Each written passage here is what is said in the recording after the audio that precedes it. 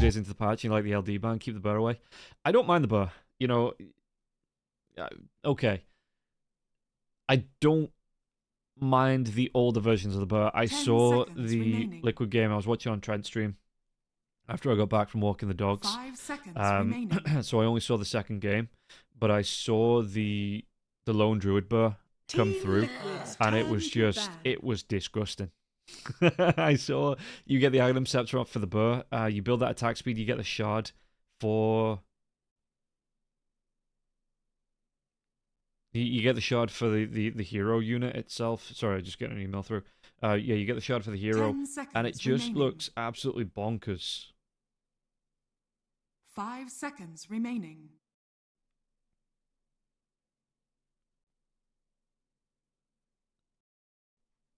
Rude to pick IO against GH. I mean, you know, they had the chance. Nigma did have first pick. If they wanted that IO, they could have gone for it, but the Phoenix was their choice. GH is an expired player. Damn, dude. Faztail, tell us how you really feel. Orange Anivia. Them's fighting words around here.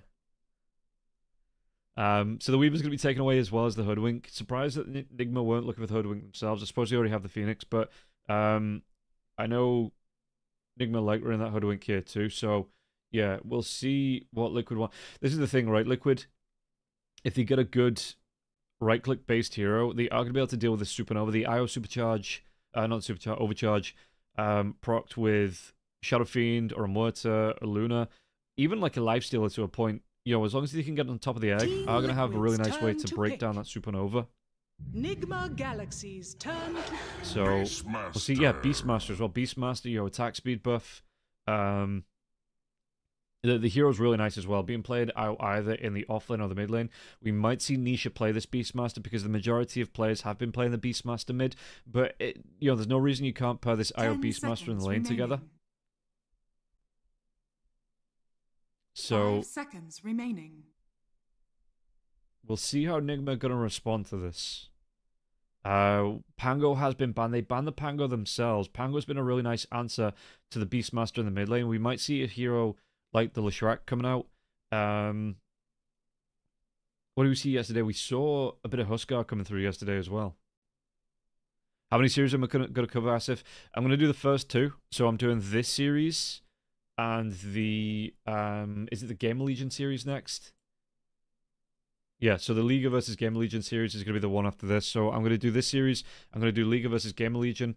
And then I'll find somebody to pass you on to for the Parivision versus Mouz series.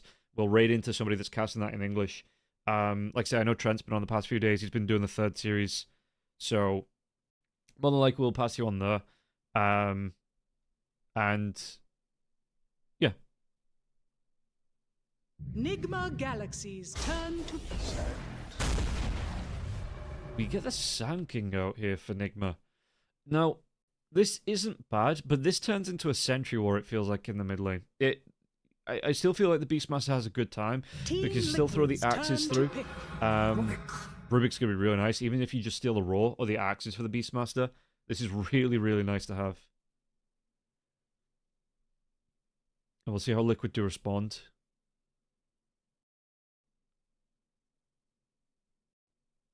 Ten seconds remaining. But yeah, Parivision 5 on that IO seconds remaining. looked really good, and Enigma really didn't have an answer to it.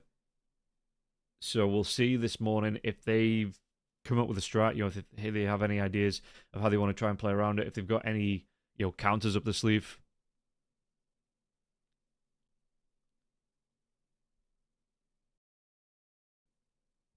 So Liquid burning through a lot of reserve time here for this draft. Team Liquid's turn to pick. Okay, gonna go for the Slaughter. So Slaughter IO off lane, I assume. Beastmaster in the mid lane. Ace has been playing a nasty Slaughter the past couple of times I've seen it. You know, it does look really effective.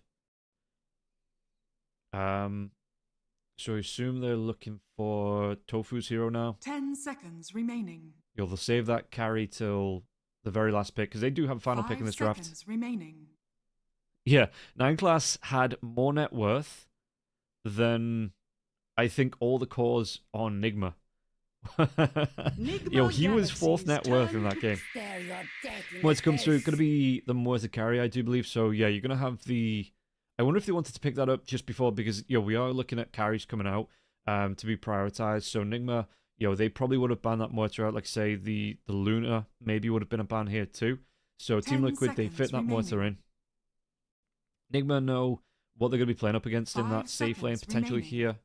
Unless you want to do something funky here, Liquid, and put that mortar as a support. But for the most part, I have been seeing the mortar carries. And again, with the IO, you get that mortar out. The mortar's going to have the dead shot too. So the double procs on that, just the attack speed bonus, it is just bonkers. Mortar can turn up to a lot of fights as well, thanks to that IO, and then just go back to farming. As soon as you get that Pierce of Ale out, you do power spike here on the mortar. Not going to be shy about turning up, trying to get a couple of kills on board, and again, maybe even trying to break a supernova or two early on. Nigma Galaxies turn to play. So Nigma, they go for the Dragon Knight. Dragon Knight carry yesterday. Who was running that? I did see it. Was it Nigma? Yeah, it was. And it looks really good. 10 seconds It was up against a Meepo, but it did look really good once it got the item. So the build coming through for Rinty was Mask of Madness into the Armlet, and then I think it was AC, Daedalus. So once you built up all that attack speed, it did take the 4 items to come online. That's when it started to look really scary once you got that Daedalus on board. But it did start to pump out the damage here. It got a BKB in there too, so it couldn't be interrupted. And it did really look strong. But the issue is, this hero takes so long to build up. If you are going to be put under pressure, the Dragon Knight, the farming priority for the Dragon Knight has to be there. And if the other team isn't giving you the space to farm out, it is really hard to get to those items that you do need. Devise playing standing. Semicolon. 5 seconds remaining. Donna Pizza, it's probably the Sand King mid. Sand King mid, Dragon Knight carry, and they're looking for an offlaner here. Yeah, so, but yeah, Devi's been playing standing for the past couple of events. Nigma Galaxies turn to ban. Underlord, Tidehunter, both gone here. What else have we got in the offlane? Bristleback's been removed. Centaur is still there. Largo still available too.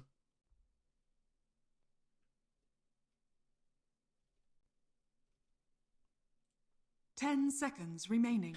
What else? Primal Beast. We're not seeing a lot of Primal Beast, to be honest. 5 seconds remaining. Brewmaster's still available too. The Doom is out. If they want the Doom. Or maybe a bit of Tower Push. We did see the Enigma yesterday. For Tower Push potential, so that could be something that they're going to be looking at too. Mars is available. The Mars is a tricky one, because the every Mars I've seen for the past, I want to say the past week, from doing Southeast Asian Blast Slam qualifiers, doing this for the Premier Series, Mars always seems like it gets shut down in the offlane. It's really hard to play Brew for Enigma. Maybe, yeah, maybe.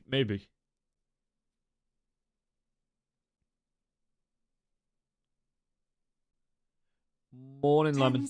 How are you doing, bud? 5 seconds remaining. Okay,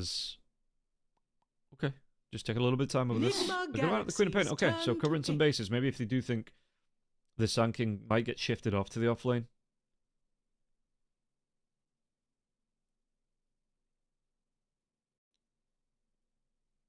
So Nigma Galaxy, I mean, they don't have a lot of time to think about this last pick. Only 4 seconds in reserve. They would have been talking about it through the ban phase as well, what they want to be looking towards, what potentially, if it gets through, they can look to pick up here for the last hero. Funnily enough, Nigma banning out carry, so they may be thinking this could be the mortar support. Turn to pick. Yeah, they go for the Brewmaster. Again, really nice tanky hero. Is offered a lot of survivability in the lane. Split is really nice as well. Once you get the, if you are base sieging as well, that I've seen a lot of Brewmasters use the split purely to take down buildings, because the Earth Panda is so strong at blowing up buildings with the demolish talent skill. Yeah, quiet. I am going to be solo casting. Shinobi's working. if he's not working, he's got, you know, D&D to be writing for tonight. But, yeah. More than likely, I'm going to be solo casting this. Well, I say solo casting. I've got you lovely people to talk to. They do go for the Tusk, though, so it is going to be the Mordecai and Mickey are going to be picking that one up. I'm surprised the Tusk, again. Yeah, Nigma focused on carries, so they let the Tusk through. Tusk is a really, really nice hero to have in that lane with the Muerta. Nisha on the Slardar and Ace on that Beastmaster. So we're going to see the swap around here. Slardar for Nisha and not Ace. And then Beastmaster in the offlane here with Eki. Okay, that's a little bit of a surprise. I would have thought it would have been the Beastmaster mid, but, you know, we swapped this around a little bit. Picking DK into Muerta seems really bad. Yeah. It depends on the focus, I guess. Because the Dragonite, okay, the Pierce of Veil is going to be quite nice. But the Dragonite can get the burst out on... it's not just the Mortar and the Dragonite in a box fighting each other. You do have to look at what the Dragonite can do to the Beastmaster, the Slardar, maybe even onto the IO as well. Quick burst onto that IO. Once you've got the attack speed up, once you have that damage up here as well, you want to be able to blow through the IO as quickly as possible. And the Dragonite attack speed and the damage will offer that in the Dragon form when the team fights start to come out.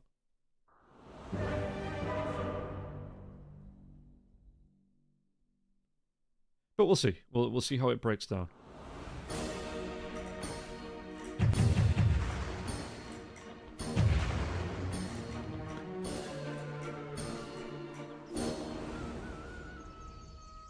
The game always does this. Come and fight me. No matter where I leave the cursor in the draft, for some reason it always throws itself right to the edge of the screen when we get into the actual game. So we get the nice panning from the river across to the dire side. It's cinematic, I do believe. If I learn anything in uni from my film studies. You want to set expectations with something that just shows off a little bit. Anyway. You know what? Let's keep the IO mid. Anyone old enough to remember when you used to get IO Chaos Knight mid? In pro games? Well, not only in pro games, in pub games too.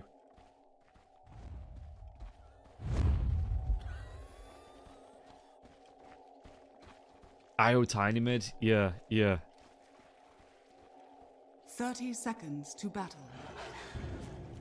The IO looks like an atomic bomb. It's the...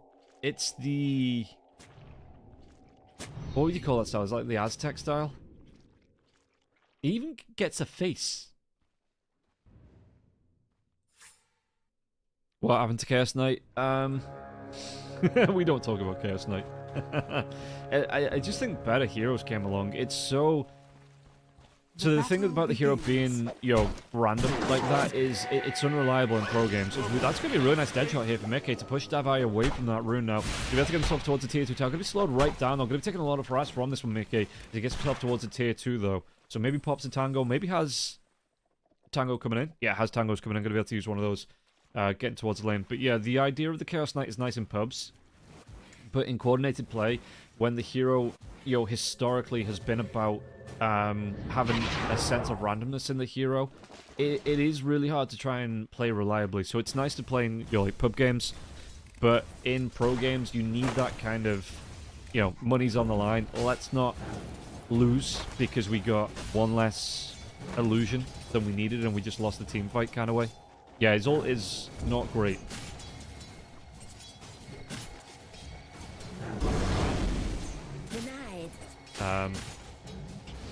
So this top lane's gonna be really nice here for Ace, because really, how do you die? You're gonna be getting your Helm of the Dominator here too, so we're not gonna be seeing the Acceptor coming out. It's gonna be the Helm of the Dominator for oh crap. First blood, and that is Why? how we do things. Let me talk about the lanes. And I complain when there's first bloods that I miss. Crack out your T-Tors. The error the strength carries with the Abyssal had the mini teleport. Yeah, that little like hop that you got with your Abyssal Blade was nice. So yeah, gonna be the Helm of the Dominator coming out for the Beastmaster, not the Acceptor.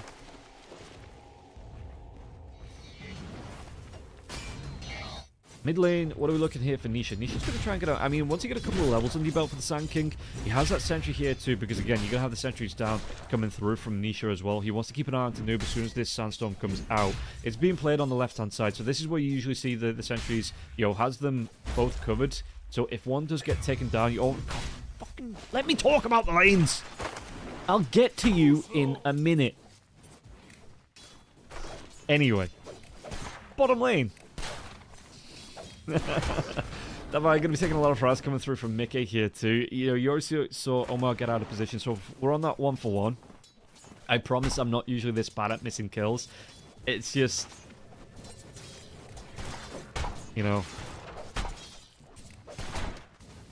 it's early. It's early. I need to warm up.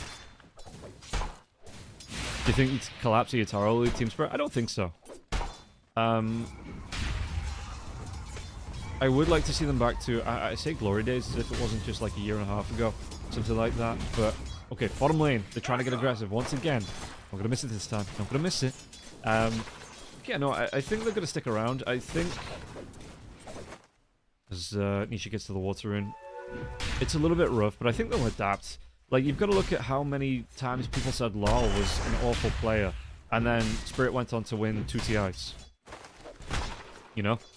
Or I suppose they won a TI after LoL stepped in. One with Toronto Tokyo, one with top lane, Phoenix. Going to take a little bit of harass here. Ace, is he just looking for the camp block? I think he is, because there was that D-ward coming out. He didn't want to just send the boar. Bottom lane.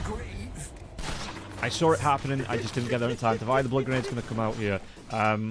Did he get the chase down? No, because the spells are on cooldown.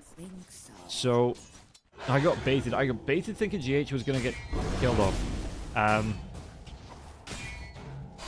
But yeah, you look at the harass, and again, Eki, Dragontail's going to be here. He already has that headdress coming out. The Blood Grenade's going to be here now as well. Spirit's coming through from Eki. Do they have the damage to get the kill? There's going to be a Cruise Dive coming through. GH, he might try and trade this one off. Tofu, I swear to God, this time, I was busy looking at another team fight. That doesn't count, as we see. Ace gets the return kill out onto GH. Eki, though, being taken down by GH. Breathe Fire comes through here as well. Beastmaster has the Axis. Rinseq going to be out of mana now as well.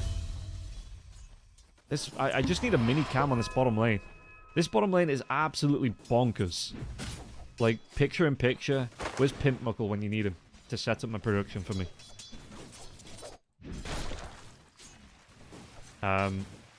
Yeah, Eki going to be able to get out one of the water runes. I think Nisha picks one up, and then you just see Eki pick the other. In fact, he just denies it. Okay, doesn't even want to give the satisfaction of picking it up. Just goes with deny there on the water rune. Noob.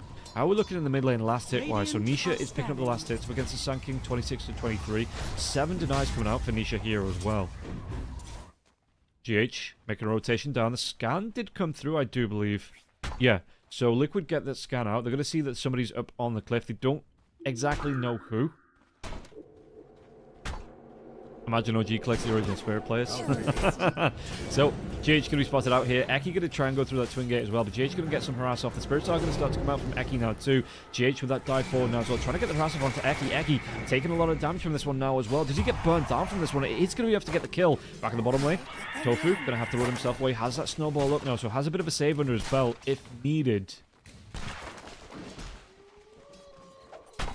No need to ruin them like that. How dare you? Yeah, the only it's like what, 4 more to go.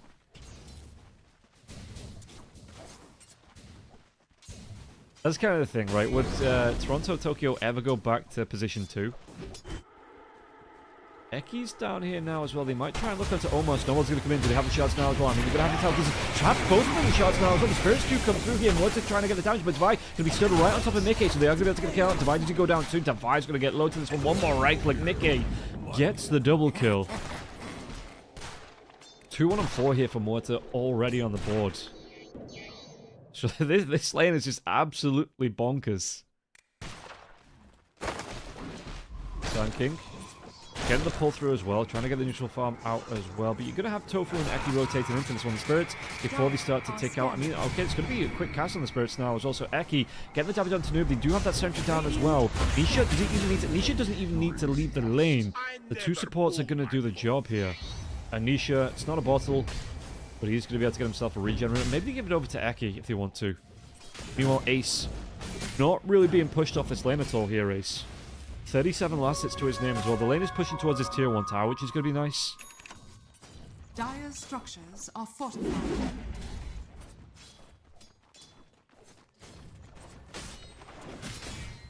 And we'll see what they want to do here. Nisha's making a rotation down. Is level 6.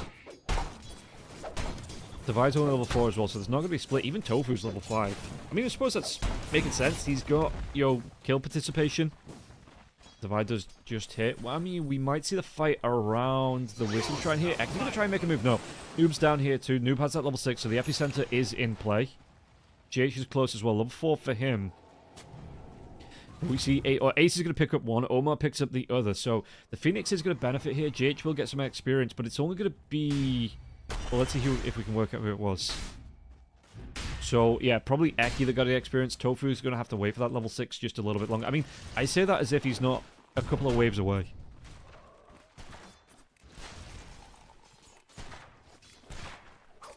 Mickey not too far off his 6 as well. Going to have about half a level over Divide. Divide's going to go straight hand to minus Axe.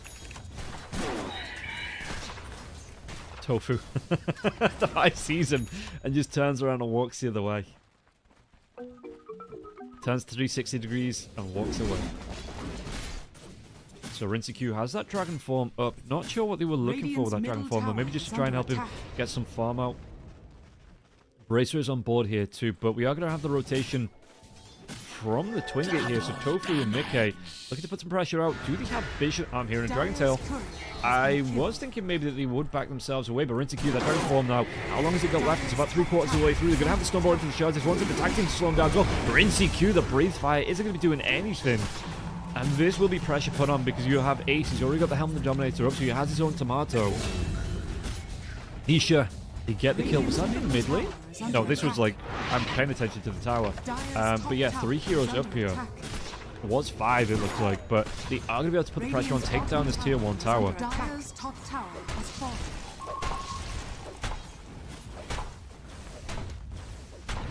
Yeah, who'd win? An ancient dragon with magical fire breath or a snowball? And this is probably what we're going to see from Liquid for the next, say, 5-6 minutes. Ace is going to be able to take over this top lane. He's just going to be allowed to put pressure on it, and you have the level 6 coming through now for Tofu. So Tofu's going to look to get on top of heroes, get the Walrus Punch off. Get the damage going here as well. Io so close to that level 6, so we might see rotations with Nisha. Who, level 8. Let's take a look at the net worth of the heroes here as well. You see all 3 cores the side of Liquid. Nisha is at the top by a wide margin here too. I think that's the Mage Slayer coming up for him. Yeah, Mage Slayer into the Blink Dagger here for the Slider. Nothing's going to beat an avalanche-sized snowball. Yeah, that makes sense. I mean, you are a dragon though. Well, technically you should just be able to fly over it. Though, I suppose this dragon doesn't like to fly high. He gets vertigo if he goes too high on the dragon form. So, he just likes to stay close to the ground. First strike comes in here. They're going to go to Ace. Ace to get himself away. It's going to be all 5 heroes from the side of Enigma making a move onto him. So they're going to try and trade off another tier 1 tower. It is going to allow Nisha to put a little bit of pressure onto this mid lane, especially with the overcharge coming through from Io. Brewmaster is going to TP in here. Do you want to go for this one? They're going to have to push up into the snowball here. Walrus Punch comes out and Divide goes down. Divide had the split. Just could not get it off. Omar's going to follow now too. And they didn't even get the tier 1 tower in the top lane, dude. That is rough. That is real rough here. As Nisha can be carrying on applying the pressure to the tier 1 tower. Yeah, NJX just really did not get anything from that trade. Okay, they got Ace, which is okay, but it took 5 heroes to get it, which frees up 4 heroes on the side of Liquid.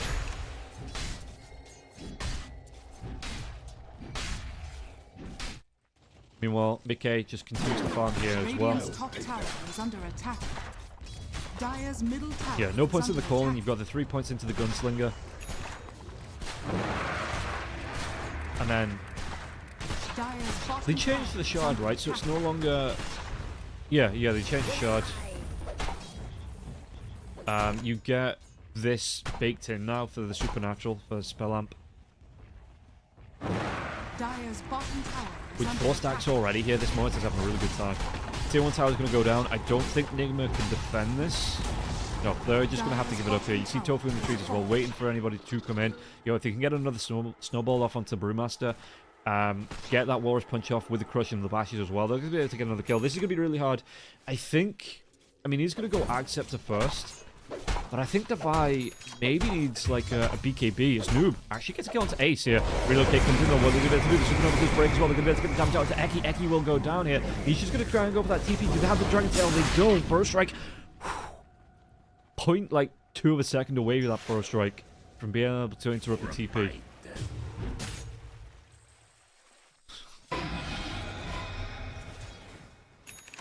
Bloodstone. Walrus Punch gets stolen here from Omar. I think if you're getting close enough to use the Walrus Punch, something's going wrong for the Rubik. Shards would have been nice. Snowball would have been nice as well. Walrus Punch, maybe not so much.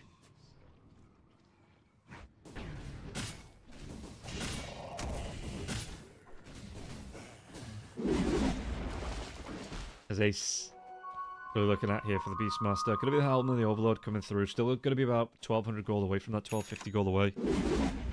Style points if the Rubik gets the punch. Yeah, it's flexing on them, right?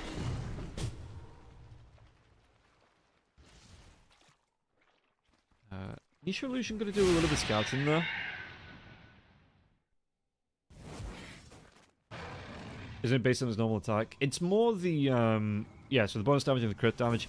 It's more just the extra stun. Tower is under attack.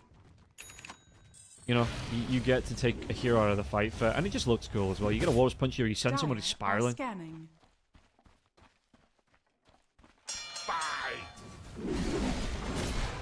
Beastmaster, yeah, again, just still trying to find the farm on this lane solo. There is going to be a ward down to spot this farm coming out. So if Nigma want to do something about this one, they could try and move out onto Ace, but he is going to be between a tier 1 and a tier 2, which gives you ample opportunity for, and even a relocate coming in too. So ample opportunity for Liquid to rotate, get those TPs in. Rinty, how's he looking? Mask Man and stays up. Going to go towards that armor. Soaring here as well for the mana. So yeah, we'll finally be able to, it looks like, be able to take this tier 1 tower down. Hearing a Walrus Punch, I'm hearing the death of Omar. So not going to be able to get that Walrus Punch off at all. And now do you want to try and make a move here onto Rinty? Rinty-Q's going to try and move himself away. Raw is available, but no gap close coming out for the Beastmaster just yet. Blink in, Crush comes out from Nisha though. Try to go for that TP, do they have that together? Do they have the stun? They have the fear from the dead shot. And Rinty-Q. Ooh, gets taken down again. They're going to try and maybe go for GH now as well. Shards won't trap him in. Just have that Icarus Dive. He's going to use the Icarus Dive now too. As I like this from Eki. Eki rotates with the relocate, gets that Wisdom Shrine, and come right back into the fight if there is going to be one happening. Radiant's middle tower So we see is under Mickey. attack. How's he looking? Still going towards the Maelstrom here. Nisha just farming up heroes. 5-0-0 here for the Slardar. Mage Slayer is out. It's going to go back to the BKB. The Blink Dagger now too. Mickey on the bottom lane. Got to be careful. There is going to be 3 heroes moving down here. I think the Phoenix was spotted out by the... No? Does that not give any vision? Okay, Epicenter. BNTs is going to come in now. They're going to be able to get the blink on top of Mickey. Mickey, what's he going to be able to do? He's not going to be able to get any real damage off here. Nothing to save him. Pierce the Veil comes out. Nisha on the back line. So Nisha just a second too late. The Stolen Pierce the Veil though. Ace comes in. Has those axes to throw out into the Rubik. And the Rubik can get himself away from this one now as well. There's not a real form. But the roll will stop him in his tracks here. The Hawk's going to dive bomb him. And Ace gets some credit for the kill. So Noob, how's he going to be able to play this one? Blink Dagger is available here for the Sand King. He's going to go for the TP. Nisha, is he here in time? He didn't think he was here, so he turned to walk away. If he just carried on and gone for the Crush, would have been able to stop that TP out for the Sand King. Eki Burst Strike's going to come through here. Anything for Eki to tear the two? No. Q gets the credit for the kill.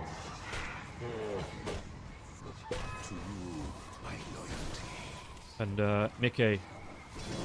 But is close now. Net worth-wise, though. Going to be behind the Dragon Knight. Walrus Punch comes in onto the Dragon Knight now. It's not the right click going to be here onto Rinty-Q. Supernova comes out. Do you want to try and break the tag? The right click's going to be onto the Supernova, but the Burrow Strike going to stop these right clicks in the track. They get the kill onto Tofu. Rinty-Q, though, will go down to Nisha.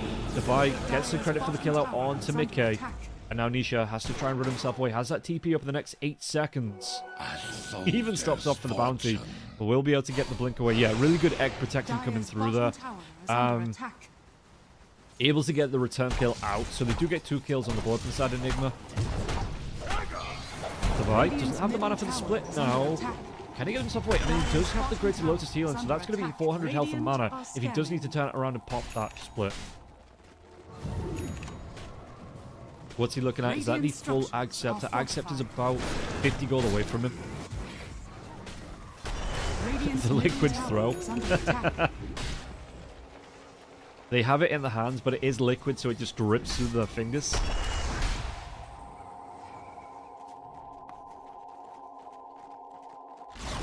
Feel like tier 1 tower is going to go down. Jace doesn't stick around to get the last hit here, though. Noob is going to back him up.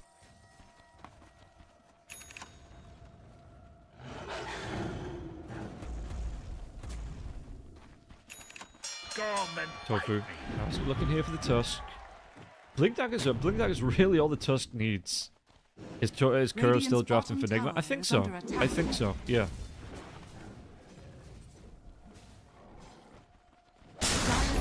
He's gonna lose the Prowler, it looks like, but again, the early warning comes in for this. You can see that Nisha looking to put some pressure out onto the top lane. Has Eki with him as well if he needs to relocate in. This is a far cry from the 9-class IO that we saw yesterday. We'll see what Eki's gonna be able to do with this. Well, how are we looking hero level-wise? So, highest level in the game is Rinty Q as well as Ace. No, Sneasha. Sneasha's level 14. And then Rinty Q and Ace close behind here.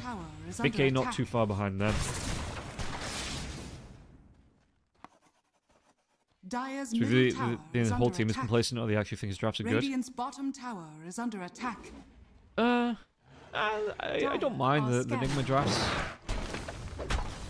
I think objectively this is a good draft. You have tower push, you have a lot of team fight. You have good protection as well, good front line. Coming through from the Dragon Knight, the Sand King, and the Brewmaster, you have a lot of crowd control coming through. This is a really good draft.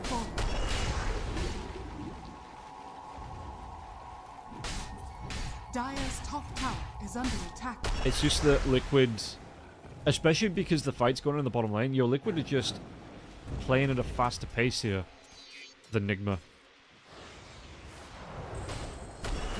Liquid soul picks. Yeah, the DK going to go towards the Blink Dagger next as well. I assume after that it's the BKB here for the Dragon Knight. And then either AC or Daedalus comes through.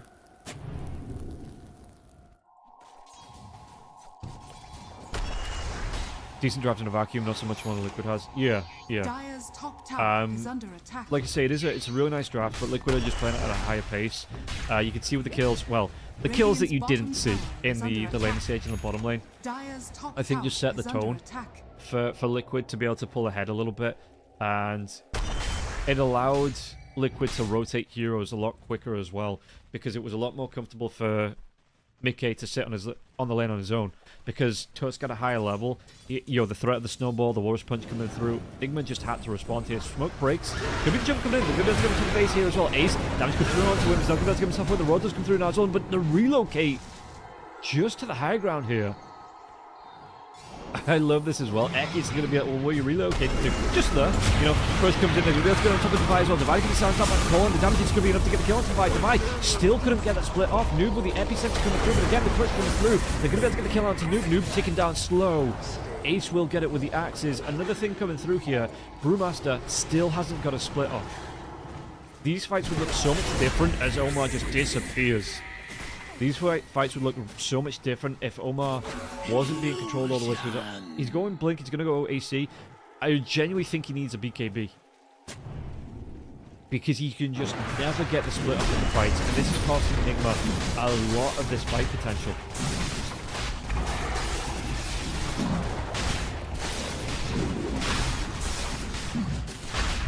Complacent doesn't equal complacent. I just thought it was the French spell in the chase.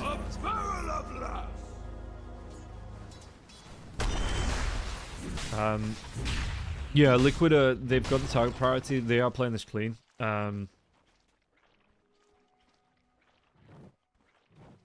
even just the little things, just being able to get the relocate onto Ace there, just at the high ground to carry on going with the fight. You know, it didn't go back. It wasn't a panic relocate to the back to the base or anything. It was just back to the high ground, a few steps away, so the rest of the team could group up, look for the counter engagement here. Tofu though, going to be under trouble. Snowball just come through. Teammates is going to relocate in. Was he acting as bait here? Nick comes through. They're going to get the damage down to GH. GH is going to go down here. Tofu gets low. So does Eki there. Okay, and that pierces the veil form. What damage you can be able to do though? Omar's going to be close, and now the split is off from Divine. Nisha comes in as well, gets the crush off. There is going to be the spin up from the Cyclone here from Divine. Ace is close as well, has that roar. No blink dagger to try and close the gap though. So Ace just throws the axes off as Nigma. They do start to leave. Aegis did get popped. Divine going to be the sacrificial lamb. Return to nature. Fast as a diving dragon. Yeah, you're seeing, I mean, Ace is going to go for the BKB. He might not even need the blink at all this game. Just because the engagement, the initiation for the rest of his team. Report nice. IO.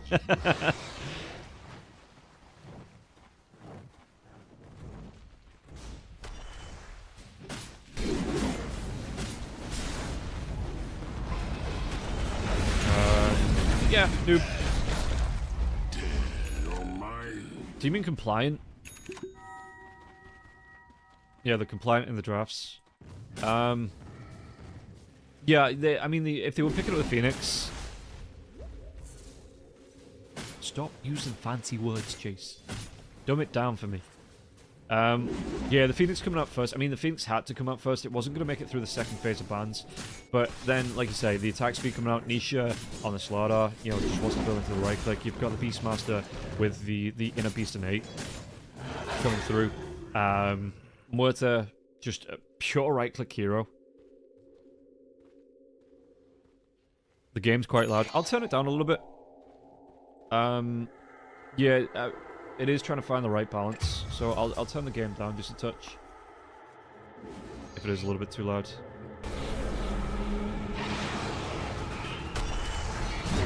And we might see another fight breaking out here as well. So Gabriel's going to catch on to Divide. Divide, he's got that split up 2 seconds away. Just needs to live a little bit longer here. The burst strike does come through. Okay.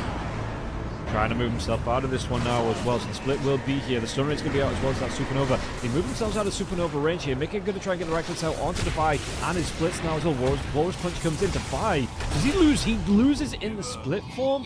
Oh, that is just rough here. They couldn't get the bash out onto Omar. Omar going to be able to get the TP away. Game's a little bit sad, lad. Okay.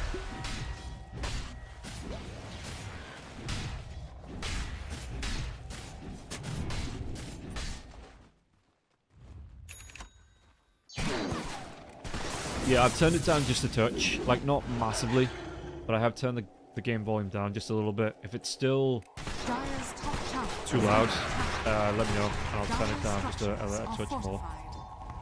Radiant structures are fortified. Radiant are scared. Dire's top tower is under attack. Revelation. Tell us how you really feel here. Dragon Tail comes out onto the Muerta. There's going to be the Rodo onto the Dragon Knight. The Dragon Knight does have a BKB, but that's going to be a lot of the BKB form wasted with that Roar now, and it's going to be Mickey going down. Do they go for a little bit more? Was that the first BKB charge as well? Yeah, first BKB charge for the Dragon Knight. And, well, Eki's... I mean, he's dead. Nobody's waiting around to give him something to tether to. So Blink Tiger, you probably get rid of the Soul Run now. I think the Dragon Knight might just want to go into the right click damage now. So yeah, seeing like the Daedalus come up, something like that.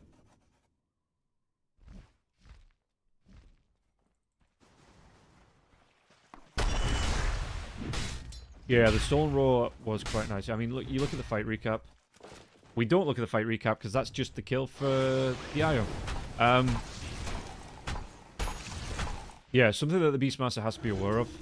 Yo, immediately has to throw the axes out. No matter what. Yo, summon a Hawk, anything like that after that roar comes through.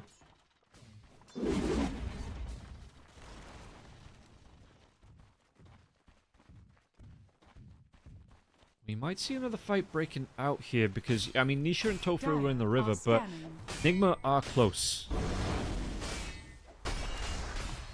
Radiant's middle tower. Roshan going to be a ways away from respawning here, so you've got Ace trying to push out this top lane with the Ancient Granite Golem as well, so we can just send this Granite Golem down the lane to push it out, and you might have to see someone on the side of Liquid, on the side of Enigma to respond to this one, because with the 2 boars as well as the Granite Golem, it is going to push this lane quite fast, so it might just delay any fight potential that Enigma have, unless they're okay with this lane pushing in, go for the fight, look for a TP after.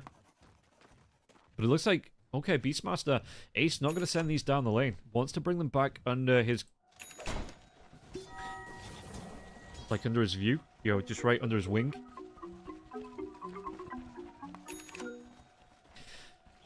And despite Liquid feeling in control for most of the match, it's only a 4k net worth lead to them. It's not like it's a massive gap. We're not looking at 27 minutes in. We're not looking at like a 15, 16, 17k net worth lead, anything like that. Enigma have been able to keep it close. They've been farming quite well. You can see that they're getting the fights up themselves. It is going to be the Daedalus coming out for the Dragon Knight here too, so he's already got the Chrysalis on board. Phoenix going to be going for the Shivas. Just Devi, Devi's going to be going, yeah, he's still going towards the AC. Radiant's bottom tower is under attack. A little bit of ways away from that one here, so you can see Hyperstone as well as the recipe. So it's still a decent chunk of gold that he's going to have to go for here. TP is going to come back from the side of Enigma. Do they want to try and fight this out? Have another. I insist. Nisha is playing close, but didn't get spotted out, so there's not going to be any jump coming through. Slaughter. Going to be able to get the crush up. Again, yeah, Slaughter's going to go towards his own AC. Only just started onto it because he does have the axe. He has the shard up here too. So we get the extra corrosive haze coming through from the crush, and we have the puddle anyway. So the HP regen, the bonus armor, the survivability coming out here for Nisha. Got it. Rubik does still have that raw. Not a lot of time left on the raw, but does still have it available.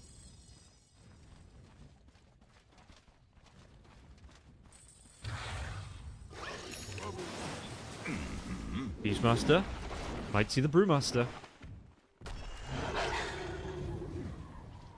As what are we looking at here? At least 26 seconds until Roshan's back up here. Do they have the reveal coming through? They do. They're going to have the crush, but Noob, they're going to be able to get himself away to safety. It looks like the snowball. Oh, did it go a little bit too far? The stone roar comes in onto Tofu. Tofu, do they have any protection here as well? It's going to be some regen coming from Eki, but Eki has put himself in the firing line now as well from that Dragon Knight. The Dragon Knight going to be able to pop both supports. Now Rinseku wants to carry on going. The blink away from Mickey as well as Nisha. Well, Nisha blinked away, Mickey just ran away. Soldier's fortune. So now Enigma are in control of the fights. If any potential breaks out, no Tofu for just under a minute here. Waste has to pop that BKB, trying to get himself away. The right click's going to come through from Rinseku though, but no way to slow him down. Nothing to go through that BKB. Radiant's middle tower is under attack. And the tier 2 tower looking like this is going to be Enigma's prize for taking a really good fight though. Radiant's middle tower has fallen. Yeah, it was a little bit of a weird dive in. Liquid maybe looking, thinking that, oh, we can still get in. But, yeah, maybe should have just let Tofu die, back the rest of the team away. It's not a long respawn for Eki. He's only level 15, so it's not a massive respawn. But it does put Liquid in a bit of an awkward position because they don't know when that Roshan respawn is going to come out.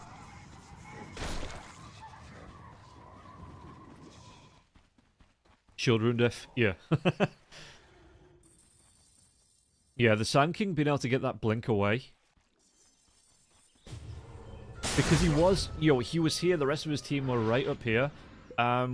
If he wasn't able to get that blink away, that fight goes incredibly differently. What's going to be stolen here? It's going to be the dead shot for Oma. Oma, though, the dead shot comes out into the Muerta. The Muerta going to be forced right back and away. Do they want to go for some backline dive? They do. They're going to be able to get on top of Nisha now as well. The Dragon Knight comes in, the right click doesn't even need to pop the BKB just before he pops Nisha. And Roshan has respawned. I think we see Enigma. He was taking a walk up the river. I was wondering why he wasn't in either of his pits, but he was taking that walk up the river. But they might have the time. 55 seconds here before Nisha's going to respawn. So I imagine Enigma goes straight into the pit.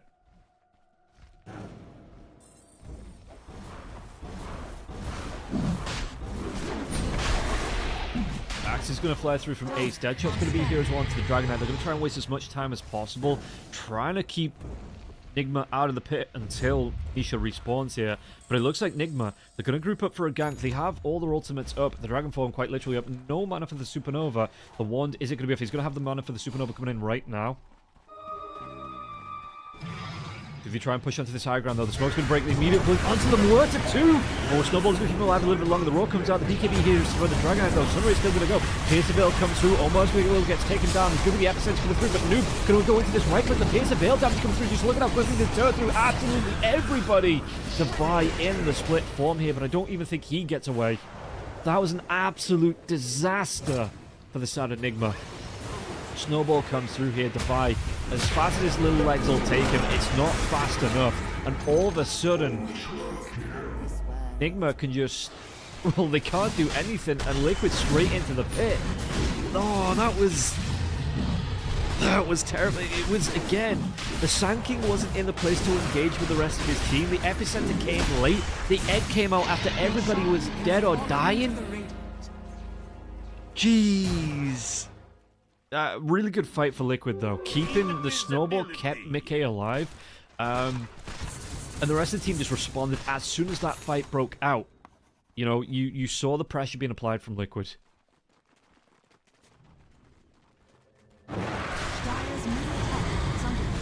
Yeah, that was the thing. Dragonform was ending. They jumped blind. They had no vision here. They jumped blind into a high ground. Not only two of the heroes jumped. The rest of the team has to walk up. Yo.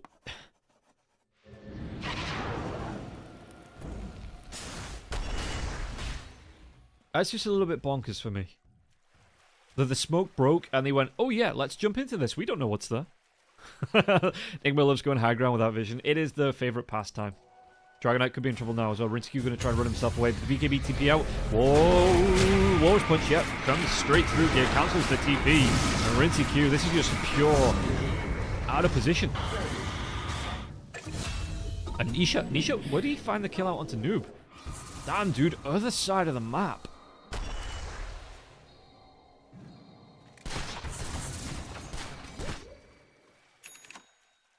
Yeah, Noob was...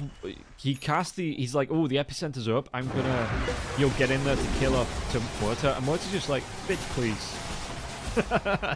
He had the regen coming through, so he wasn't gonna get burst down. He had the right-click damage to take down... he just burst down the egg.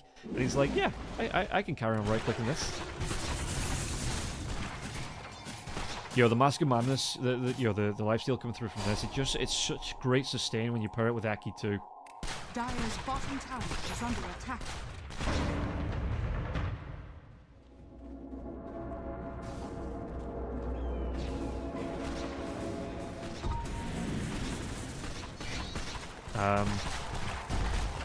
It's a rough fight to summarize the calling it rough feels like an understatement. As Muerta really getting close here towards the Silver Edge. And again, the attack speed that gets offered, so he just swaps out the Mask of Madness here because he does have the Aegis now from Muerta. Icarus Dive comes in. Devi, again, Devi, you've got to be careful. Rinsecute, if that fight breaks out, I suppose you have the tower to TP too if you're the Dragon Knight. Radiant are scanning. But what can they do here? Because it looks like Liquid want to group up.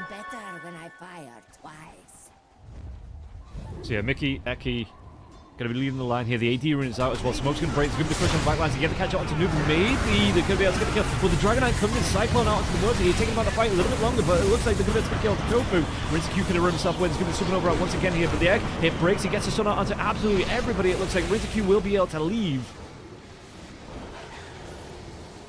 Devi maybe pull back here, but yeah, the crushes come through. Devi, I mean, he's got the Earth Panda to get away from this, as the split does wear off.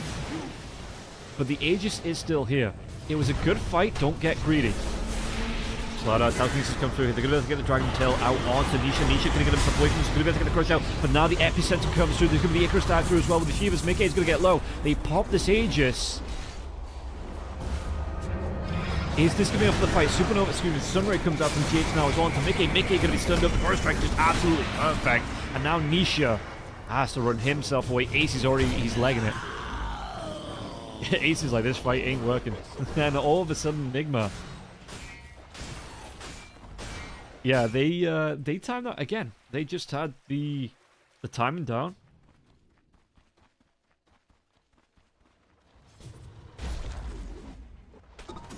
So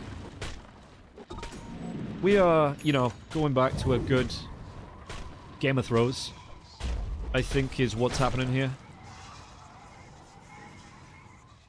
Both teams just want to make this series interesting, it feels like. And this is only game number 1. So we have potentially 2 more games of absolute clowniness gonna come through. Tower is under attack. Radiant's courier. Are we back or not?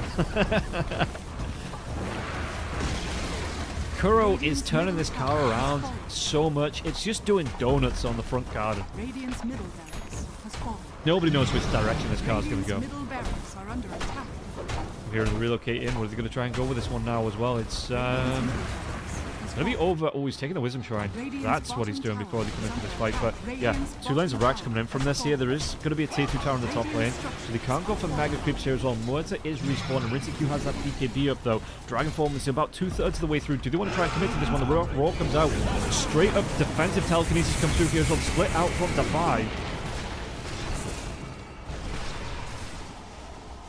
Misha gonna try and maybe get the chase on into Noob, but the Dragon Tail comes out here as well. Ace has his creep coming pushing through though. Burst Strike out onto the turf. Tofu's gonna get really down low. He's has his own BKB though. Sunray into that Supernova. Ace gonna try and get the right place, but that's gonna be a so tanky egg. And now it's done out onto the Beastmaster though. There's not gonna be any follow-up coming through from the side of Enigma. They are just gonna back themselves away. They got a Rax and a half out of this. The melee Rax will regen, but they get a Rax and a half. They're gonna be happy. Don't want to give up any kills.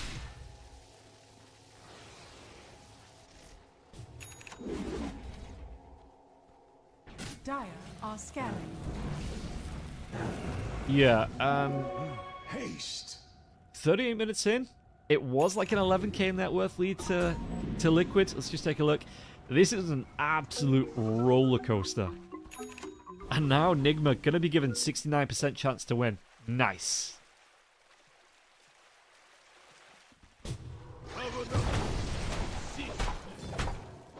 How do you get the blue health bars? Colorblind mode in the options.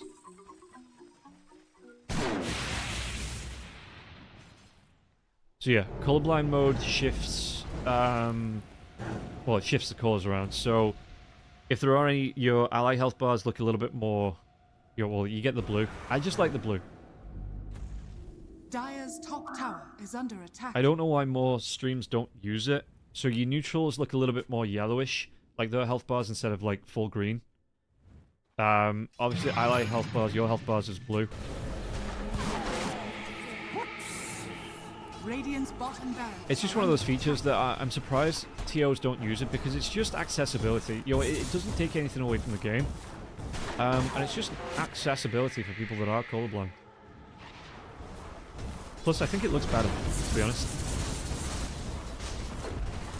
Radiant's bottom barracks has fallen. As Brewmaster does have the refresher. Let's take a quick look at the items. So, the Bloodstone out for the noob. Ag Scepter here as well, going towards, I assume this is in... Dire are scanning. Is this just a casual plate mail? Because he already has... Yeah, AC and Shivas are up, so this just looks like it's a casual...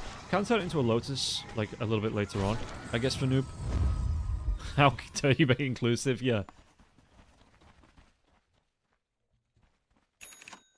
Radiant are scanning. With mediocre siege capabilities, I think you've got to look at the Dragonite, though. The Dragonite attack speed, your Swift Blink coming out now.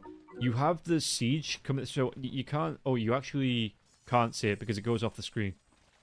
But yeah, the Brewmaster... Oh, you can see it here. No, you can't. It's not the same. The Brewmaster and the Split, that Earth Panda is deadly to buildings. And with the Refresher here too, if they think they can get away with just taking out racks, they'll split the Brewmaster just to hit the buildings. Why is Rubik still green? Who knows?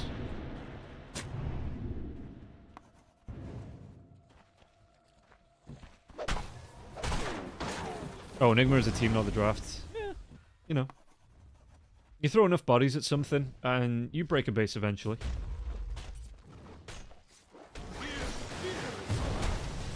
So, Omar.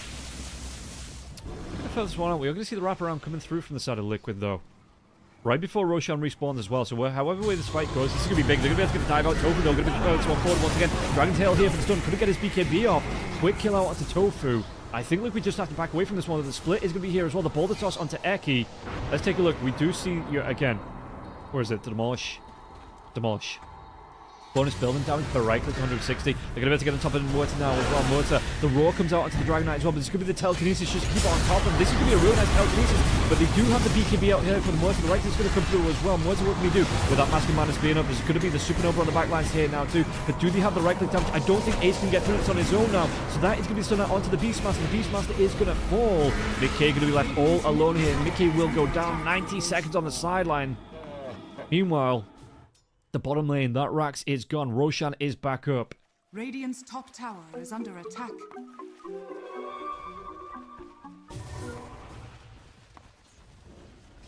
So Rincy Q going to lead the line. All 5 heroes, and they're not even going to go into the Roshan pit. They want to go towards this tier 3 tower. The last little set of Rax are 2. They have a double catapult wave. They have a device split if they want to use this one to take the buildings down. Io buys back. Not going to scare anybody away. You have, again, all 5 heroes here on the side of Nigma. They're going to have to wait out this fortification too. Radiant's top tower is under attack. Radiant's top barracks Right clicks onto the buildings, yeah, just like they don't even use the split for this one. They're going to be able to get Megas from this. And then back themselves away, go into the Roche pit. Nisha? Nisha, you don't have a BKB. Strong, that's going to be the burst strike in here. Nisha, not sure what he was trying to do. Going to try and sprint himself away to safety. Will be able to get himself out eventually. Looks like Samil was a problem. Oof. It's early morning, Chase. Liquid haven't woke up yet. That's why they wanted to start an hour later. It takes them until at least midday to wake up.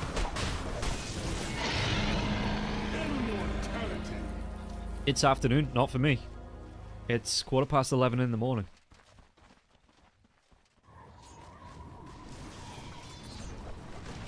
And we're going off my time.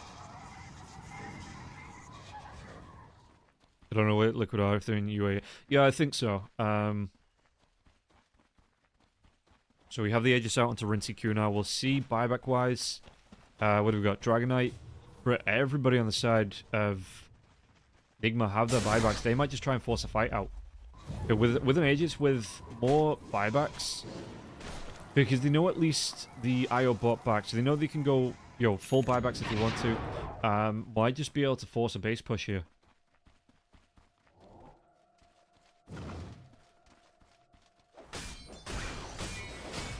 See the difference of a real pos 3? Ace is a real pos 3. Or are we talking about Spirit?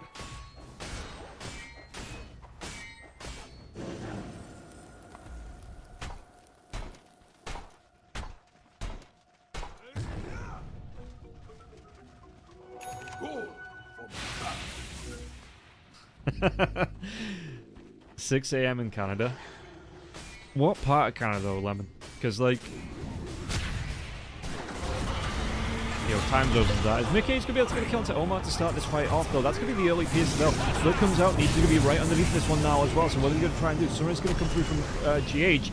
Nisha trying to run himself away. That's going to be BKB they'll use as well. The burst strike comes out from Mouz. Do they have the damage to get the Mouz? They look like they might be able to. Snowball's going to save his life for a little bit longer, but it's going to be on to Noob, and Noob just stays right next to this Dragon Knight now as well. Mickey going to get close to going down. Does he have the life skill to try and sustain through this one? Mickey's going to try and go to the right. He's going to try and get bloody close, but not enough here. Has to buy back. And you can see this fight again, the snowball away, potentially trying to go for safety. Why gets to split off with this refresher now again, if he wants to, which he is going to be able to do here. Liquid going to be forced all the way back behind the tier 4 towers. Nisha's going to take the right click to the face as well. Snowball going to try and keep them alive a little bit longer here now as well. The Cyclone out into Morton. They're just going to try and go. The creeps are in the base. An Ace. Oh my dudes. That is not where you want it to be though. Beastmaster has a buyback, but look at this one. The Ancient has been overwhelmed by these mega creeps. Dragon Knight No Dragon Form to come up for another 37 seconds, but they may just hit in the base. No, the blink comes down. They're going to be able to get Burst Strike to Ace as well as Tofu here, but they are just going to hit the base. Sunray comes through, and this is going to be game number 1 going the way of Nigma.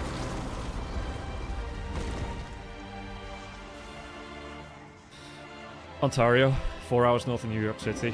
New York City! And I'm going to say that every time I see someone say New York City, instead of just like New York, it's New York City.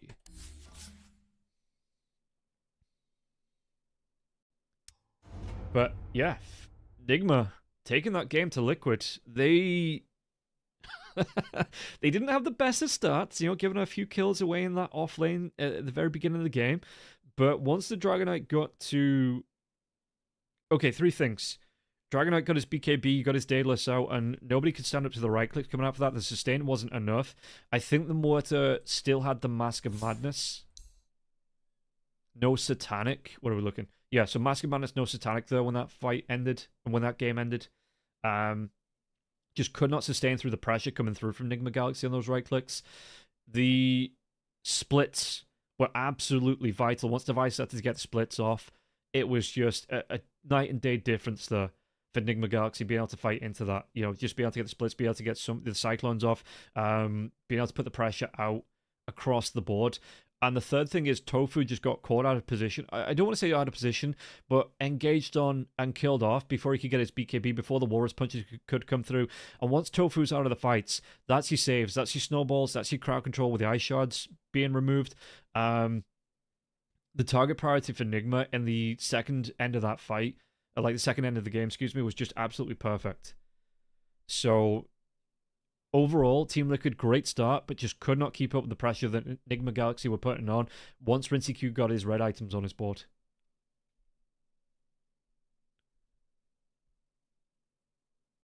Yeah, Nigma are like a yo-yo. They're back, and then they get rolled down, and then they get pulled back up again, and then they're down, and they get pulled back up. So we'll see if the wire is going to snap at any point and they stay back.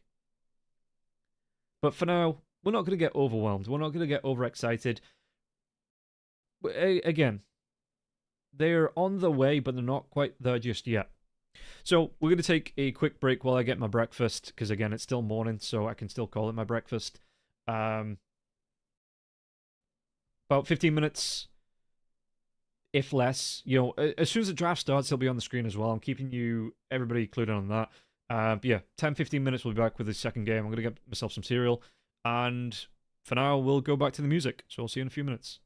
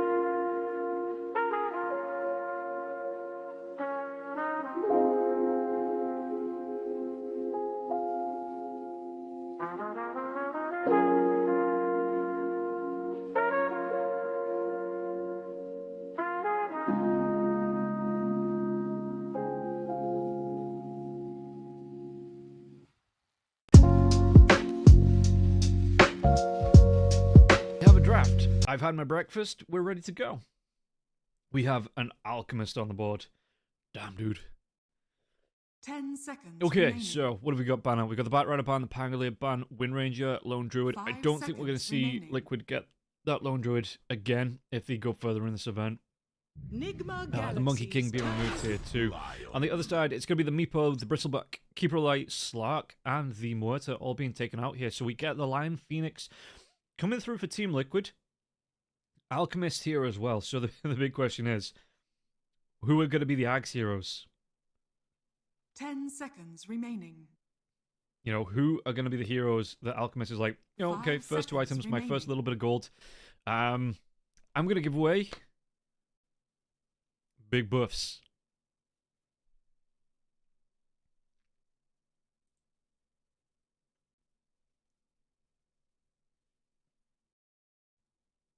Did someone post a spoiler in my chat?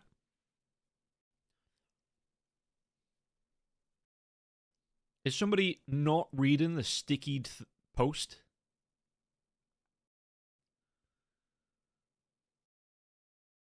Anyway.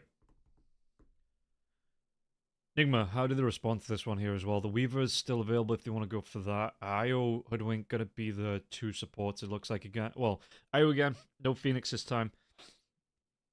Yeah, so the Hoodwink coming out here for Nigma. Nigma We'll Galaxies see. turn to Yeah, but it's actually a swap around in the supports, isn't it? So this time, yeah, Nigma have the Io, and Liquid get the Phoenix. So if it's going to be a swap around in the fortune of the game here as the Doom comes out for the side of Enigma Galaxy, we've seen a couple of Doom carries being played. It was Gamer Legion, I do believe, up 10 against Spirit, seconds remaining. that played this Doom carry. And the first game, it 5 went seconds okay. remaining. Second game, it went a lot better for Gamer Legion. Team Liquid's turn to pick. Dragon Knight. Oh, yeah. Yeah, no, you are right. I need to remove the breakfast. There we go. Ta-da! Thank you for the reminders. As DK comes back out again. Okay, so it's going to be Rinty on the Dragonite once again. We 10 saw, seconds remaining. once he got to that power spike, just how unstoppable Nigma 5 really were. seconds remaining. So Team Liquid having that early Alchemist gold buff, that might help them on their way, but they might be on a clock again up against this Dragonite, because the Dragonite does look incredibly scary once it gets going.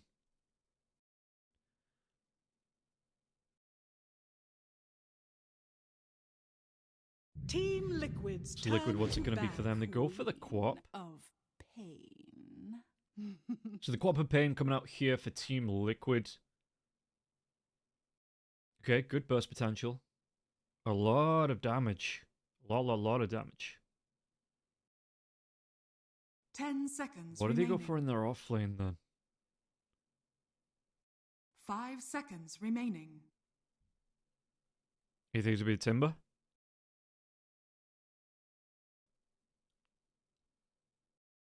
Nigma Galaxies turn to Burn out ban. the puck. I don't think Bottom of the Moon has seen play for quite a while. I know when they first brought the Facet out and you could be the Pots, the Priestesses of the Sun, not the 10 Priestesses of the Moon. seconds remaining. You were just the Pots. You know, she saw a lot of play 5 there. The attack seconds speed remaining. buff, was it, like, they gave to allies or whatever it was just way too strong. But that was the only time that Bottom saw play. Liquid played Nisha Marana. Yeah, you could go for a Largo here. In the off lane. I know Liquid do like the Largo too.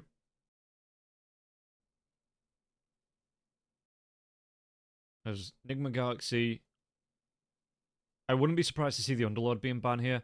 Because, you know, you're coming up against a Phoenix, an Alchemist, even the Queen of Pit. You're just these heroes that love heroes being locked down for the briefest of seconds. So, yeah, I wouldn't be surprised to see the Underlord ban coming through. The Tidehunter ban maybe here too. From the side of Nigma Galaxy. Team Liquid's Is Eki turn English to Pride? ban. It depends who you ask. Yeah, so Underlord's going to be banned out here. Team Liquid. What else do you take out mid lane? What did Nigma play yesterday up against Parivision? It was just the double Beastmaster, wasn't it? 10 seconds Yeah, that remaining. didn't really work out. 5 seconds remaining. We've seen a bit of Death Prophet come about as well.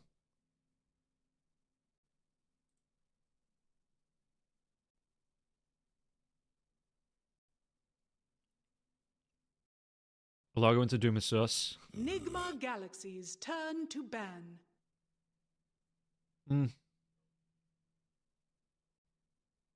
Let's see. The Ember Spirit going to be taken away here too. So you still have what? The Void Spirit, the Storm Spirit, if you want to go that way for the side for Noob. 10 seconds remaining. Yeah, Enigma. 5 seconds Again, remaining. just off laner wise, I would potentially look at banning out Team Liquid's They ban out the turn Slaughter. to pick. the Liquid. I mean, again, could go for the Nigma Tide. Galaxy's turn to They're going to go Beastmaster. Okay, so they're going to try and run this again for Ace. Now, this is going to be a little bit more awkward because you don't have that IO this time. So the sustain's a little bit more janky. 10 seconds remaining. Beastmaster's still good in the lane. I still expect him to go for the Helm of the Dominator too. 5 seconds Just to remaining. be able to push down those towers fairly early. And the Alchemist can just buy in the Ag Scepter. So he's going to get the best of both worlds here, the Beastmaster.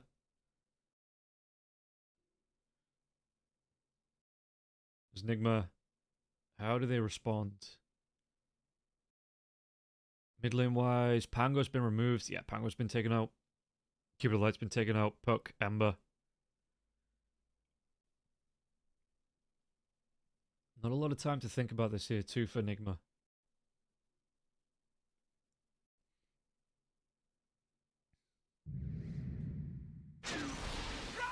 You may now select your heroes. I have questions that require answers. So Dragonite mid, I guess? Gyrocopter going to be coming out for Rincey Q. Yeah. I suppose that's another good hero for the IO to pair with, right? Because you get the flat cannons out so darn quick in these fights. And this is something that Atomo was talking about as well. When you have mobile heroes like the Phoenix, like the Queen of Pain, that want to sit on the edge of the fights, get in, do a little bit of damage, and get back out. The Gyrocopter completely nullifies that with the flat cannon, because the flat cannon spread 5 is seconds absolutely remaining. massive. So if you sit too far away that you aren't being hit by the flat cannons, excuse me, if you sit so far away that you're not being hit by the flat cannons, you're not going to have any impact in the fights. But if you want to have impact, you are going to be procced by those flaks. So, and they come out a hell of a lot quicker when you have the IO on your shoulder too. Yeah, classic combo, the IO Gyrocopter. It used to be for the tether move speed. So you just get the extra move speed. You'd run heroes down with the... Because it used to be with the slow, right? So tether used to slow on touch. I mean, it used to stun on touch. It used to have a mini stun on it, but it used to slow on touch too. So that was the thing. You'd just go 4 points into Rocket Barrage. You'd catch the hero in the tether, and you just chase them down with the Rocket Barrage. Now it's more for the right click and the relocate capabilities, I'm pretty sure.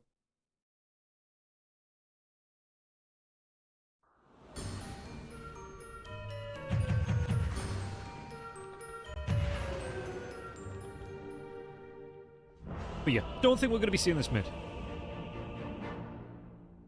Didn't Jara get a lot of nerfs? I saw Southeast Asia playing this.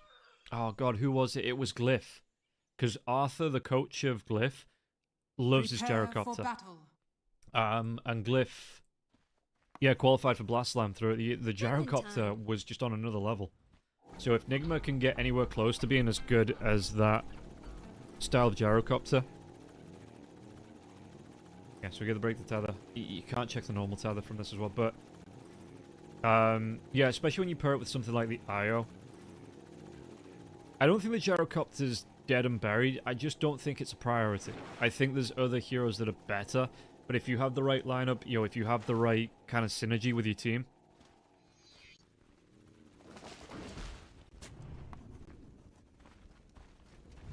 It is a nice hero to have, so yeah. Smoke coming through from the side of Nigma. Do they want to... This is going to be a really nice ward as well. Just spotted anyone that maybe tries to... I mean, they are smoked up on the side of Liquid too. So we'll see how that's going to play for them. But they are going to try and go through a twin gate gank. And the Gyrocopter's not going to be here, just sticking around on the bottom lane. So potentially if you see 3 or 4 heroes up on the top part of the map, you can move through. You put that Gyrocopter out to snatch the rune on the bottom part of the map.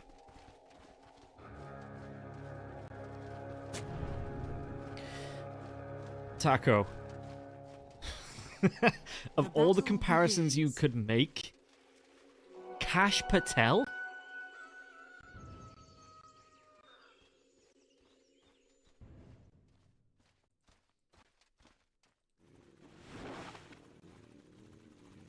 Like, he's saying, I hate feds. You could go, yeah, that's like, literally, any gangster. Doesn't even have to be a real gangster. You could have said Tony Soprano. Or, Scarface. Or literally anybody. But Cash Patel? Okay. That's enough of being one guy over that particular comment.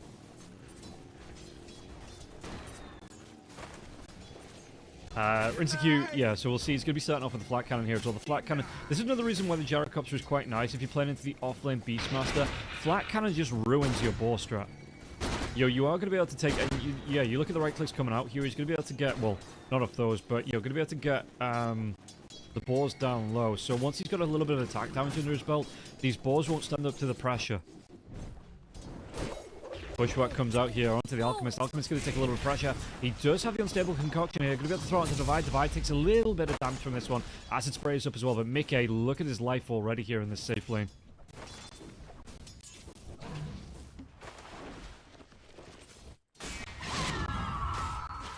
Noob up against Nisha, and Noob's doing quite well with the Breathe Fire coming out here onto Nisha. Yo, Nisha can trade back, but you do have the Dragon Blood, and that obviously gets better the more levels you get under your belt, the better that's going to go here. Bottom lane as well. Rinseq going to take a couple of axes to the face. There is going to be the flat cannon coming out here. The damage onto Eki. Can GH get that first blood? GH will get it right before Ace. I'm counting on catching that kill. Sorry, I caught that kill. I didn't catch that one though. Mickey takes the kill from Omar after Omar takes down Tofu. And you've just got the two big boys here. Going to trade it up on the top lane.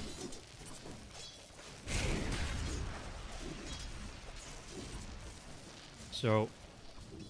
yeah, Doom going to go for the Infernal Blades early on as well. Just to keep on top of the Alchemist, it looks like. Okay. I know you guys are joking around, but... like, my entire feed... like, my entire, like, social media thing is just dedicated to, like, Trump being a dickhead and, like, the Epstein files and stuff like that. So, let's not bring it into the cast. Let's kind of, like, leave it out of the chat. I know you're only having a little bit of fun. But it doesn't need to be everywhere. Bottom lane, Ace. Gonna take a little bit of pressure out. Once again, the flat cannon's coming through. Yeah, I'm just gonna start handing out bans. Eki, Spike is gonna be here onto GH. Spirit comes through as well. We'll see what Eki's gonna be able to do though. Does he run himself away? Ace is coming over. Is it to back him up? Axe is gonna fly through. Radiant's bottom tower is under attack.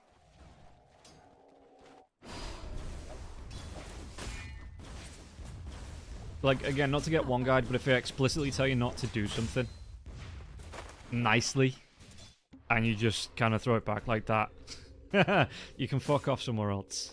Go watch Gork. Dire's structures are fortified. It doesn't matter what he said. He's out. Divide could be able to get the Infernal Blade out onto Mickey now as well. The Acid Spray goes down, so it's going to stop Divide being getting aggressive onto Mickey. Tofu taking the Bushwhack there as well, so it's going to be a little bit of damage coming out onto the Phoenix, but again, not enough to put him in the kill range. Divide's just going to be hard to farm these creeps up here too.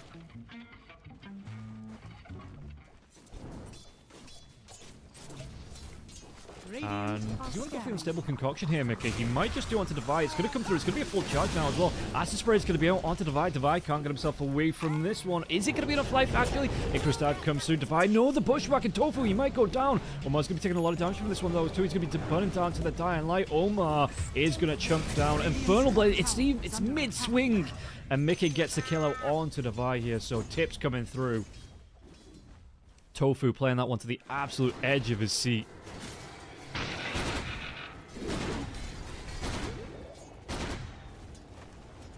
Rincey still picking it up with the flat cannon. How is Ace doing here? Still 21 last hits on the Beastmaster though. Devi doing Devi things. I mean, if he'd have connected though with the Infernal Blade, he would have got the kill onto the Phoenix. He probably still dies to the Alchemist. But it wouldn't have looked too bad.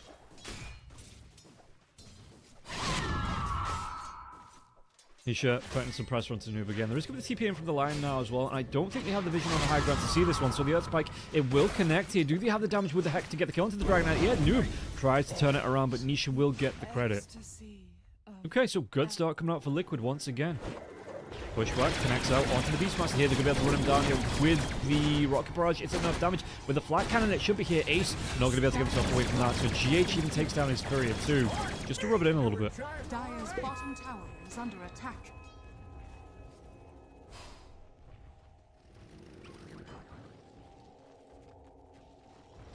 Dire's bottom tower is under attack.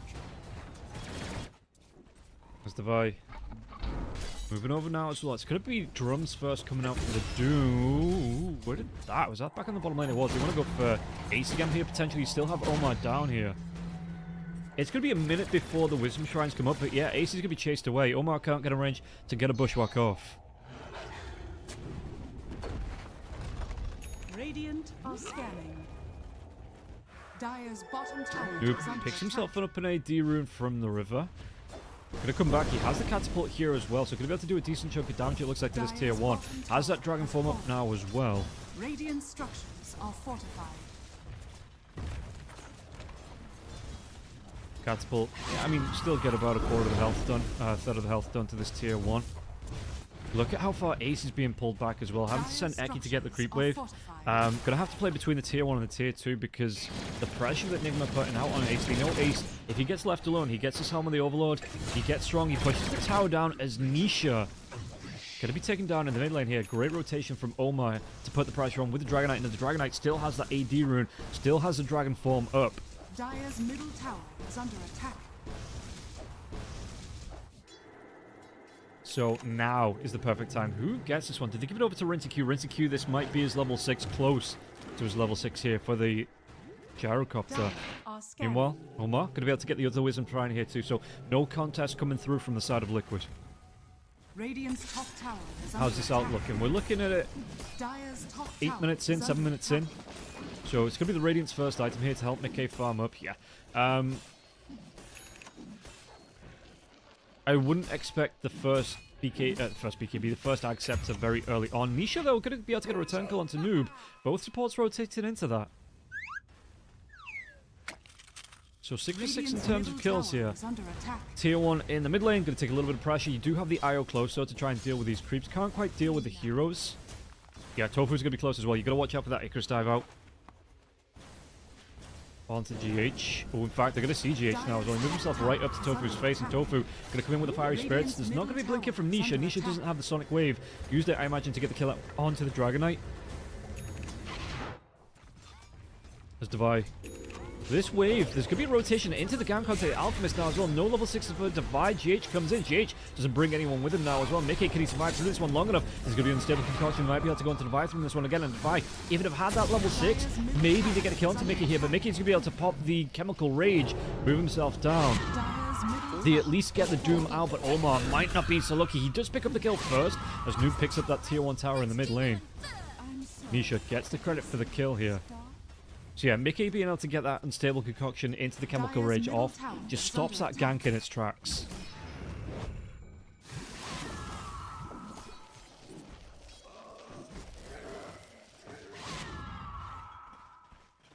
It's like, were they like running at people? Yeah, I think both teams, aren't shy about trying to get in each other's face. Which is the best kind of Dota. Radiant are scanning. Ace does have that Helm and the Dominator up. It's not, I mean, the tier 1 tower's down in this lane here too, so it's going to take a little bit of pressure off Nigma trying to protect this bottom lane because you're going to have the relocates in. You still have the TPs to the tier 1 tower, and it makes it a lot harder for the Beastmaster because there's no tier 1 tower for his teammates to TP to defend him if he pushes up a little bit too far.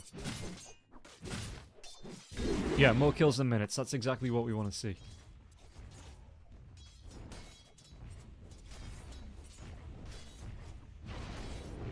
GH coming through the twin gate here. Tofu, that Icarus dive's on cooldown now. It's going to be stood in the middle of the trees here. Bushwhack, perfect time to get it off. The sharpshooter from Omar. Yeah, Tofu had no way away from that one. The Icarus dive was still on cooldown for 15 seconds when he got engaged on. So it means that they're going to be able to put some pressure onto the tier 1 tower here, Enigma.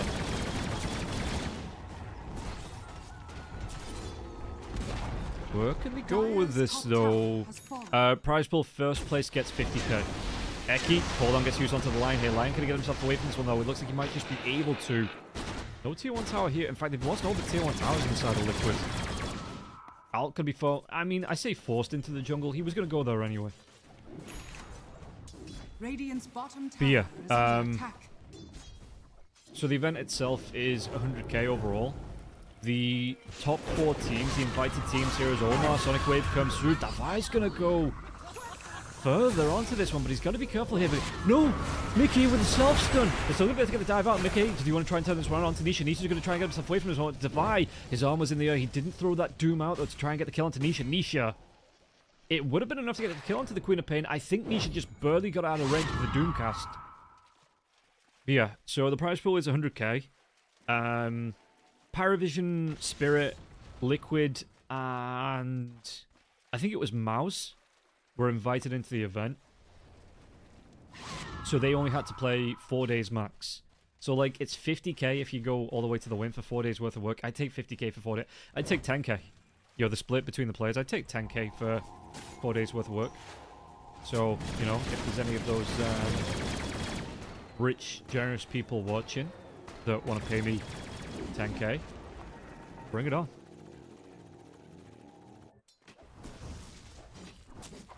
Yeah, Dragonite, what's he looking for? Blink Dagger coming out for the DK. Similar build here for Noob compared to Rinsey Q from the last game. Take 500 for 4 days work. Yeah. Yeah. Well, actually, to be fair, if you're casting, $500 is 2 series a day, probably about 2 days work. It's 4 series worth of work from most events. Like most online events.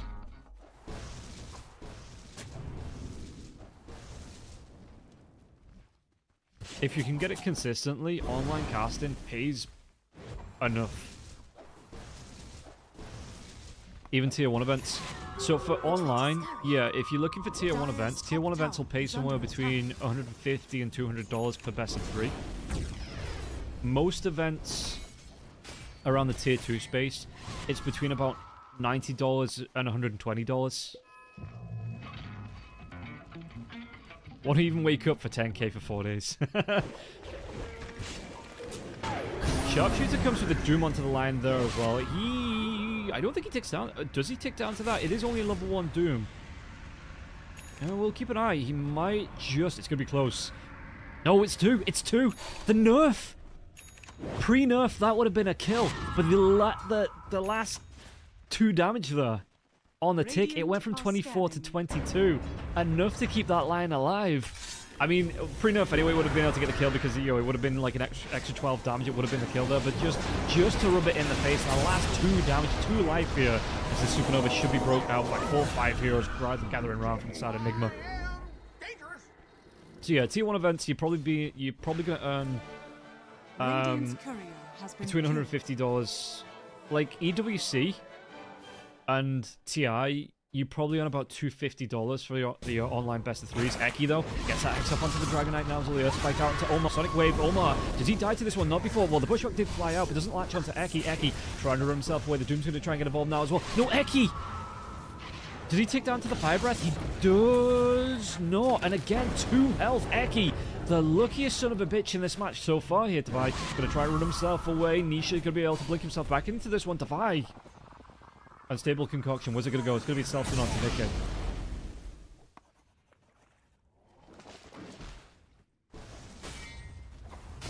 There's Noob. just continues farming out. He's got his Dire's Blink Dagger up now as well. is under So no attack. Mask of Madness coming up for the Dragon Knight here in the mid lane. Yeah, just wants to be the engagement tool here for Noob.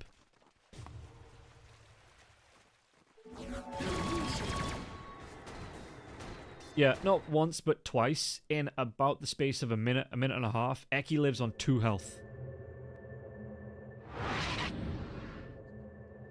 Nigma gets better and better. Nigma's having a good time. Dragon Tail coming out here onto the Beastmaster. The Beastmaster does have that roar here from Gyrocopter, but the Bushwhack going to stop him in his tracks. It's going to be the homing missile, but it does overlap with the Bushwhack's turn here. But hold on, going to make quick work of Ace. 12 to 9, 15 minutes in. Enigma not letting Liquid get that early momentum up in the second game.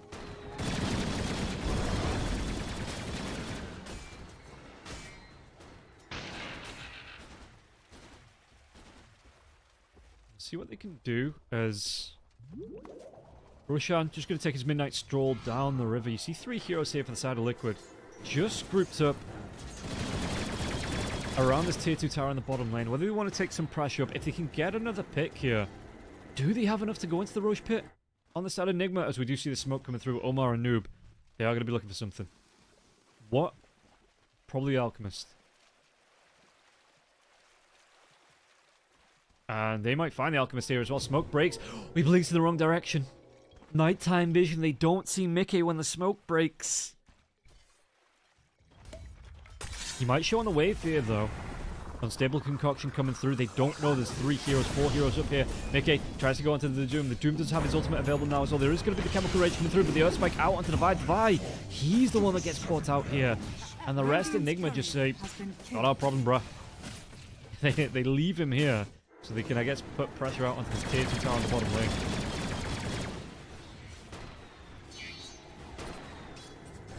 Yeah, Gamer Legion. Well, Gamer Legion do need to take the win up against Liga. So it's not guaranteed.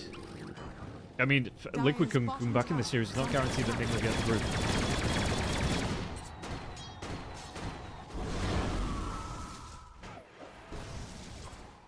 Dire's courier has been killed. So what are we looking at here?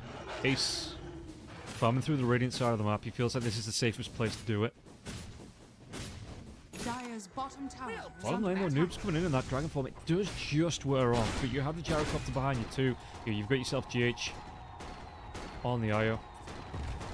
So he's just going to be able to stand, get the right clicks off. No Acceptor here for the Gyrocopter. I guess maybe because he's got the extra attack speed coming through from the GH, you want the overcharge. Or the overcharge. So he doesn't feel like the Ags is... Never mind. Radiant's middle tower Stop me is midpoint. under attack. Radiant structures are fortified. Yeah, so he didn't buy up any pieces. He just went for the full Ags now as well. Eki going to try and get himself away from the Doom once again here. But Omar, he'll be able to get the Bushwhack off with that Acorn shot. He's going to be Sharpshooter in the river this time. Eki will go down. Who's the best IO in history of Dota, Ana or GH? It's kind of apples to oranges, right?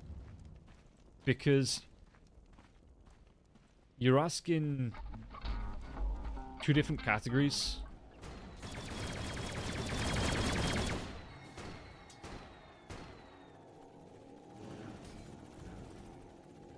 Of like the support and the core IO. Both are fruit. Yeah, both are fruit, but they're not exactly the same. And I get it, yeah, why can't you compare fruit to fruit? But like, you don't, right? Because you don't make cider from oranges. Radiant's top tower is under attack. Yo, they both have the uses. Any chance Miracle will come back? Probably not. I just don't think he wants to play Dota anymore. I think he's made his money.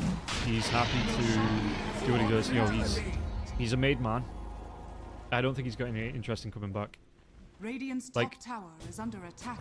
They have to be some pretty serious health issues to be a multi-year Radiant's top health tower issue. So has if it is fallen. genuinely health issues, then it's bad enough to keep him out from playing. If it's not health issues, it's just what he wants to say, so he can just enjoy his retirement effectively.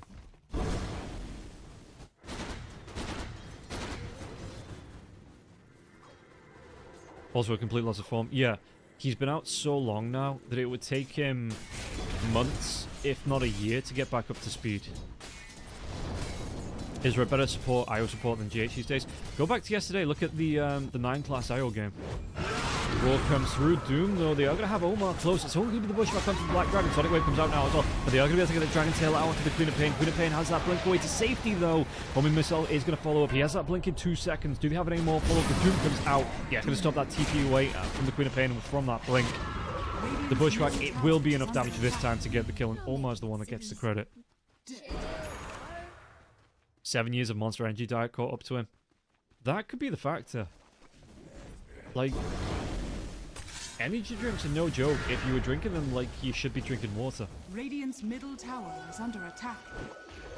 Dire structures are fortified. Like, I had a problem with them and I didn't abuse them as much. My last year of uni, I was drinking like 3 or 4 energy drinks a day. Like Monsters and Red Bulls and stuff.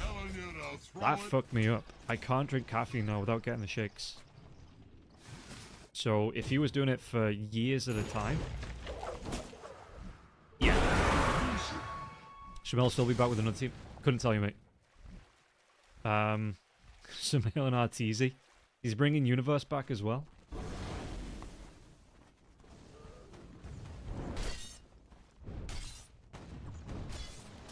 You know, are we going to see Era coming back? There's Rinse Q. What are we looking at? BKB is nearly complete. He's going to be about 900 gold away from completing that up. Yeah, and it's not a bad time here, especially with the Aegis for the side of Enigma. They can really get themselves across the map. Liquid don't really want to try and force their way into this. So just try and split out. Almost going to be careful on this.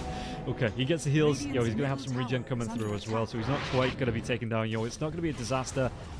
Eki, what's he looking for? Is he just... Oh, okay. He's not AFK. GG back to the scene. Yeah, Admiral Bulldog's coming back. Dire's bottom tower is under attack. Hey everybody, we're going back to the... We're going back in time. It's good. We're getting reunion tours. If boy bands can do it, why can't Dota players?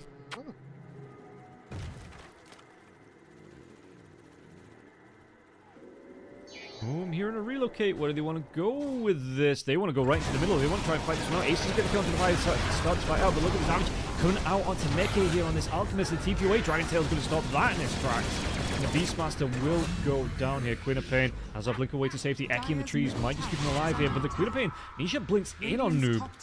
Rinsey Q is still here. The homing missile is going to be coming out onto Nisha. Nisha, though, getting out of that blink. The homing missile coming in. It will connect. The Dragon Knight, does he want to try and go? Is there going to be Noob coming through now? No, with that Bloodtrack. Nisha. Again, dude. I don't know why he tried to go back in on that instead of backing himself away. I guess you definitely on a Dragon Knight who's a massively tanky boy at this point in the game. Form a team with Fierce Daughter. Is that it? Are we in the fighting game scenario now? Like, where all the fighting game characters... Like, not the players. The players, are aging to that point, but it's the characters where it's like legacy characters, but it's just legacy players.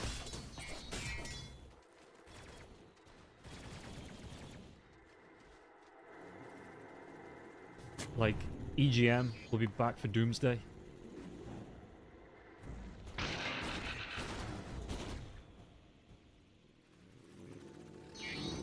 Hannah streams again on Twitch. Yeah. Under attack.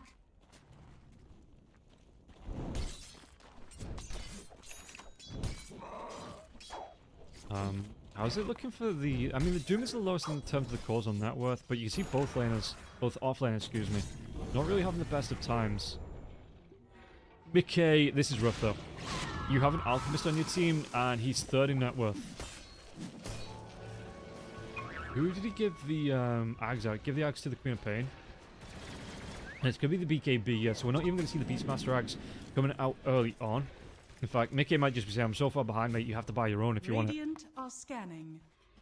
Who's the most efficient Dota player in terms of career longevity winnings? Probably Puppy? Radiant's middle tower is under attack. Dire's Or top tower is like under Seb, attack. maybe?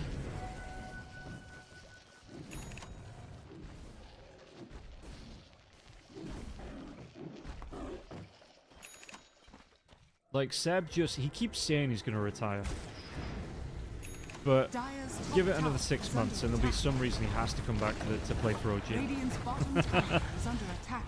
As Noob, they take down... Is that the Dire's last top tier 2 tower of the has game here fallen. for Liquid? And you see the immediate TP is going to come in now as well. Ace is going to relocate now as well. Ace not going to be able to get himself where the road does come through. I think the buy, he was about to doom out the Beastmaster, but he thinks against it. Die by the dragon. Because the rest of the team were rotating in to get the pressure out to get the kill. So didn't really need to commit. And now, well, they're going to try and wait here. Gyrocops is going to have his damage. He's going to have his BKB. He's going to have the right click damage come through as well. Sonic Wave is here onto GHGH. So he's going to have the regen come through before he goes down. Rinsey Q takes down Ek. He's going to try and go man mode against Mickey. And Mickey has the BKB, but he's going to be wearing off. They do eventually get the kill out onto the Gyrocopter. But now they zoom out to the Queen of Pain, Nisha. Do they have the damage to get the kill? Mickey's going to try and take it down. They do get the kill out onto Omar, who buys back. It's going to be Eki here. The damage out to the Queen of Pain. Queen of Pain is going to be getting low to this one. The Doom, it might just be enough to see the Queen of Pain off. Trying to deny himself, will get denied to the neutrals, but will still be dead for the next minute. So Mickey going onto the Doom will be able to get the kill. The die back out here for the Lion, and now Noob, he wants to go. But Mickey was able to get the blink away just in time away from the Dragon Knight. So a 4 for 4, excuse me. Well, technically a 4 for 5 if we include that Beastmaster kill too.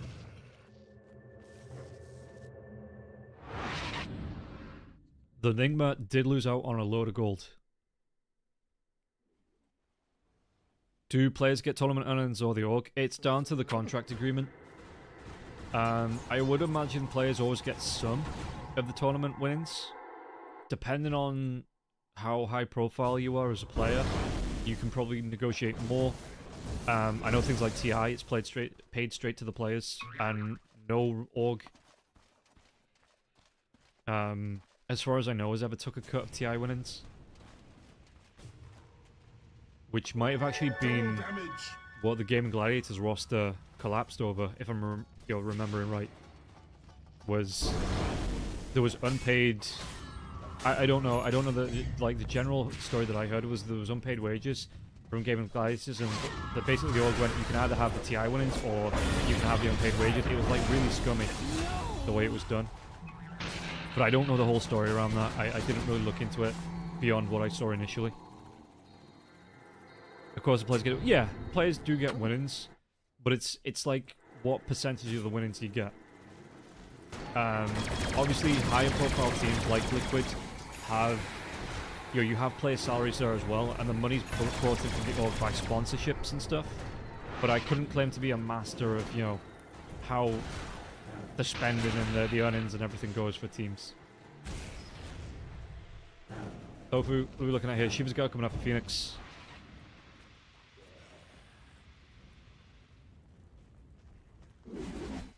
Really? Dragon Tail comes in here, Fire Breath out onto the Lion, and the Lion back to hell and back to hell, and Noob sends him back to hell. I think TI switched to playing players direct after speed game on one of those bad orgs. Yeah. As far as I know, I don't know how EWC does it, but I know TI pays straight to the players, or as far as it's been announced.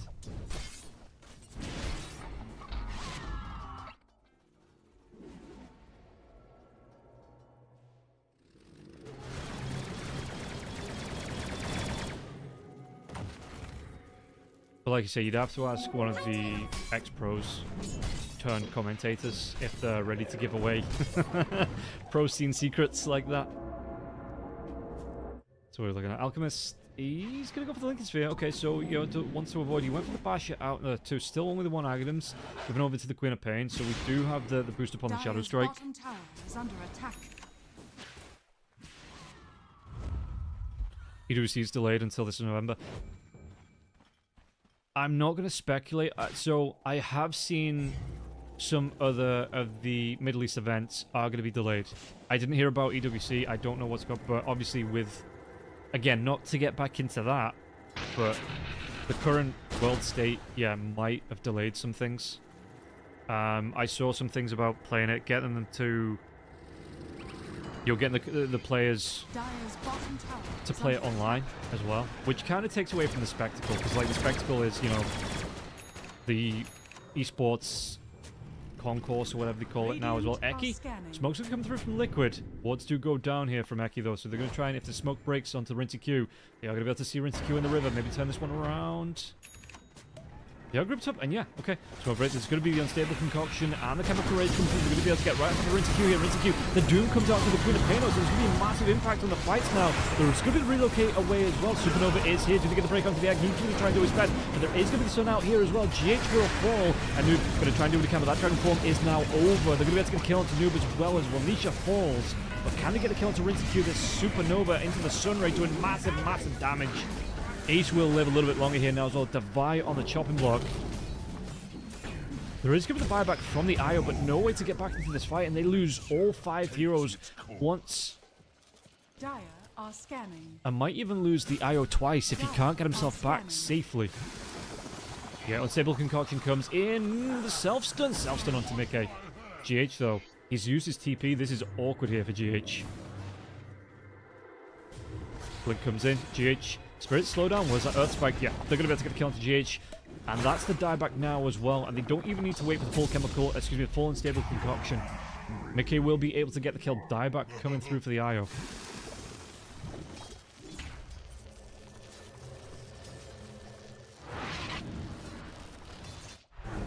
So, into the Roach Pit they're going to go. Radiant's bottom tower is under attack.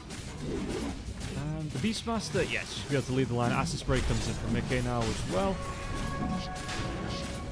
Alk still not first in terms of net worth, but second. Only by about 1,000 gold here too. You're 1,500 gold, so not completely awful. Tofu. Does have the Shivas up now as well. Gonna build towards the Urn Disc. I do like this. You know, it means when you have the Supernova, it means that you don't have to press the Supernova as a panic button, right? The Ian Disc is the panic button and the Supernova is the response.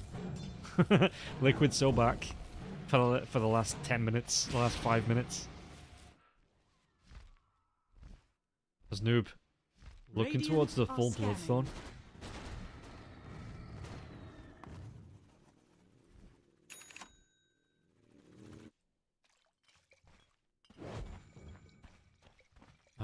Alk, he's going to be building... Okay, so this is going to be the Lincoln Sphere coming in for him. Going to have that second axe being built up now, which I assume you do give over to... Or do you give it over to the Lion, maybe? You'll just be able to throw the burst out from this one, because he's going to be getting that level 18 soon, so this is going to be a really nice ultimate to have. Beastmaster has kind of been living without his Axe Scepter. Might get it eventually, but yeah, for now, he's happy with AC. Helm of the Overlord. One of these needs to be turned around. Just turn one of the icons around.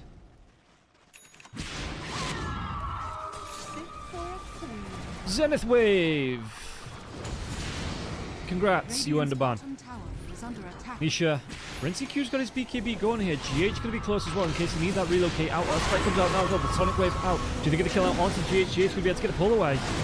But it's only going to be, it's going to be just to the other side of the fight here. GH will go down. They're going to be able to get the kill out onto Eki though, and the Dragonite trying to do what he can. But it looks like Mickey may be caught up between a rock and a hard place here. Rinsey going to be able to get the damage out now as well. Nisha trying to get that blink away. The Doom has already been used here. Do they have the damage to take Nisha down? Rinsey Q will fall here, but it's going to cost Nisha his life.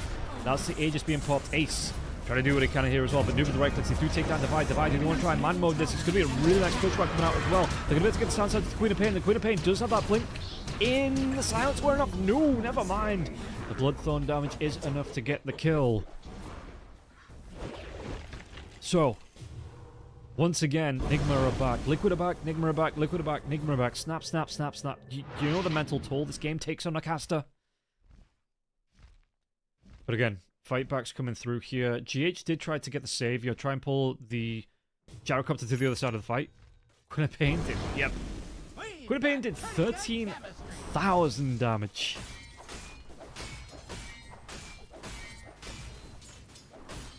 Bloodstone Dispel. Bloodstone doesn't dispel anymore. Yeah, it's just a just the lifesteal on the active and the spell weakness aura coming through from the passive.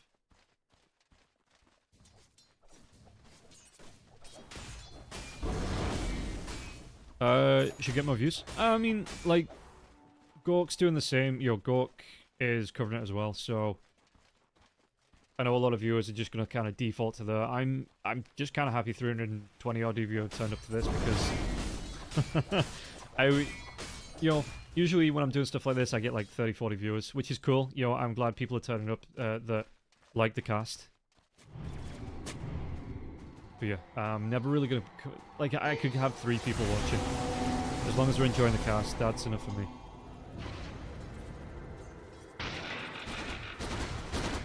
Prefer the music to Shitty Takes and GeoGuessr. Well, good news! I'm not pivoting away, because I like to eat during the breaks. Excellent! I don't know if other casters are the same. Shit. Play to go.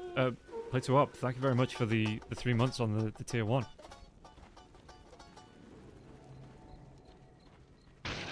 And the alerts are apparently broken. Dire's bottom tower But is under attack. yeah, just imagine there's some Bill and Ted playing in the top right corner.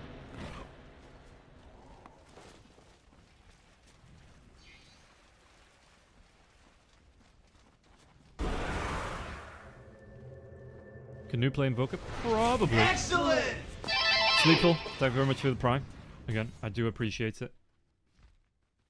Not only are you supporting me, you're taking money away from Bezos by making sure your prime gets used. So that's always a win too.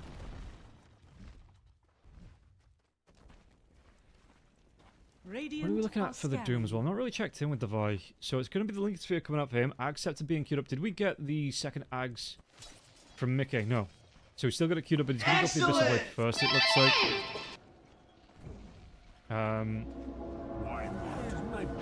Yeah, because I guess he just wants the stun off. He wants to be able to get some more lockdown, some more control. Cookie Monster, thank you very much for the prime there as well. Again, I really do appreciate it.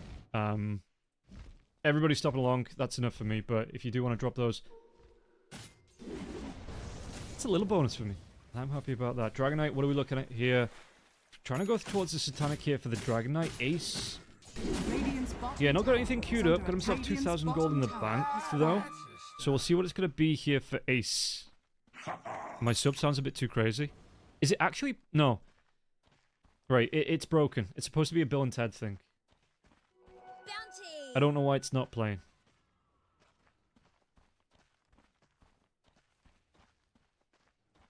Is it playing? Am I just not getting the sound? Okay. Dire's top tower is under attack. Radiant's bottom tower is under attack. Yeah, it's the excellent. Okay. I'll figure it out then. I'll figure it out during the break. As Rinseq, Daedalus is up for him. He's got himself the Satanic, the Butterfly here as well. Even gets the shard here, the Gyrocopter. So this is really hard, especially when you've got, again, the overcharge coming through from the IO. Genuinely hard to fight into from the side of Liquid. Nisha and Eki. What do they want to look for? Radiant's middle tower is under attack.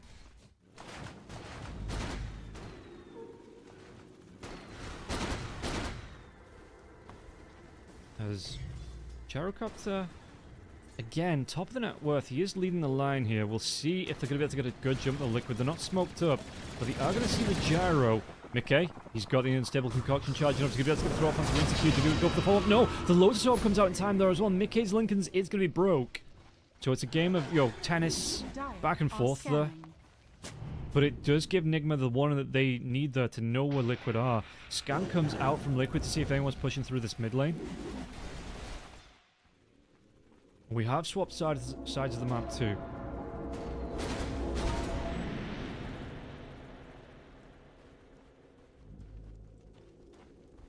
So let's see. Rinseq might just show again. He's going to be seen underneath the ward here. Everybody but the Dragon Knight is here as well. The Dragon Knight... I mean, how did they get the Dragon Knight in the fight? It's not got the boots of travel. The fight throwing out the mini Ravage. They're going to be able to get a jump. There's going to be a Link Sphere now, so the Lust Sub does come through, but Rinseq going to be caught out, going to be forced after away by his teammates, and they get the Bushwhack out onto Mickey. Once again, stopping that aggression. Nisha, he's popped the AD rune here as well. They want to fight. They're going to try and go for it now as well. The jump comes in. Nisha, what can you do onto it now as well? The Dragon Knight comes through. Sonic Wave, and it's going to be Dragon Form down once again here. Mickey's going to try and get himself away. He's going to be broke, Divide. Do they get the damage out? Again, the mini rounds come through here from the Doom. They take down Divide first.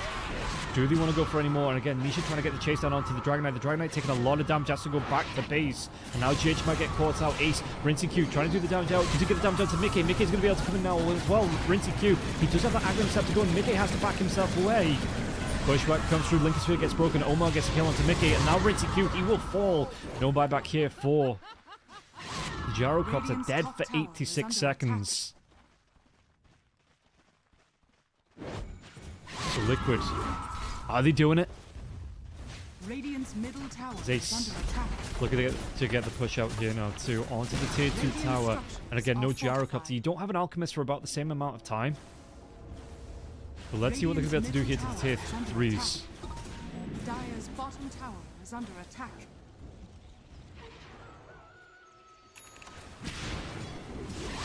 Omar Bushwhack comes in now as well. Lincoln Sphere going to be broke to the Queen of Pain. Queen of Pain going to be able to get the blink back just a short distance.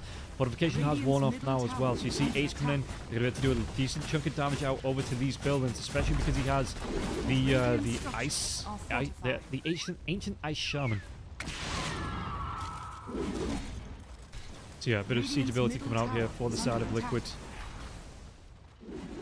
Not quite enough to break the base though.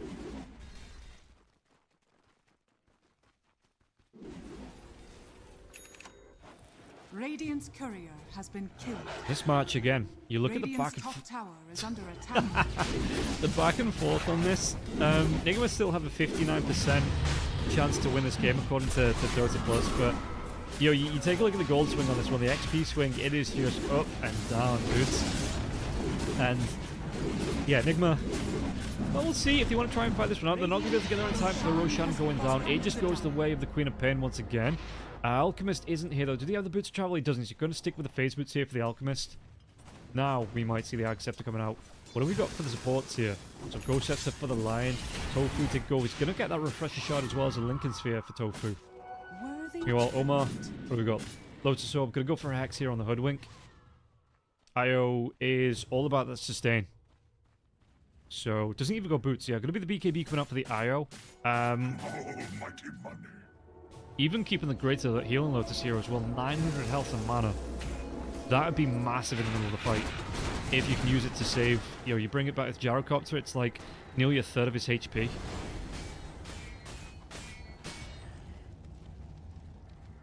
What's the aura? Well, the frog is in the water, increase the all life movement speed now going down. Oh shit, okay, so don't fight in the water.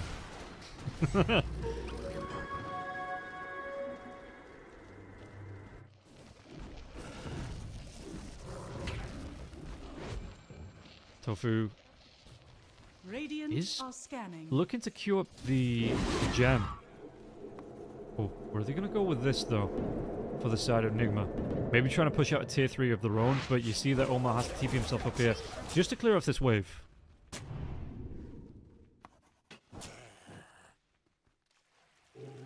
Is it normal for a Jara to be ahead of Alch? Maybe at this point in the game? Because the Alchemist does kind of, not fall off, but, you know, he evens out a little bit. The big thing as well you've got to look at, I don't know if this gives him a net worth, like, indicator. If he loses the gold once he passes it along to his teammate. Because technically, you know, he's 4,000 gold ahead of where he actually is. If this isn't reflected in the net worth. It does? Oh, okay, it does. Okay, then, yeah, he's just behind. You sure? How's he going to be looking? It's going to be the Sanjin Yasha. No, the Sanjin Yasha. Excuse me, the Yashikaya coming out. He loses the gold and the ally gains the gold. Okay, okay. Radiant's bottom tower is under attack. Dire are scanning. Yeah, so you look in the Queen of Pain's 4k higher. The Alchemist is 4k lower. In fact, I think he just did it again. Did he give it over to... Yeah, gives it over to the Beastmaster. So we have our Ags. Yeah, we have our answer. As he does drop 4k there to boost up the Beastmaster. Gonna go for the shard, so we are gonna see the Berserker Potion coming out.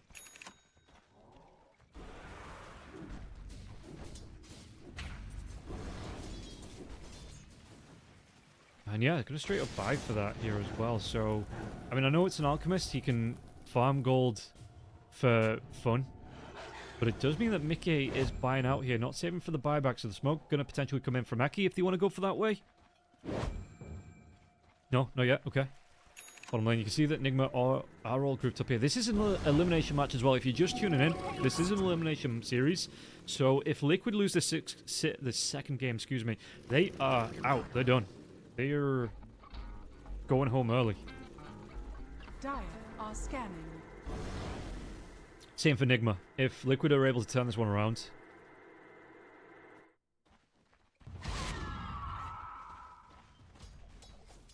then Nigma are out. And I think Nigma, this might be a little bit more important to that. I'm not saying it's not important to Liquid, but, you know, Nigma, they're trying to build themselves back up, you know, trying to get into a comfortable position. Radiant's top tower is under attack. What phase is this? This is top 6, I think. 1, 2, 3, 4. Yeah, 6. Top 6. So this is the lower bracket semis. Quarters, even. Quarters. Yeah, because two teams move on, play against each other, and then you'll have the one team that drops down from the upper bracket finals.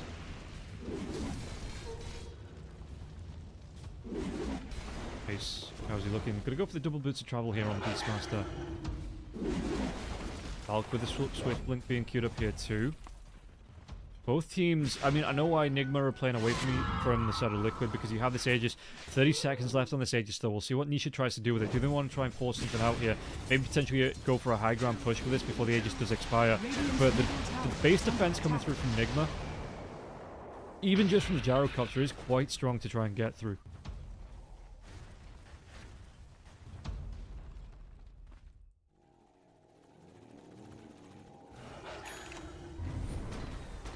So Rinseq going to be given that Lincoln Sphere here too. Noob! Dragon Form is about halfway through. They're going to be able to bring the lead. No, the second Lincoln comes out here. Nisha! He's going to be able to get the BKB off. Rinseq comes in now as well. Unstable Concoction is going to come out, but it's going to break onto the Lincoln Sphere with the Loadstone as well. It bounces back onto the Alchemist, but no follow-up here from the side of Enigma.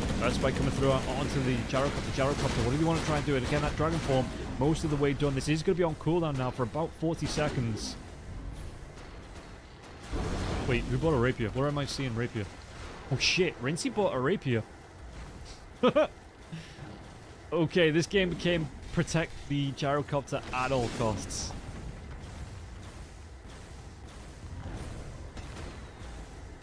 I mean, you're doing damage. The sub is up there as well, so they're going to be able to pop the Aegis coming out for the line. Oh, hell yes. Yeah, this is, making the game interesting at least. Nigma, drawing the battle lines. They want to go towards the bottom part of the map here, but you can see that, I mean, how's the vision looking? Nigma aren't going to be able to see, you know, the top part of the triangle of where Liquid are, so are they going to try and force in this bottom lane here? Try and fight around. I mean, Roshan's not going to be up for at least a minute 45. Could be as long as 4 minutes before Roshan respawns. What's Ranseq's MMR? 126 in Europe. Ace though. Oh, Ace! Noob shot the blink! If he gets the blink Dragon Tail, the Ace is just dead. I mean, we are 47 minutes into this game. This is the second game as well. And you can tell maybe the player's feeling a little bit nervy, you want to say? You know, the communication is, it does need to be worked on a little bit. Yeah, Rinseq's 2k MMR. He's just like me. So Rinseq, what's he gonna go for? Is this just backup gold for the next rapier?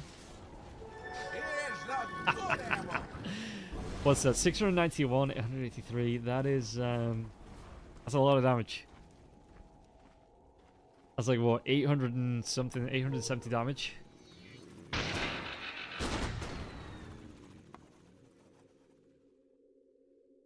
Radiant are scanning. Yeah, sure.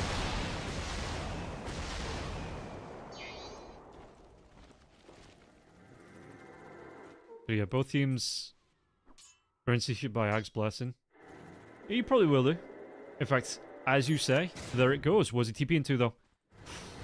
just towards the bottom lane. Just trying to clear this wave out. Keep some pressure off the base here as well. Keep this lane pushed. You've got to be careful about doing this, especially when all the heroes are missing off the map. Runes should be removed off the game after 50 minutes. Runes should be doubled in the game after 50 minutes. I think the Ice Frog's idea, especially around like the tier 5 items, is he wants the game to end around 60 minutes. If the game's still going around 60 minutes, that's when you get the big bonkers tier 5s. That's where you get like the big power spikes coming through from those. I think Ice Frog doesn't want the 80, 90, 100 minute games anymore. He just wants the game time to sit comfortably between about 35, 50 minutes. And once it gets to 60 minutes, he's like, okay, this is a little bit silly now. So Roshan's still going to be about a minute away. If someone gets looking, gets a D2D, and the team gets to use this. Yeah, yeah.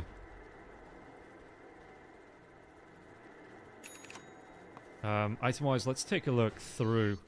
So Tofu still has the refresher. Ace does have the Boots of Travel now as well. Radiant's top tower is under attack. Still going towards that Swift Blink here, so I think he's saving for buyback too. Which, again, still he has the gold for buyback just in case, but needs another 2.3 for the quick buy as well as the buyback. Queen of Pain has the Yashikaya up here for the Queen of Pain.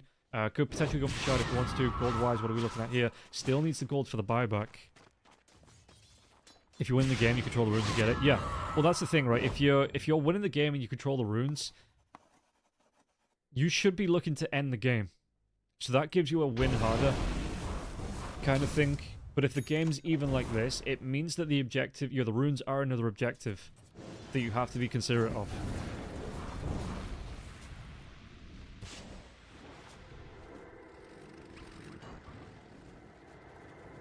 Q. Did they want to step up onto the high ground here? They might just do. Yeah, cooldown's going to be into the trees to make sure there's nobody into the trees.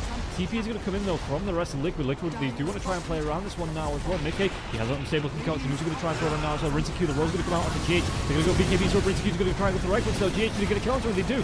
Q, he has that Satanic and he gets low. Mickey's going to be taking a lot of pressure coming out from the right foot. Backline here as well. We have the AoE Doom coming through. He's going to try and get the chase down onto the line. But the blink comes over the Queen of Pain now as well. Divide the right foot since Link is just going to get broken. He gets hexed up. Do they get the kill? They do. They take down Divide. Divide, though, has that buyback if they need it.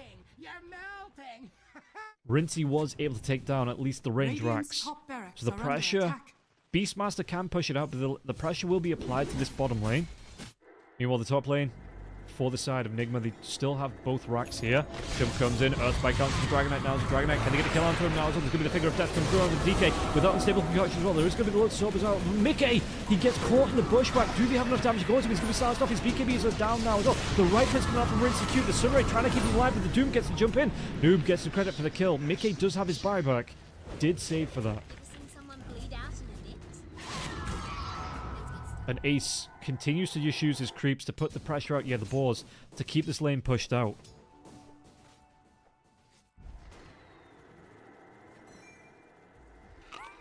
With no luck, it's just a law you were describing, right? Everything's predetermined, map is mirrored, nothing interesting can happen.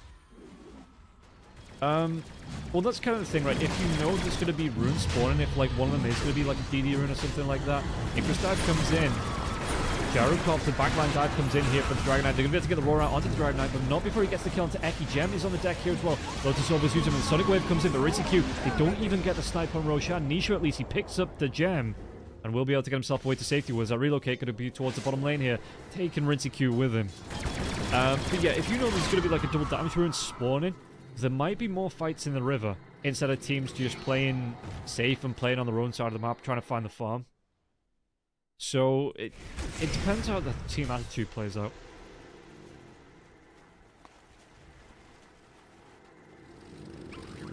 But we have the Aegis on the Gyrocopter now. This is really nice for the Gyro, especially because he doesn't want to give up a specific item. Liquid, looking fairly rough for them. What are we looking at? 53 minutes in. It's a 17k net worth lead going the way of Liquid. But this Gyrocopter, man. You look at the net worth difference between the two carries. As an Alchemist and you're 10k behind. Rincey Q looking to put the pressure on these towers. The buildings just melt. Rinty Q, Earthspike comes out. Can he do him in the water? Link's going to get broken. They're going to be able to get, well, where's that Doom backlines here? It's going to be out onto, they're going to be able to lock down Nisha on the Queen of Pain. Yeah, you don't need to cast it out onto a hero when it's going to be cast on himself. Rinty Q, though, does he have that regen come through as well from the Satanic? He's going to be able to pop it up. They might be able to pop the Aegis once. No, the sustain coming through once again here. Rinty Q is only just going to go down. Aegis will pop, but the rest of the fight, can he get himself back in? He's going to have the BKB this time, and far enough away to get that BKB off if they continue to fight. GH might fall to this one, though. Rinty Q, Earthspike, he didn't go for the BKB TP away. This could be big. Do they have the Hex? They have the control. They have the damage. They take him down. Mickey gets a rapier. 3 heroes dead on the side of Enigma. 2 without buyback now, too. I'll take that. Jeez. Radiant's courier has been killed. Only half a Nightfall. Yeah, you needed to go full Nightfall, though. And even then, Alchemist has the Abyssal Blade. What's the play? Radiant's courier has been killed. Radiant's courier Is has Omar been Noob killed. waiting on the bottom part of the map. Might be able to spring a trap onto Ace here. Did he get the blink in for the Dragon Tail? The Sass comes out here as well. Yeah, they're going to try and go into this one. The Butchback. Do they have enough damage to take Ace down? Sharpshooter's going to come through as well. Phoenix is going to try it. No, Tofu cancels that TP. Meanwhile, you've got Alchemist coming through. Radiant's middle tower has And he's not even going to go for the blink. He's not even going to go as we see a fight on the bottom lane here. Nisha's going to be here as well. The Earthspike comes out. The Finger of Death out onto the Dragon Knight. The Dragon Knight. Noob's going to get close to going down. Going to live a little bit longer here. They take down Omar. And then the blink back in. They finish him off. Gyrocopter is alive, but he's the only one left alive here against 5 heroes and a rapier. I think Mickey going to be able to clean up this base. All 5 heroes here. Rinty Q missing so much damage now. under attack. And he just has to stand, fly, and watch as his base, his buildings, everything gets annihilated here. Rinty Q tries to come in with the BKB, but it's not going to be enough damage. He's going to get locked down. The right click's coming through here. He's trying to sustain through as much as possible with the Satanic, but it's not going to be enough. And GG will be called. Game number 2 going the way of Liquid. Tiggs Gomez! Yes, this game is behind because we have a 15-minute delay on the stream because there is no English cast, there is no English lobby access. So, yeah, 15 minutes is about the best we can do. It's about 10 minutes behind the official stream. And that's all we can do. Liquid coming back in the second game. I didn't think it was going to happen with the amount of damage that Gyrocopter was putting out, but Liquid being able to separate everybody off in that last team fight, take control, and just isolate, get that quick kill on the IO and isolate the Gyrocopter away from his teammates. Liquid absolutely perfectly there for the last fight. So we see the second game on the board for them, and we are going to go to a third and final game to see who goes through and who gets knocked down. Once again, I'm going to put the music back on. I'll try and figure out the alerts as well, see if I can fix those. But again, anyone that's dropped a sub, anyone that's dropped like any, the bits, the primes, anything like that, again, I really do appreciate it. Thank you. I mean, just for tuning in, I really do appreciate everybody being here. So we will be back in about 12 or so minutes, and we'll see who's going to go through, who is going to go out.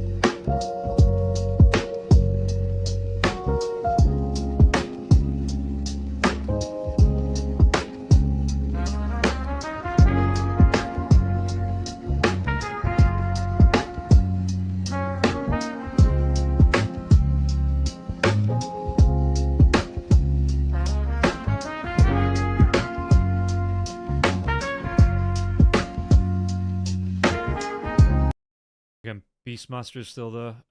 Alchemist.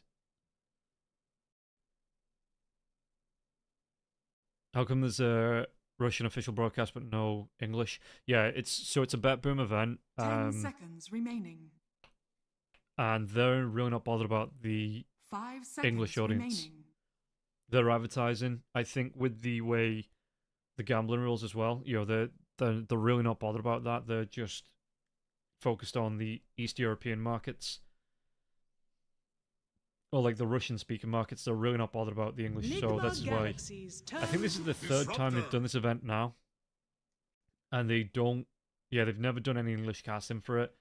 They only do, as far as I know, solo casts as well for the Russian. So it's full. I don't want to say low budget, but it kind of is.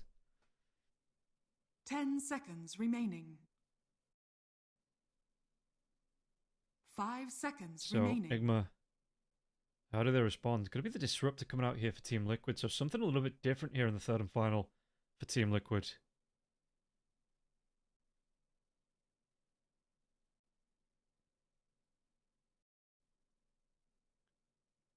As Enigma Galaxy taking some time over this next pick again. There's a good few heroes they can pick from. They do have the next two though, so it's a case of how many cores do they want to reveal here to Team Liquid. It's got to be at least one with the IO being picked up, unless again we're going to get some IO carry. Glimpsing the IO is reload target. Yeah, that does feel, it's going to feel pretty nice. We have seen the IOs building into the BKBs. Nigma Galaxy's turn. But really late on the BKBs. Shadow Shaman comes out. That's going to be push potential here for the side of Enigma Galaxy. Really good team fight. Good control as well for the Bristleback. You know, you get those shackles off. You get the Hex into the shackles. You lock the Bristleback down. It's an immediate Hex as well. Once the Shadow Shaman gets that blink, it's going to be dangerous 10 seconds remaining. in these fights, being able to get the initiation from the immediate blink Hex 5 onto the seconds shackles. remaining. Potentially, again, keeps that Bristleback facing the same direction too. Team Liquid's turn to pick. Legion Commander. They're going to go all the way.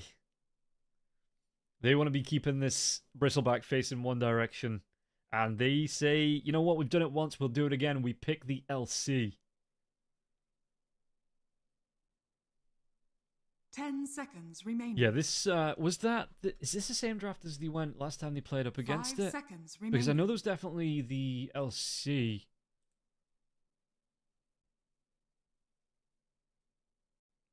But it was so their draft against it was the Tusk, the Pangolier, the Keeper of the Light, the Muerta, and the Legion Commander. LC is one of the heroes I really love to watch. So the more we get to see LC, maybe with the Bristleback coming into the meta like this, every time it gets through, teams will start to look to the Legion Commander. Blink is still one of the items, but it feels like the Blade Mail just isn't something the LC wants to go for. It's all about the Consecrated Wraps. All about keeping yourself alive. Liquid's turn to pick. Monkey King. So Team Liquid, they're going to go in for the Monkey King here too. Can flex that between, 4, 2, and 1. Bristleback between the offlane and the safe lane here too. We'll see if they lock anything in here with this fourth pick. Yeah, well, again, Hoodwink, Weaver, Pango. Pango wouldn't have been too bad for the disruption. 5 seconds remaining. You'll just be able to throw the Rolling Thunder out into the middle of this fight. But it's gone. So, what can you do? Team Liquid. Draft-wise, what do they need? They could go second support here. The Monkey King's probably going to be the core role. It'd be nice to run into the LC, I guess, in the safe lane. So they're going to go for the Shadow Demon. Okay, so we get the Disruption, and we get the Disruptor. So good saves for the duels. Anyone being hexed, shackled up as well by the Shadow Shaman.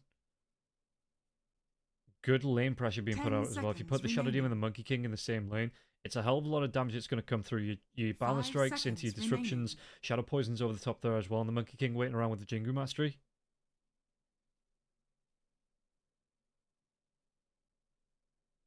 Enigma Galaxy, what's the response to this going to be? So mid lane and carry left to pick for Enigma. Nigma Galaxy's turn to Gonna go for the co-op. Liquid's turn to ban. It feels like both of the teams are going, okay, that was good in the last game, let's take it away. Let's, oh, we could definitely run that in our draft. They beat us with that, so it's our turn to pick it now. Queen of the Co-op. The Co-op of Pain is back, baby. 10 seconds. So yeah, Enigma remaining. Galaxy. We'll see what they want to be banning out here as well. Probably take away the puck. 5 seconds remaining. Ember Spirit's already gone, yeah, so they probably go for that puck Nigma as the final Galaxy's ban. turn to ban.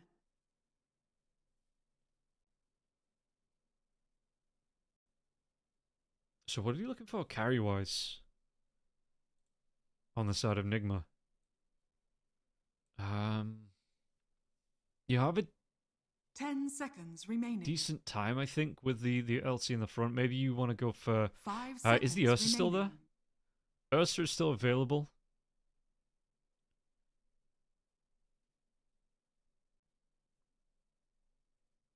I mean, I haven't got a skippies what Nigma Galaxy want to be going for here, to be fair, because all the big ones are ban out.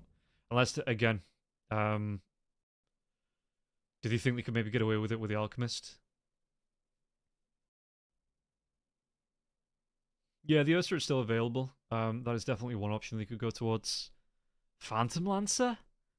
Do you think?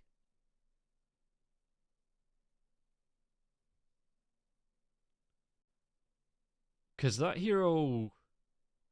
I mean, with the patch, not this patch, the patch before, a lot of people were saying the PL was deader than dead. With the change to the Diff Blade as well. But we will see. I mean, it could still be. Yeah, I mean, you could be right. Could be anything at this point. Like you say, the way that Nigma have been pulling heroes out the bag. So they do ban out the puck. Giving Team Liquid something to think for this mid-pick. Lesh is still available too, right? Yeah, Leshrak's still available. I know Nisha doesn't mind the Lesh. Death Prophet's there. 10 seconds remaining. 5 seconds remaining. DK for them, potentially. The DK didn't do too bad. I mean, I know there was some support rotations, but it felt like the trade was fairly even between the Queen of Pain and the Dragon Knight in that mid lane.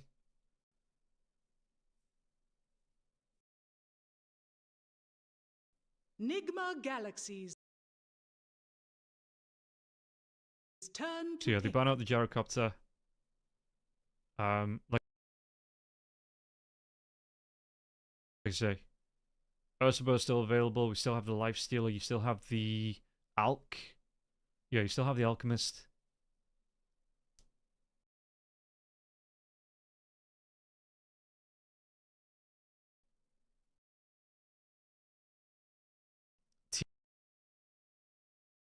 TA is still up as well. 10 seconds remaining.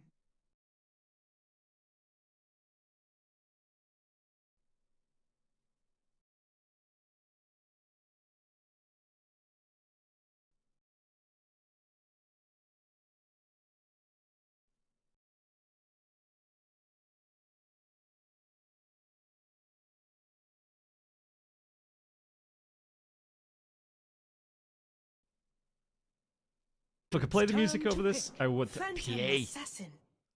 Okay, again, out of left field here for Nigma. I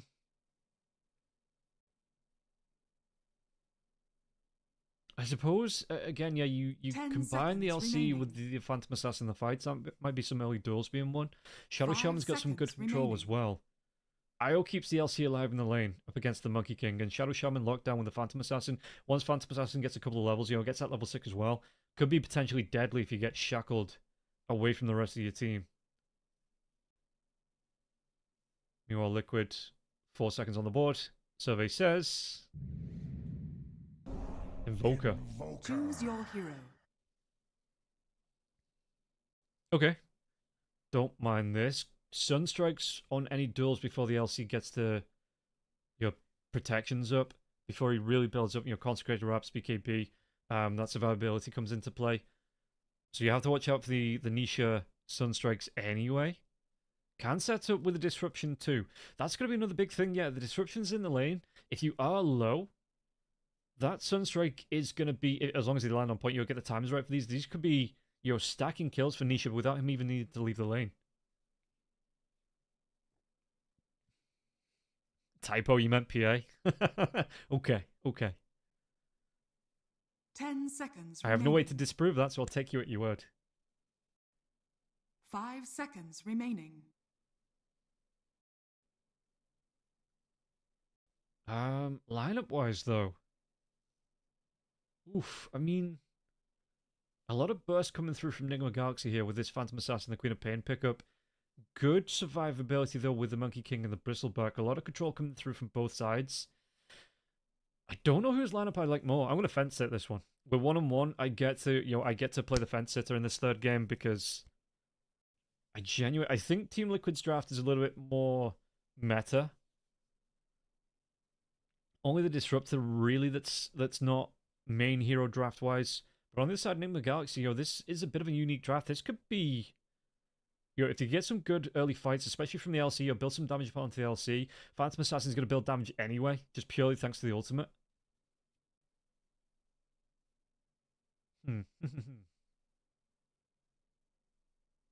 Yeah, I don't know who I'd back for this final game of the series.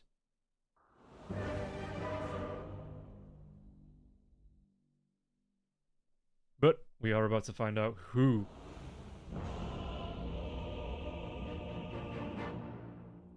is going to be taking the win. And who is going to be going out. This is an elimination game. We're down to a best of 1. PA, BKB, and what do they do? Bristleback. Just generally Bristleback. Monkey King as well. Maybe inside the Wukong's command. With the bonus armor.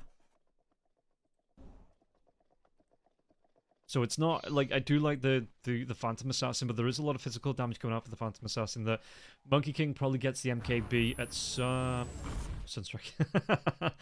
But yeah, the MKB probably comes out. For the Monkey King, you have the Bristleback as well. Just be able to sit in the fights and put pressure out onto the PA. So yeah, the PA BKB is going to be really nice. We'll see. A lot of players having issues with the reconnects. I saw it in the draft. We need the 1 min. Just drawing up the battle plans. Are we going remaking again?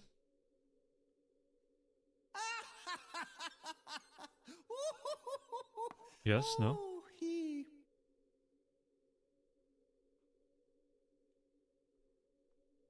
We'll find out when this lobby stops. What was it talking about? MKBs. Yeah, MKBs could be nice.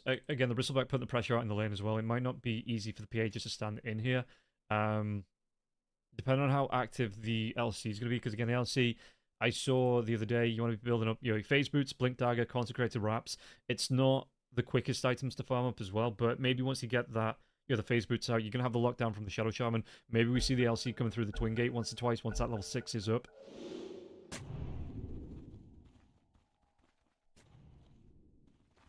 So again, that's what we're here to find out. How this game is going to go.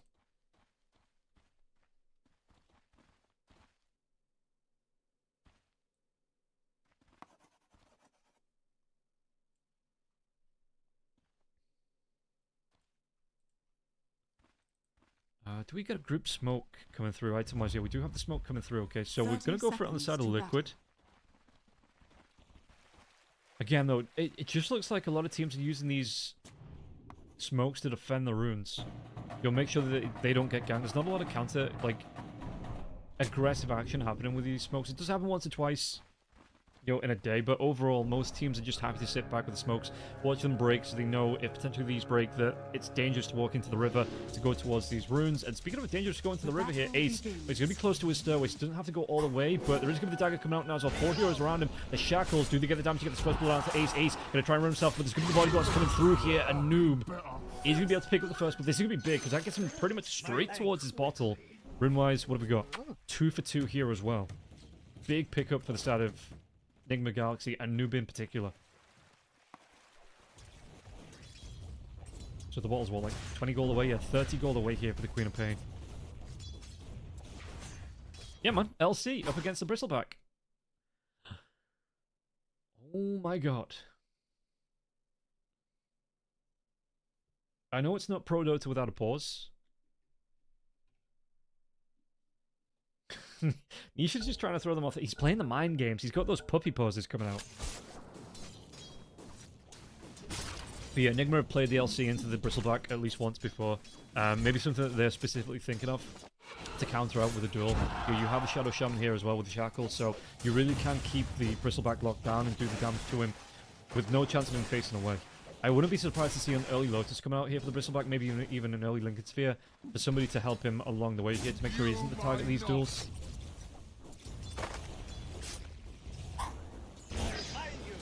But yeah, they're going to be able to go get a little bit more pressure out. I mean, again, only level 1, so there's no Bristleback up just yet for the hero himself. So he will take a little bit of pressure as this comes out here, but he's going to try and stick close.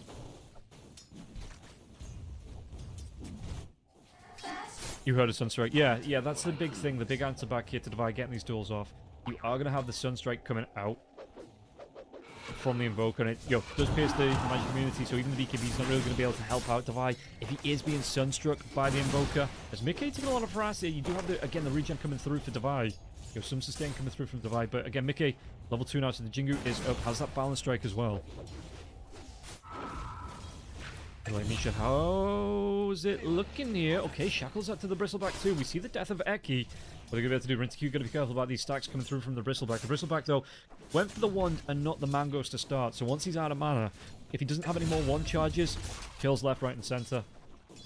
He got me monologuing here. Tofu is going to get low. Divide. Does he want to try and dive the tower for this one? The tower's not going to be hitting onto Divide just yet. Onto the creeps himself. He will go down afterwards. Did Eki get the XP from that, though? So I think he was TP'd there just in time. GH. Plus he got to tether to Sunstrike.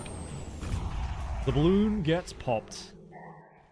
Just quite not in range, though, to get to the creep wave, to get that tether back to safety. Eki, back through the Twin Gate they go. You can see that Ace is taking some pressure from this lane while he is solo. Omar's just playing the body blocker. You got the bodyguard to Ace, so Ace has to play it close towards that tier 1. Tofu's going to come down here too, though. He might try and go into Rintikyu. It might be Omar first. Omar's going to try and walk himself away. He doesn't have the shackles as well as the Aftershock here. Omar, can he get himself back towards the tier 1 tower? The disruption. No! The banish. It keeps him in place from the disruption and the pullback, though. It should still be enough to get the kill. Shadow Shaman, the Fustercluck. Can't. Oh, the foul play. Yeah, it's not Fustercluck, it's foul play. I thought they messed up, though, overlapping the disruption with the glimpse. But it still works out. The surrounding, they get the body blocks out. Rinsey doesn't care. Rinsey just continue farming through all of that. It's like, yeah, supports die. What can you do? Okay, gonna try and come over to the buy here. They might be able to get the harass off here as well. I mean, yeah, there is going to be the glimpse into GH. So untethered, balance strike out into the LC. The LC Divide going to get himself away. Only brown boots coming out here for the LC. Thunderstrike going to do a little bit of damage, but not enough to get the kill. No more chicken fingers. Yeah. So Divide again, regen coming through, but Mickey Jingu is up here. GH going to take a big amount of damage, but no balance strike. Not to follow up onto Divide. Is Queen of Pain all the way back to base? Has that TP? So yeah, using maybe potentially the blink to go back heal. I mean, there is the runes in the river that the Invoker might play around, but it isn't a priority for Nisha. But yeah, instead, the Queen of Pain chooses to go all the way back to base. Must have got solo that potentially a Sunstrike would have been on the block for a kill.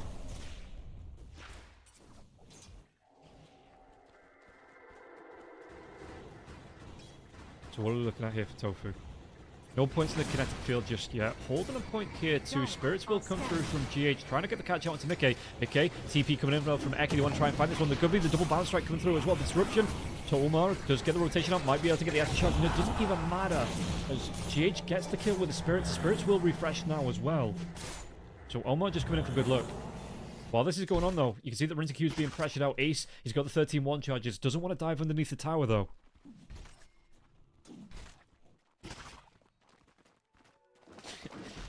Yeah, I wouldn't quite put it like that, Taco, but yeah, the IO Spirits,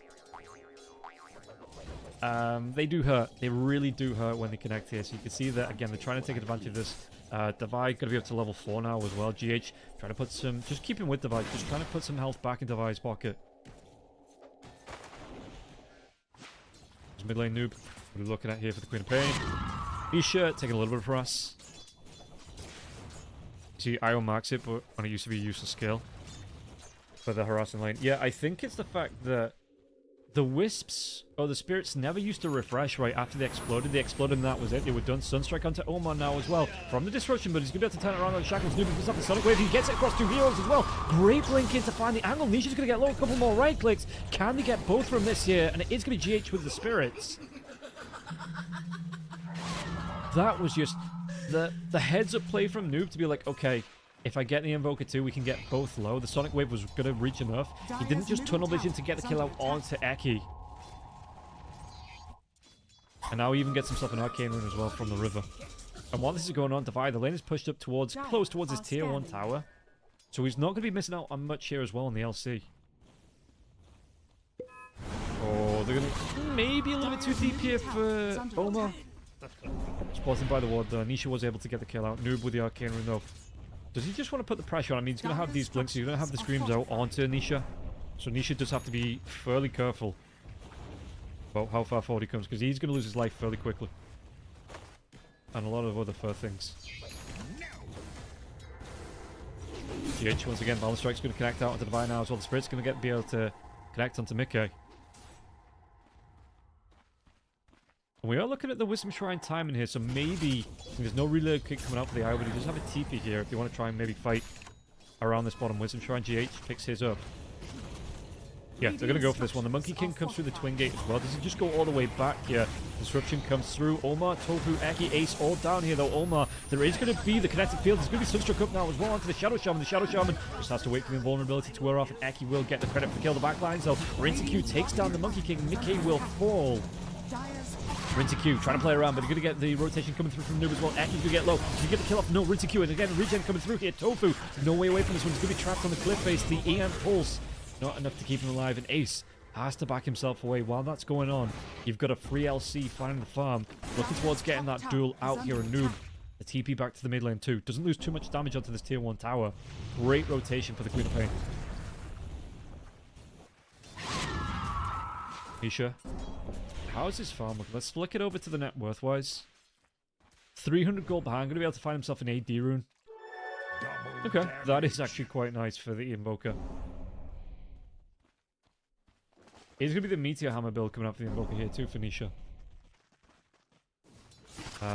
Ace is level 6. Gets that point into the ultimate now as well. Rinty Q though, already about halfway towards level 7. Radiant are scanning. You think we're too far behind, Jake? As Noob comes in, Ace tries to face the other way here, but they're going to be able to get the chase down. Hex comes out, and it looks like, well, did he get the kill out onto the Bristleback? They absolutely do. Radiant's middle tower is under attack.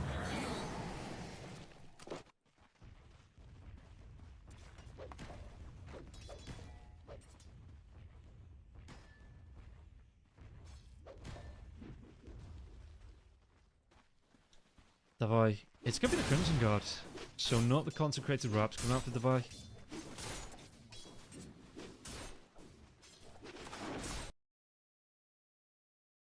Okay. Yeah, I mean the pressure is coming through from Nigma, but we've seen the last 2 games. Like with that boxy shit. I mean, yeah, DZ, I mean, they're given as good as you get, to be fair. And you've got to remember, on the scale of not to back, Nigma are looking back. So it's an uphill battle coming through for Liquid. So Noob, going to put some pressure onto this tier 1 tower in the mid lane. Nisha is close here. Again, trying to get himself as close. Top lane, they're going to try and go. Do they have the duel available too? They do. Immediate win coming through for Divide. So damage on the board for the LC. Radiant's bottom tower is under attack. You do see, I mean, the bottom lane's going to be pushed in as well here. Twin Gate, do they want to... Nobody's coming through that Twin Gate. Eki's just trying to scout it out, but the tier 1 tower on both sides in the safe lane will go down. Bottom tower has fallen.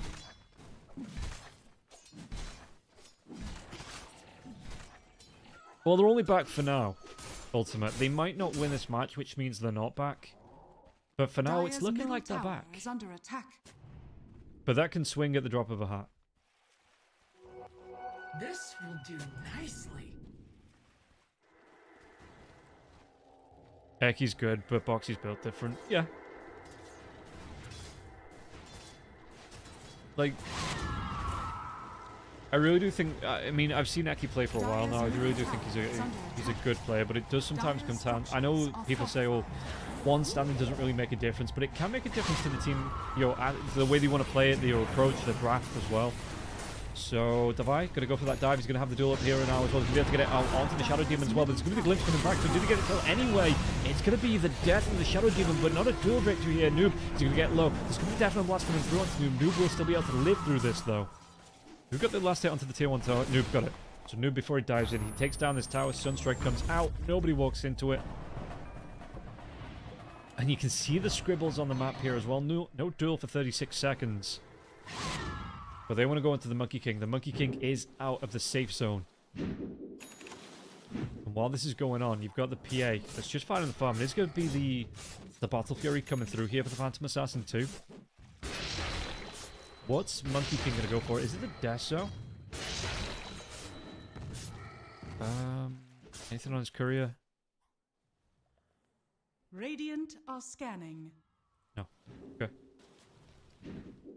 So what? Mage Slayer here for the Monkey King? No Maelstrom, no Battle Fury here for Mickey. And I mean, that is kind of rough, because you look at the net worth difference between the two cores before the PA even has the Battle Fury up. Mickey's going to be about 1,000 gold behind. In fact, 1,200 gold behind here. And Rincy Q, yeah, he's going to be so close towards his Battle Fury now as well. So that's only going to accelerate for the Phantom Assassin. Monkey King, once this is up, needs to get himself in a position where he can start to look for fights. Early lead is not a good sign based on the last two games. Yeah, you know. You maybe want to be losing this game here as Omar, they get the kill out onto Eki. Even dropping the Serpent Wards here for the Shadow Shaman. Else you want to buy utility items. Yeah, so all about getting these relocate coming in here. Where are they going to try and go with this one? Noob just come through. They might be able to get the jump out onto Disruptor, but Disruptor's going to be able to get the TP away. It does feel like the LC, you know, you build your damage through your duels, and you just need to build the utility. By the survivability now as well. Omar's going to go. No, he's not, because it's going to be the foul play coming through as well. Definite blast, but it's still going to be the kill coming through from that Sonic Wave from Noob. And Davai gets another one on the board. 548 duel victories. Gotta pump those numbers up, man. Those are rookie numbers.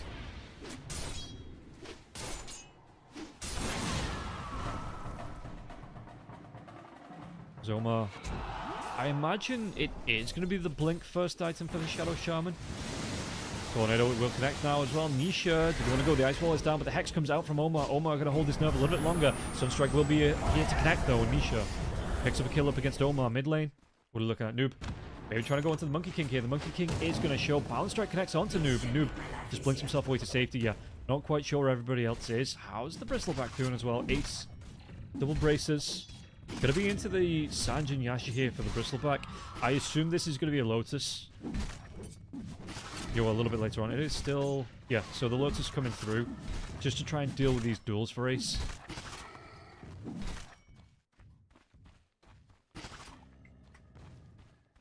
Also, Kazuma, how are you feeling about T8 Season 3? I've not had a chance to play it yet. I didn't play through Season 2. I played a little bit of Season 1, but Street Fighter kind of locked me down. So, but I've not heard the best things about Season 3 for attacking.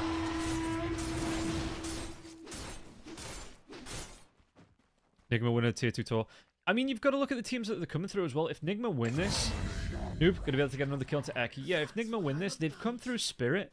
They've come through Liquid. Yo, it's not an easy path, and they had to come through the groups as well. Glimpse back here onto Omar. They're going to try and go. He's going to be glad to kill into that static zone now as well. Noob, though, he jumps himself in. Might try and look for a return pull onto Tofu. And Omar, he's not even going to be able to get a response from this one because of the static storm. But the rest of the team, they are going to try and make something happen here. Tofu going to try and keep himself alive as long as possible. Blink comes in. Noob going to be able to get on top of Nisha. Nisha can he get himself away. Has that ice wall if he needs it. And now Davai has that blink dagger up. Might be able to come in from the duel now as well. Sonic Wave onto Nisha. Doesn't even get that blink for the duel. The blink, the duel. It does come in, but the destruction. Do they have the damage to take him down? The scream. Noob will go down. The victory goes the way of Davai. And Eki. Yeah, the right place coming through. They're going to be able to get another one on the board here. Noob with the double kill. 19-7 for Liquid. Ace with the chase down onto GH though.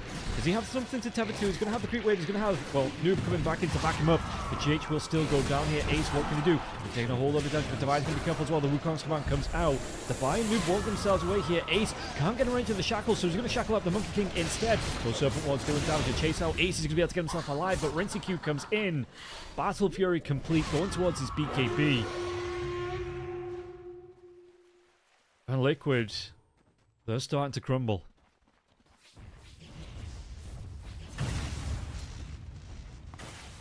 He hates Tekken 8 since the new mechanics.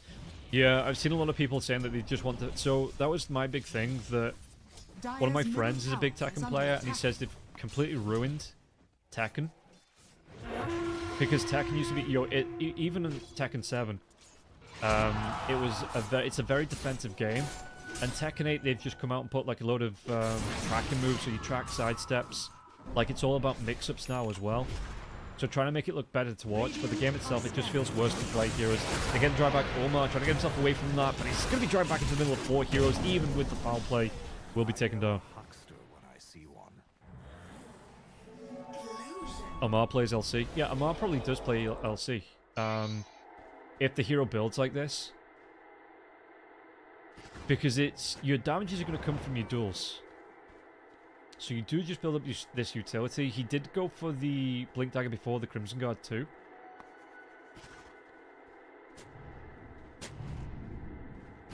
Everybody's trying to force their own bullshit on the other player. Yeah. It's like, it's just become... I know people call, again, Street Fighter a rock, paper, scissors game. But Tekken's just a coin flip at the minute. And so the dive comes through. Another duel victory for Divide. Didn't miss it. We saw him die.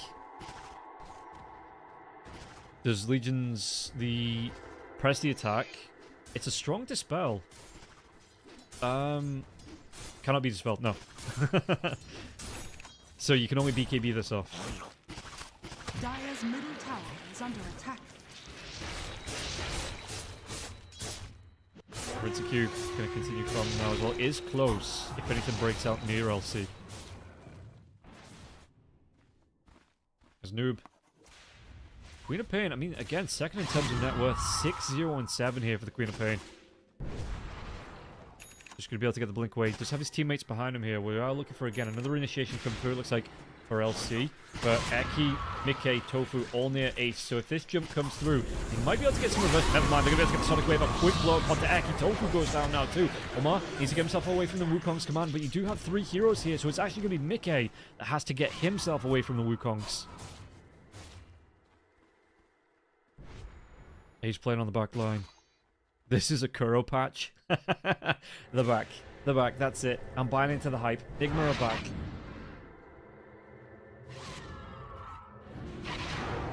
So, again, they might be able to go into the Monkey King. Mickey's going to show. He's going to get a little bit of farm here. The Mage Slayer is up into the Deso. But that's not going to help him recover any farm. He's going to be... It's not quite double the net worth going Rincy Q's way. Speaking of Rincy Q, gets the BKB out Nisha here. Can he get himself away? Ekin's going to be close down as well. The Riker's going to come out. Rincy Q. But the Ghost Walk here. Did he have the reveal? Noob comes in as well. And it looks like Nisha under the dirt. He might just go down. Is he going to be under the gun? Yes, he get the kill out. Rincy Q taking down Nisha. Mickey came in to try and defend his teammates. Ekin's going to get low now as well. Can he do anything from this one? The balance strike connects onto Noob, but Ekin will fall now again. Do you think they get the duel off Divide? He's looking for it. Mickey's going to be able to get himself away. The shackles into the duel. They're going to be able to get the damage out, and it will be another 3 heroes. Was that 4? Did Tofu go down as well? No, I don't remember Tofu going down. Just 3.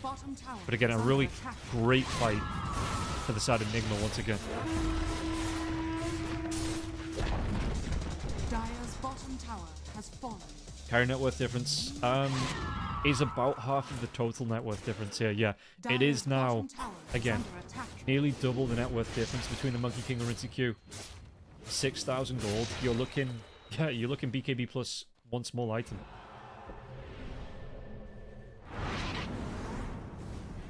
Even the difference in net worth between the 2 mids. And Nisha didn't have that bad of a time in mid, but being 2,000 gold behind.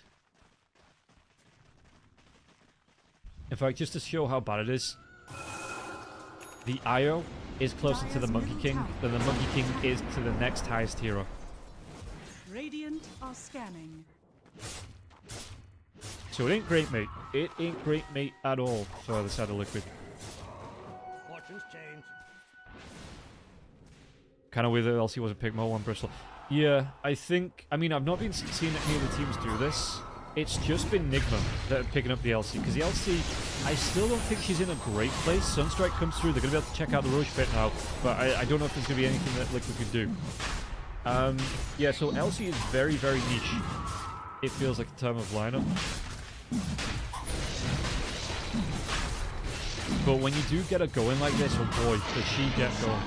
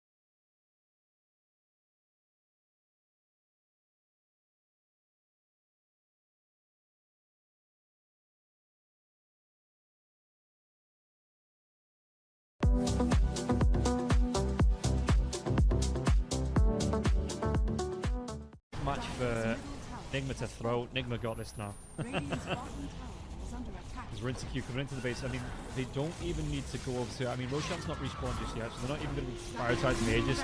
27 minutes into the game, they're looking to take down the mid lane of Raxi and Nigma.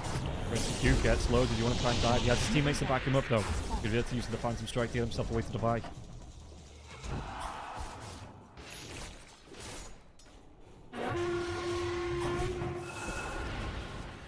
Nisha, how's it looking for the Invoker? Octarine is up. Meteor Hammer here too. Boats to travel. But... yeah, not really. Ooh, sorry, missed that. Where do you go down? Just outside of the base there. Close. He was trying to sneak that Wisdom Shrine in. Rinse-Q too. Rinse-Q in the base. They go in. Divide gets another duel. They might be able to go into Ace again. And Ace, yeah, just can't get himself away from this one. I mean, Rinse-Q. Does the shard still break? Omar gets killed off by Nisha. No, it's not the Phantom Knives. The Phantom Knives on the Ag Scepter now, not the shard. Okay, new backline. He's got that the jump coming in onto the backline now. So Mickey's going to try and maybe go for the loop. No, he doesn't have the loop on command yet either. BKB out for Noob, and Noob going to be able to get the kill out onto Nikkei. They're going to be able to go for more as well. Eki is going to fall. Do they take down Ace? Ace desperately trying to run himself away from this one now as well. There's going to be a lot of damage coming through onto Ace, but Ace going to live a little bit longer now as well. Tornado onto LC. LC no duel for 16 seconds. Ace, he came back in. GH was keeping the LC alive even through the static storm. The Divide got low, but not enough to get the kill out onto him. And now the duel's up. If they see Tofu, he just needs to plant him between the two trees. Yeah, because that would be another free duel going away with the LC.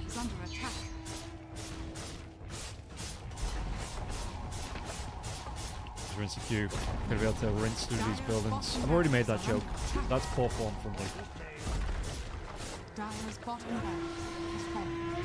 And you can see that, again, Liquid hesitant to come up to defend these buildings. In fact, it's going to relocate coming out onto Nisha. Nisha's going to try and get the TP away. They're relocating time, though. They have the Hex, they have the damage, they have the kill. 41 to 13, 29 minutes into this game. 23k net worth lead coming through from the side of Nigma. And only, what's that, a Rax and a half? Yeah. A tier 3 tower and a soul Rax. Okay, he's going to show up. The duel comes in now as well. Do they have the damage disruption? It's going to keep Nikkei alive a little bit longer now as well. But Sonic Wave comes out and Nikkei will go down. No duel winner. Rinse-Q gets to jump to the backlines now as well. 3 heroes dead. Ace going to try and do what he can to delay this one, but his teammates not going to be respawning anytime soon. And they just say, cool, you defend that lane. We're just going to go mosey on over towards the bottom lane. Radiant's courier has been killed.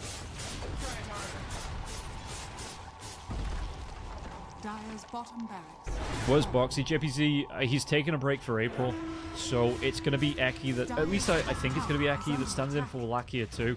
But yeah, Boxy has some, family stuff. Divide gets a kill to Ace. Or, he has some personal stuff that he's not going to be around for here for the month of April. So for this, for Wallachia, it's going to be more than likely Eki standing in for Liquid. Dire's top tower. So, on the backlines here, Nisha's going to try and do what he can. Is there a gem about? No, it's just dust for the IO. Dire's middle tower is under attack. Tornado comes through as well. The EMP going to drop onto the LC. LC Divide. There's going to be the Wukong come back from that as well. Divide's going to get really down low, but he's going to be on the other side of that one now as well. Nisha takes down Divide eventually, but did he get down to Omar? Omar, Rinse-Q as well. Rinse-Q's, he's just fine to stand inside this Wukong's command. Nope, he pops his BKB, the TP away from Nisha now as well, but there's going to be the blinking. No, Rinse-Q just couldn't get that last right click off there to get the kill out onto Nisha. So Mickey trying to do what he can with a balance strike to keep himself healthy here, but it doesn't matter. Noob gets the credit for the kill. Mega creeps are up as well. Ace going to be in trouble. Divide doesn't even want to buy back to this. He's comfortable with his teammates, looking to finish this game off here. GH, yeah, Noob is going to be low, but he has that blink if it's going to be danger zone time for him. GH going to be chased down as well by Ace. But they're just ignoring him. This Bristleback doesn't do enough to really be focused down by the side of Nigma. Yeah, GG's going to be called. They know they can't end this game. The Sonic Wave comes out in celebration as Liquid will be knocked out of the Premier Series. Nigma moving through into the lower bracket semi-final.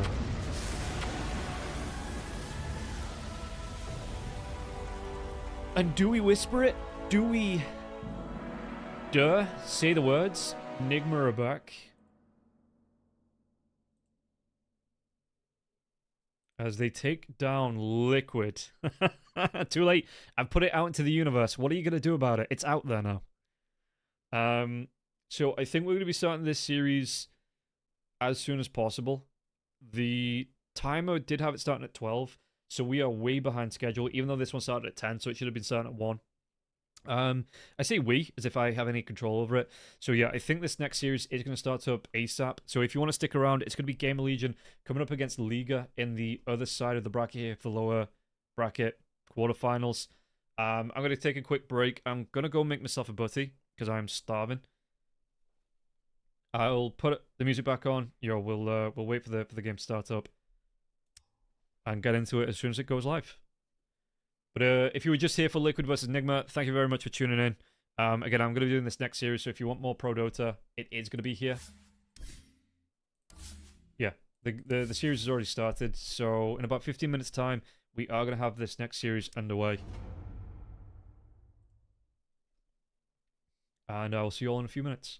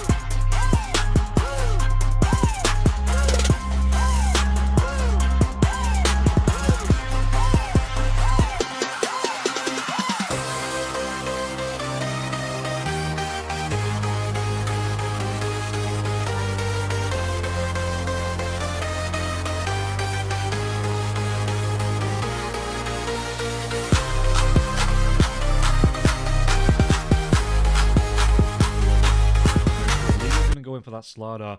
Phoenix comes out for Game Dire Allegiant. team back. Puck, excuse me, Shadow Demon, as well as the Hoodwink and the Bristleback all being removed. Alchemist being taken out here from Liga. I mean, why ban the... We know what you need to do now. Just pick up a Shadow Shaman and an LC. You know, you don't need to ban the Bristleback. You've got ways to deal with it. Enigma just showed. So Green Day Live last year, you could hear all the joints creaking in the audience. Yeah, I saw... I've seen Green Day. I've seen Sum 41. I saw Blink live at Leeds Festival when they got Travis.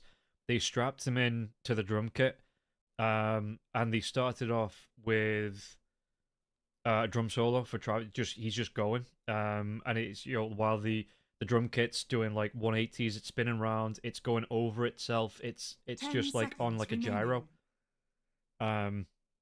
Just do it, and he's just constantly. I think he went for about 10 minutes on this drum solo. It was fucking awesome to watch.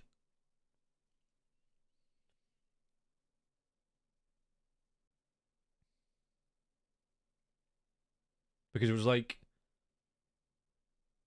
he just goes, and then the drums come down, and I think it led into Always, you know, with like the little bit of the drum intro, like it leads into Always, and then obviously the songs kick in there. But it was like, I was 21. Yeah, about 21. It was in the middle of a field at 11 o'clock at night. We were, you know, mostly drunk. And amongst other things. And then the lights just blow up on the stage. And like I say, he's just going for it on the drums. And everyone just falls silent. Seriously, one of the coolest music things I've ever seen. As we get back to the Dota, Gamer Legion going to be coming out here with the Tusk. Band-wise, the Panga's going to go. The Rubik's going to go here as well. We'll see what Liga want to go in for. And what they want to be bringing out alongside the Slaughter. We did see Nisha play on the Slaughter in the mid lane. It was up against... I mean, the Beastmaster has been banned out here, so we'll see if this is going to be the mid lane or if it's going to be the off lane Slaughter coming out. It does flex between the two. Pretty much builds the same. You know, you want that Blink, you want your BKB ACs coming out. Consecrated Wraps, maybe if you're on the off lane, or maybe like a Crimson Guard or something like that. So maybe they do want to go for the IO themselves here to pair with the Slaughter. It's not ban out, and this feels like it's going to be a hero that is starting to appear more in the meta. Something that is different from the last series. We don't see the LD ban. We see a Kez instead. We're not going to see no IO bans coming out, no Meepo bans coming out here from either side. What's up, Axolotl? Yeah, no. Again, I was going to watch this anyway, so if I'm ever watching any Dota with no English stream, I'll jump on for a few games. Like I say, this is going to be my last series of the day. I think Trent's been going on to the third series, so after this I'll pass you on to Trent. I'm not going to be here tomorrow, so unfortunately I'm not going to see how this ends. Because this was literally on Tuesday, I saw it had no English coverage, so I woke up Wednesday. I went, okay, let's do this, but I already have something planned for Saturday, tomorrow. So, yeah, unfortunately I won't be doing the finals, the lower bracket, the grand finals tomorrow.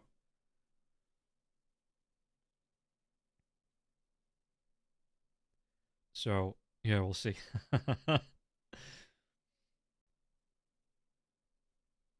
Better sounding and less opinionated than Gork. I mean,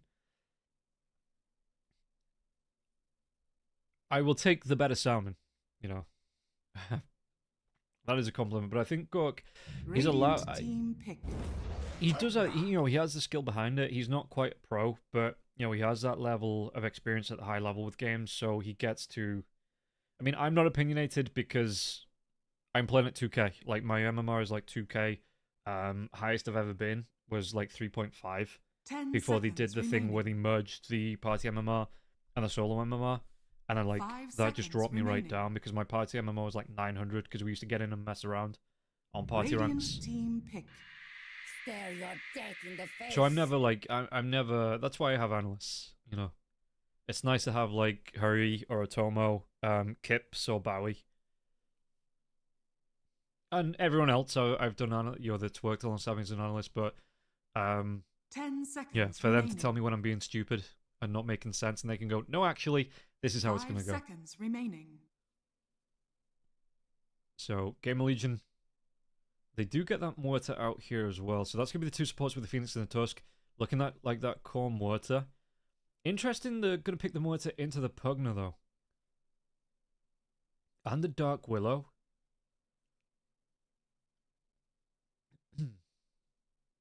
Maybe it's just down to the game plan. Anything's better than nothing when the Weird TO doesn't have the official cast. Yeah.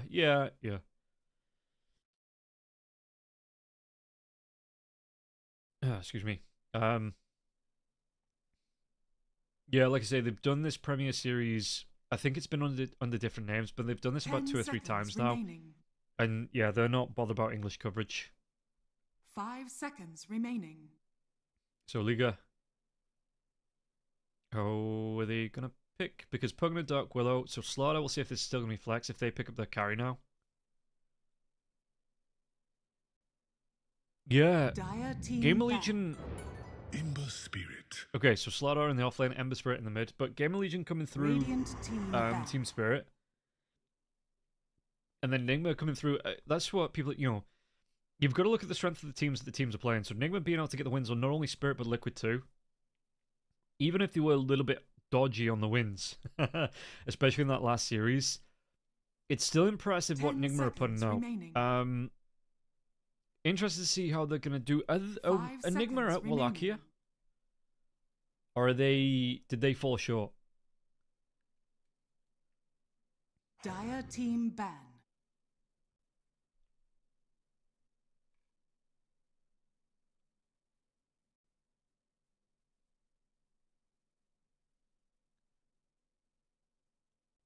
They would play another series in 4 hours' time. Yeah, so they're going to be on the lower bracket semi-finals. 10 seconds remaining. I think basically today everything's ASAP. 5 seconds So as soon as the Parivision Mouz series ends, they might have about half an hour of downtime. That's going to be that lower bracket semi-finals between the winner of this series and Nigma. Not bothered about English cast is very in tune with the selfish nature of them. If you played on EU East, you know what I mean, right? I just don't think they care because it's a big investment. So you look at the English broadcast costs a lot of money. It doesn't seem, but you have to have. If you're bringing in broadcasters for an English broadcast, that's about $200 per series. Before you even could consider some things like a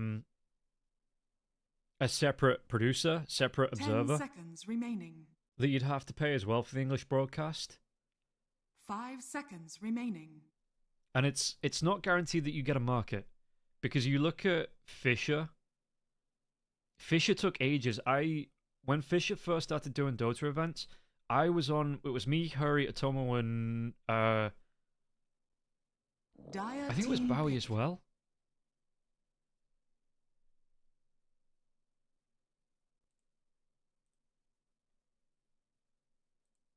But there was 4 of us. We were being paid, I think it was like $60 a series each.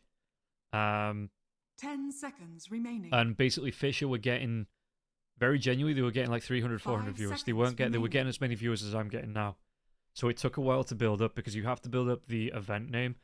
You have to build up the awareness of the event itself.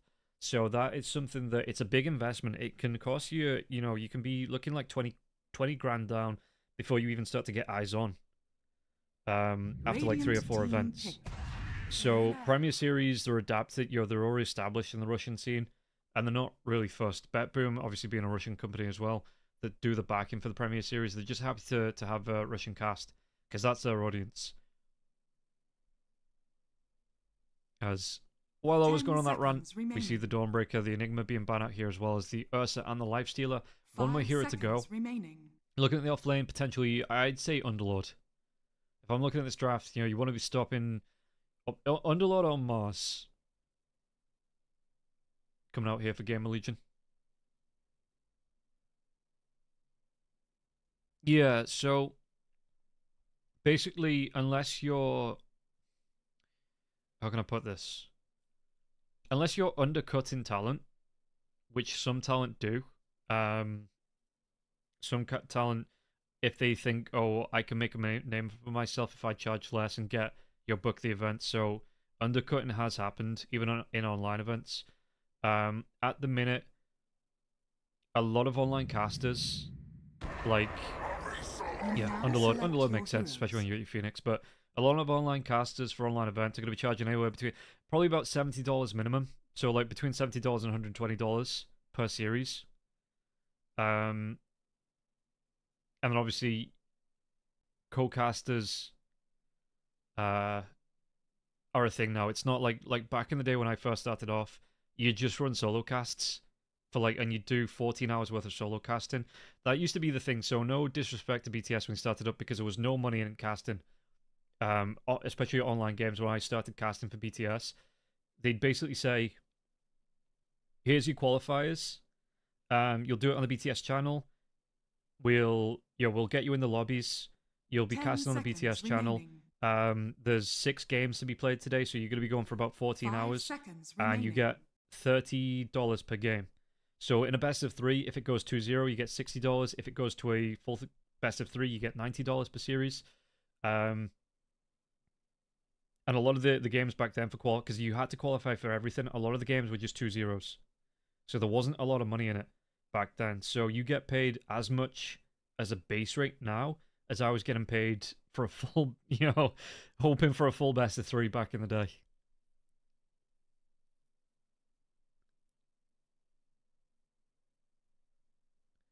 Don't know, man. All these tier 2 tours I've discussed in Gamba sponsors that literally print money. They can hire some casters for English stream and make everybody happy.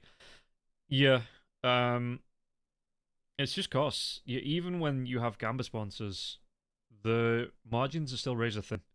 It's why you saw Fisher take kick money and go kick exclusive, because the output, the cost was still absolutely massive. And that was them trying to break into tier 1 events as well, where they were charging, where they had a crowd, they had tier 1 teams turning up, they were getting like 20,000, 30,000 viewers, eyes on, they were still losing money. So it's not straightforward, it's not easy to run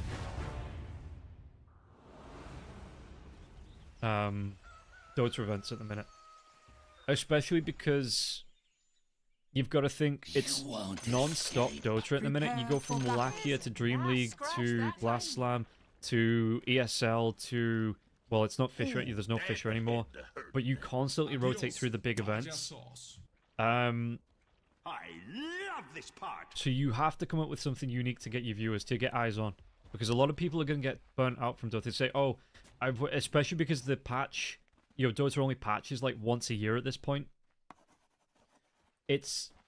Once the meta's established, there's not a lot of shake-up happening. There's not a lot of teams looking for different heroes overall. So it'd be like, I've watched 2 events now. It's been the same heroes. It's been the same teams. I'm going to take the next 2 events off.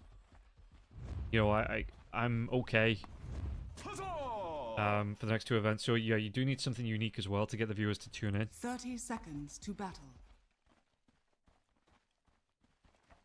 Snowstorms are coming. If you want to, don't cut casters as a first measure. Yeah.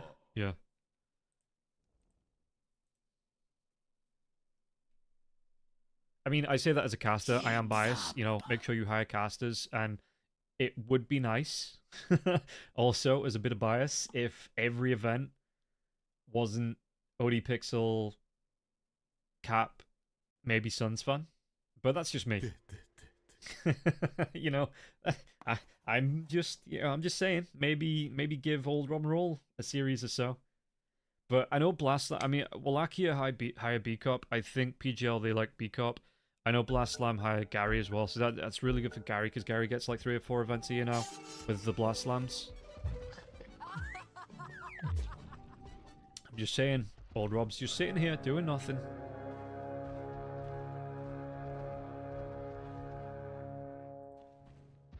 But we are coming back to the Dota now as well. Lucent Beam comes out to Fade though. Does he want to try and run himself away? The 4 heroes sticking around on the Fade and Fade. This might actually be the first blood coming through, and Mirage picked it up. So we're going to get Mirage right close to that bottle now as well.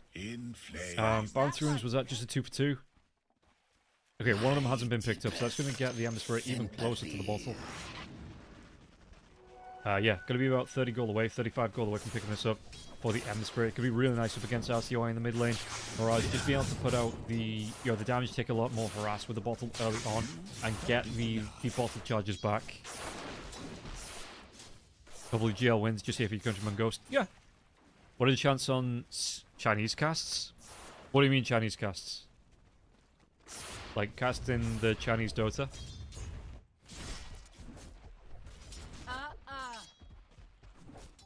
I mean, there has to be Chinese events going on for me to cast, like to jump onto for. So if there is smaller events going on, I don't know about them.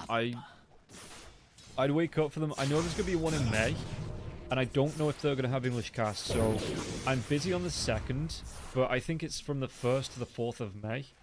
So I might be away on that Saturday, but I can definitely do the Friday, Sunday, and I think it might just be the 3rd, actually. You have Chinese qualifiers for 1 or 2 slots per event. Most of them are covered.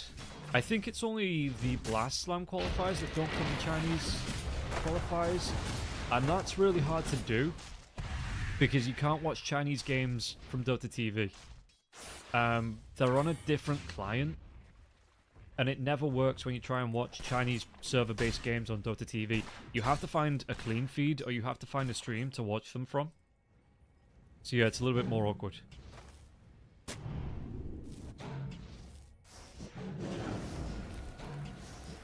Yeah, that's the one I was talking about, Axolotl. Yeah, the ASL ACL. I did that last time. I just had to catch from the cast from the Chinese feed. Nobody came around and shut my stream down, so we'll be doing a bit of that, I think. Fade. How are we looking here for the Unblood? Learn Chinese and cast in Chinese. Chinese caster scenes overflowing there as well. You've got ex-pros coming through into that. Mirage. Train up against RCY. I mean, the Storm Spirit's having an okay time here. The bottle is out for the Ember Spirit, though, so the Ember Spirit, it is rough to play into when you have the static slide coming through from the Remnants here. Ghost, what are we looking at for the Mortar? Item-wise, could be the Falcon's Blade. Into, yeah, the Maelstrom coming out here for Ghost as well, so kind of stand-up build-up coming through from Ghost. Top lane, Fade. Trying to put some harass out onto Respect. Respect just backs himself away. But Bignum is level 2, no points in the Snowball or the tag team just yet. It is really hard to get on top of these two heroes and keep on top of them even with the tag team. Pit of Malice is nice when that comes out here, but again, Underlord keeping that one potentially, if there is any gank potential coming through. For the Pit of Malice, though usually you do just see the 2 points in the Firestorm.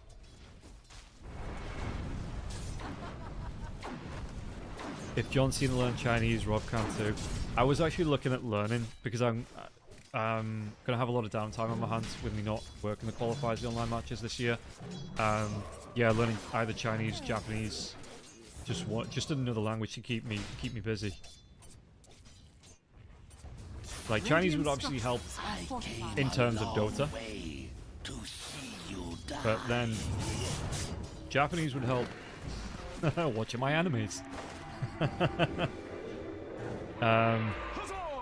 Yeah, Pebble Pew, there isn't any English cast, so because I'm watching from Dota TV, there is a 15-minute delay baked in to Dota TV's broadcast. There's nothing you can do about that unless you get lobby access. So yeah, it's any English casts you watch, even Gork, I think, unless Gork got a clean feed given to him, it's going to be a 15-minute delay from the way the game's set up. So there's nothing we can do about it. That's just because it used to be 5 minutes max, and then obviously Valve said, okay, we're going to do up to 15 minutes. So there's 5 minutes, 10 minutes, 15 minutes, and everyone just went, okay, we're going to set max delay. We're just going to hit the 15-minute delay. So if you want a community cast, you are going to be so far behind. You won't learn Chinese without living there for a few years. Yeah, I don't really have the ability at the minute. Unless, like I say, I started streaming and the stream, like, picked up gangbusters, or, you know, I started getting picked up for casts and picked up for tier 1 events. Don't really have the opportunity to live in China. So maybe that's off the table.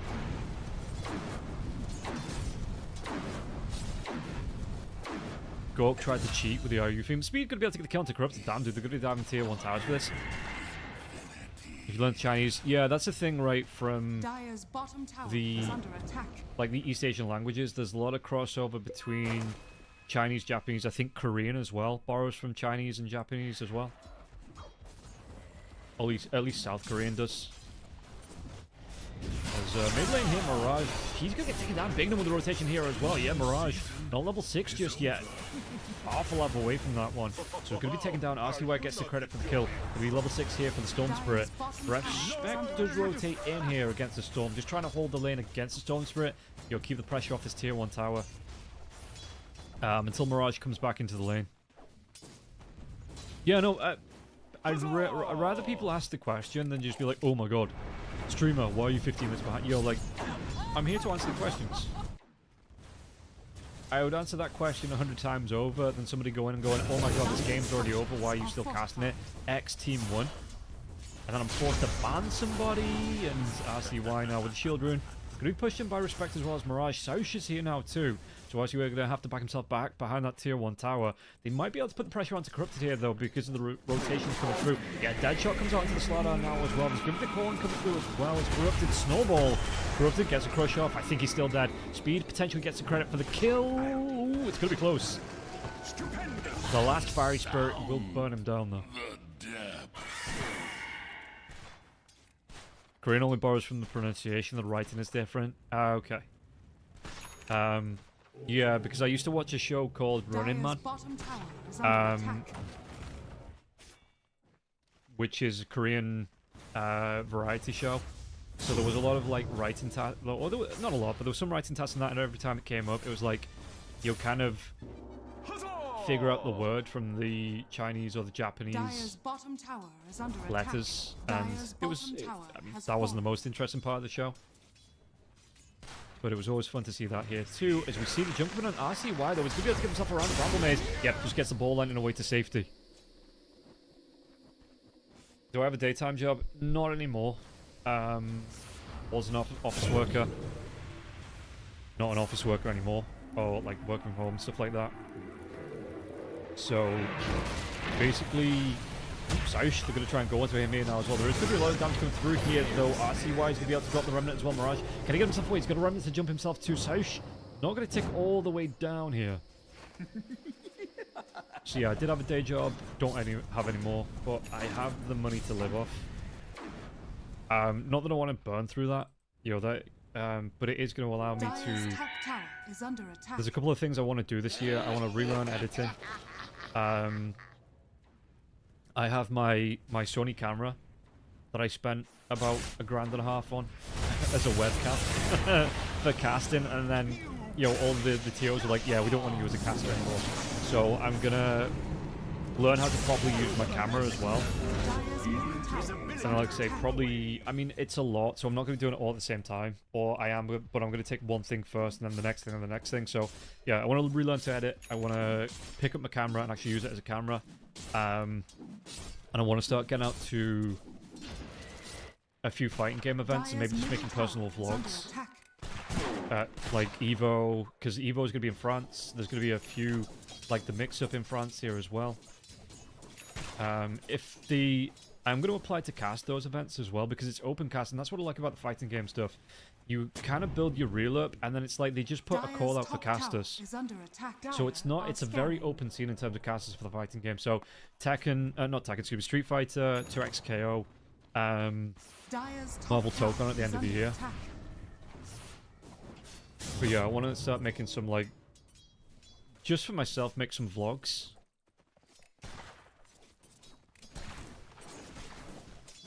Like I say, I have the money to do that at the minute, where I can kind of take a year off and just focus on something else. Yeah, that's what I say. If I didn't have the money, if I didn't have the money to do it, I'd be straight back into another office job, I think. I wouldn't be here casting. So, we'll see. We'll see how it goes. Are we looking for the Luna? Snowy. Mask Madness is up. Gonna go towards the Mantis, yeah, so just standard Luna build coming through. We do see Fade. I mean, this tier 1 tower is still up. He's trying to get busy. I mean, can't get the Firestorm off here, because this is gonna be a catapult wave coming in. Or is it? Yeah, catapult's there. Gonna be the catapult wave coming in to put pressure onto the tier 1 tower. Fiend's Gate here as well. Where's he gonna go? They're gonna go onto the back line. They get the jump onto Snowy, and then right back into the lane here for the Underlord. Is Twitch full time for now? No. I am maybe gonna think about doing some Twitch stuff. Like I say, Pragmata's coming out, James Bond's coming out. There's a few games coming out that I want to play, so I may as well play them on stream. So yeah, you might see a little bit more of me, but for now it's just me being a bit of a dosser, being a bit of a layabout. What was your office job? Just officey stuff. Student admin at the... I did a bit of student admin at one of the languages colleges. You know, I've done office stuff in... Radiant's middle tower is under attack. Latin office. Forgot the name of it there for a second. They're going to take a dive onto Mirage. Mirage going to get himself away from this one. Silenced up here. They're going to try and get out with a sleight of fist. Does he have enough to survive through the Surrey? Come through, but you've got the Storm Spirit waiting on that Remnant now as well. The drag back here onto Mirage. It's not going to be enough. Decrepify came through from the respect. They were trying that. Trying to keep Mirage alive as long as possible here. Sidey's going to be able to get a jump on now as well. One more Remnant. Is it going to be enough for the kill? It is. Ghost gets the credit here as well. So they're going to be able to get another tier 1 tower out of this. And you can see the 8-1 here. The start of Gamer Legion, they are going to start to step up, put some aggression out around the map.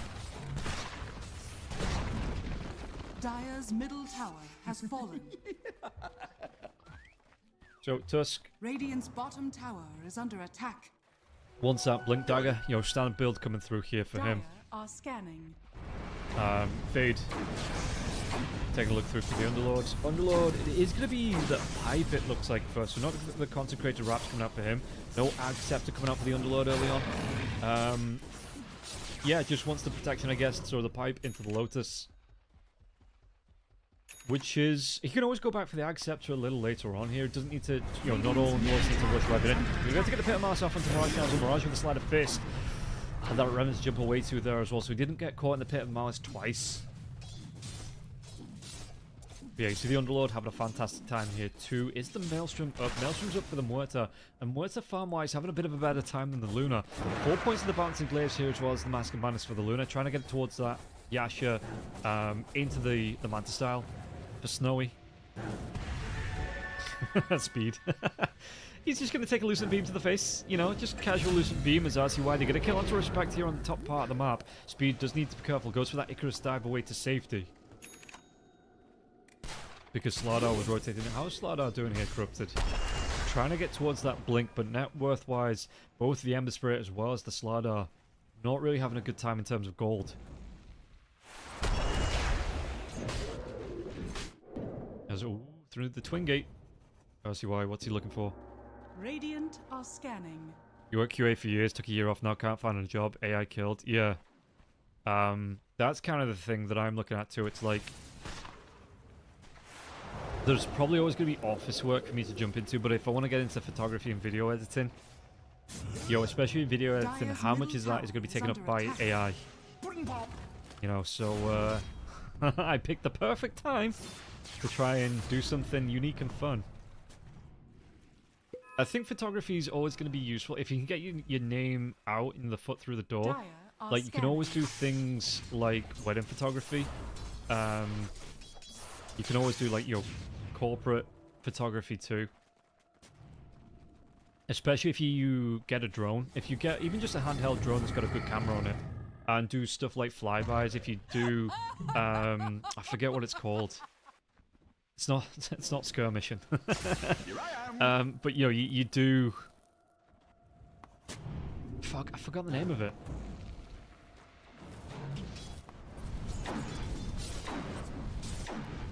Anyway, we'll get back to that. Mirage, mid lane, jump coming in from the Storm Spirit here as well. There's going to be the snowball out to Mirage. Mirage gets that sleight of fist, the Searing Chains. War's Punch doesn't connect. Mirage gets himself away to safety.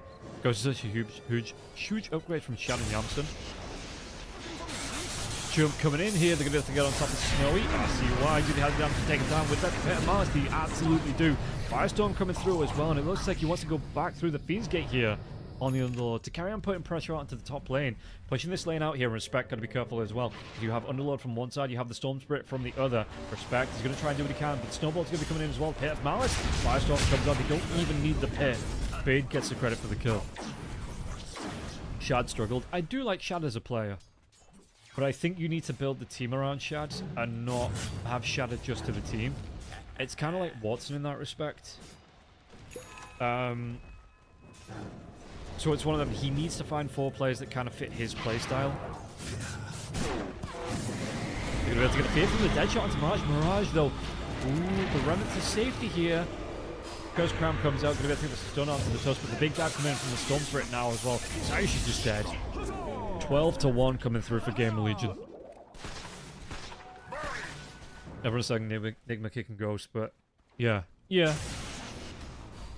It's one of those.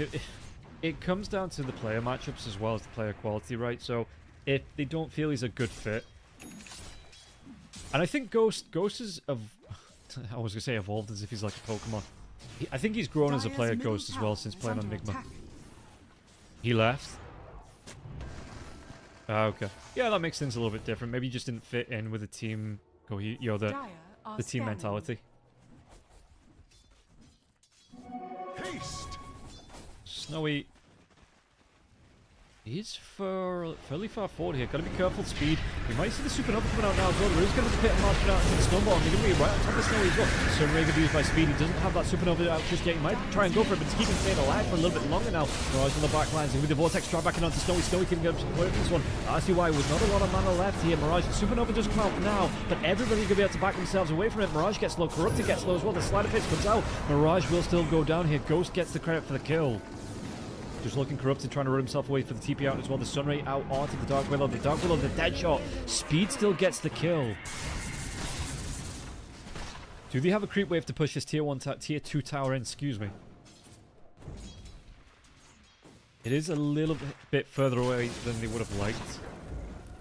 So Luna, down towards the bottom part of the map here. What's the gold swing on that? 2 for 1. Yeah, XP and the gold in favor of Game of Legion. Dire's top tower is under attack. But not a massive difference between the two. That's why going to be able to get jump onto Mirage here. Mirage, do we have the Vortex? Maybe the lockdown coming through with that Snowball now as well. The Snowball, it will connect. The Warrior's Punch comes out as well. Corrupted comes in with a Crush, though. They might be able to get the Ember Spirit away from this one. Bignum taking a lot of damage. Could be healed by Sunray. Once again, the Pit March comes out here onto the Pugna. Pugna taking so much damage from this. And RCY is the one to blow him up.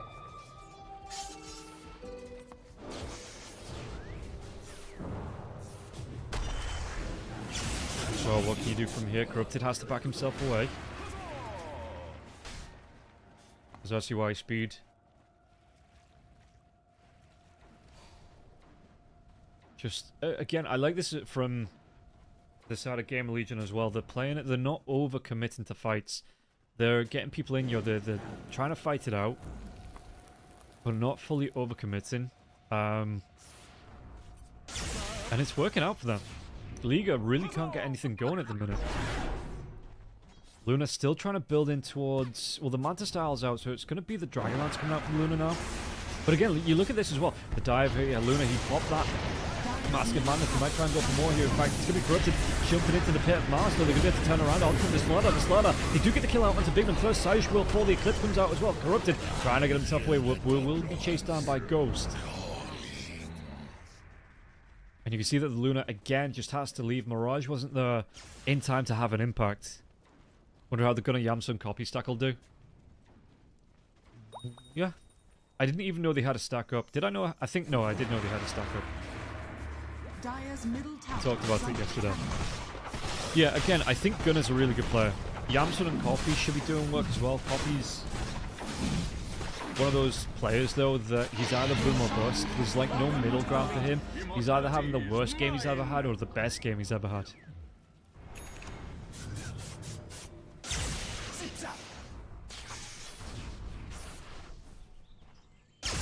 Over here now.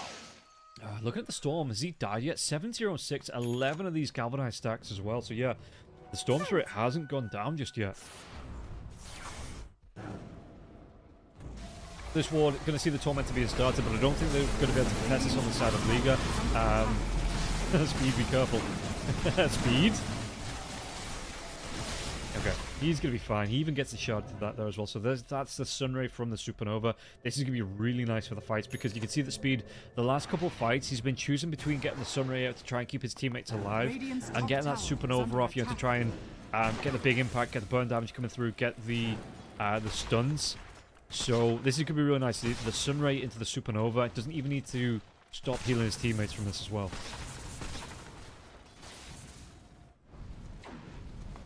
Fade. How's it looking for the Underlord? Gonna go back. Yeah, the Lotus Orb. It's getting there. It is getting there. Radiant structures are fortified. So 17-3, 21 minutes in, and 13k net worth on the board here. We do start to see the Luna starting to come online. Dragonlance is up, Mantisaur's up. BKB. Oh no, they're going to get the Queen's Gate coming out onto him now as well. Did we get the drop out? The Vortex into the Walrus Punch. Do they need the damage here? The Clip gets thrown out, so Bignum might be taken down here. The Stun Ray going to come through though. They do get the kill onto Bignum. Otherwise, Curry's going to go down. What the bit Martin's down once again. And they take down Sayush. The Luna will fall too.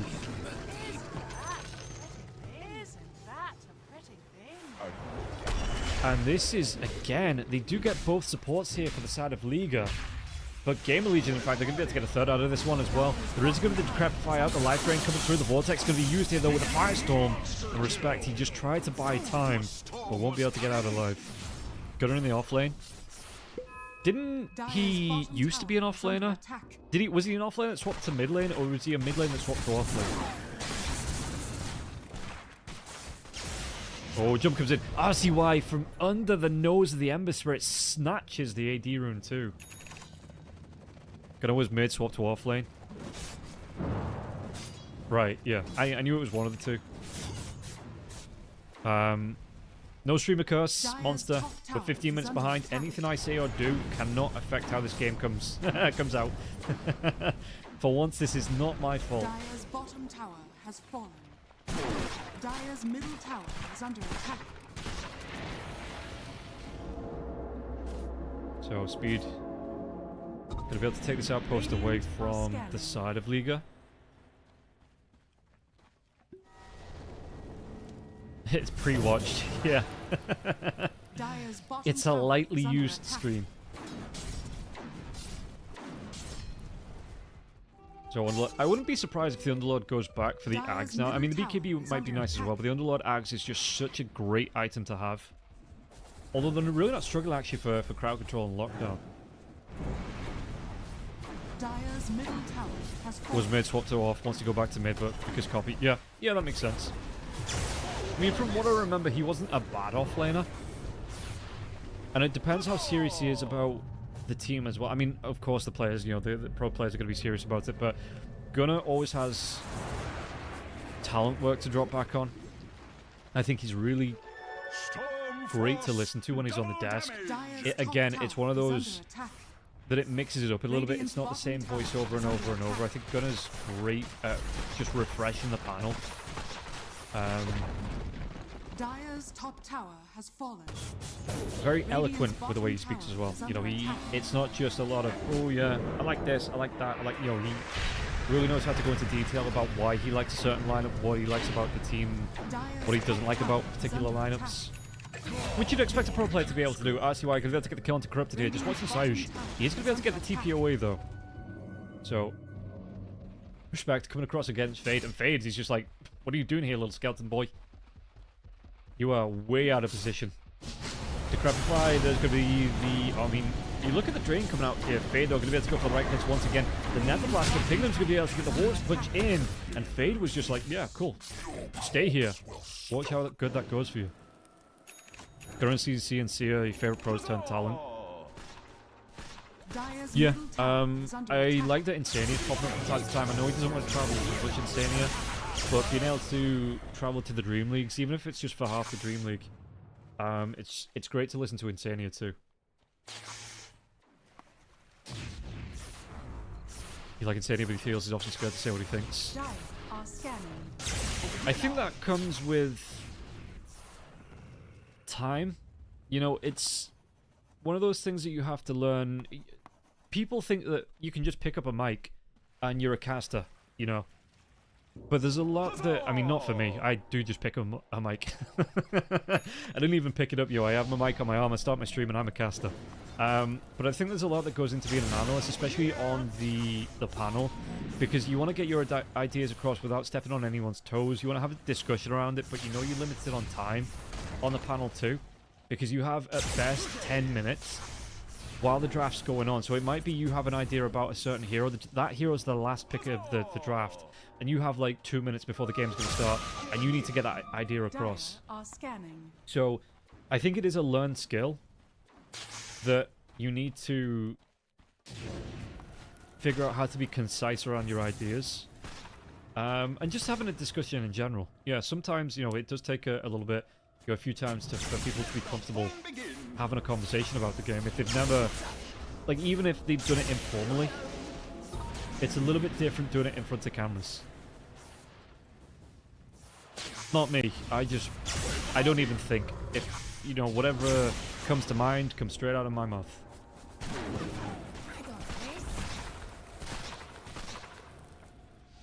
Bignum, ask you why.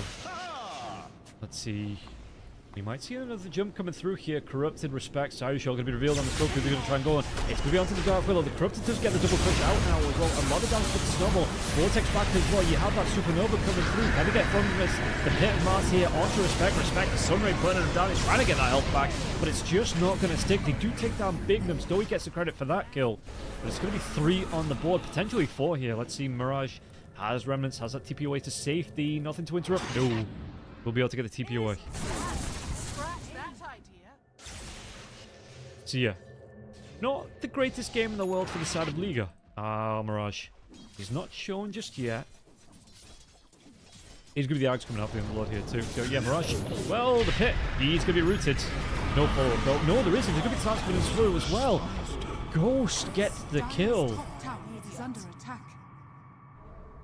It's also personality type. Quincy wants to gelled into panelist role because he's outspoken type. But yeah, I think you have a hard time, and as a compliment, as a panelist, you have a hard time shutting Quinn up. Dire's middle tower is under attack. Which is, again, it's good. Like, I know I've had casts before Radiant are where scanning. the analyst just will not shut up. And I'm like, this is amazing. All I have to do is turn up. I have to cast the team fights. And my co-caster is going to do the other 90% of the game. And the thing is, you're going to get more out of the co-caster, out of the analyst talking. Drag back coming out onto Corrupted now as well. Yup. Bignum gets the credit for the kill. But I know some people that watch Dota and they're like, I wish this analyst would shut up and let the play-by-play talk. But it's like, unless there's a team fight going on, I think the play-by-play, okay, can make conversation, but I'm interested in what the analyst's saying. Because I'm learning as we go along too. Yeah, Quinn is more outspoken. What he speaks about is another topic, but he is very outspoken. But again, I think you've got to look at the experience that Quinn's going to bring. Insania 2, playing at the top level, being at the top of the game, you know, especially on different roles as well, because mid lane is a thing in itself. Obviously, support's going to be, you know, something different that maybe if you're not a support player as an analyst, there's going to be niches and there's going to be pockets of information here. So we're going to be able to get another jump. They're going to try and go into Snowy here. So he's going to try and run himself away, but there's going to be Pit Mask marking out another time there as well. The Warriors punch does come through onto the Luna. The Luna, though, is going to be able to get away from this one. The Eclipse comes out here. Snowy trying to run himself out. That BKB is going to be one off the Pit Mask now. Going to be able to lock him down. Respect has to run himself away. Trying to keep Snowy alive. They will be able to do it for now. Can't stand Shiva. Yeah, no, that... I think as long as you're not being a dick about it, there's plenty of people that don't like me as a caster. I had one dude that would follow me around stream to stream to stream going, I can't believe Romural gets hired. Why are people hired? Like, I just muted him. He's probably in my chat right now. I can't see him. But he used to come into this stream. No, I banned him. I did ban him. And be like, oh, this is the worst caster in the world. Like, as long as you're not doing that, it's fine if you don't like a caster. There's casters and there's analysts that I don't like. Radiant structures are fortified. You know?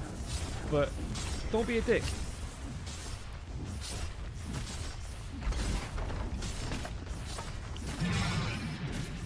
You hear an entrance? Well, yeah, that's fair. Top barracks are under attack. And I think some people, especially when it's solo cast like this, some people want the play-by-play and a bit of conversation. Trent's more of an analyst. He does a little bit of play-by-play. But he's more of a, he's going to sit, he's going to break down what's happening, you know, he's going to kind of explain the game away. He maybe might not miss as many kills as me, though, from doing that. But yeah, it just comes down to preference. And like I say, I have no problem if somebody says I don't like your casting. Fine. Cool. Great for you. Just, you know, if that's all you're going to say to me, I'm going to mute you. I'm going to block you. If you do it in person, I'm going to walk away. Politely punch you in the face, maybe. Radiant's courier has been killed. You know, please, like, yeah. Well, that's the saying, right? You can be the tastiest peach in the orchard, Radiant are but scanning. the peaches grow in orchids, but you're going to come across some people that just don't like peaches. Roshan has fallen to the radiant. Jump comes in. They're going to kill him for respect. Should be another pit launch now. Trapping on 3 here as well. Sai's going to be the next one to go down. And I think they might be able to get the kill out onto him here as well. Fade will fall to Snowy. He had the Eclipse Supernova coming out here as well. But Ghost trying to chase down out onto Snowy though. Snowy giving himself away from this one. The drive back BKB is down there. There's going to be the protection put out from Corrupted. As long as he can do this, Snowy might be able to run away. He does get himself out, but it's going to cost Corrupted his life. And now maybe Mirage as well. The Mirage could be silenced out. Can he get himself away at BKB? Anything like that? No. Working on the BKB, but it's not here just yet. So RCY gets the credit for the kill. No, bro. Lyrical's a really good caster as well, right? What is it Lyrical always says? There's a saying, there's like a little turn of phrase that Lyrical always says. And once you hear it, I can't remember, I'd have to listen to one of his casts. But you can make a drinking game out of it. Genuinely, he says it like 7 or 8 times. And again, it's one of those things, it's fun. I'm not hating him on him to say it, but it's like once you recognize he says it. Or the oh my gods, like the oh my god! Yo, you take a shot every time he says that too. You'll be pissed off your face by the time you're done with the Lyrical cast. But I think Lyrical's a really cool guy. His casts are great to watch, he's such high energy. You know, it is really fun. Well, what's up, Otomo? How you doing, bud? Radiant's bottom tower is under attack. Radiant's bottom tower has fallen. Ghost.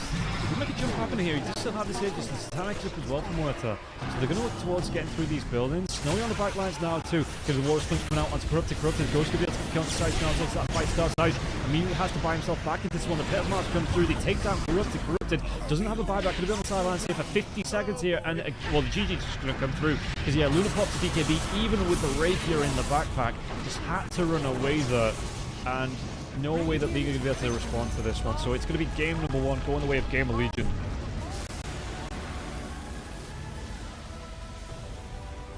So, we are one step closer to seeing that grudge match between Game of Legion, Ghost, and Enigma Galaxy. Is it going to be this clean coming into the second game? Because 38k, 39 kills at 33 minutes and 38 seconds. A lot of 30s in there for the side of Game of Legion, but they take this game. It was clean. Genuinely very, very clean here for Game of Legion. From the start to the finish. Liga, they've got a lot of work to do to get themselves back in this series. Otherwise, Game of Legion, they're looking, yeah, top of the pops here to get themselves through to a 2-0.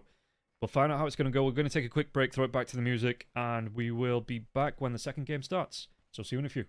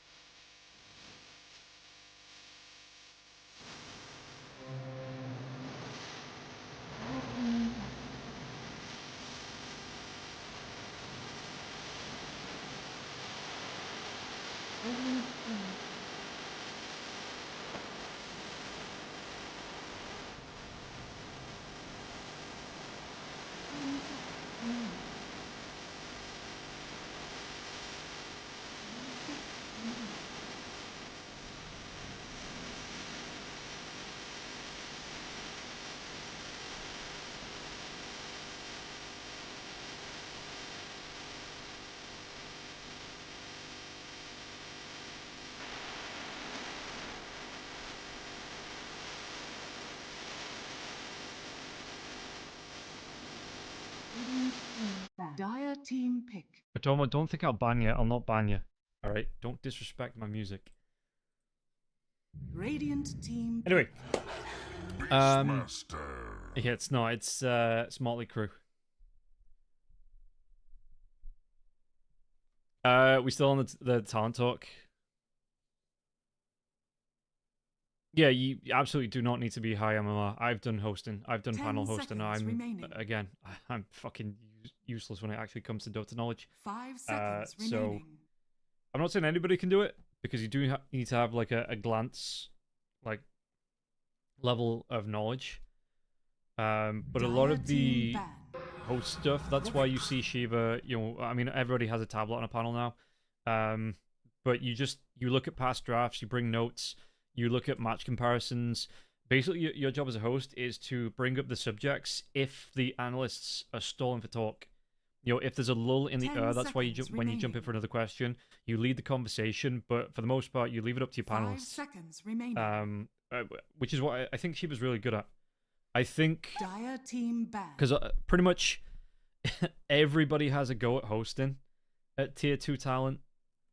Especially if you're doing play-by-play stuff, you know, there's always for the online, you're never gonna have a panel, so it's gonna be you and an analyst, so you kind of semi-host, semi kind of panel.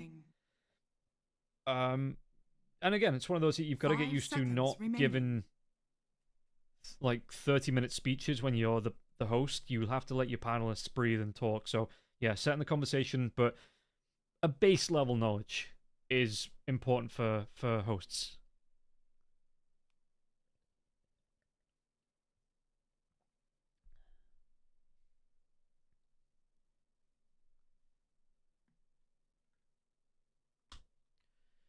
What I found awesome about cast is they can constantly call out the skills being used. The brain knows to use, but can never cast again. Yeah.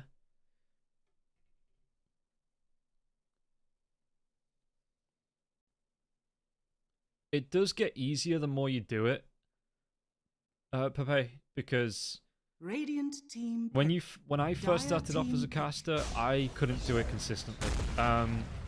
It's basically the same thing. I know it sounds silly, but it's kind of something similar to playing an instrument, where it just becomes muscle memory.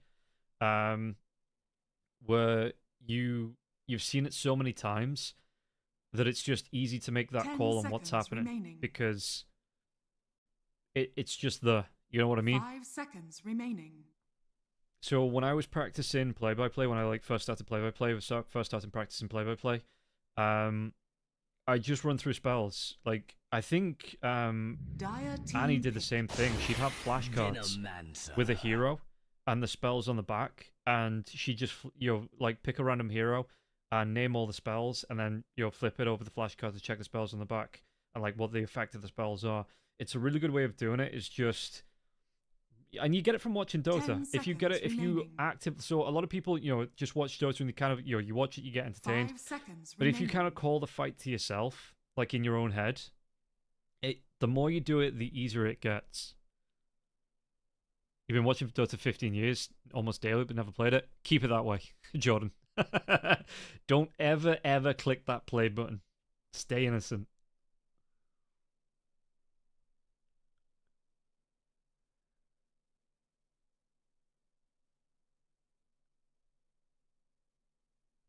It's a challenge to let your panel drive conversation without losing control of the actual broadcast program. Core responsibility of the host. Yeah. I think with that, Leche, you do have you'll always have your producer in your ear. So you'll always get a prompt as a host. It's going to be like, okay, we're going to bring up the brackets now. Can you kind of steer the conversation towards the brackets? And you let the panelists. 5 seconds remaining. Sometimes you just kind of have to jump in and go, okay, that's enough of that. Let's move on to the next topic. You know, a little bit more politely than that, a little bit more nuance than that. But sometimes you do have to jump in to kind of change that topic. But you're always going to have the producer in your ear telling you where the conversation needs to be steered to.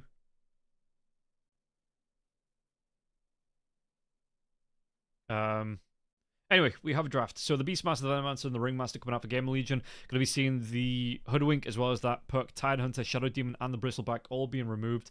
Liga on the other side, the Kez goes. We have the Batrider, the Alchemist, the Phoenix, and the Tusk this time, all being taken away.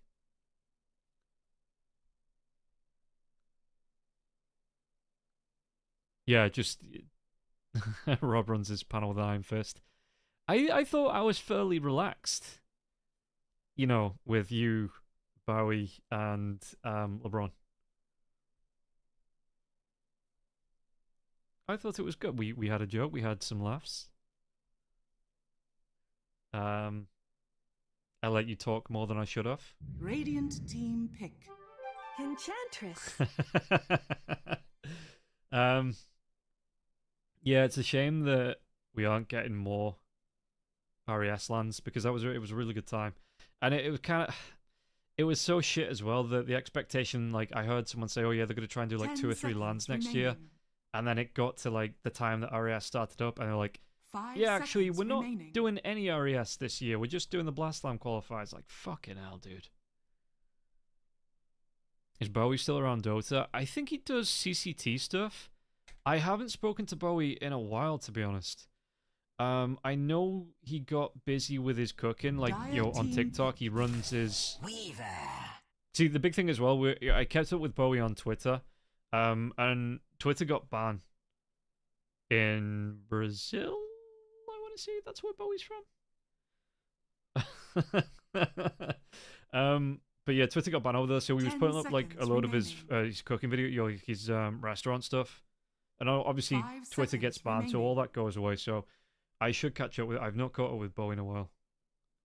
So the honest question is I don't know what he's doing in terms of Dota stuff. He's focusing on his cooking channel. Okay. Dire team ban. Yeah, no. Like, you might think that's a joke. Yeah, Bowie is, like, pretty damn big on South American social media for his cooking.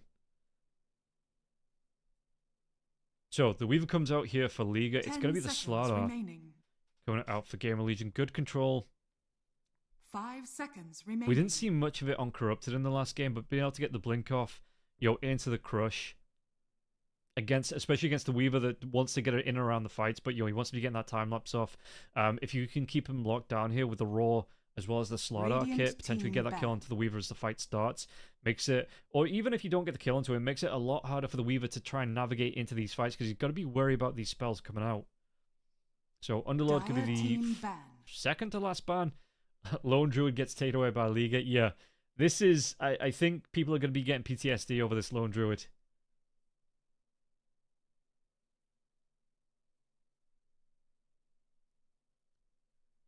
Wasn't Lyrical? Yeah, Lyrical was, he worked in a kitchen, yeah. He was a chef. 5 seconds remaining. I also worked in a kitchen, but I was kitchen maintenance. I was a pot washer. And it wasn't even that because we had the big machine. I just had to make sure the machine didn't break down. You know, keep the kitchen clean. And I enjoyed that because I wasn't a waiter and I wasn't a cook. So it wasn't like high stress. And I wasn't part of those two groups that were constantly trying to fight each other. I just stood off to the side.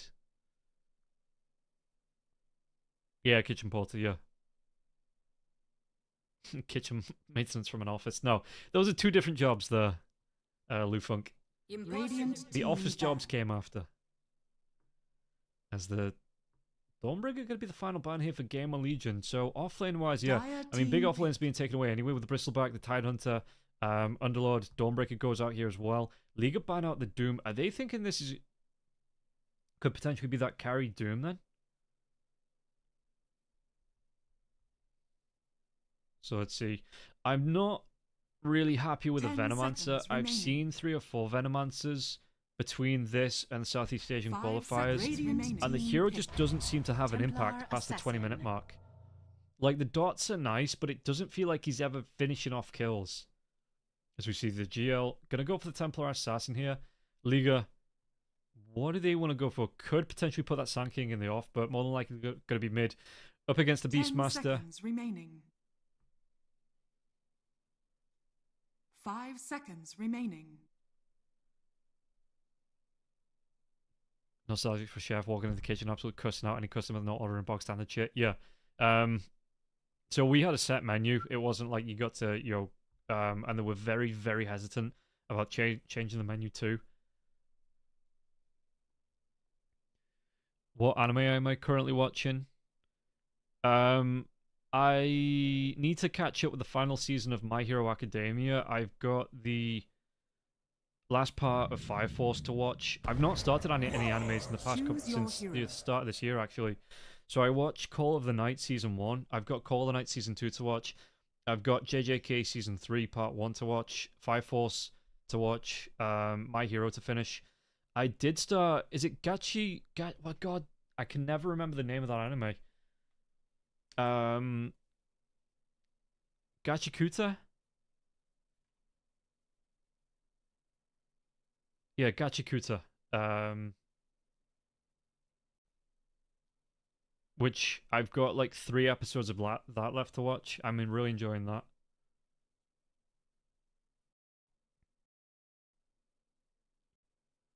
My Hero final season pretty good. Honestly, My Hero improves each season. Yeah, I think season 5 for My Hero was the weakest season.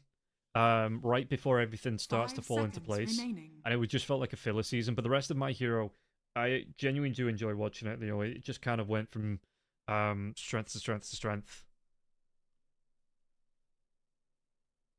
Never watch a yeah. If you don't watch anime, that's up to you.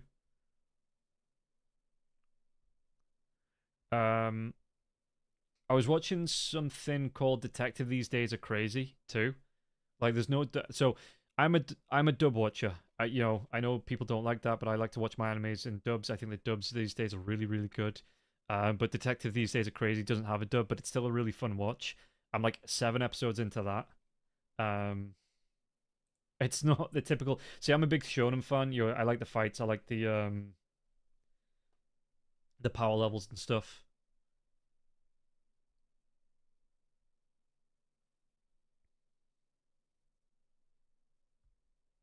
I think I spent the entire draft going, okay, let's talk about the draft, and then not talking about the draft. Dislike the Venomancer this patch as well, seems significantly weaker. Yeah, Otomo, I think it's a lot of harassing lane. It's okay. Well, it's just okay harassing lane, but I think there's so many ways to survive it. Consecrated Wraps, having the heals from any mechs, pipes coming through. You have just so much survivability built in to the items now and into heroes' kits that I really don't know what the Venomancer does in terms of trying to secure kills. It just doesn't feel good to me. I'm sensing a pattern here. Once you get out of the laning stage and the harass is done, you just kind of out-heal whatever the Venomancer's doing in terms of damage.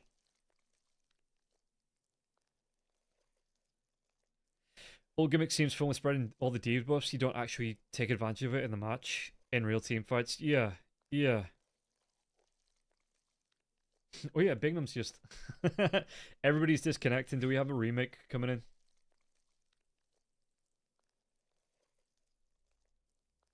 I didn't even see that Bignum here. Yeah, we might have a remake coming up, so... We'll see.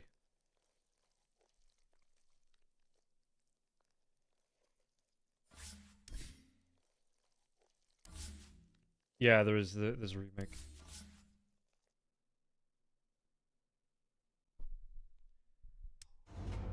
I guess you just don't like cartoons. Anime is more than cartoon. No, it is. It's just Japanese cartoons. Like, I know some people are really precious about not calling them cartoons. They're just cartoons. And if that's not your thing, it's not your thing.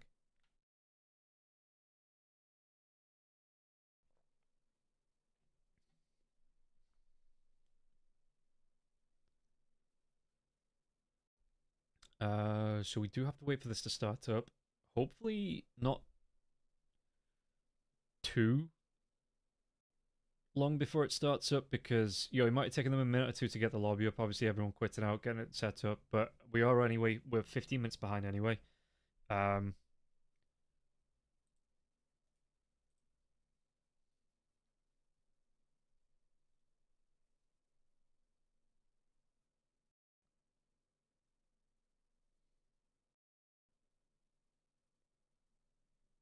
See, like, people say they've never ever watched an anime, and then you go, did you never watch Dragon Ball Z? And they go, oh yeah. And you go, do you never watch Pokemon? Oh yeah. Digimon? Oh yeah.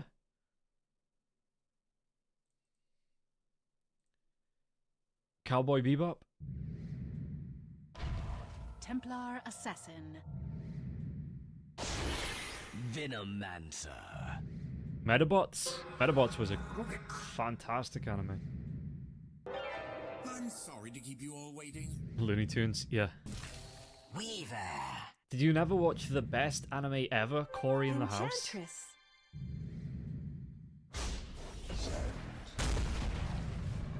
Meta, Dizzy with a D. So M-E-D.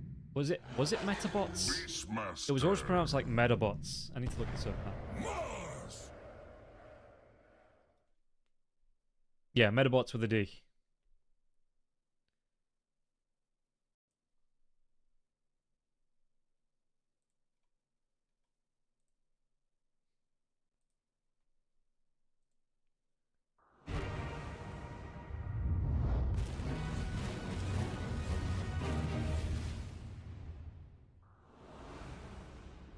DuckTales is the best anime.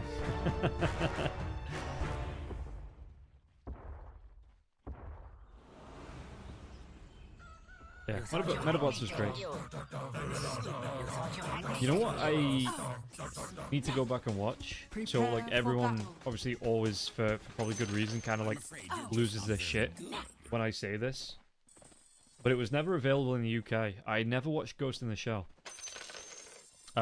I never watched Ghost in the Shell, and Sailor Moon was never played in order. So I never watched Sailor Moon, and I never watched Ghost in the Shell.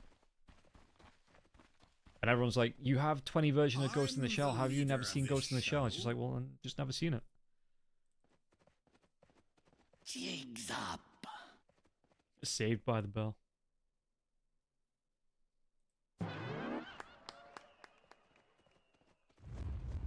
At some point we'll start talking about the Dota again, but, you know.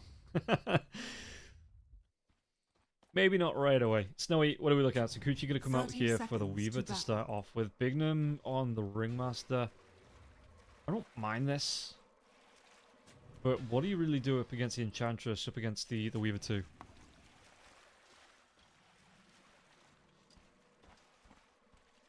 You watch the movie with Scarlett Johansson. I like that film. I know a lot of people are like, oh, you know, Scarlett's... It doesn't matter. I thought it was a really nice, cool film. Like, it was a spectacle. Let's fade. They're going to move into the river here now as well. Trying to get on top of these runes. A Cliff does come through. Tame the Beats as well. So Mirage takes a little bit of pressure coming out from that. It's going to be 3 bounty runes going the way. It's not going to be 4 yet because Weaver's going to be able to get himself over to the 4th. But 3 bounty runes going to go the way of Gamer Legion here as well. And again, Gamer Legion being 1 game up. 1 game away from moving themselves through to face up against Nigma. Sayush going to take a little bit of damage coming through from the speed here. So this is the big thing in the lane. You are just able to run heroes down, get the damage off.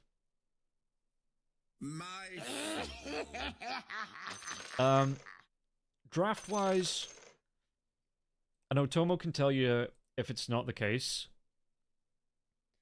Because we're going to make him work even if he's just sat in chat. But yeah, I do like the Templar Assassin. The Beastmaster's obviously going to be able to get a lot of lane control out of this as well.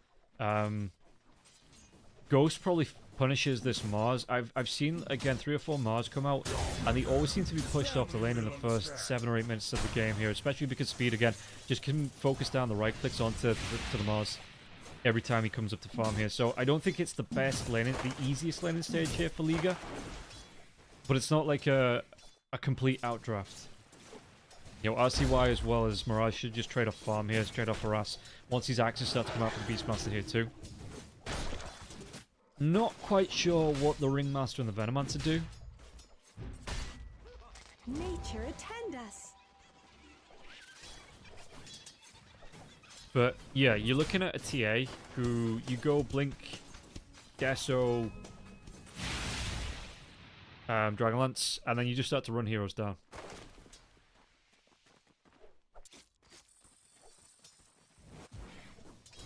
What do I have? Blue health bars. I have colorblind mode on. I think it's easier to look at. It doesn't hurt my eyes as much as the green health bars. It's an accessibility option as well. You know, I may never get a colorblind person in my stream, but it's just one of those things that for Dota where the blue health bars don't really make that big of a difference. You know, I prefer the blue and red to the green and red. But if there is anyone ever cold blind in the stream, it's like, there you go, it's already on.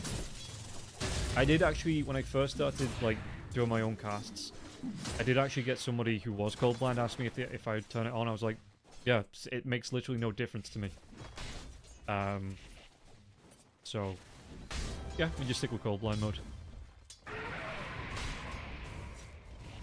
No, Astarian, I'm not casting the games after this one, so I'm going to do this series, and then yesterday Trent was doing the 3rd series, so I'll pass you over to Trent, and I think B-Cup did the 4th. So there is going to be people about that's going to be casting the rest of this series, but I need to get out and walk the dogs, and, you know, be an adult for a little bit. Make myself some actual food instead of just surviving on cronuts and bars and balls of cereal.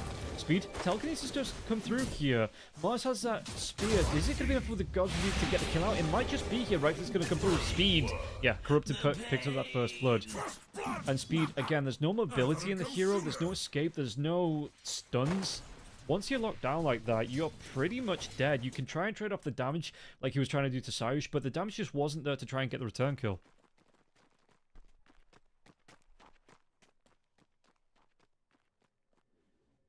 Yeah, Epicenter and Sandstorm and magic damage. Is Caustic...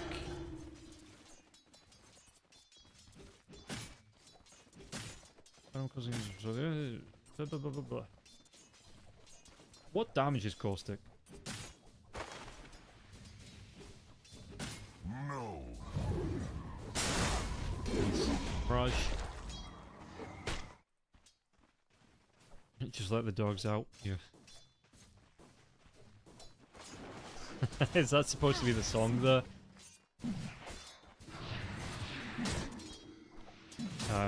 Ghost farm wise, could be the Falcon's Blade first. I don't usually see. Do I usually see a lot of Falcon's Blades for Templar Assassins? I can't remember now that I'm putting myself on the spot like this. Fade taking a little bit of harass coming through from Snowy. I expect this as well for the Slardar. Slardar though really only needs the blink to get online.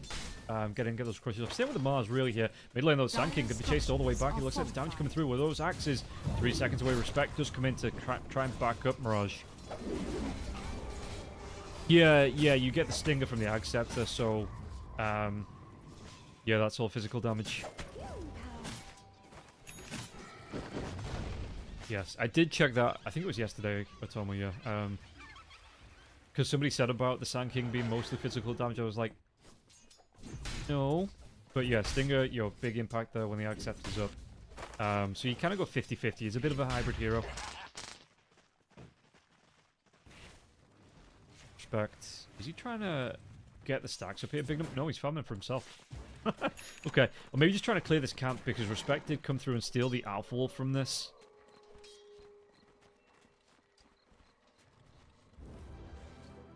So let's see, bottom lane, Fade, gonna get slowed down. Already used that sprint. Gotta get away to safety here, Respect. Gonna be able to chase down, does have one of the shard golems as well. So that boulder toss coming through, that is, people don't expect that, that's a massive pain in the ass. I remember when Respect, not Respect specifically, the Enchantresses couldn't enchant the Mud Golems because you had that magic community. Crush comes through onto Snowy, Snowy still got the tether out to Fade here though, and the Alpha Wolf coming then through as well. Yeah, Tomo, have fun. You know. Say hi to your wife for me. I don't know if she knows who I am, but you know, say it anyway. Respect. There is going to be Fade. Corrupted gets a counter speed again in this top lane here. Fade just trying to play around. Harass is going to come in, but he doesn't likely have enough to get the kill out on the side of Liga. So yeah, Fade could be able to play underneath the tower. Mirage. Sentry is down here from RC wide. It's not going to be another one, it is. Another sentry there as well. So Mirage going to have to play this lane safe. Last hit wise as well. Not a massive amount between the two mid laners.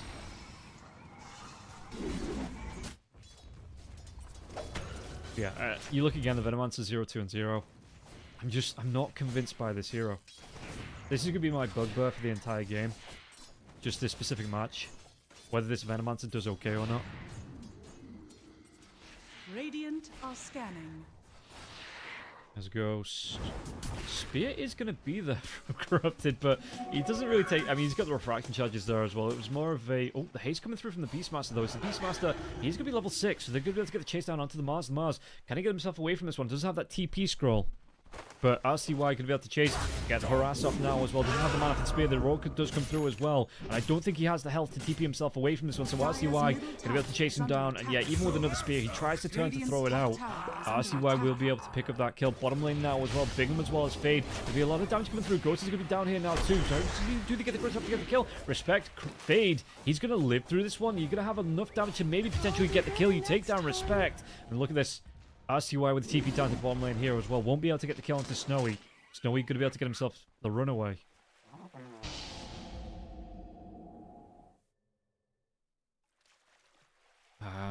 But Speed got the other one as well. Okay, so both Wisdom Shrines going in favor of Gamer Legion.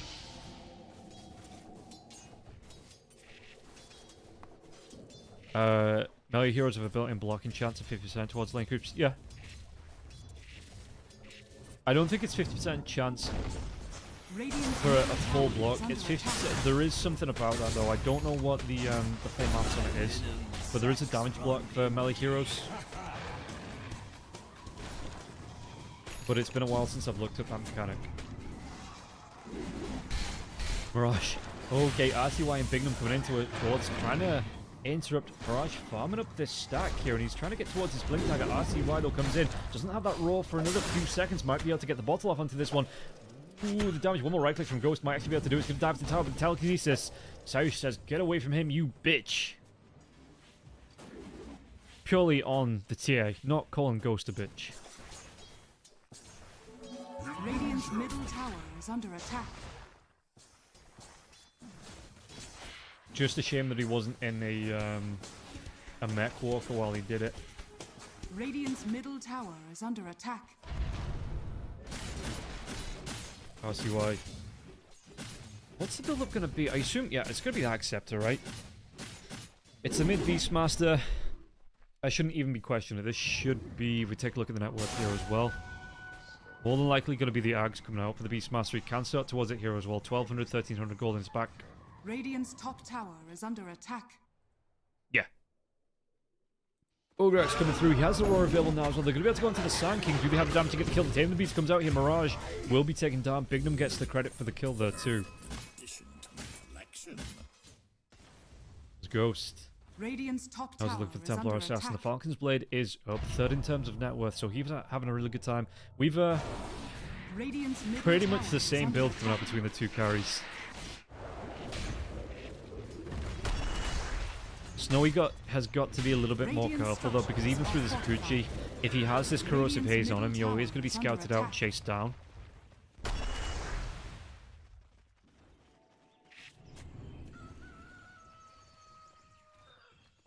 Top lane, what's Mars? Mars is level 6. So, can throw that arena out. We'll see if he's going to try and throw an arena before the Blink Dagger comes up.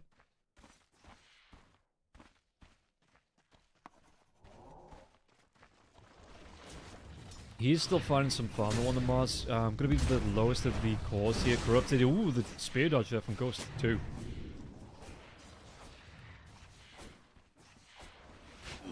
As bottom lane Fate. How's it looking here for Snowy? He's trying to find his farm. Yeah, again, he's just able to find his farm. Not really any pressure being applied here by the side of Game Legion to the Weaver. So he's going to be happy with this. That's no good. Top lane, the Mars finds his farm, trying to get towards the Blink Dagger. Which one's going to get there first? What's Slardar got flying out to him? Gonna be the Soul Ring coming out here for the Slardar. 500 gold difference between the two offlaners, so Fade, you can see, only getting involved in the one kill, you're the 1 assist to his name, but enough that it's created some space for him where, I mean, everybody's moved off this bottom lane. It's just the Weaver and the Slardar finding farm to themselves.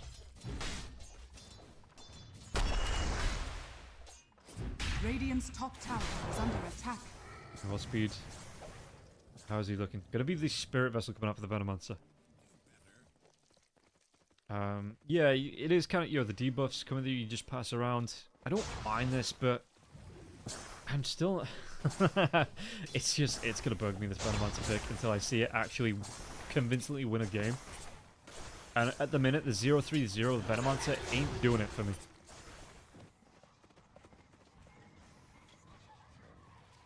RCY in the smoke. They're going to try and make a move here towards Sand King again, I guess. Do they have a sentry? Sentry goes down. There's going to be the sentry on the other side now as well. Meanwhile, in the mid lane, what's going to be stolen away? Plague Wards for Sayush. So keeping the pressure off this tier 1 tower in the mid lane. I'm not sure what the tip was about. But let's just say it was a friendly tip. It was the TA. Most of the way now towards the Desolator. Is the Weaver going Deso too? Yeah. So both heroes, I mean, it's 400 farm between the two of them. So what's different here? Just going to be the wand, I guess? Oh, there's a wand there. Radiant's top tower is under attack. I guess just the progress actually moving it over towards 13 minutes and only 6 kills. Definitely the slowest match of the day. We are definitely Radiant's top tower has fallen. kind of relaxing for this one. You know, both teams, I mean, Liga kind of need to play cautious because if they give the game away like they did to LC, Legion Commander in the, goddamn, Game of Legion. I know there's a Legion in there somewhere. If they give the game away to Game of Legion like they did in the last game, Game of Legion run away with it, Liga get knocked out. And obviously, it's up to Liga to put Game of Legion under pressure here. Game of Legion are going to feel comfortable with this one. They know they've got a 1-game cushion. They don't feel under any pressure to make moves happen to force Liga into a bad situation. They've got the momentum at the backs. So, yeah, they can play this one as cautiously, as safe as they want to. Yeah, farming and poke when they can. Yeah, it feels like what both teams do. Until you get maybe the Mars BKB up here with the Blink Dagger. Gonna be the Vlads, I think, here for the Mars. Yo, once Weaver's got a few items under his belt. I think once the TA, Deso's up here and then the Blink Dagger, I think that's when Ghost starts to look to get aggressive with his teammates. Ag Scepter as well for RCY. So this is the big thing as well, that once RCY has this has the Ag Scepter, you then become a very real threat to the Roshan pit. And Liga need to be aware of that. You're going to have the Deso up for the TA with a meld. You're going to have the Ag Scepter up for RCY. You send in the Corrosive Haze from the Slardar. Yo, this lineup, what is it? It gives you everything. Team fight, Roshan. But genuinely, yeah. Game of Legion do have a really early Roshan attempt with this lineup, and Liga need to be aware of it. So I wouldn't be surprised to see wards. Yo, there is... It's not quite on the Roche pit here, but yeah, having a ward on this high ground, you know, having a ward just outside the Roche pit around on this cliff face. I'm here in Epicenter. You want to go for it? Going to have the Blink Dagger. Going to have to get on top of Fade now as well. Fade, he just have that sprint inside the river. Can he get himself away from this one? It's not going to be enough to get the kill onto Fade, and Fade, he's going to have the big back from his teammates now as well. RCY comes in. What's going to be stolen? It's going to be the Poison Gale coming through for... But they do get the kill onto Scythe now, so he's not going to keep that for too much longer. They get the arena out onto the Templar Assassin. He will die. Snowy goes down on the backlines now, though. Do they want to carry on fighting this one out? The Raw Wars, who's corrupted, trying to move himself away. Speed with the slows. The Blood Grenade comes in as well. Doesn't quite connect onto the Mars, though.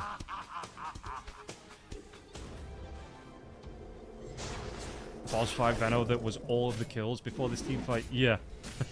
Yeah. Not quite as exciting as some people might think it is. So Beastmaster back to the mid lane again, has that Aghanim Scepter up now. Some Drums of Slum coming through.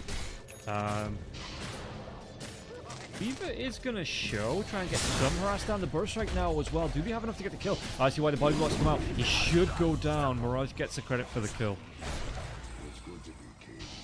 It's more, when I say the Veno's not, not doing it, what I mean is, what does the Veno offer that a Shadow Shaman or a Lion or a Dark Willow or a Hoodwink, what is the selling point of this hero? Because if it's burst damage, pick up a Hoodwink.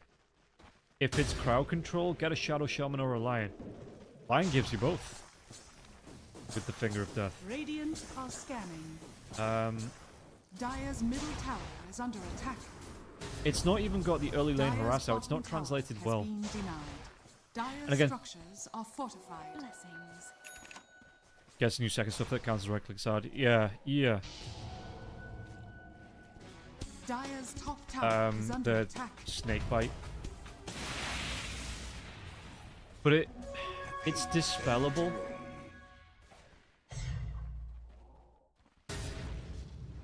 So is it? And it's not even a strong dispel. So yeah, you can deal with this. Top lane. Fade, speed, and Bignum all up here. They might want to try and make a move. The arena is up. There's still a tier 1 tower to TP to. Plenty of Plague Wards out to give some early warning as well. You have sentries down, you have the trap as well.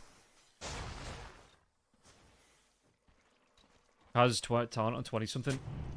It's too far into the game. As a support hero, level 20, you may as well say tier 5 items. Or like tier 4 items are going to give it the boost it needs, you know what I mean? And I'm not trying to take shots, but I've heard a few reasonings around why this hero is good, but I've not seen it for my own eyes.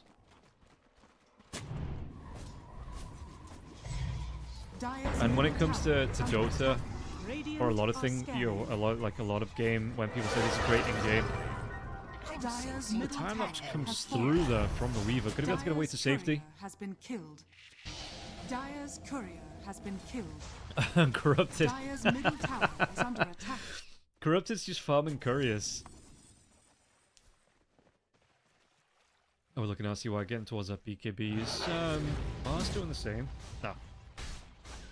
Still been on towards that Vlad. I am hearing maybe an epicenter being channeled here as the Sand King getting towards his own Aghanim chapter 2. About halfway towards that. Just over with the goal that he's got here as well. Blink comes in, telekinesis is so sorry because you get chased down. Fade's going to be able to get the right click back into the crush. Baglines as well, the arena comes out, the epicenter's going to be out to Fade. Fade, does he tank this one up? He's going to try and do his best to maybe get the kill, and Mars will go down here. Snowy takes down Fade.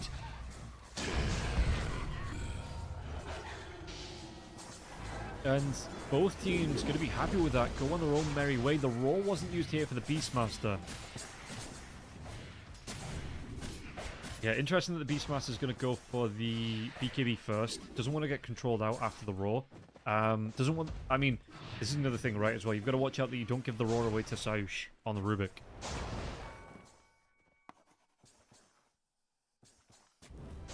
So, BKB first, Blink second, because you don't want to roar telekinesis and then have the roar turned around onto you or the TA. Radiant's middle tower is under attack. Dire's top tower is under attack. Which Ghost... Dragonlance is coming up now. Dire's And I wonder if he's going to go full Hurricane Pike after this, or if it's just going to be the BKB, because I think the arena is a massive threat here for Ghost, so wouldn't be surprised to see the BKB being queued up.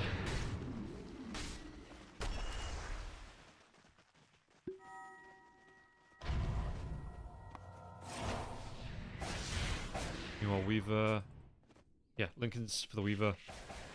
Just have the boots. I was thinking this is going to be the old build. You know, you go for the bootless. You're straight in for the Dasso Lincoln Sphere. But no, we do have boots on the Weaver. Radiant's bottom tower is And under then attack. going to be Manta style after, I guess. Radiant structures are Meanwhile, fortified. bottom tier 1 will be taken out. They want to move themselves into the Tormentor here too. Corrosive Haze comes through. I don't think... Yeah, they're not going to be able to contest this surely on this side of Legion. So, it's going to be a free shard. Going the way of Gamer Legion. It won't take them too long to get it here too. It's not like they're going to be sat here for a good 30-40 seconds trying to take this Tormentor down. Bignum, is that the Spotlight? It is, right? Yeah, the Spotlight. Dire's middle tower is This under did attack. get changed. So the Missy attack revealed it to Rimbus. Illusions fade. Yeah. Dire's top tower Okay, so we might see a has fight break out here. Or maybe not, because TA just wants to push down this bottom lane. fallen. Radiant's bottom tower is under attack. You know, keep the pressure onto the tier 2. Beastmaster can keep the pressure off this tier 2 in the top lane for them. BKB is up now as well, so these are really nice timings for the side of Gamer Legion.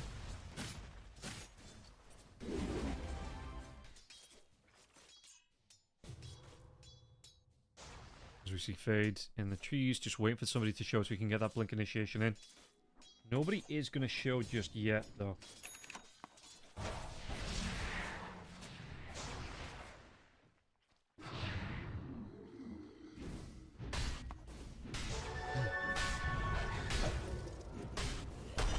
So, how's Respect looking as well? Not checked in with Respect, actually. Could it be the Acceptor coming up? Which is the little friends, right? Yeah, so we can turn the Beastmaster, the balls against him, any neutrals, any of the, even just allied heroes, it gets a buff, right? So the bonus attack speed, the bonus move speed coming through for the little friends. You get your extra enchant there as well. You can keep 2 creeps. This is quite a nice Acceptor up against the Beastmaster. Epicenters? Oh, with an AD rune here as well. It is mostly done on this AD rune. Has that Acceptor up here for the Sanking. Going to go into the Ghost Scepter.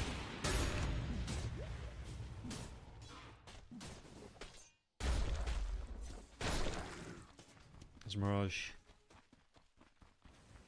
Why don't you go with this? They might try and go into... No, never mind. The Weaver's going to get himself away to safety. Thing is, Venom wins Harass versus any of the 5. So you kind of get a free lane. But he didn't, though. That's the thing. Tag. In theory, yes. But Speed died 3 times in the lane, and he didn't get any kills in that safe lane.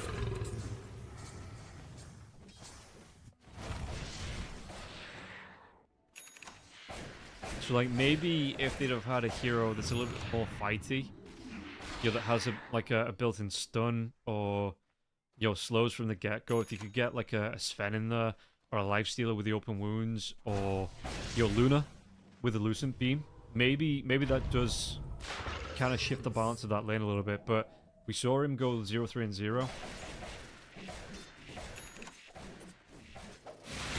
Rubik. Not got any stolen spells currently. What are we talking about, Pepe? Pepe. Pepe Le Pew.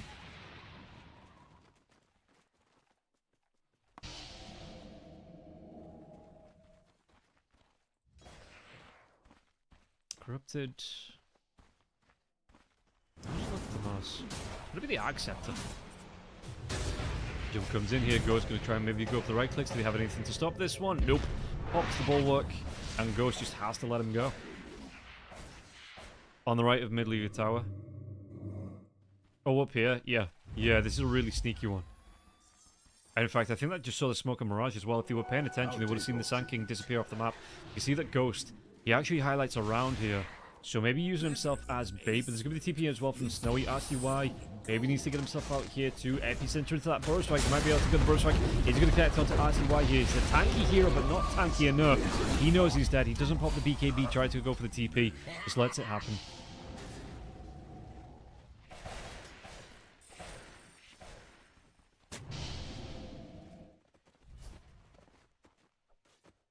And Respect. He's again chasing those balls down.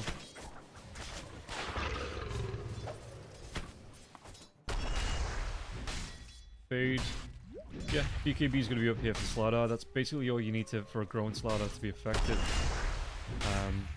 To get the damage off here for Fade.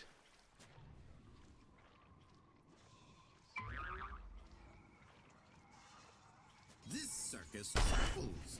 And just checking it. I mean, it's still a really slow game. 25 minutes in, we've got ourselves 13 kills on the board. That's a damn sight slower than we saw in the last game.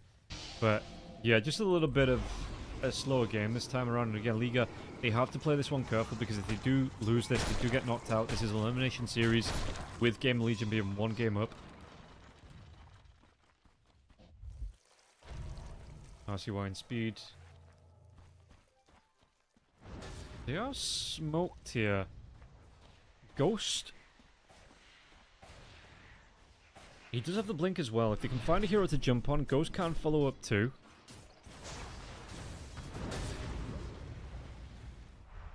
So what are we going to look at? RCY just continues to... And again, neither of these teams... Okay, we might see it now. Yeah, they're going to go into the Roach Pit now. We'll see if League can try and contest into this one. Do we have any vision around to see this is happening? They don't. Scan will come out now, but it's going to be way too late. Roshan, even without the Beastmaster, going to be down to just below a bit of its health here. And they might try and push in, but it's going to be way too late. You've got the Venomancer on the high ground too. Traps are down. So Ghost with an Aegis. Going towards the blink, the BKB now is like this. Look at how quickly Mirage just disappears there. So with this Aegis, Gamer Legion might step up the fighting just a little bit. Radiant's middle tower is under attack. Dire's top tower is under attack. Yeah, SK. It was a magic Radiant's trick. middle tower There was an is SK? under attack. No, there's not an Dire's SK. top tower has You blink and fallen. you miss it. So yeah, Ghost coming into this tier. One tower in the mid lane now too. Radiant's middle tower We'll see what they're has going to be able to do from here. Saush got to be careful too, because they are going to be able to move down here. I think the Mouz is shown on lane, and I don't think Gamer Legion going to be too shy about diving tier 2 towers now. Until the ward does go down, Fade going to try and get the chase down. He's going to be splitting the wickets. Who does he choose? He actually goes onto Saush now. Defensive telekinesis comes out, but that's going to be close here to the right click. Just one right click from Ghost Radiant's middle tower is under attack. to delete the rest of that Rubik's life, and that's going to be the Daedalus coming out as well for Templar Assassin. Net worth wise, this is pretty darn strong. What Snowy got on the other side, going to be going towards the Manta style, so the right click potential for the Weaver not going to be as strong. Does have that Daedalus queued up, Dire are scanning. as we might see Sand King back alive now. Ghost trying to do what he can to the tier 2 tower. Jump comes in. There's going to be spear to the tree. Don't forget he's going to have the second charges in there. Oh, 3-man crush as well. They might be able to get the kill on Fade. There's going to be epicenter coming through as well. The arena is going to be here. I see why he gets Aurora onto the Weaver now. They do pop the Aegis onto Ghost. You're going to have that plague being spread about by the Venomancer. Ghost could be coming back into this one. Does he want to blink himself to safety, or maybe blink himself to Snowy? First strike comes through into RCY as well. RCY is going to go down. Ghost the only man left alive here. Do they have the damage? They do. A full 5-man wipe for Liga. Pattern here. I was saying they weren't scared about jumping onto tier 2 towers, but maybe they should be, Gamer Legion, because they just got deleted. Dire's middle tower is under attack. I'm sensing a pattern here. And yeah, looking at what they can do. That was their power spike. BKBs, the Daedalus Dire's coming up. bottom tower is under attack. The Aegis was still in there as well.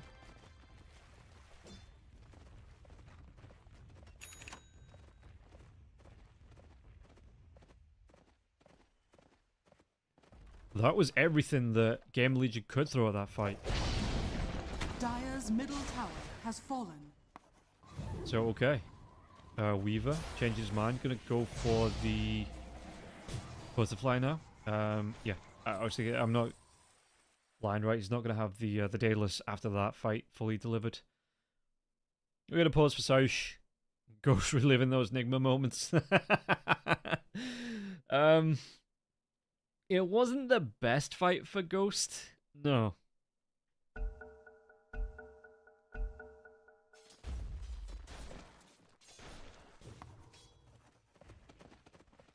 Beastmaster as well, using that BKB. He's going to go for a Manta style on the Beastmaster. I should have looked at the fight recap.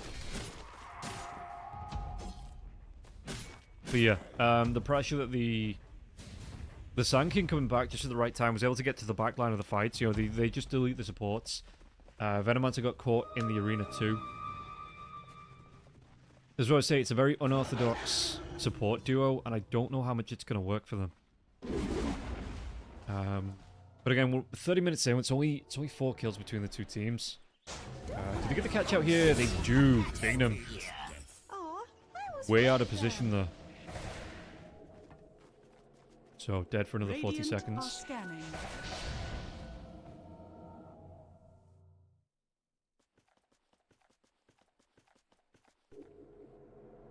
Where do they want to go with this? No, oh, I mean the Tormentor is actually going to be spawning in the next 10. So they might be able to get that. Is it bottom? I always forget which way around the Tormentors. Yeah, it is going to be bottom. So they can make a move towards that if they want to.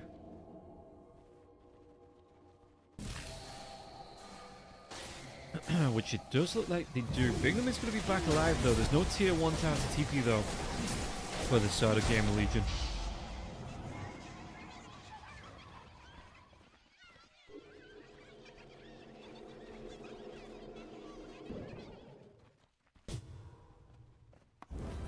Dire's bottom tower is under attack. So let's see. There's the Mouz. The Mouz does get jumped on here. The double spear though. Oh, do they have any? The crush. Oh, they're in time. Fade. Just, I mean, he was looking for the bash as well. He's trying to get that right click off. The crush was still on cooldown.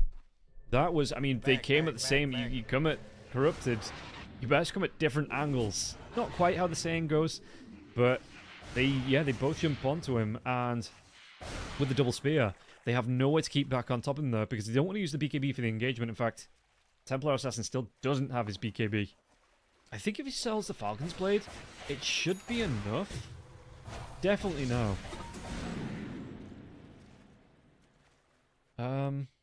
Yeah, I did go for the full Hurricane Pike, but without the BKB inside things like the arena, it's not that useful. Rubik has his shard. So, I mean, we've seen the defensive telekinesis coming out anyway. Radiant are scanning. As we'll see, Liga starting to move across. There's smoke out. Snowy in the jungle now too. Do they have any vision on this one, on this part of the map? They do. Yeah, with the traps being down, with the serpent wards being down, excuse me, the plague wards. Yeah, the BKB is going to be a really nice spike to pick up. Just to try and get into those fights and not be controlled.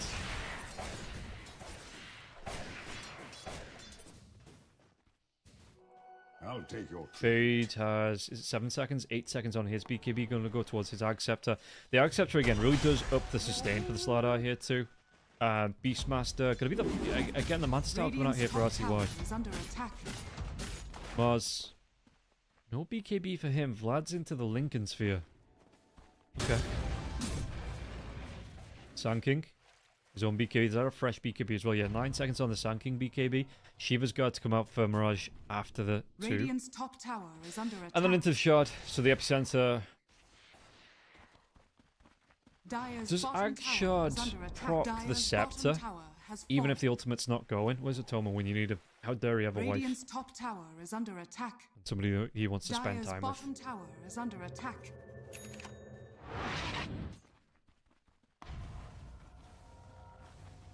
I think it's for the... I'd imagine Dispel? Yeah, I'm not quite sure. I'm scratching my head at that one a little bit.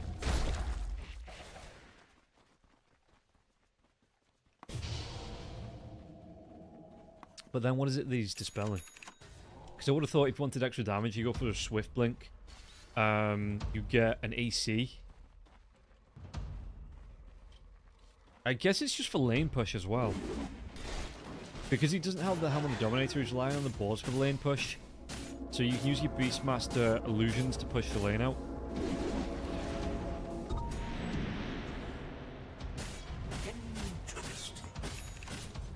Shard procs without Scepter. No, I mean... Does the Stinger... Every time you Epicenter pulse, right?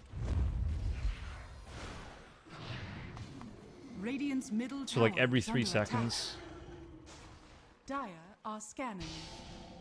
It's just the Epicenter, right? It's not, so it's not the Epicenter, it's the ult itself and not the pulses. Yeah, let's keep an eye once he picks it up.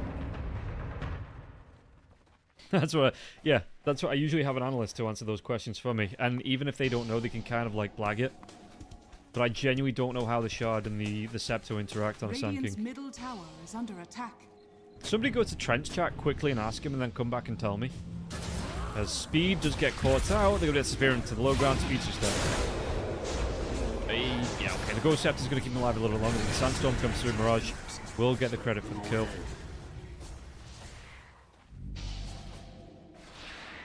No Ghost. They might try and go here. Because Bignum as well as Fade are about. Where is Purge? And his Dota knowledge. I think Tsunami's streaming at the minute.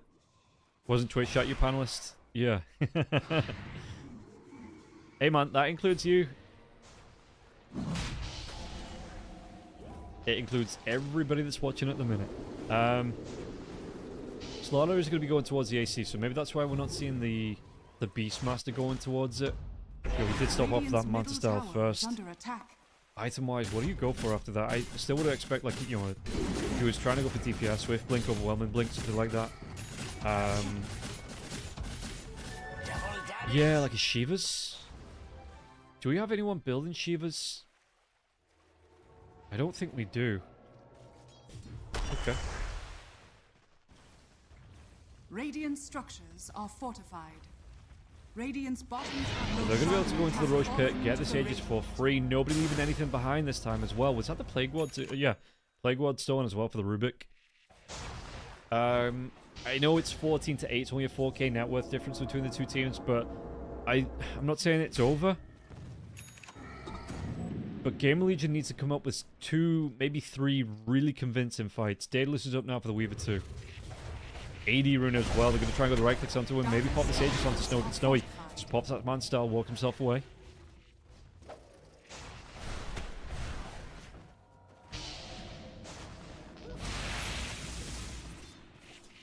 Top lane's going to push in a little bit. You have just the normal catapult wave, but yeah, the tower's going to make a little bit of work of these creeps.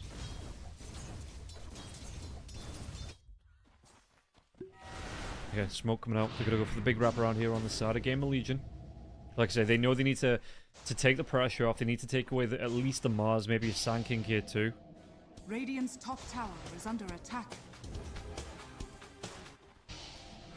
They might be able to get the jump on the Sand King. If they place this right, Mars is going to be seen by the ward. Blink comes in, they're going to have to get the push. The Lightning's going to come through as well as the roll. They get the kill, even throwing out the Wheel of Wonder for this there as well. It does hypnotize out onto the Weaver, so the Weaver not going to be able to get a full chase out here. It takes some pressure off. You have the Plague Wards here as well to keep the pressure off the base. Dire's middle tower has Got a little bit of Dota learn from the Trent channel. Read the SK Ags description, last line. I just want someone to hand me the answer. Shard Pulse causes 1 attack. Ah!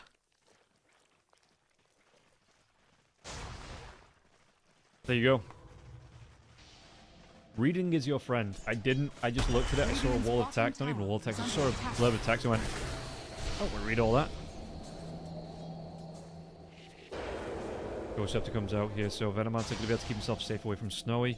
They do have that Aegis, but the one-man advantage go in the way of Gamer Legion. Fades. They still have this vision here as well. I mean, Snowy has the time-lapse and the Aegis, so it'd be incredibly impressive to get the lockdown, to get the kill onto Snowy twice. Radiant's bottom tower is under attack. Mouz gonna come back in now as well, so if he can get himself to the TP to the outpost, yeah, Fade trying to run himself away. There's gonna be the escape hack coming out here, might keep Fade alive. What was stolen though for the Rubik? Again, I mean, you could telekinesis into a crush. I just don't know how much size she wants to be point blank to get that crush off. Yeah, thank you, Lou Funk. It's a really good answer to know. Radiant's courier has been killed.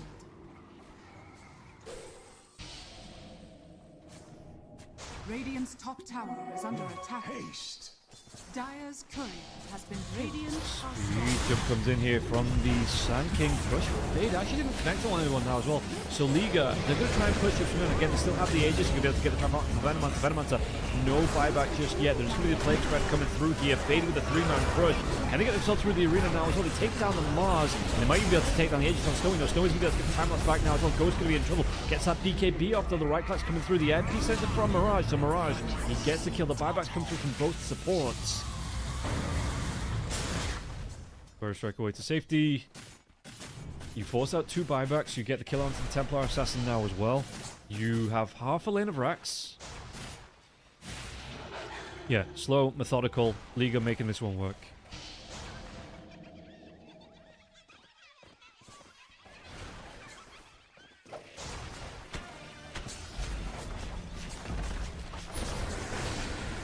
Snowy. And again, he holds on to this Aegis for another just under a minute to get the crush out. Maybe potentially no, because it's going to be the pushback here for respect. So they move on to the... Did he take, yeah, both racks in the mid lane? Yeah, Fade. But that blink reset still doesn't have that Aegis to his back. Beastmaster trying to go towards the Orchid here too. Dire's bottom tower has fallen. Spotlight is out. Snowy's not going to care. Bottom barracks are under attack. They're going to be able to get 2 lanes of racks from this one because the Templar Assassin does not want to buy back. Dire's bottom barracks has You fallen. need this MKB, yeah, the butterfly up for the Weaver, making life real hard for the TA.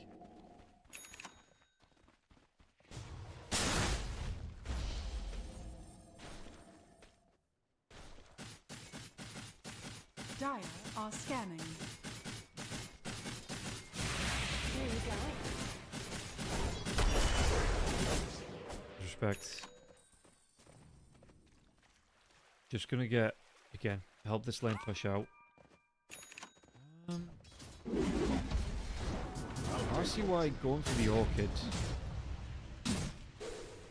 No BKB on the Mars. Lincoln Sphere nearly complete on the Mars though, so I think he's gonna have that flying into him soon. These, yeah, again, the Beastmaster illusions here. Respect just takes one of them.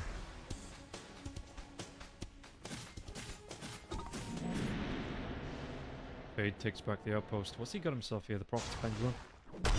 Okay, so the delay on the damage. Linger, great song. Radiant are scanning. Speed does get himself a shard. Venom Scale increases cast range, projectile speed by 25%. Venom Scale impacts enemy heroes. 2 Plague Wards are created around them.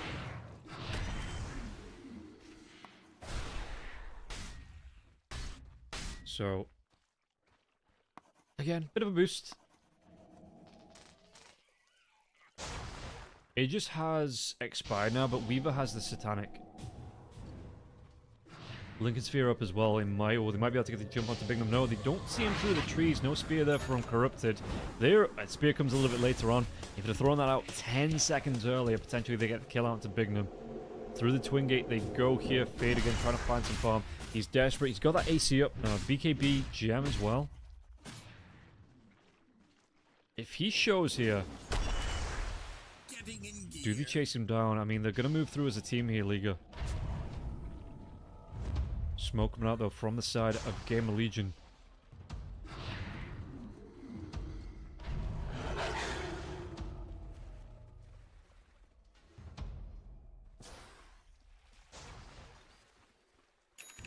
Look at the Rubik. They get the crush out into Rubik. The Rubik just goes, whoa boy. That was even the reveal of the Orchid now as well, but now they've got to save Fade. Fade's got that BKB, and again, the physical damage coming through.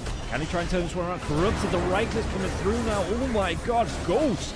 Well, Fade was able to help out there, but the minus armor coming through these right clicks. Snowy trying to get himself away to safety. Where did Rubik go? Damn, dude, where did Respect go?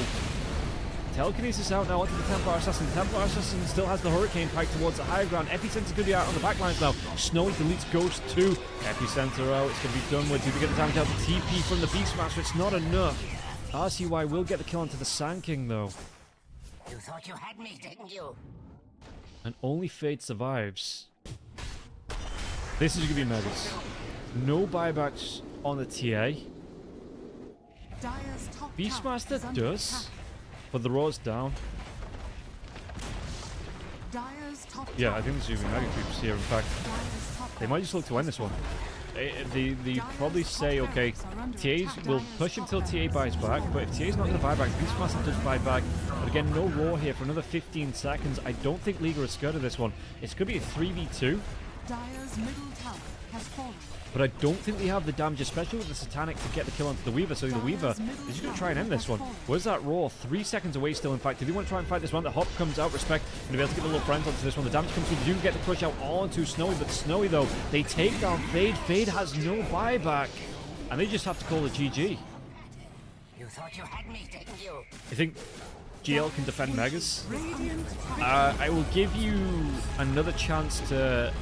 for that statement. Because I don't think they can hold Megas. I don't even think it gets to Megas. So Liga going to end up evening up this series 1-1. And we're going to go the distance here in the second series of the day. Yeah, you said it when they're hitting the rocks. Yeah, no, that's fair enough. They could have held Megas potentially if any of them had been alive. But yeah, we're going to again take another quick break. Damn, dude, we're 4 o'clock already. I'm not going to be done for like another hour probably with this draft with the next game. I can stick around for this because I'm going to walk the dogs down the canal. There's not going to be any traffic there. It should be fine. Yeah, even if it's a little bit later. Get back in time for tea. So yeah, okay, we're going to take a quick break. We're back with the third game of the series as soon as we get into the lobby.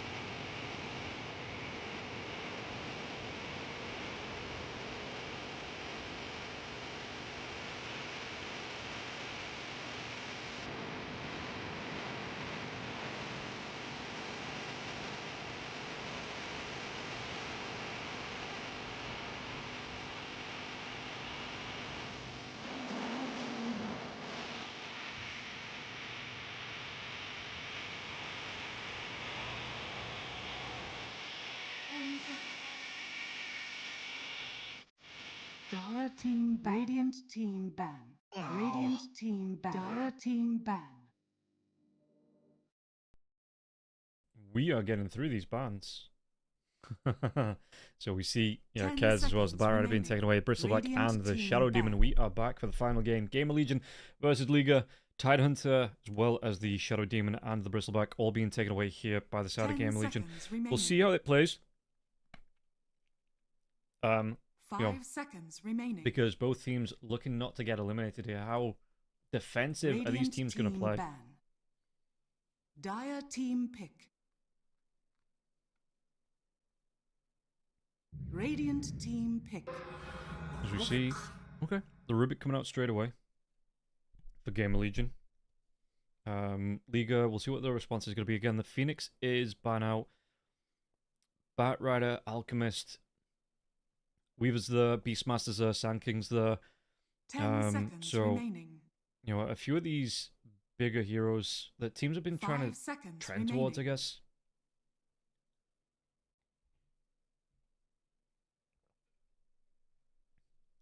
All available.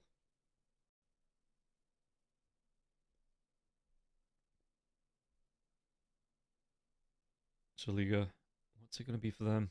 Actually, coming through a bit of reserve time here to think about this. When they go for the Slaughter. Has the Slaughter lost every game we've seen of it today? I need to check this.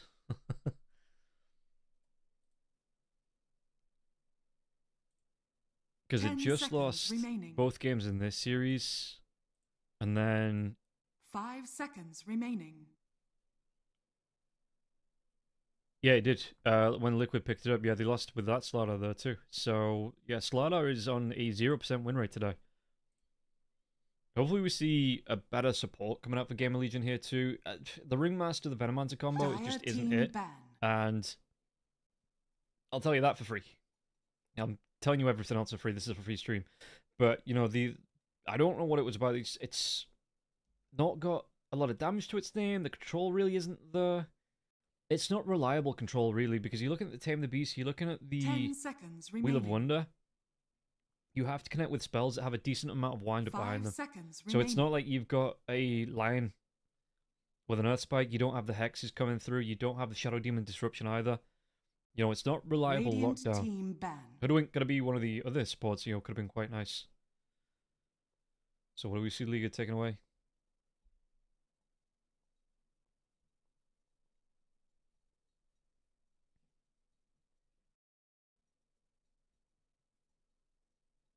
Ten seconds remaining. It's going to be 5 seconds remaining. a bit more time before they go for this final pick. Yeah, so Liga. Again, just wanted to think about this one carry-wise. We've seen a bit of Monkey King today. Again, the Beastmaster and the Sand King are there. Puck got removed as well by Game of Legion, so if they want to go for something a little bit different, I wouldn't be surprised if you see the Beastmaster ban. The Beastmaster is still really Radiant strong. They team, actually ban out the Dire Storm Turret team pick. and go in for the Tusk pick. Game of Legion, how do they respond? What are Liga going to look for as well? Hero-wise, with a Tusk, that to me screams Muerta, Luna, 10 seconds remaining. the odd Drow Ranger. 5 seconds remaining.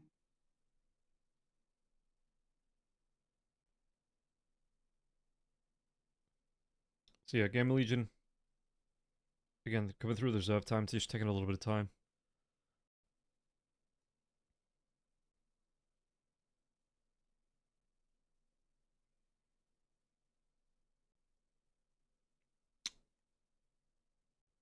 My brain is mush. Damn, like 6.5 hours on 2 series, with no break in between as well. Yeah, my brain's a little bit of mush.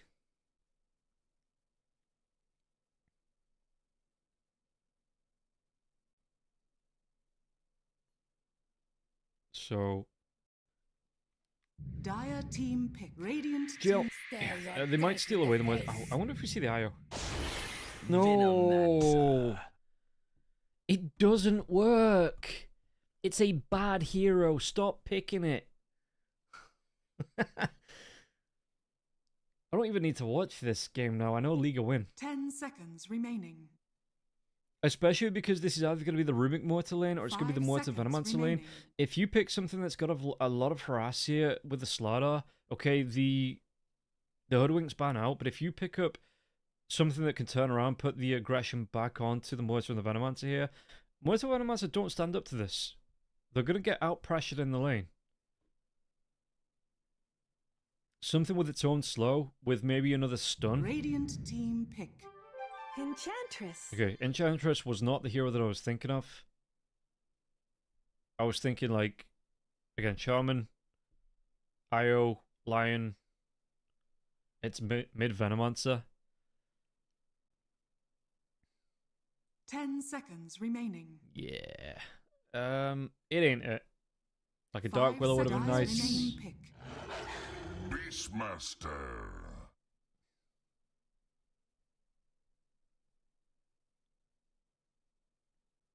But instead, we see the Venomancer coming out here for Gamer Legion.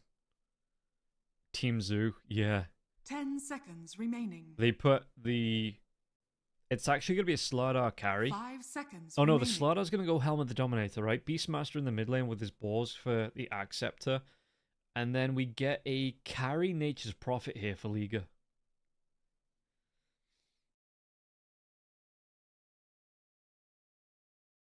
Liga do have the final pick as well, so they can respond to whatever Gamer Legion want to go for.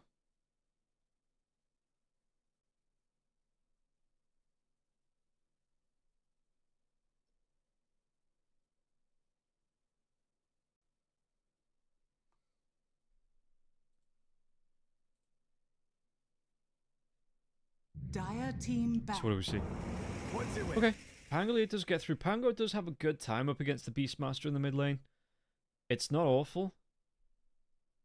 It's actually quite good. You know, you avoid a lot of the damage that it gets put out. You can get your last set of distance as well with the Swashbuckle.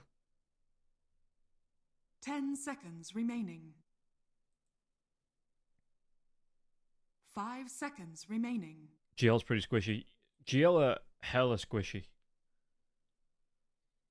Even the Mortar getting off the Pierce the Veil, you have to try and avoid the right clicks coming through from the Slardar, from the Beastmaster, even like the Enchantress to a point.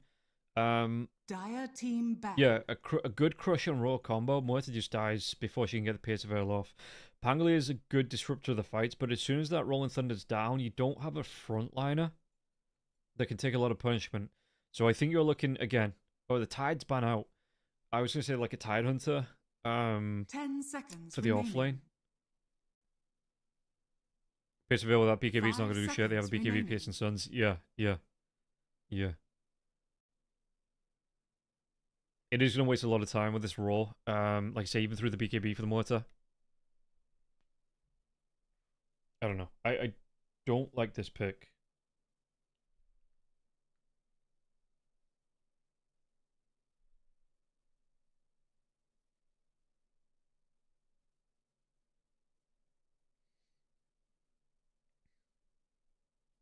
Radiant team ban. Dire team pick. Let me just...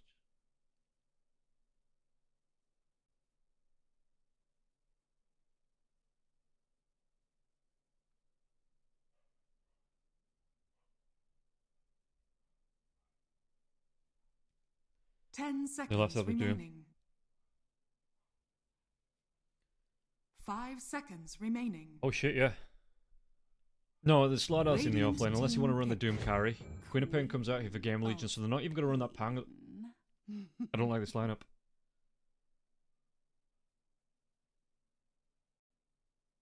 There's way too much control coming out from Liga. Snowball, Walrus Punch, 10 seconds remaining.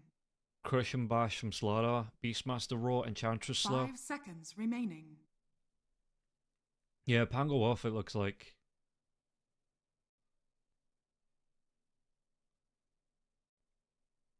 The Mortar's okay right-click wise. She puts out a lot of damage if she gets, but I think Liga are just going to run at them this game. They're going to get the 6 on the Beastmaster, they're going to get the 6 on the Slardar, They don't even need the 6 on the tusk. They just get the snowballing with the ice shards. They're just going to run at this mortar. Queen of Pain is a lot of damage to put out, but it's a lot of... Slaughter just gets a pipe, or the tusk, Enchantress just gets a pipe. Where does your damage come from, then? I think Gamer Legion have kind of panicked a little bit in this draft. I'm up for being proved wrong. I am absolutely up for being proved wrong here, but I don't need to see the last hero to say I think Liga have the better draft. And yeah, even Doom Carry would fit here. Against the Mortar or against the Queen of Pain. We're gonna go for the Lifestealer, though. You may now select your heroes. Yeah, Quad Mortar, that's what I was looking at. Right, Mortar, if she gets going, is going to have some great right-click potential. But I think she's going to get bullied in the lane from the offlaners. The Venomancer's not really going to do too much to stop that from coming through as well. Queen of Pain. Again, you get the Orchid maybe on the Slaughter. You're going to run them down. Yeah. I genuinely do not like this draft for Gamer Legion. You have 3 really tanky heroes, 4 really tanky heroes in Sayush, Corrupted, Mirage, and Snowy on their heroes. Enchantress with a lot of heals coming through with the Nature's Attendants too. 5 seconds remaining.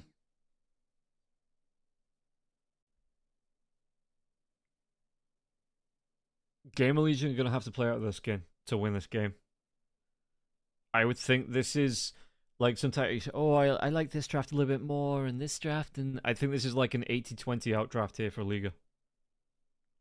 I'm absolutely up to be proved wrong. But once you get on top of most of these heroes, you have the Telekinesis, you have maybe a Hurricane Pike for the Mortar. Pangoli's going to have the Rolling Thunder, the Blink Away for the Queen of Pain.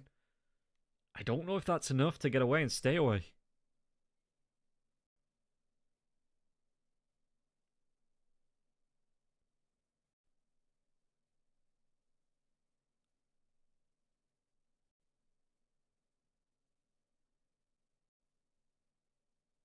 Yeah, no, I don't know.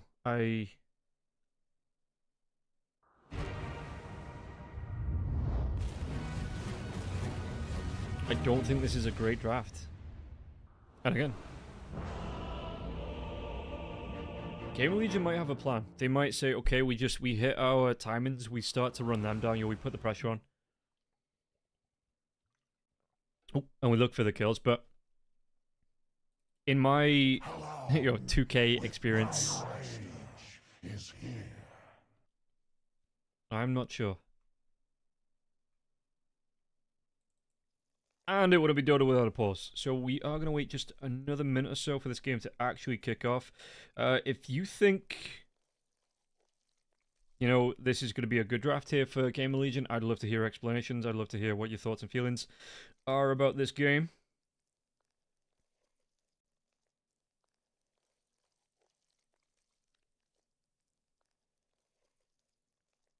What's the point in Rubik with this? Rubik was the first pick, right, of the entire draft. So it was a case of potentially having a lot to steal. Yeah, you can steal the raw. Ice Shards. Walrus Punch. I mean, they didn't know that this was going to be the draft like this, like, coming into the, when they pick up the Rubik. The master is here.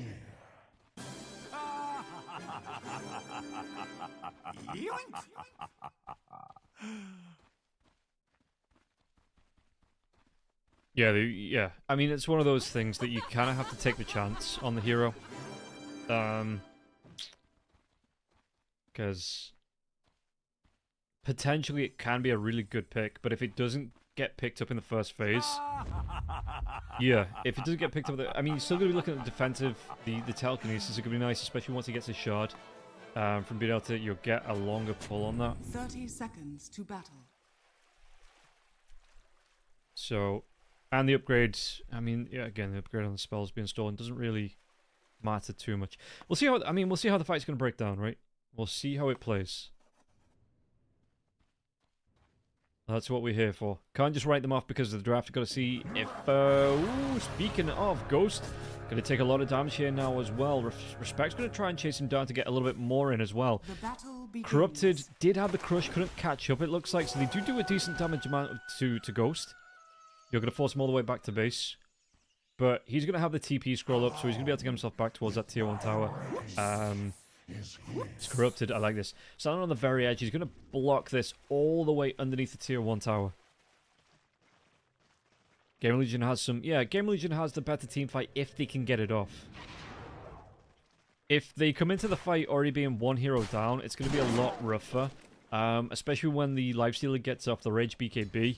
You know, again, it's going to be really hard to control the Lifestealer through that as well. But I am interested in see how this plays. Because for my 2K eyes, you know, I might learn something. I might learn a lot. There's Bignum. Gonna try and trade off a little bit of damage here. You do have the Fade Ball coming out first here for Bignum. So, yeah, it is... what is it, level 1? Damage reduction. 6% up to 24% at level 4. But that's all damage now as well, not just magic damage. It's going to be all damage, which, if you throw this out against a lifestealer, you know, makes it a little bit harder for him to try and get these last hits in. Try and go for the denies. Stops the damage out from Respect. Again, Respect, is this going to be a lane where you see the Nature's Attendants being picked up early on, or do you want to go for a little bit of harass? You're picking up the impetus early.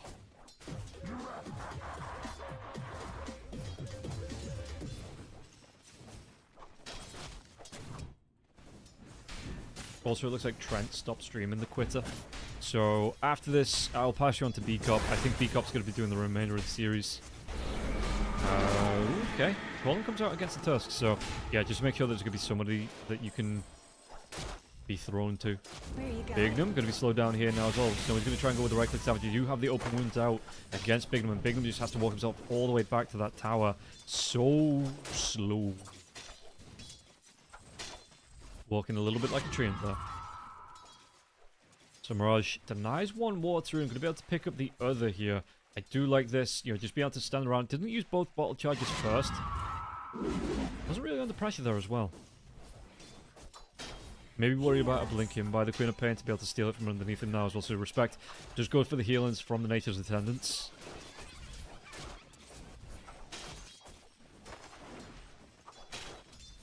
Game Legion has no real tank.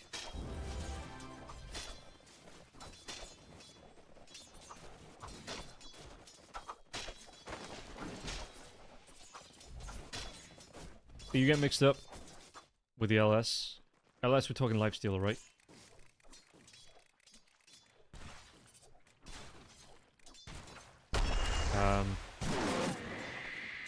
The big thing for the LS is it's a lot of magic damage coming through on the side of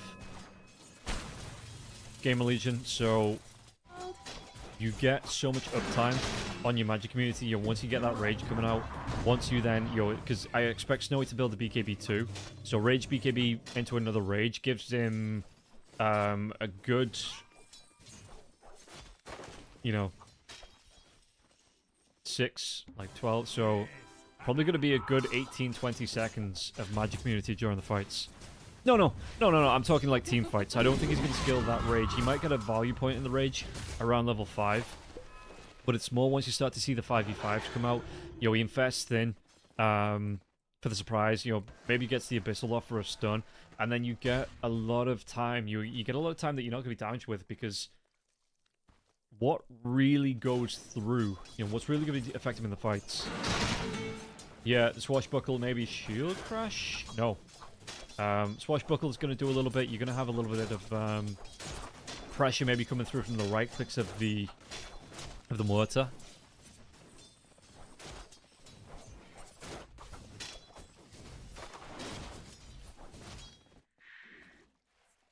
So we'll see how it comes out. And again, Corrupted.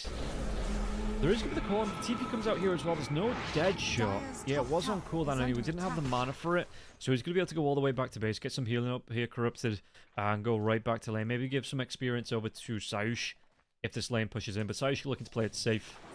So again, 4.5 minutes, and I think both teams this time going to be a little bit cautious about how they want to play this game. RCY getting the harass out into Mirage. Does he have that blink in? He does, but no real follow-up because the Scream is on cooldown. So Mirage going to be able to use his last little bit of bottle, get himself in towards the bounty rune here too to refresh. Yeah, Acceptor coming up for the Beastmaster too.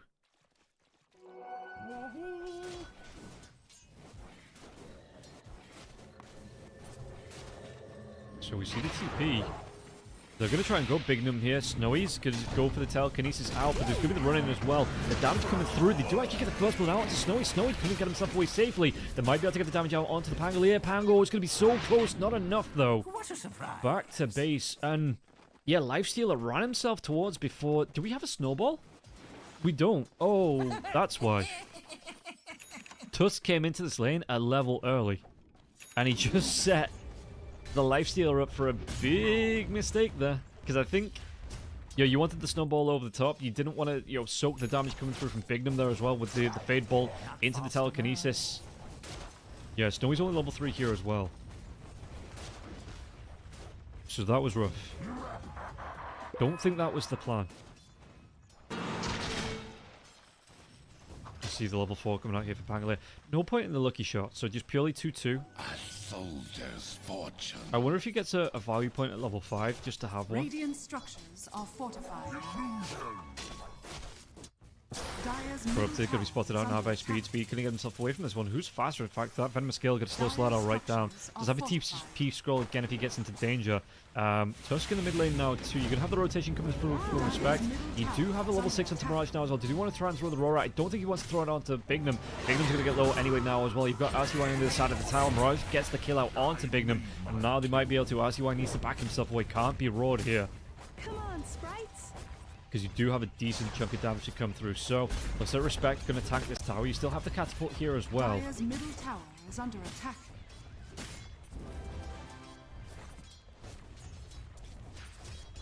And the next creep wave will come in. It's not quite enough to take the tower down, even with the catapult. In fact, the catapult, they can right click on to take it down. One more right click. They might be able to get the deny onto the tower. No, the tower, the RCY doesn't even think about going for that deny. Ghost going to be able to pick up one of the Wisdom Shrines. Radiant's top tower is under Do we see the attack. Rubik on the other? Okay, okay. So Gamer Legion getting a little bit out of this laning stage. Corrupted. Going to be the Soul Ring coming out here for the Slardar.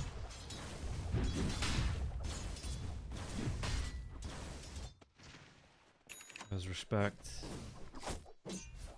How is he looking? 0-2-2 on his build. So again, not even a value point in the impetus for extra damage here. As Snowy's got to be careful. Telekinesis does come out for the lifesteal. So yeah, the 1 point into the rage just early on. But last hit wise, it's not the worst.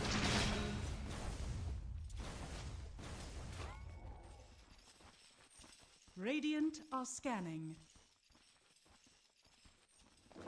Dire's Yeah, middle Snowy. tower is under attack. Let's see.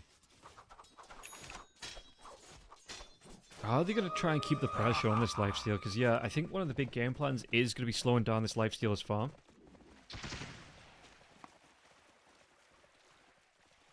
You see the rotation coming in from the Enchantress now as well. Snowy. Going to put a bit of pressure on Fade. In fact, the Shield Crash coming out now as well. There is going to be the Infest here. So we have the double Centaurs coming through. Yeah, I think Gamer Legion, they need to go quick in this game. But the Maelstrom's still going to be queued up, so Bigman gets a counter Respect in the bottom lane. What are you looking at for the Beastmaster? Mirage going to be going towards that Axe. Yeah, going to get the stacks up here in the jungle too. Mid lane, RCY. Just looking to do what he can here. It's going to be the character out here for RCY. So I assume Yashikaya, maybe, potentially? Or the Sanj. Does he want the survivability with the Sanj?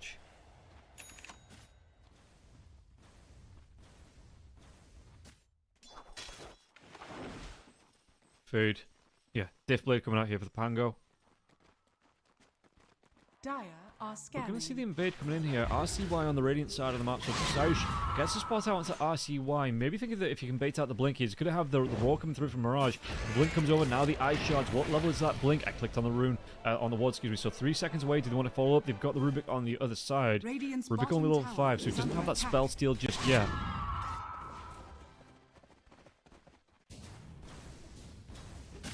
Radiant's top tower is under attack.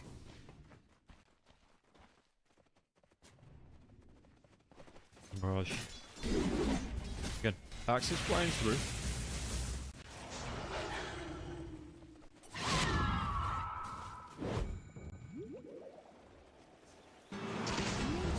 Mirage coming in here and a roar into another backlines now too, but the roar, it does stop it in its tracks, but that's going to be a defensive roar. Stolen out, no Axis flying through. The Rubik has his own roar. They might be able to go for a little bit further onto this one, but the Rubik is going to back himself away, but this, for the next, what is it, like 90 seconds? 180 seconds, what? That's way worse than I thought. If you're on the side of Liga, this is going to be a big, big threat. Telekinesis into the roar, or vice versa. You set up for a killer here onto the Lifestealer if you really get him out of position.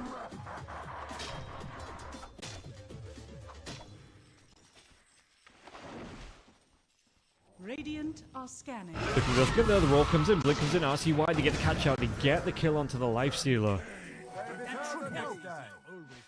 And yeah, I like this from Gamer Legion. I do think they are,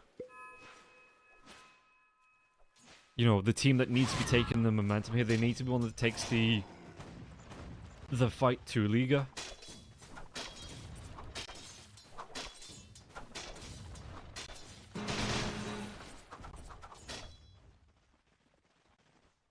As respect. How's it looking for the Enchantress? It's going to go into the drums. Fade's going to go for the chase down. No rolling thunder though, so respect going to be able to back himself away. Queen of Pain is close. While this is going on, Fade's just going to be hanging around the top lane, trying to find that farm. Get himself towards the Blink Dagger. He does have his boots and bracer up as well as that soaring now, so he'll be able to get a little bit out of this lane without being harassed, it looks like, because Muerta is moving up. Yeah, Lufung, I think if they tried to play for the late game here, they get punished out. They're the ones that would, be on the chopping block. So if they can move fast, if they can look to maybe end this game in the first 30 minutes before the Lifestealer hits critical mass, they might be the ones that come out with a win here.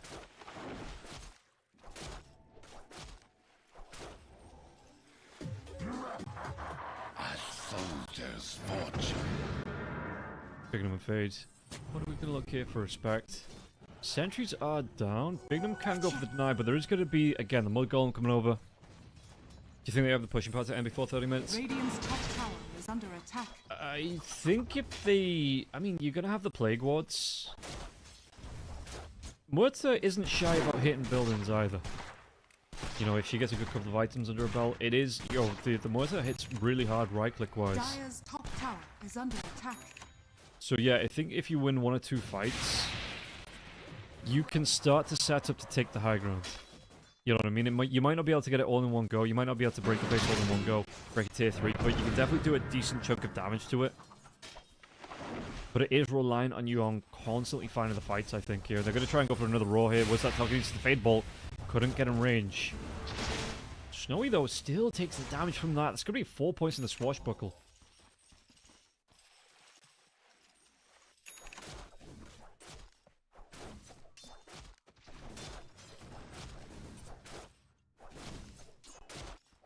Radiant's bottom Mid tower lane. is under Tusk attack. is level 6 now.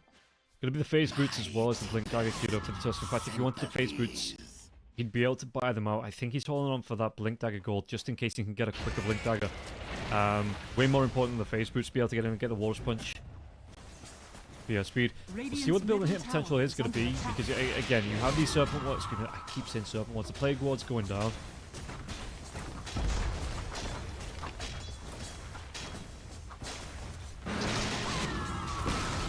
So it does really boost up the tower taking potential. And that's before the Muerta's going to get involved as well. The Muerta wants to get himself over to... Is that the Maelstrom being flown out to the Muerta now? Dire's top tower is under attack. 14 minutes. How far of this Radiance are we? We're about another 2 minutes, I'd say. A minute and a half. Because Snowy does just keep getting harassed. Has to go for the TP here now as well. The Rolling Thunder comes out. Ooh, fade.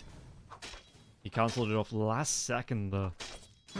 Yeah, the Lifestealer, he's been put under pressure. I like this. Again, Gamer Legion, I think they know they have to be the ones that take this momentum. They need to be the ones that takes the initiative and looks for the fights, looks for the kills. Getting a couple of kills on the Pangolier, you know, or a couple of deaths on the Lifestealer sets the Pangolier up for a good position. Dire's courier has been killed. Top lane, they're gonna fight a little bit more. And yeah, this is what I want to see. I want to see the Venomancers go for the push. Top tower is under attack. You know, setting up for the pressure in the on the buildings. Radiant's top tower has fallen. Dire are scanning. Generation. Scan comes out. I see why. Where are they gonna look for this? As Mirage comes in. I see why he's just gonna get the blink away here. Roshan out for his midnight stroll, as usual. Yeah, Quab gonna go straight for the Acceptor, so it's gonna be the Kaya. No Sanj to come out early on. Can go back for that if he wants to, but it's gonna be the Ags out earlier. Fade. What's the vision that they have here? They're gonna be able to get the Swashbuckler. Ooh, respect. Had to use his one there. What's got any potential follow-up? Because that would have been enough to kill him. We got down to, again, got really low, down to about less than 50 health.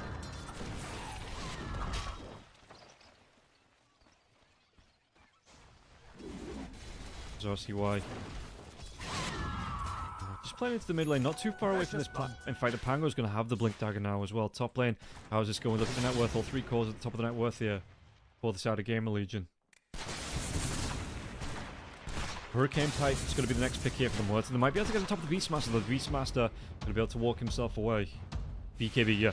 No Blink Dagger coming up for the Beast. He wants that BKB. He wants the survivability to come through. Is under attack. It's Fade. I don't think he meant to, but he will be able to get the Swashbuckler out onto Sayush. So Sayush immediately then throws the snowball. With the quick fingers, yeah, Fade. I mean, he got that blink out just at the right time. Acceptor coming out here for the Pangolier.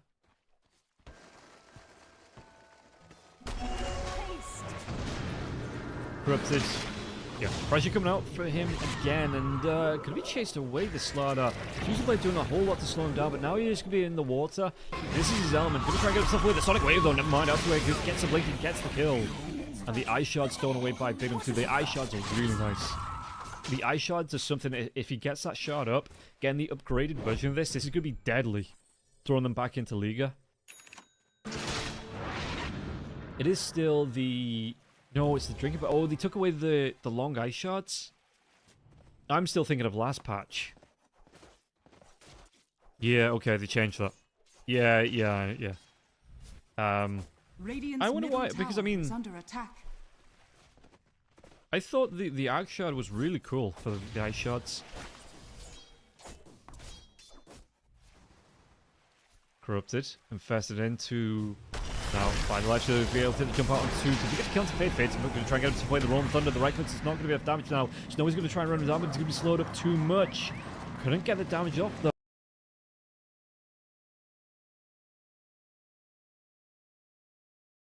But I think he was a right click away from getting the kill. But Snowy just could not get there in time. Yeah, Taco, yeah. Like I say, there's still things I'm not 100% on with the change of the patch. Oh, Venomancer in the mid lane. Mirage will be able to get that kill, so it's going to be 2 for 6 here now as well, but I see why. Does he get the kill into Mirage? Mirage should go down. Respect, though, with the heals. Might just do enough to keep Mirage alive. It is just... I mean, he's going to be able to stock up, you know, more health.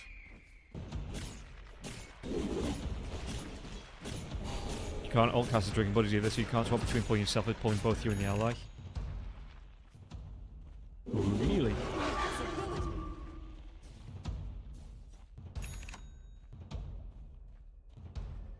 Dire's bottom tower is under attack. Oh yeah.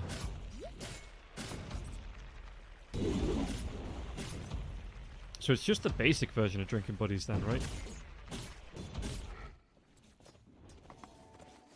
Probably sure the upgraded shards wasn't getting enough use, and getting rid of drinking buddies would feel like a waste. Yeah, it's true. I mean, they could have always given him both. Maybe give him a 5th skill. Call it drinking buddies. Yeah, maybe it would be a little bit too strong to have from the get-go here. Beastmaster having to go all the way back to base. Into the Roach Pit they go though for Game Legion. So, they're playing this one smart. They're playing a lot of keep away when it comes to Liga trying to look for fights, but when it's their turn to look for fights here, they've got themselves a few pickoffs, and they're not being greedy either. They get in and get a pick off, they know they've spent the spells, they get themselves out. Who gets the Aegis? Do you go over to the Cool Pain? Because I guess Ghost wants to carry on farming a little bit more. Gonna be the Lincoln Sphere here. Hurricane Pike is out though for the Muerta, and again the Muerta 0-0-0, so Liga haven't done any approach on shutting Ghost down.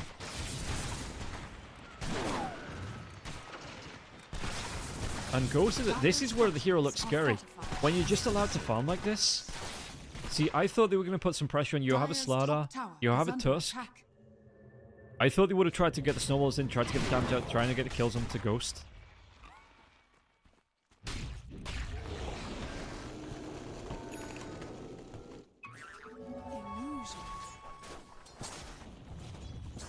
Mid lane.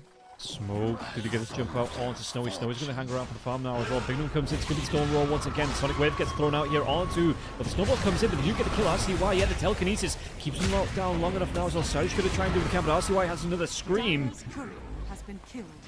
Corrupted at least gets a courier, so you know.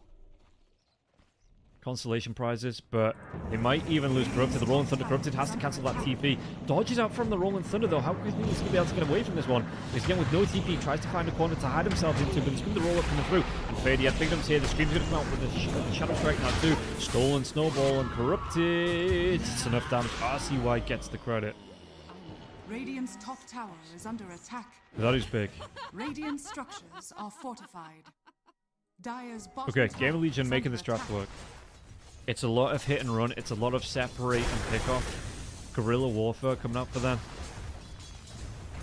But early on it is working.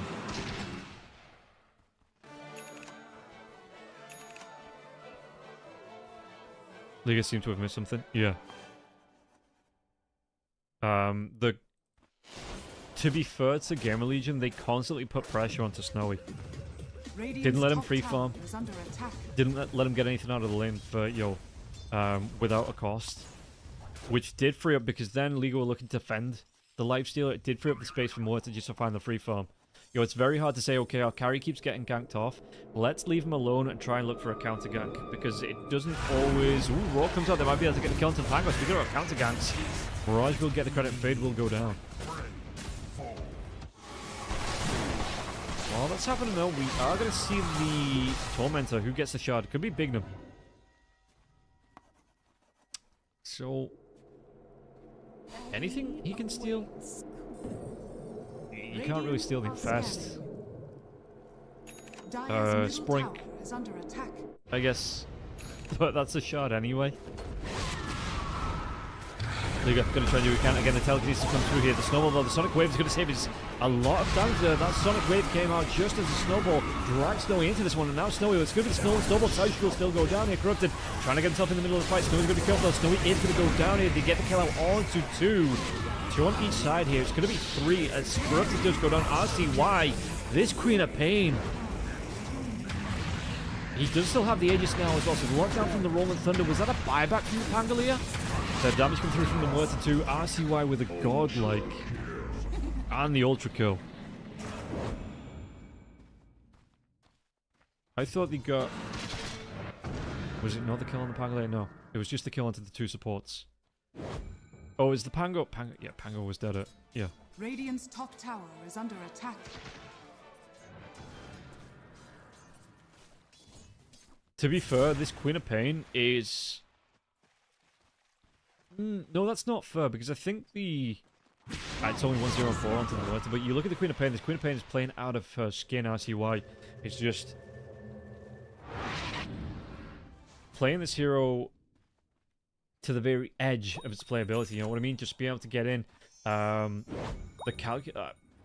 the Sonic Wave over the Snowball wasn't the greatest thing, but the rest of the way this hero's being played, you know, how RCY is conducting the Queen of Pain, really is leading the line here for Gamer Legion.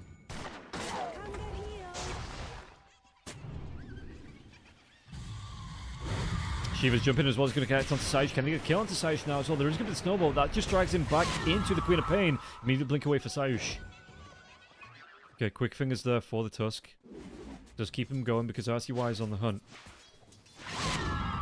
Aegis will expire, but this is gonna be, it's gonna be the Bloodstone coming out, right? Yeah, Bloodstone for the Queen of Pain.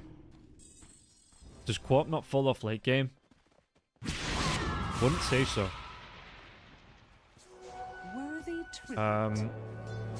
With the Sonic Wave being pure damage, going through your magic community here as well, it's a lot of damage coming through. You can go in for the Bloodstone, which is it, 30% extra damage from the Bloodstone?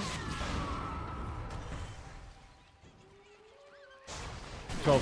Damn, 30, yeah, 30 would have been a lot. 12% extra damage.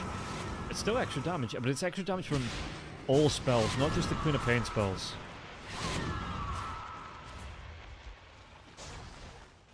Yeah, Quarp is a really good hero to go late game with. Not as good as she used to be. I remember the, was it like 3 years ago when you used to have the right-click Quarp? Oh, respect. Just AFK outside the base. She still hits pretty hard anyway. Has a great animation.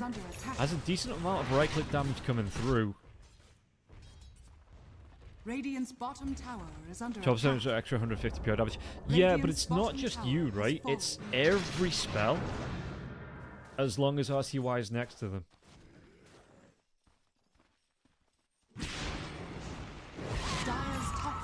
So it's just increased damage from spells as an aura. It's not an active, it's not like you have to bloodthorn somebody to get it active. It's just as long as the Queen of Pain is in within 1200 units. And if there's something that Gamer Legion do here, it is magic damage. Yeah.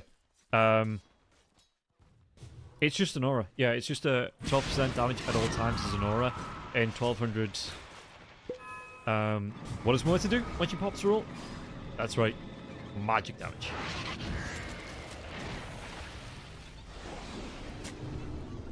What does Venomancer do?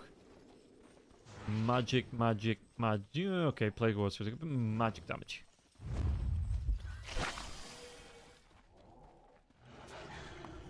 Radiant I would have thought are Pierce the scanning. Veil would have counted, right? Because it's still a spell.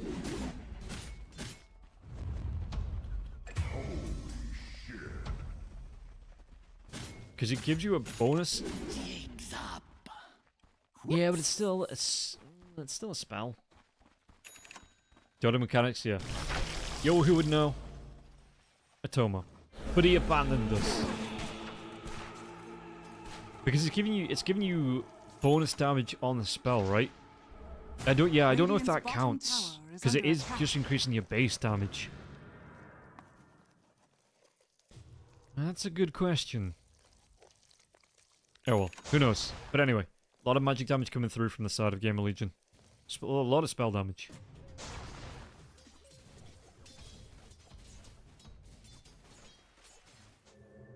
What have we got coming up for Snowy now as well? It's going to go towards the Sanjin Yasha. Radiant's bottom We don't have a tower pipe. is under Yeah, no. attack. That is a good point, yeah. Slaughter! Oh, the Beastmaster gets picked off on the wrong side of the river. Hey, Benny, you're on the wrong side of the river. Slaughter went Hand of Midas. Gonna go into the BKB now for the Slaughter.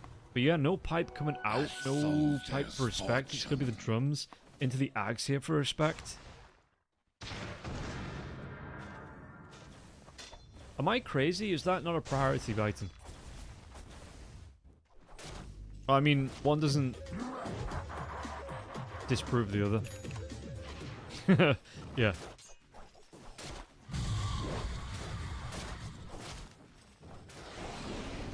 So we'll see Queen of Pain here. Is going to be jumping to get the crush up now as well. This is going to be a big amount of gold. If you do get the kill, there's going to be the Warrior's Punch as well. They have the damage. nearly 2,000 gold. Radiant's middle tower is And under the effect's going to attack. come through as well from Corrupted. Dire's Yep, turret that is has been dead. killed. Corrupted even takes down Speed's courier as well. Morta's still going to be trying to find the farm. I'm going to go through that twin gate into the full... yeah, okay, the Shadow Blade's going to be nice into the Silver Edge. What's the attack speed you get from a full Silver Edge? 35 attack speed, 70 damage, on top of the damage that you're already going to have, again, from the Pierce the Veil. We'll see the Pierce the Veil coming out now as well. Corrupted, he has that defense inside of him, so the Light's still going to have no choice but to make an appearance there. And Ghost with a double kill. Don't know why Corrupted was so far away from the rest of his team.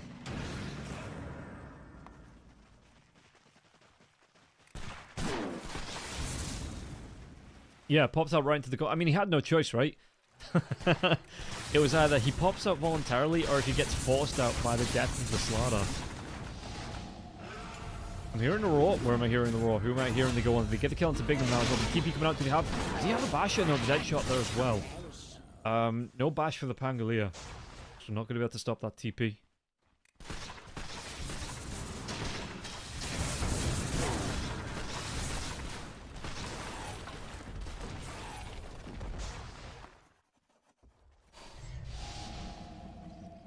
Are they just following Roshan up the river?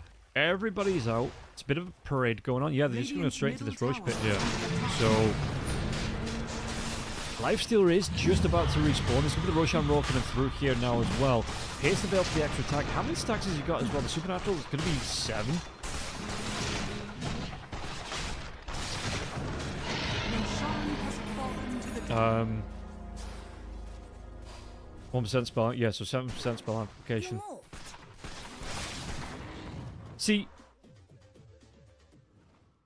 doesn't this increase the damage from Pierce the Veil too? And that says spell amplification. RCY did. Where did RCY go down? RCY went down in a bit of no man's land there. Radiant are scanning.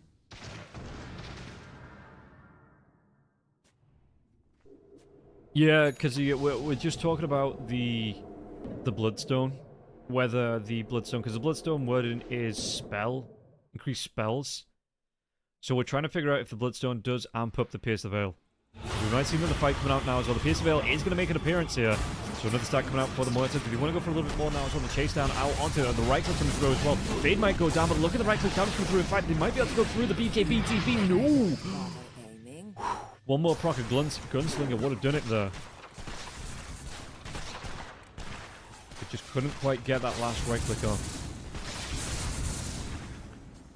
That does, yeah. Taco has a point with the Dota mechanics, yeah.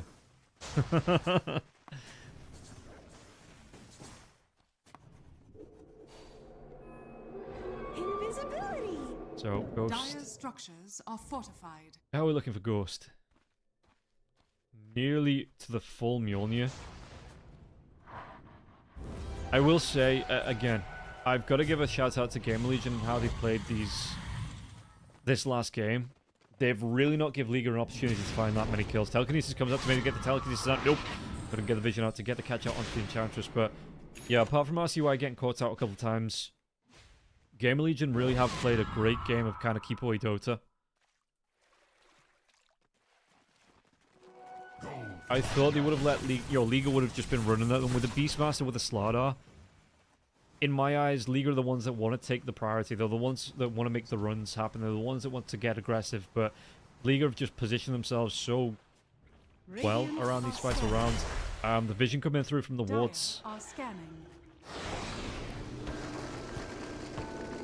A little bit disappointed that most of the players not changing the build after ult was scaled. Change the scale with their base damage. Is under attack. Yeah. Radiant's middle I mean, has fallen. that's why you see in the Silver Edges coming out for the attack speed. You know, the Hurricane Pike as well. The Hurricane Pike is still amazing for the extra agi it's going to give. Witchblade first. We did see... What game was it? We saw the Masked Madness come out for the Mortar. Was it the Liquid NGX series? Everything's just blurring into one now. It's getting to that point in the day. You know, we're coming up to 7.5 hours on this cast. So I'm losing track.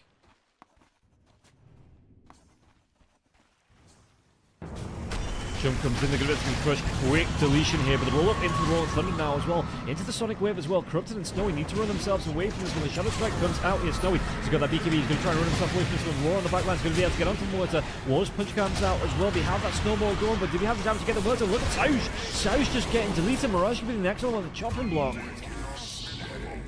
And now Telekinesis to get the drop back into Respect. Respect, well, the untouchable. He's very touchable.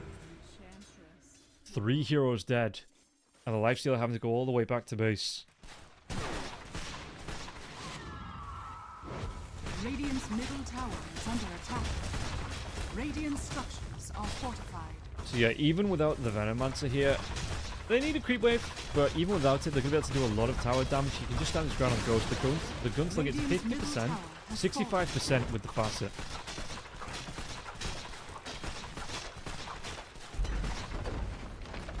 Better than every other right click. Not Witchblade. Yeah. Radiant's bottom tower is under attack. Roshan bottom's down as well. I mean, Ghost has his Aegis for another 30 seconds, so he's really not scared about being too far forward here. Corrupted does get another kill into speed. I don't know why they were both there. As the base is being pressured. Damn, dude! Did Snowy just cheat? I don't know what that was. Like, that's to me, that's like a rage. And not the Lifestealer rage. That's just like a rage feed in one of my pubs. Okay, no, my hat's off to Gamer Legion. They've played this draft really well. Link comes in, Corrupted could be able to get a crush out onto RCY now, but RCY is going to put the pressure onto Corrupted. Corrupted trying to run himself away. Does he have that TP? Not for another 38 seconds here. So the Shiva slows him down, and RCY just plays it at a distance. Going to be able to run himself down. Yeah, Sonic Wave comes through as well, and he knows, well, I mean, Corrupted knows he has no way out of this one, so going to have to try and Twin Gate, and RCY might just follow him here. There's good Swashbuckle coming in as well, and RCY gets the credit for the kill.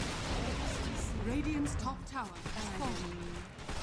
Radiant's top Yeah, tower I didn't is think this under draft would attack. work like this, but Gamer Legion, they had a game plan, they stuck to it, they played keep away from Liga, they've taken the fights on their opportunities, not given Liga any opportunities of their own. Down on the backlines, Mirage, though, he's going to be a little bit too far forward, even with the BKB coming in here, he's going to be taking down RCY. And this Queen of Pain here, 14, 2, and 9. Let's make it 15, shall we? No, Ghost gets the credit for the kill. Radiant's top barracks has fallen. The Dire now have Mega. Bignum, Crush comes out here. Speed is dead. Snowy gets the credit for the kill, but Snowy needs to run himself away here. Going to try and do what he can with the armlet toggle out. And again, can he really stand up to Ghost?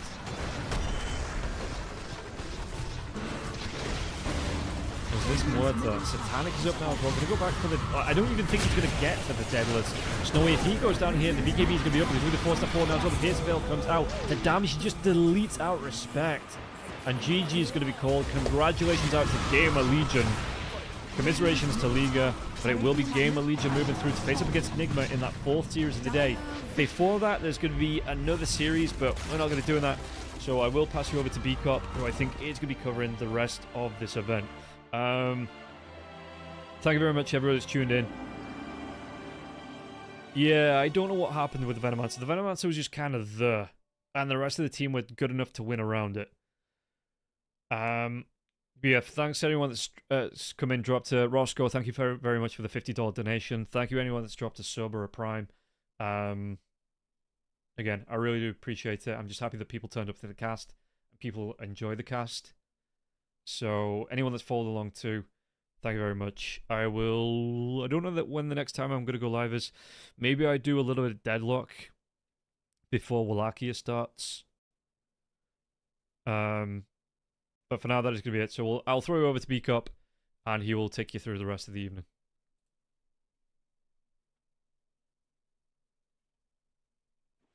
If I can find him. Will B-Cup?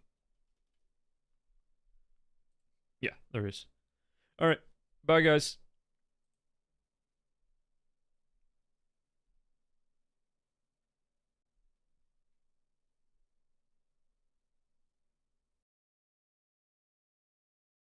Liquid earlier.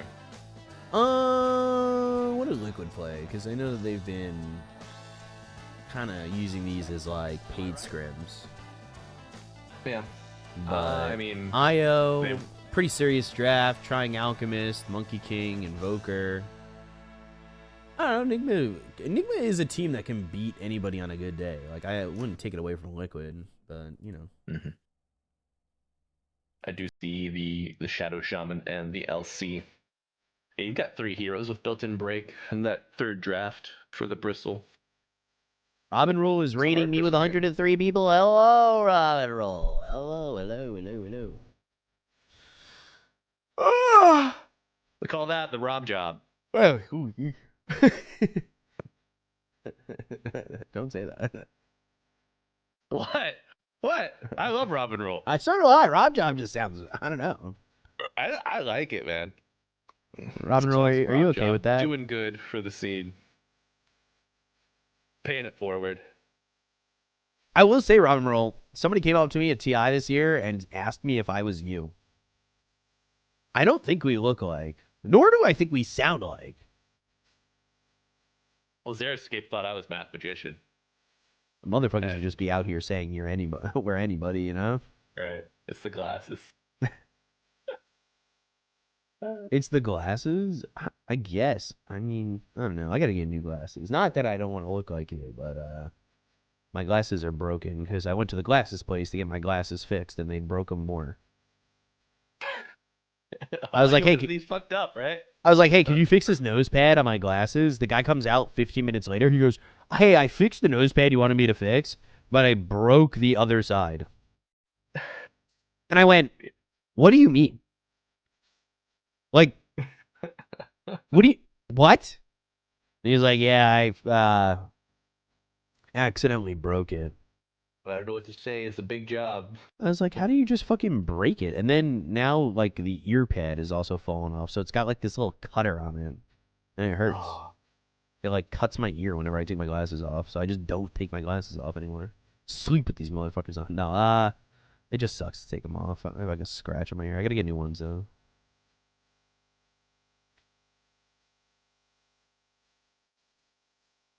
Xeriscape, I do not want a child.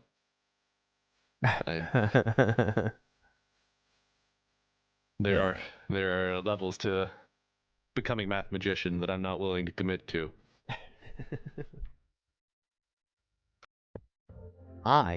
Wait, is it Enigma Gamer Legion right now? No, right? It's Parivision 2 Mouse. hours. Yeah, it's Parivision. Parivision Mouse, yeah. Somebody said Enigma, Ghost versus Enigma. Cool. I got LASIK.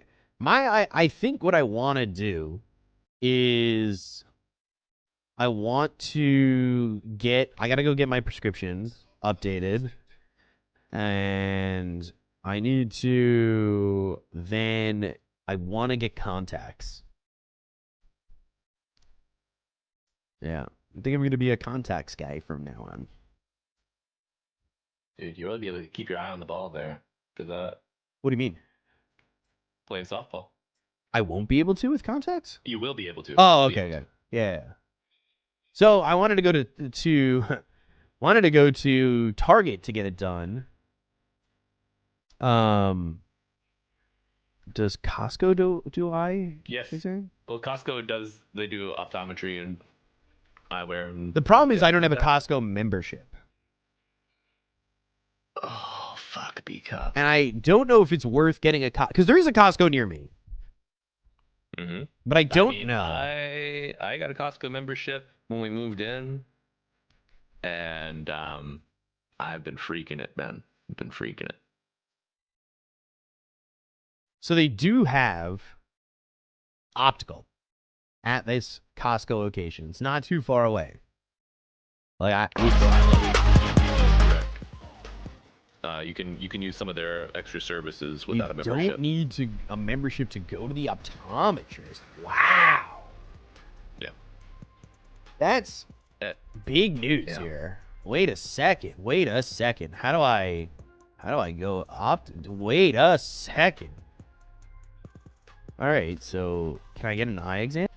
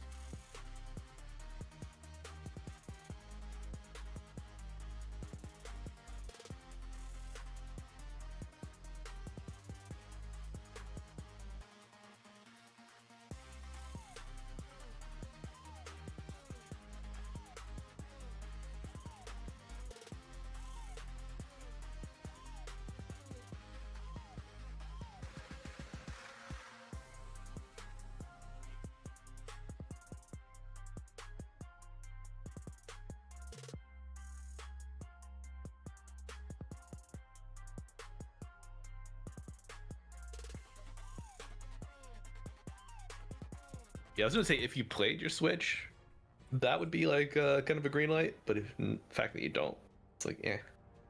Would you split a Costco membership with me? How are you, Shoe? Dyer's turn to ban.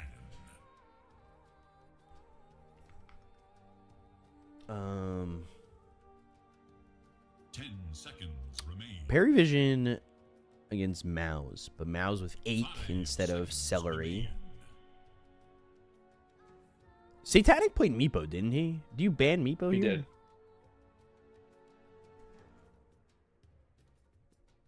I mean, Meepo's still playable. I would consider it. Alright, let me... Dyer's turn to ban. Date of birth, November 30th, 1992. That's right, guys, I'm 33. Relax. 5 seconds. You can pick up your new card at Costco membership counter once you receive your new membership number. Make sure to bring the following documents: email with membership number from Costco and a valid government-issued identification. Interesting. Do I want the executive? Guys, do I actually, like, really? Would I care to have the executive over the regular one?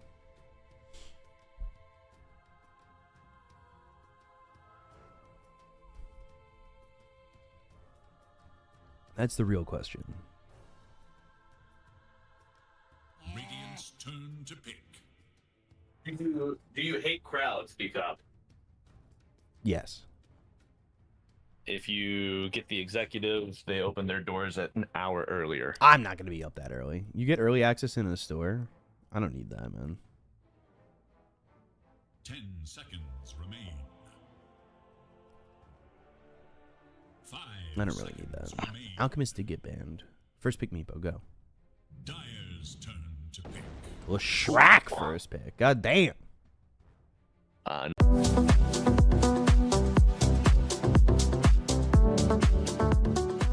Potential. Radiant's turn to ban. Queen of Pain. I haven't seen any Pokemon cards for sale at Costco, but maybe I just haven't been looking.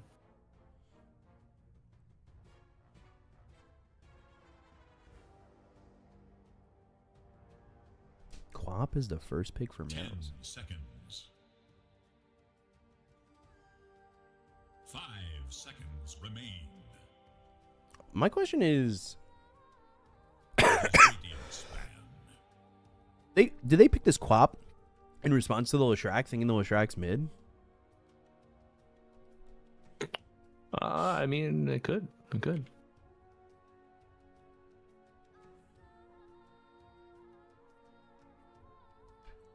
Seconds And it's just remain. not going to be mid Leshrac. 5 seconds. Yeah. That could be a problem.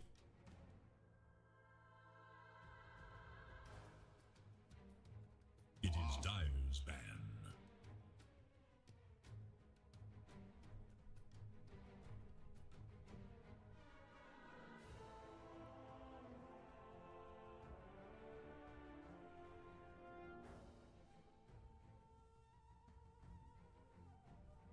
Seconds remain. 5 seconds remain. Dire must choose. And there's the Meepo ban. Yeah. Kind of sucks having to use a Meepo ban. Radiant must It does. It Because does. it does leave a lot of options when, like, Meepo's just, like, one of those heroes. And I feel like there are definitely things that you'd like to ban otherwise. I.e. Doom in this situation. Could be a hero you'd like to have banned. Yeah. seconds. Especially. I don't know. 5 seconds. And Doom is Omega powerful. SSS plays it. I mean, I feel like every offlaner kind of has it in their pool. Still seeing it after the move speed nerfs as well on Scorched Earth. So, Radiant's not a complete culling of the hero.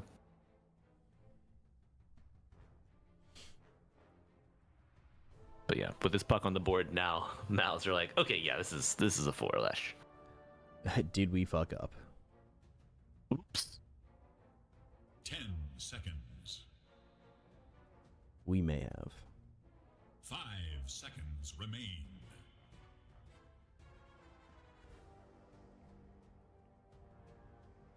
What do you go with this puck? You just pick a 5 here, right? Surely. We've been over this B cup. Don't call me Shirley. Yeah, people were saying that in the chat the other day too. They were just like, "Don't call me Shirley."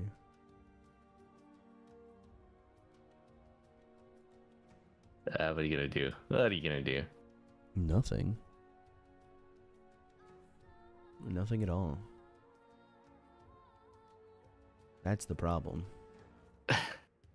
I feel like I should do something, but I just don't do anything. I just don't even know what to do at this point.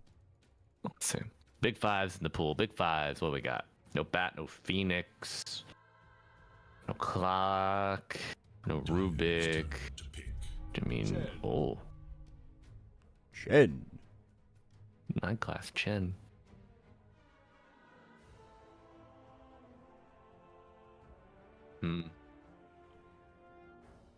Well, it can't be 9 class Chen and. Sorry, Ducalis Chen. My bad. Ake is a I don't know, stand-in. I feel like I think Ake is just the player now for them. Yeah, I'm not sure if he's like on trial or anything.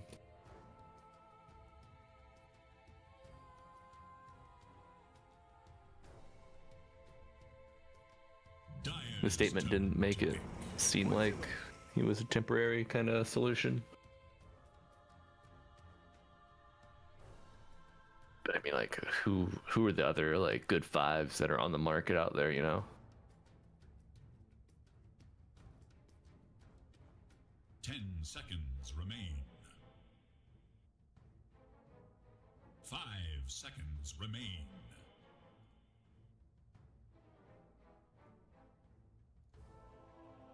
Radiant's turn to pick. Shadow Shaman. Okay. Yeah. Shadow Shaman pretty good. Pretty good, man. It's good control. I mean, Shackles, Hex, Disruption, all good. Rolling Thunder would be decent. 5 seconds. But I'm a little worried for Mouz because I feel like Parivision just does a really good job of playing the map efficiently enough where, like, Mouz, the way they played yesterday, just isn't going to be enough. Yeah. A legend interrupted. Yeah. The push from Leshrac Chin is a bit concerning.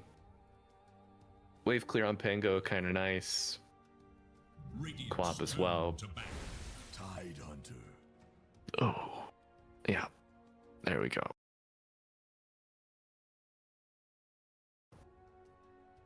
Still has a chance to have break, though. Like, with Shadow Shaman, right? Yeah. Not off the table.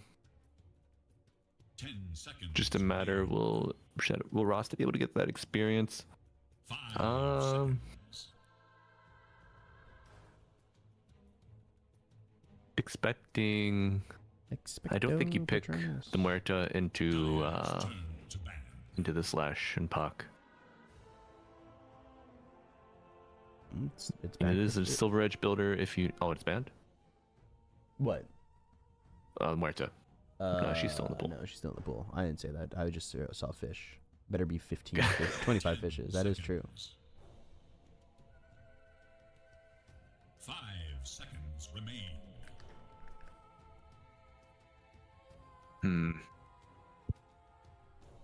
I don't know. It could be a Muerta.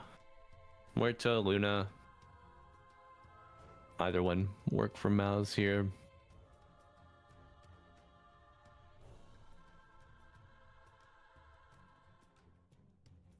But it's Crystallis, so does he want to just play like a...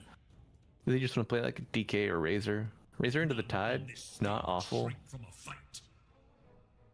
I haven't played on this patch, so I don't really have a good idea for the feel of this hero. Oh, they have a food court? Rose Oh, Dire. sorry, I'm Oh, also dude. still looking at this Costco. Yes, Costco has like you're gonna fucking. I mean, I feast if you love go there. the old food court at the Costco by me, but like not all of them have it. So seeing that the one that's near me has it is great. I see. Get you a chicken bake. Oh, 10 seconds remain. I mean, there's one more series Oh. after this, so I'm probably not gonna make it that far, but 5 seconds remain. today. But it would be nice to go out to Costco. It's Malibu currently, but it could be both Malibu and Math Magician at some point. Then you guys are going to be hearing two of the same people, according to some. You'll hear two math magicians. Dire must choose. Phantom Yeah. Lancer. Holy How about a- shit! Hamana. Right. God damn. So good coverage for the PL. Satanic could Giga Farm 10 here. seconds. PL uncontested in this tournament. I keep getting PLs in my pubs. I fucking hate it. None of my players know how to play them well. It pisses me off so much.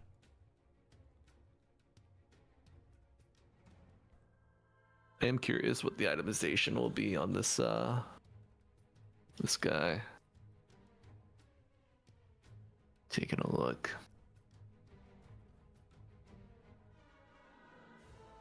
Today we're updating our ESL co-streaming guidelines. Interesting. Interested in being an official English co-streamer?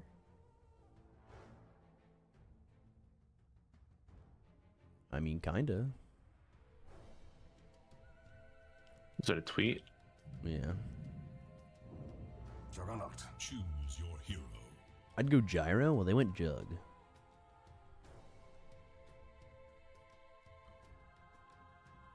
Five seconds remain. Oh yeah, they ran the jug the other day. He used to have that long streak of Jug games. Back in my day.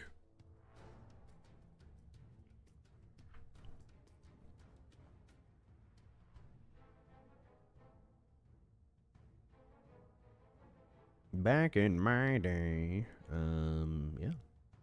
No, wait, tomorrow's the last day, so there's no... Okay. Tomorrow, I'll see... I mean, my softball game doesn't start till 5:30 p.m., so this shouldn't be conflicting at all, but I'm going to stream my softball game when I get there.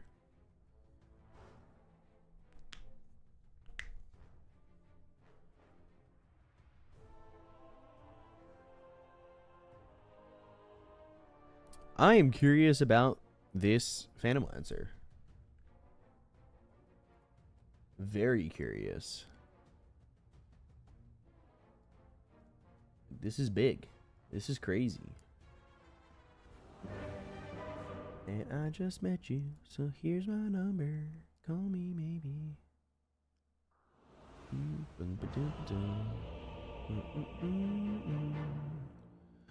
Here's my number, so call me maybe.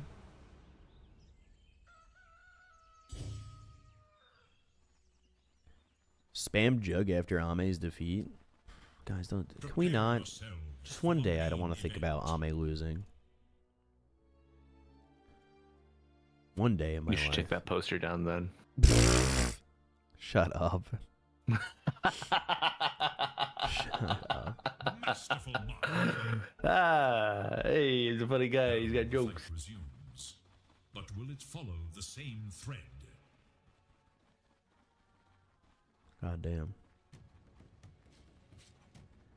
Hurting me. Internally.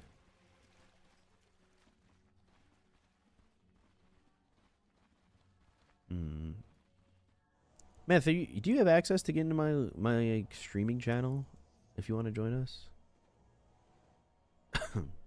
Me? No, Math, I Math. do. Oh, Math, wait, Math. stop that.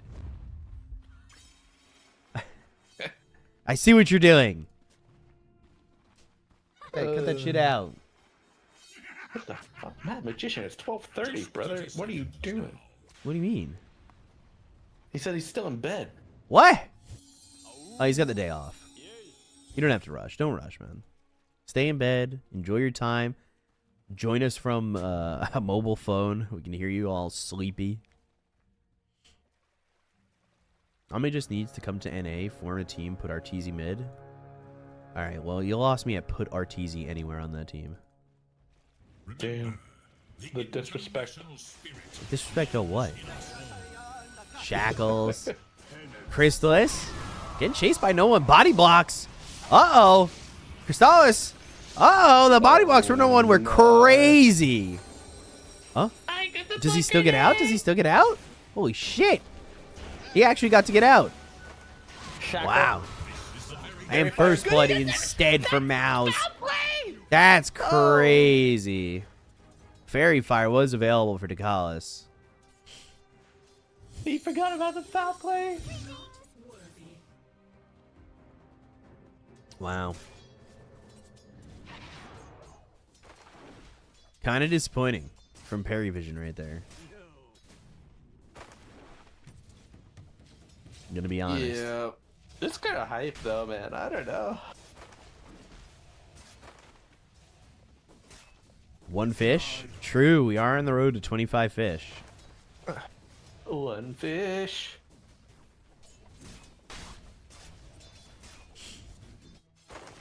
Deep ward here from mid one. Interestingly enough. He's got a ward on his high ground and a ward behind the tier 1.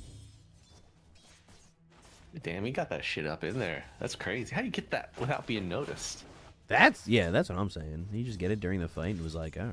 Okay. Certainly an that's a interesting... big shackle. 9 class? Never in doubt. Very. It's fine. Oh. Now you have no spin. Yeah. But no level. Eat a gush. 2. Eat a gush. If he had a stun, maybe 9 class gets this kill. Yep.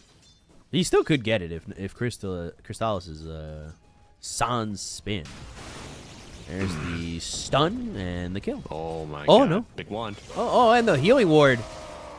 And now 9 class is just dead. He got the 75 gold though. Balance. Oh, and another fish. Fish. Kill that fish. Denied. Oh. Oh man. Fish denied. Fish very denied. Do you know that Mitch Hedberg joke? Which one? It's like, it's a good thing that you cannot hear underwater. Otherwise, the ocean would be loud as shit. Yeah. Imagine you put your head under the water and you just hear, ah! There's also Brian Regan's joke. He's like, I was watching the fishing channel, watching them just fish, and then the credits came up at the end of the show and it said, writer. Who is writing for this show? I don't understand. It's like, are you coming up with lines like, it's a fish. It's a fish and it's a beauty. Like, beauty fish. Like, that's all right, man. Those are just the lines I wrote. You need to chill out a little bit. Like, who is really writing for the fishing channel? Right. Right. Another healing word. Can they kill it? Gotta find I've seen Crystallis really value this healing word to the point where he I've seen him buy shard early. Trying his team and be on it.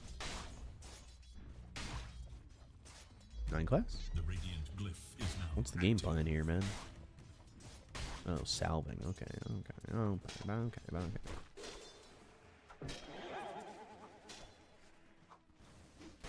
What was that sound? Tidehunter Tom. Oh. I was looking bottom, so that's why I was curious what that sound was. I think it was PL. PL taunt did the boing. Yeah, okay. That's what I thought. Taunts are childish and shouldn't be in Dota. Says guy who doesn't have fun. Just going straight Manta first, I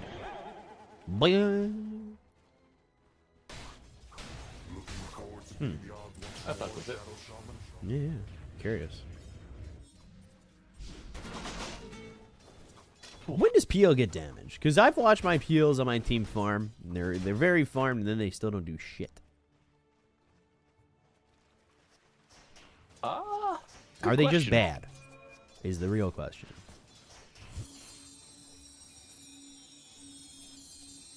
Because that could just be the case. They could just suck. Could be. Damage. We're paused. We're paused. We're paused. Am I committing to buying this Costco membership? I'm looking, you know? I did the same thing, man. I did the same thing. They have optical, they have pharmacy department. Like, how much is the eye test after I pay for this membership? That's what I need to look up. That's the big thing. Okay. All right. Oh. How much is a Costco eye test? Eye exam, the comprehensive. Costco eye exams are typically between $50 and $100 for a basic one without insurance, with many locations averaging around $70 to $90. Do I need industrial amounts of food? I don't know if I need Ooh. Okay. No one getting killed mid.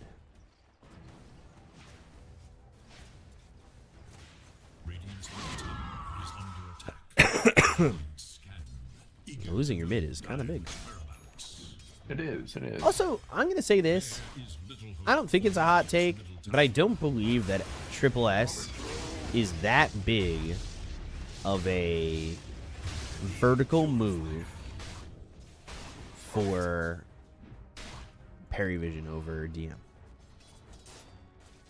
No, I mean, DM was great, man. I think... definitely got scapegoated, in my opinion. Yeah. I don't know if maybe SSS is just happier to play that kind of solo role. I will say it's kind of crazy that, you know, 9 class, like, DM wanted 9 class to play sometimes a more traditional 4 when it would just fit. And now that DM is no longer with Parry, 9 class is playing somewhat of a more permissible position 4 than what has been, you know. Crystal chased down by 9 class. My comprehensive eye exam was $90. My new prescription glasses were $200, and the high index single vision anti-reflective coating was $80. Jesus Christ, talk about fucking buzzwords here. The double slow is kind of rough. Yeah.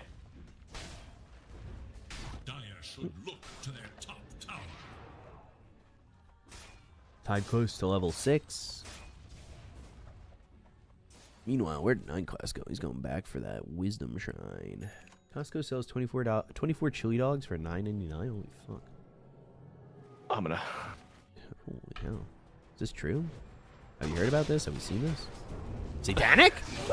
Oof, I mean, dream glow action. And shit. A little back and forth. The problem is I don't have a way to bring Costco stuff home, so I would have to be ordering delivery from them pretty exclusively. Hex? Satanic? Oh. Alive by the Sonic Wave! Got him! And the disruption on Puck. Disruption. No one? There's a problem. Puckishing. And the shackles. Mid one's trying to come back in. Oh, got him! Mid one going off. He's cracked, man. I am a doggy.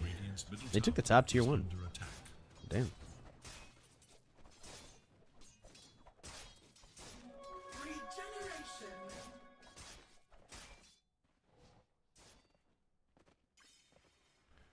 No one playing kind of strangely? I don't know. He's not exactly like the end-all be-all of this team. Like, it's definitely the PL that has to be like the winner, right? Yeah. I mean, mid-game relevance from your PL gonna be nice because I think the Jug, he really likes to join these fights early. Even with the Battle Fury build, like, he's not afraid to show up. Healing Ward is just giga value. Also, But, is I don't it know. surprising that PL's not going for like Diffusal? No, I think the Diffusal builds a bait. He's dead. He's gone. Yeah, I'm just dead. I mean, I don't know. I feel like draining these heroes of mana would be quite nice. Diffusal got nerfed, right? Yeah, I know. I'm just thinking, thinking out loud here. So we've seen like Diffusal on Pango as well, but he's got Mage Slayer, which is going to be really good against this team. Yeah, you need Oil? something to. And they've got Ravage if they need it. Oh, They used God. it. Jesus. They don't. No mercy. They didn't fuck around on that one. They've got an amplified damage on Ache, but do you want a shackled Tidehunter? Not really. Oh, the tree block. But then 9 class cuts it back down. Okay. Interesting. Why do people still reference Miracle like he's played Dota professionally in the last like 6 years? Boom. Dies? Serpent Wards? That's curious. I don't know how I feel about that. And then another stun. Mid one here. Uh-oh. This is where you need to run, guys. Yeah. They got Ache. Oh, God, my Paramore is pretty garbage right now.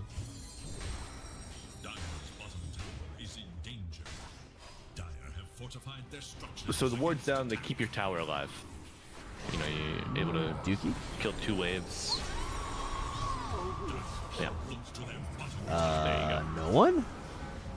Hey, if he Very survives, he's got Coil in 6, but Jesus. Yeah. So speak up my thoughts on that word placement there from Mike or AIK. Oh.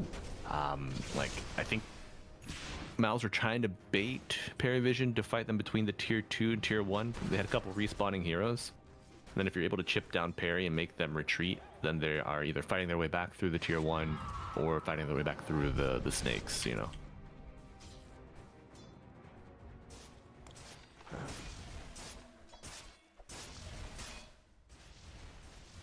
Tied pretty high on this net worth.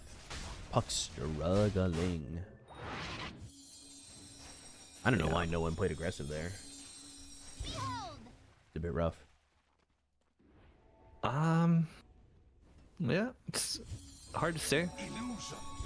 Him going crazy kind of means that PL is just getting to hit creeps Well? as much as he wants. I didn't have Ravage again for 19, but they lose 9 costs. Yeah. Jesus. F10k, Those snakes F10k. are ready now. Silence? Quap? Oh, Jesus. They have Ravage. You gotta be careful. It's gonna be up in 2 seconds. Yeah, you can't really fight in a triple S with him having Ravage now. And you just Omni him, maybe? He I don't might know. say, He's in "Fuck your very Ravage." far. Yeah. Now 5 heroes are here. Now you can fight into them. Because the rest of the team... Healing ward, very nice. Oh! Is he? Yeah, and the Omni. I guess he gets the Omni for us. Jesus Christ. Yeah. Holy shit. Was that value?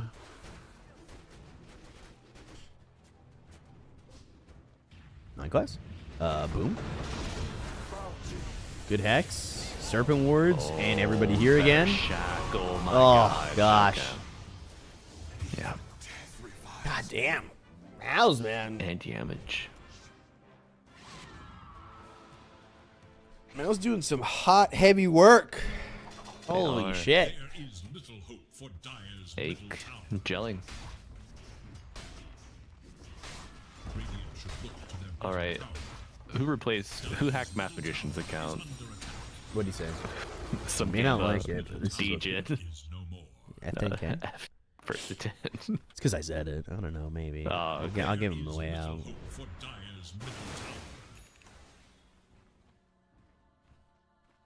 14-minute Battle Fury Not to the bad. jug. 14-minute Battle Fury. Meanwhile, PL, nothing. I mean, it's their same net worth. But Yeah, 400 of him is Maelstrom. Or not Maelstrom, sorry. is Manta. Manta.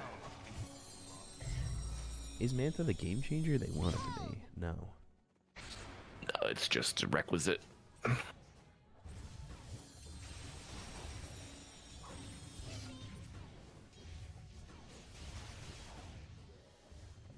Mouz could make it to the finals if they win this series.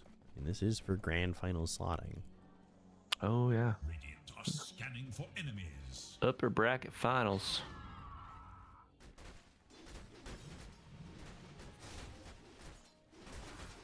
Am I sick of the moment? Yes. I'm on the back end of a flu.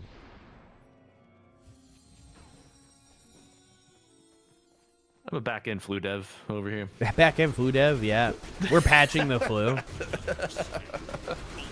He's mourning the Mets game last night. God, it was fucking terrible. I was there. We scored one solo shot home run in the first inning and then nothing else. Sonic Wave again. Oy. Satanic, caught, Dude, killed, gone. Manta, don't matter. Man, they're really making this PL look like Garbo. Yeah. I mean, Shadow Shaman, Quap, probably gonna kill any pause 1 you find at this point in the game, right? You'd think so. Ooh, bottom lane. Botanic just not respecting. Lived creatures. Oh, They got Boom, but was he just AFK? I mean, they didn't use Dream Coil or Ravage on that. BCOP is a tri-state area guy. Today I learned, yeah. I'm a little New Yorker guy. Can make it more specific. Because isn't the tri-state area Jersey as well? Don't fucking include me in that shit. Fuck out of here. I am a doggy. I am a doggy. I am a doggy. I am a doggy.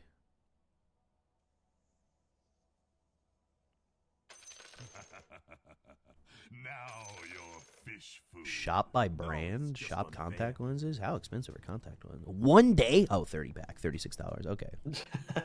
Jesus Christ. I was about to say, man, that's fucking crazy. I do need some new glasses, and if I'm going to do contacts, oh, it's going to be so expensive. No Jersey? No. Everywhere is the tri-state. I live in a different tri-state area, so that confused me. Isn't like the other tri-state area like Midwest? There's a Midwest tri-state area or some shit like that. You always hear about the tri-state area and never about the give-up area. Don't worry, my life is the give-up area. Got him. Ohio, Indiana, Kentucky. Oh, not what I thought.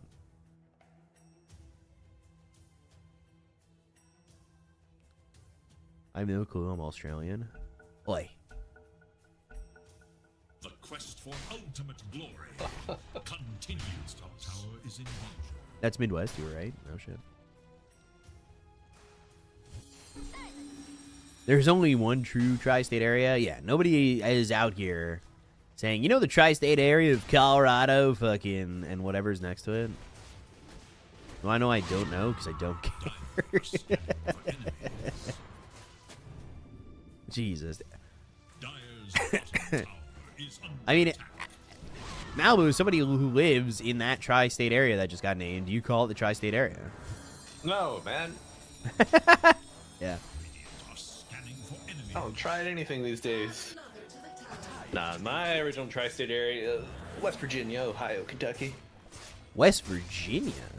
That's right, bub. West Virginia.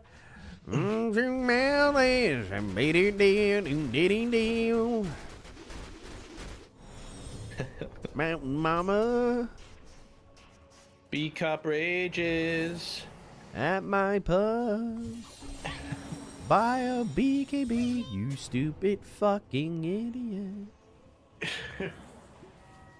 Typical Drow Ranger. Pennsylvania, Ohio, New York is a tri-state area. No, wait. No, it's not. They don't even connect. Is A. Wait. How big do you think Ohio is? Ain't no shot.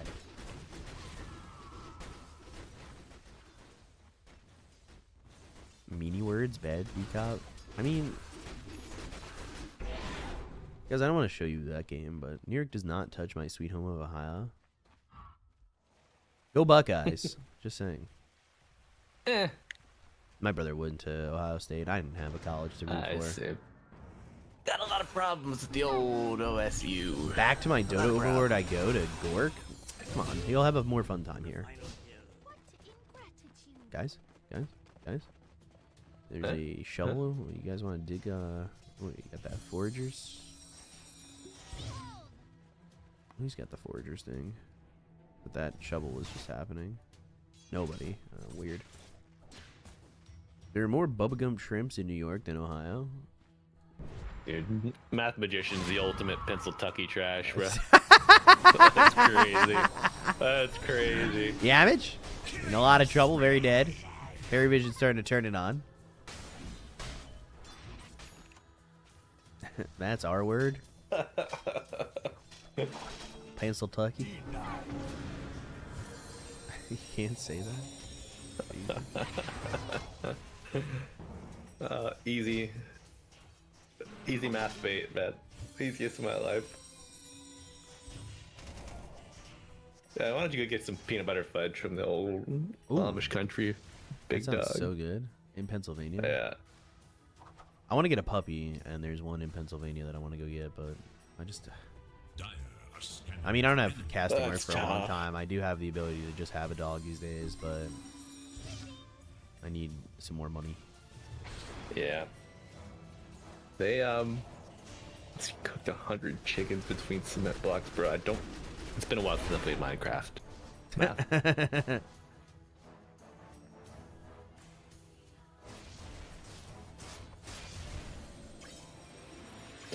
But yeah, as far as puppy, it's tough, man. I mean, I know I'm not going to any events till like September, so like I have time to like be with this dog. I do want to get the dog a passport though. Ooh, we'll jump in, blink, silence, gush, and the kill. Dream coil coming in, and the kill, guys. Parivision, guys, no, God. Oh, 5-man ravage for what? Pound of cheese. Hey, Perry. No, what the fuck? God damn, man. What are we doing? Fucking bounce on it. The 5-man Nightfall Ravage. Ooh, all right. Oh, disruption save! Oh, Yamage! Oh, oh. All right, Ike is dead. But they saved the Pango. That's all that matters. Blue Rage Mountain.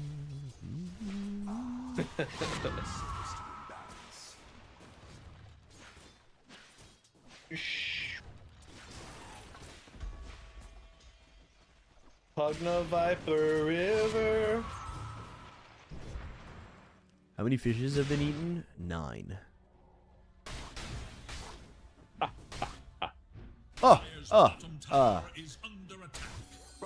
The counts. 9 fishes. Russian ass fucking count. What? You had a little Russian twist on that. Did I? Oh. Yeah. Sorry, I have Polish-Russian roots. It happens. I must break your fishes before I count them. If they die, they die. Crystallis? Dragging that anchor. Yeah. Doesn't give a damn. Alright, Mr. Cup. I got a work call here at 1, bub. I'm gonna hop off. Alright. Depending on how things go, I might you can join always up hop afterwards. in. Yeah. Hop in, hop out. Alright. Enjoy the games. See you later, folks. Later.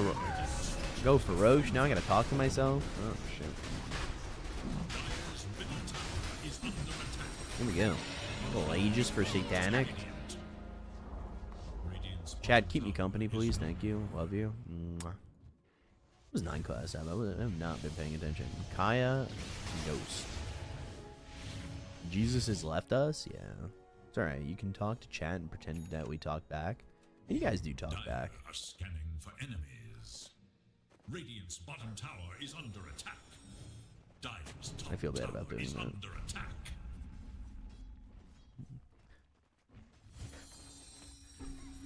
My mom told me not to talk back. Same, man. Same. Hex next for Triple S. Okay, I like it. Little smoke play action. Ooh, 9 class goes Scepter, but he's gonna die anyway. Dead. Does he actually want to fight this? Ooh, Ravage! Is that worth? That doesn't seem worth. Let me chill cast, by the way. Ooh. Oh! Parivision, man. Ugh. Costco hot dogs? I kind of want to get one then. Me. Oh! No one! Oh! Oh! Oh! Oh, no one. Wow. Oh, and he TP'd out on Dookie. God damn. Holy mother of God. Jesus. Radiant's top tower is under attack. Radiant's top tower is no more. Nani? Oh. Dire's bottom tower is under attack. Okay.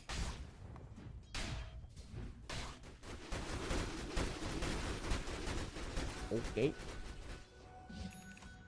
That went really low. Where's my wallet? Dire's bottom Pay for this Costco membership, I guess. Dire's structures are fortified. Not Ghost. Ooh, he doesn't have serpent words anymore. Oh. Okay.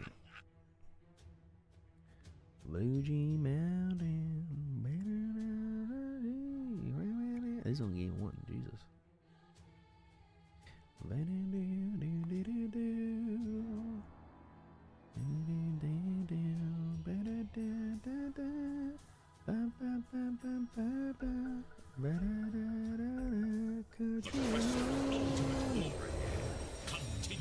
Take me home. Oh, little Dream Coil action on a 2. Snaps on the Quap. No way. Shadow Shaman again. Just kind of like surviving this. Woo! Croaker.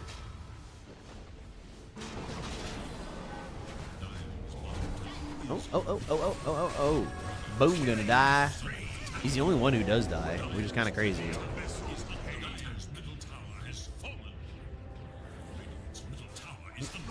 Chrysalis?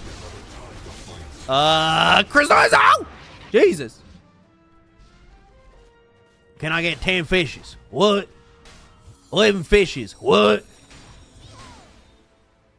1 bear. 2 bears. 3 bears. 4 bears.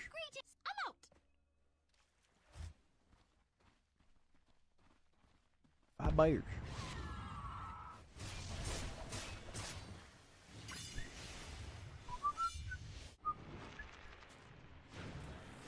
Take me home to the place where I belong, West Virginia, Mountain Mama, 10 fishes and almost a hex. PL and Jug, more or less the same build. Yeah, kind of. Kind of. Aghanim Scepter soon. Still have this Aegis for 52 seconds. Yeah, he is playing. This is an interesting one, so. Krella's Crozier. Crozier. Oh, uh-oh. Swashbuckled in. That's a death. Jesus. Jesus. God damn. Radiant's bottom tower is under attack. Dire's top tower is under attack. And just up it on the high ground. Dire's top tower Sure. is full. Radiant structures are fortified. Why not? Oh, the new Hex. The new Hex. The Leash. The Sonic Wave. The Ravage on a 2. Oh, disruption save. Oh, the healing ward. Not going to be enough. 9 class. Too much damage. Chris. Oh, it's always silenced. Ah!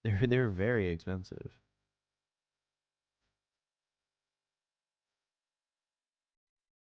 All I have to do is ask. Magic the Gathering, yes. Your own story.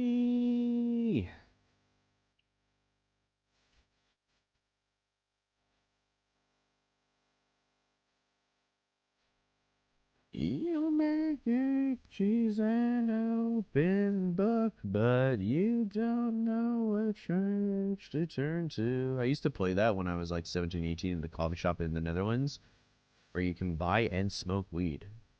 I wanted to go to the Netherlands.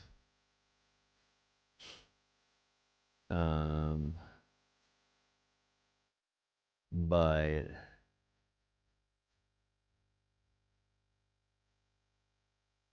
I just I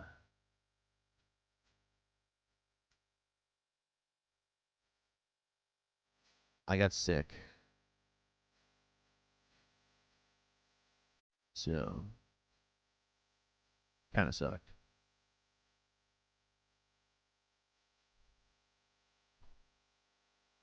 Such a tourist trap in general.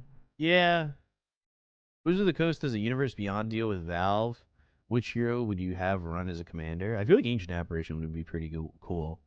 Like I do feel as though his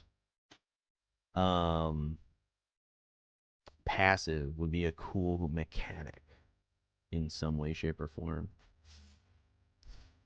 I bomb Korea every night. Like his bone show would be interesting. Who won game 1? Went on my phone doom scrolling. Parivision did. Sounds like you've already thought about this. I mean, I wish they would just do it, right?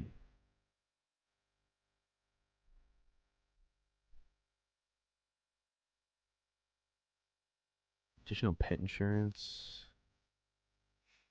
There's just nothing I need in the executive Costco membership.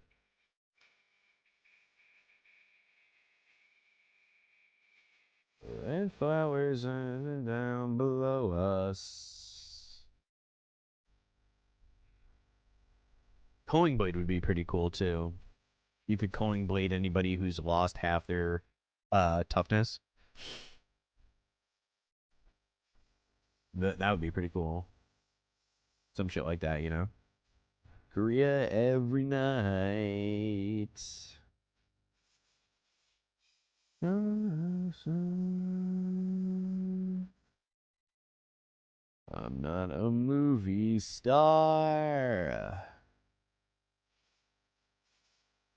to tell in hell down below us. Do a 101 of Roshan or Aegis, like the One Ring. Having Aegis as an equipment would be cool. When creature dies, gets regenerated. It's like a cheap equipment purchase. Or maybe it's like a Roshan transform card. Every night.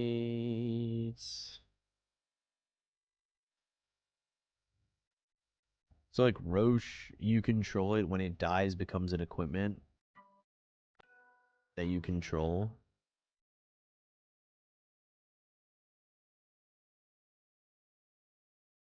When you sleep.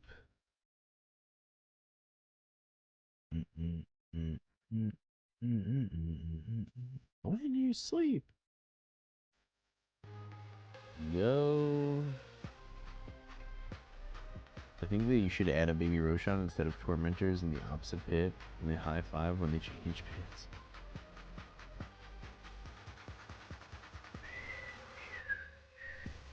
You know what's so upsetting? Asian games this year are not going to have Dota.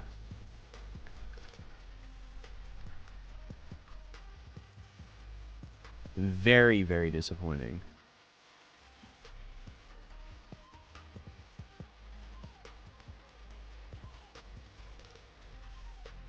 Over again. When you sleep. when you sleep? What do your fingers know? Show. Fingers go when you sleep.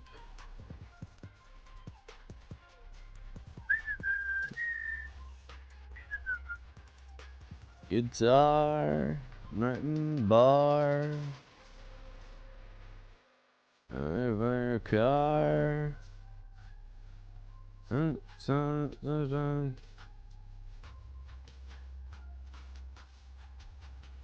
This was a womanizer, always on the edge.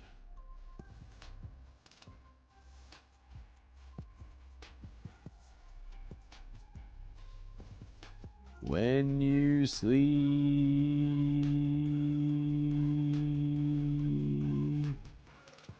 where do your fingers go?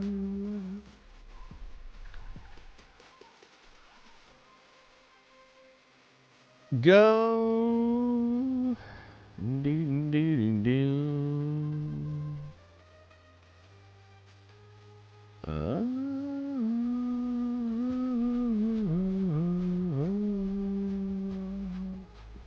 So esports is at the Asian Games, but it's very upsetting because Dota is not at the esports Asian Games.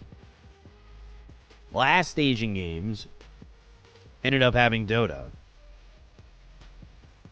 but this time around, the Asian Games is eFootball, Gran Turismo 7,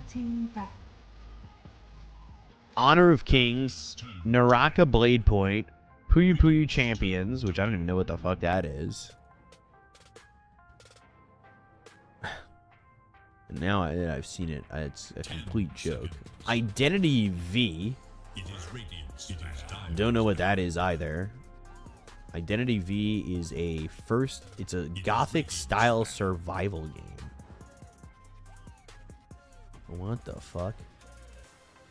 League of Legends, Mobile Legends Bang Bang, Pokemon Unite, PUBG Mobile, and competitive martial arts, which will be Street Fighter, Tekken, and King of Fighters.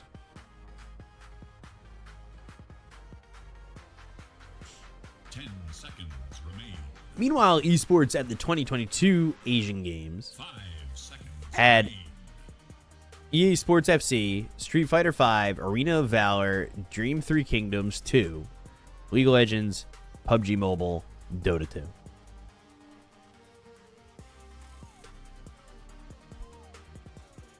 So very disappointing that it didn't happen. Is this a sign that Dota is dying? No, but they should not have. They should. Oh, it's so stupid. Frustrating. Monkey King. When you sleep, where do your fingers go? Meep meep. How are you, Willpower? Monkey King first pick. I want to know because they banned it in the first game. Or Parivision, well, Mouz banned it, but 5 seconds. oh, well, Parivision go for Repo.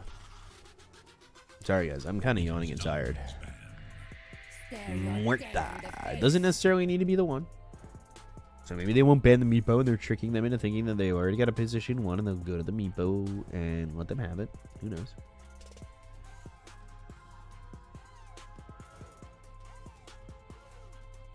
Seconds. 5 seconds. I will say I don't think that Dota is in the Asian Games this year because the Asian Games are in Japan, so it's probably games that Japan like. On the last Asian Games in 2022 that had Dota was in China.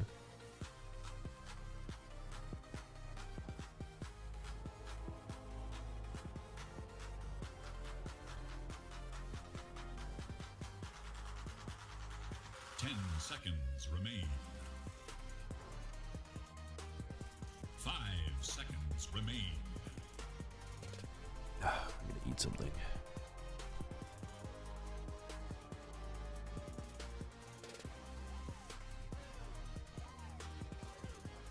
Where's my wallet? I gotta get my wallet. Wait a second.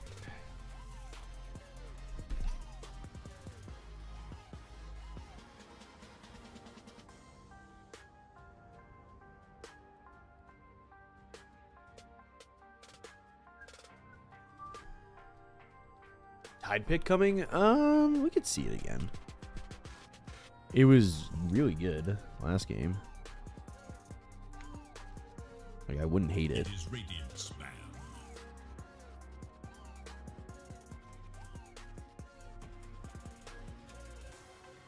Why would you not? I don't know. Why would you not?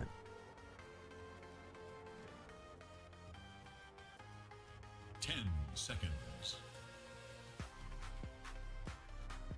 5 seconds remain. Radiant must choose. What did they ban? They banned the act.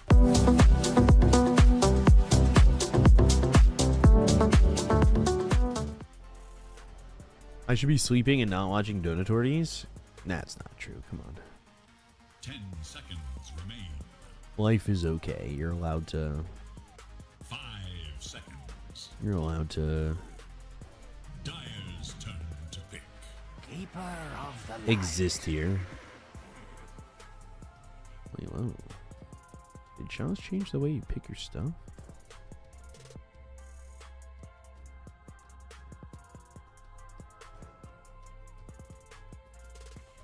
Seconds. 3 a.m. here in Melbourne. Melbourne. 5 seconds remain. Melbourne.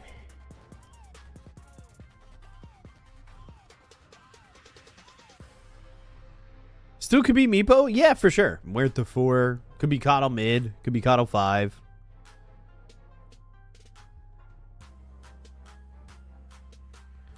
Why not, right?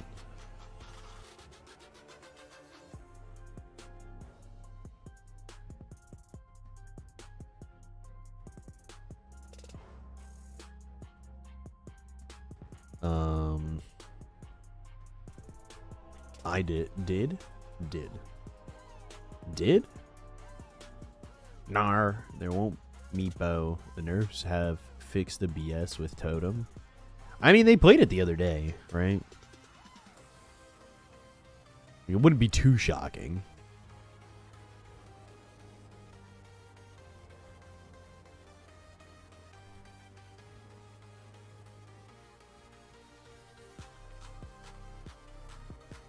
I think you'd be fine.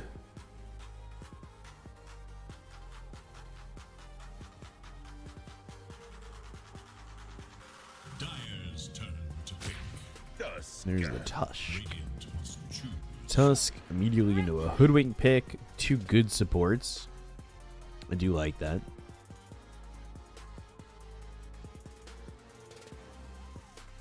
Now what's your response to this?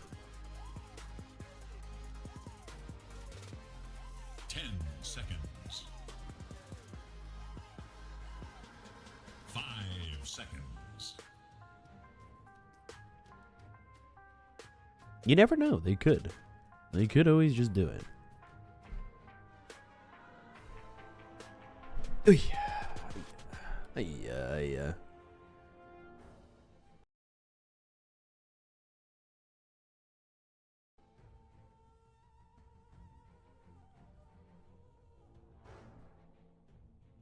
Radiant's turn to pick. Beastmaster could be your mid. And Treant, now you're 5, so 5 Treant could be offlane Beastmaster, 4 Muerta, as well as a Kato mid. I'm at my desk. Ooh. Oh. Ooh. 10 I figured out my seconds. local basketball Player has court ready to disconnected from the ball. fight.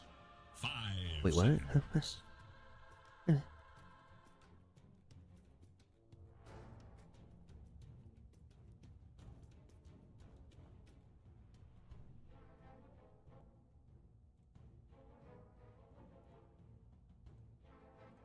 Dyer's turn There's the Tide Hunter. I mean, you could just, if you go one position Muerto, you get yourself a Silver Edge, you'd be fine with the break. I don't really know if I like this pick as much. Got some French toast though. High on life, baby. Got some French toast. Hell yeah, hell yeah. French toast sounds fucking good right now. Ooh, that does sound really good.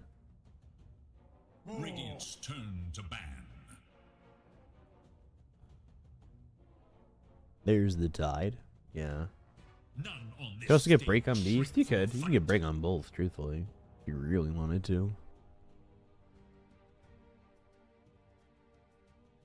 How's my day? It's okay. My day's going alright. 5 seconds. Just kind of existing right now. It is Dire's ban. Was this available on CSN?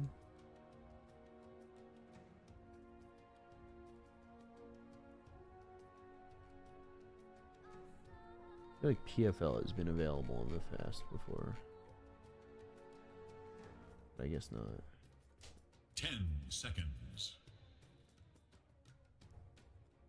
Alk? 5 Or... seconds remain. It is I mean, Radiant's Alk could be ban. picked. Wouldn't be the worst thing in the world.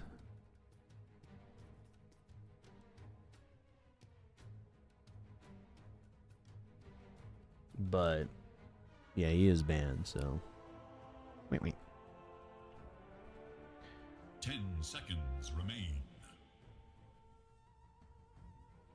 5 seconds.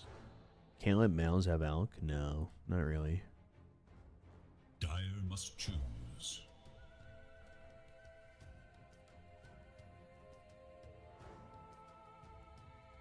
Radiant's turn to pick. Queen of Just let Muerta carry against Tide. I'm just wondering if Meepo would be good enough to just go and have. Also, Math, let me know when you're, I guess, in the Discord or some shit. I'll fucking 10 seconds. give you rolls or whatnot. 5 seconds remain. There you are. Rolls. Yeah, you should be able to join now. Or see the channel now. There it is. Easy.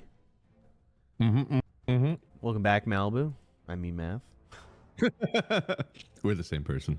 You do kind of sound a little bit alike, but not like... I could definitely tell the difference, you know? Oh yeah. Like, I think don't- it's whenever we get excited, that's probably where it most delineates. Right. Okay. You can see that. YouTube. Energy levels are very different. That's true. I'm a fucking animal. Energy levels are very different. Who, me and him? Yeah. Somebody just got out of bed, so they're able to have energy levels. Good. Granted, it's 1:26 in the afternoon. I got food coming. I'm in a good spot. I'm happy. I got the kid dropped off at daycare like really early, and then I was like, you know what? I'm just clocking out. I'm done. Laid in bed. Make the ultimate choice. Oh, Ember. So they went, yeah, safe lane. Okay, that makes sense. How old's your kid? No, they're 7 in months. And they're in daycare at 7 months? Well, daycare, quote unquote, we had to get her in daycare because, like, you know, God bless the USA. Crystal only had 6 months maternity leave. I only had 2 weeks. Oh, yeah. So right. she's back at work. I'm back at work. Right. But my dad moved 6 minutes away from us. So my stepmom was actually like, she was a nurse. She was a school nurse. And we were like, yo, if you're still out of work, like, we would love to just like pay you to do daycare. So she's been doing that for us. It's been awesome. Oh, that's good. Oh. Because I know my nephews are in daycare. I think one of them is. Maybe both of them are at this point. I have no idea anymore. Huh.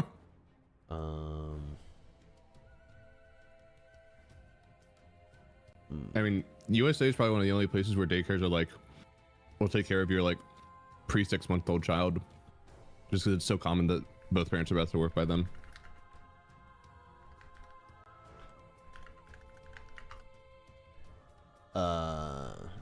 Is Ty the only good offlaner anymore? No. I mean, Beast does exist. Mm-hmm. And he's an insane flex. You can play them both.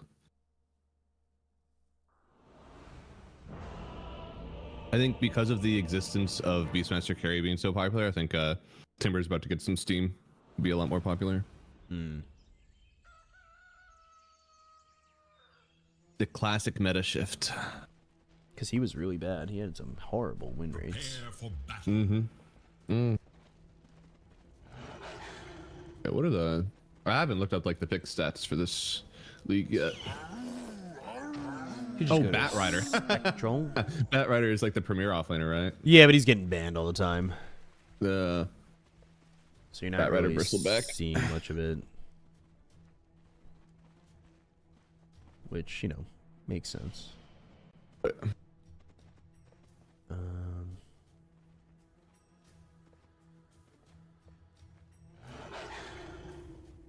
Ooh. Timber needs just 1% more on Q before being pickable.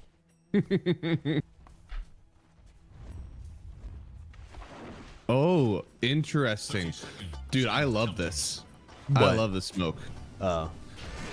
Shards? See, no. I mean, the bushwhack's okay, but and they got this ward up here, but I don't think it really... Ducalis is just gonna like jump somebody in a second. They have either Slight or Chains, and they got to figure out which one they want if they're gonna get close enough for this. Surely you just... Yeah, I guess you take Slight, get First Blood. He waited a long time to queue that up, but they did get First Blood, and now Crystallis is going to go pick up 2 bounty runes, and it's going to be 4 bounty runes for the team that didn't get First Blood. Yeah, I mean, Pari was down here so they could try to, like, counter the cutting trees.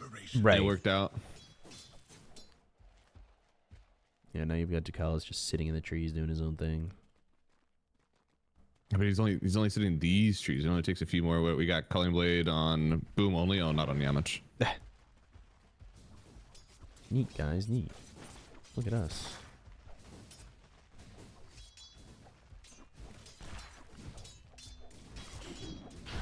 How are these lanes gonna work out here? I don't know. I feel like this Beastmaster hero is always like stronger than people think, and Monkey Kings have gotten way more used to like I am not strong until level 3. But this is a huge kill if they can get it actually. Oh, with the double bore. Nice. 9 class on another one of those like I could do damage kind of supports, but not like the support you really want too heavily. Although, yeah, Coddle.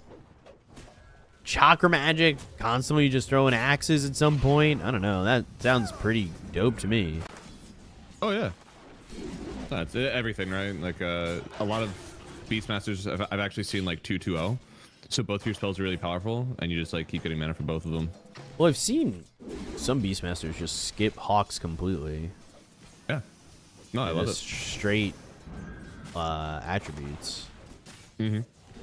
Like the Hawks don't do anything for your Ags. Like they don't attack. So if you want to just keep up your raw health while you're farming up these items, you just want to have like the raw stats, and then you want to have the boars beaten down.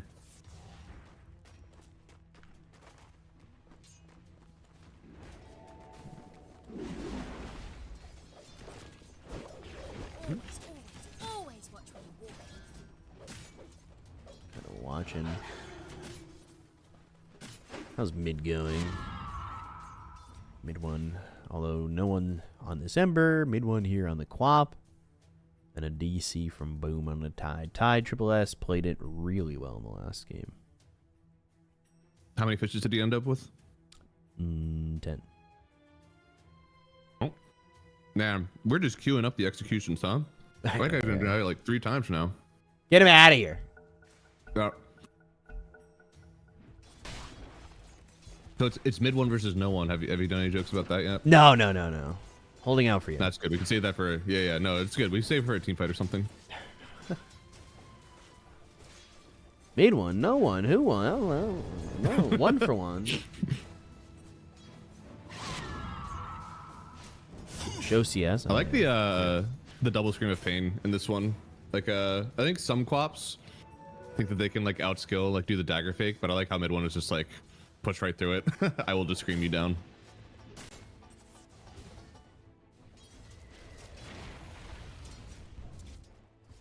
Lanes do feel as though they could be kind of boring. Yeah, it's bottle and water rune meta, right? Like both these heroes are just like chip damage. Right. So over the course of like 2 minutes, you can probably get a kill, but you're never gonna have 2 minutes without a bottle or a water rune.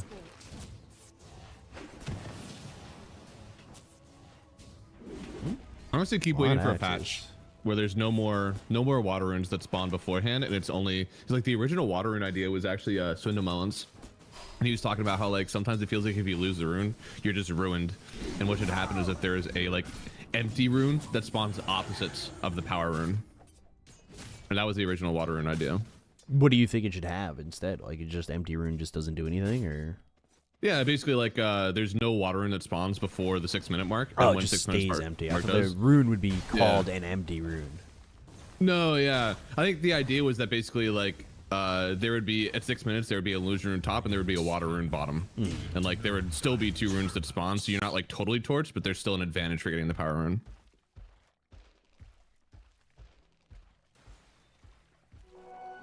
I think this one is a little bit like you know, we all used to watch the tournaments, right, where you're looking like Sumela's up by like 1,000 net worth on the pure 1v1 mid, and you're like, oh, this is crazy. That never happens anymore, because like every mid laner that you pick is going to be able to clear some amount of creeps, right? Whether it's like small camps or this one.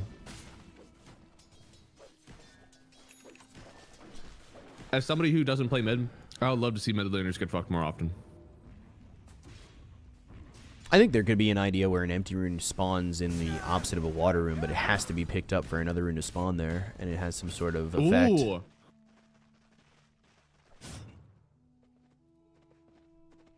Just saying. Oh, wait. Now do you just kill mid one? Right?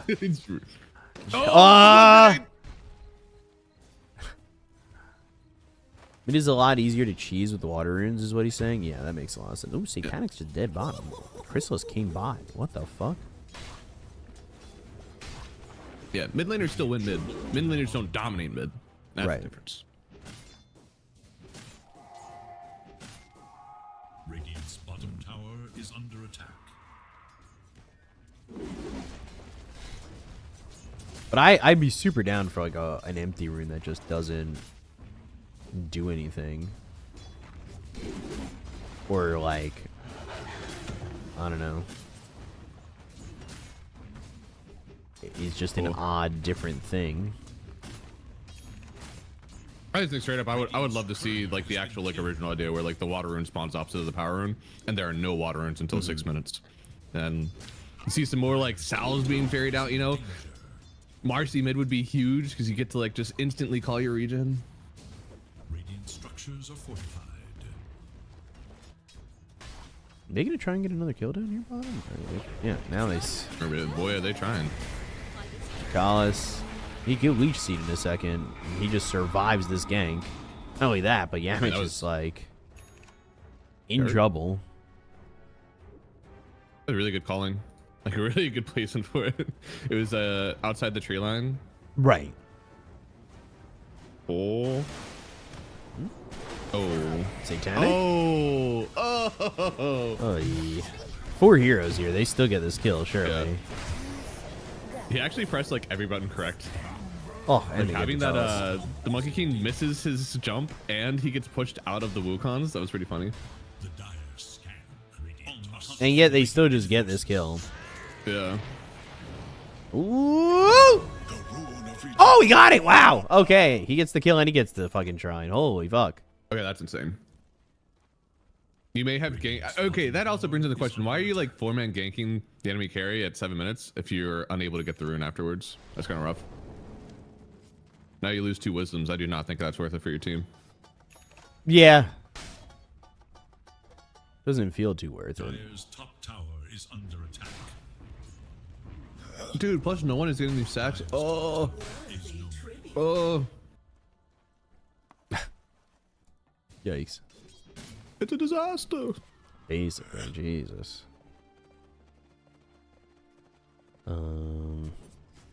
Oh, Tusk is level 2. Oh, God bless him.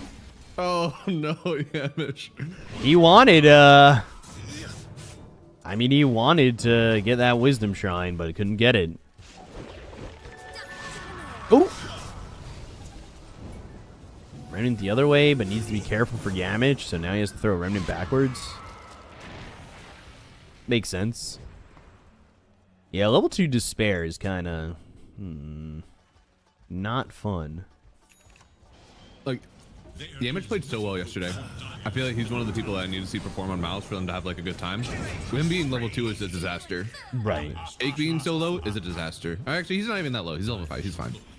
Like, Image, that's sad. Wukong's again. US is still going to get a roar off onto this MK, but they'll lose him in the Wukongs. Oh, and the BM pause. Get him, baby. Satanic's not going to come over. Not gonna, does he? Is that it? He just has Falcon Blade? What's coming out on the courier? And gloves. I guess he is Giga poor. And Beastmaster, who's poor, top of the net worth, had all your gold. Yeah. You go Dom first on the Master. Oh. Do I like Helm of the Dominator? You know, I don't know. Yeah, I was just thinking about that because like one of the first things I used to do was check the facet, right? Like, cool. They're like, oh, is it a good Helm Dom game? Now I can just be like, oh, you know, it's Beastmaster. Like, sure, you can build Helm Dom. Doesn't matter what you selected, 10 minutes They're going ago. bottom again. And they're going to get another kill in the Satanic. Like, nobody's coming over to save them. Dude, that's rough. Everybody had TPs but Beastmaster, who TP'd to the shrine. Or the outpost. Outside of the Wisdom Disaster, I like the strategy of it. Since this Muerta hero, to me, it still feels like it takes a lot of time to become like the carry of the game. You still want Hurricane Pike. Almost every game you need a BKB. And then to do extra damage with the ult, you need a Daedalus. So it takes a lot. Right.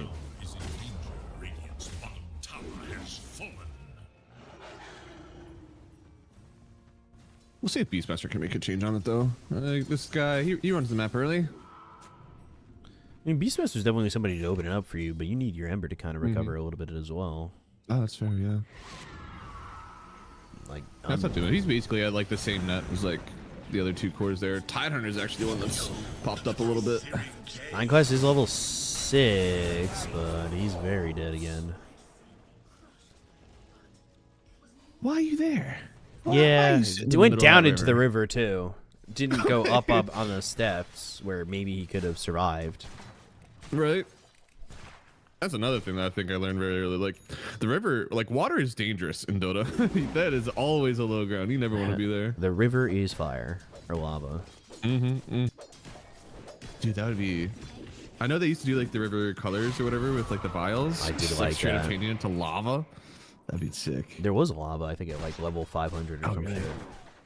Oh, that's why I never saw it. It was really high. I think there was a purple one as well. I can't remember. It was kind of crazy. I remember, yeah. I remember like the purplish ones. I wish they'd bring that stuff back. I would love to see them come back into a battle pass and be like, this is what we could do with our lives. And I'd be so down. I think it's a testament to how like correct Dota did battle pass. I mean, they were the first one, right? Compendium was the first battle pass ever. Look to their bottom tower. The new terrain options, terrain or even weather options. Dire's bottom tower. I think the river vials Were so, really so cool. good because like they didn't also break your game. There are some terrains that genuinely like you'll look up why am I getting like so little FPS and they'll be like, oh, change your terrain back to normal. You're like, ah, I see. Thank you, Default. Coddle is getting a good amount of farm. I like what he's got so far. But he is going to die again. Man.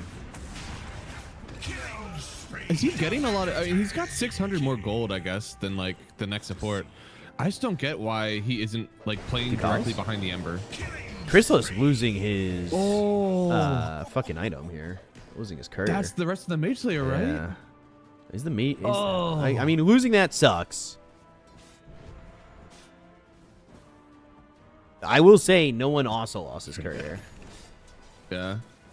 So both these guys losing their mage slayers. Yeah, that's very unfortunate. Very. Why the double Mage Slayer, by the way? I feel like if you already have an Ember going Mage Slayer, I would love to see a Deso in this game. Never mind. No, they're separate teams, right? No. Yep, they are definitely separate teams. I was like, oh wait. Like, is Mortha getting a Mage Slayer? Sure, not. New tech. No, now I need to see Satanic get a Deso. I still want to see Hydra's Breath, man. I am not mad about the item, especially, you see 20, 25 fish. Good maybe dead shot and the roar. Oh, wow. Good kill on a Chrysalis. That was really nice. That was really good. Mid one immediately out of there. Getting to the twin gate. Ooh. I mean, they had nothing to really stop that anyway. Some really deep wards by them here. I think that's what got them that kill. Yeah, some decent ones. That dead shot might have saved no one. Oh, Satanic. Oh, Satanic's dead. I'm looking over at Ake. Oh. Dying, but where does Satanic die? Oh, over mid. Jesus. Well, they must have ravaged for that, right? Oy. Oh, poor Satanic, man.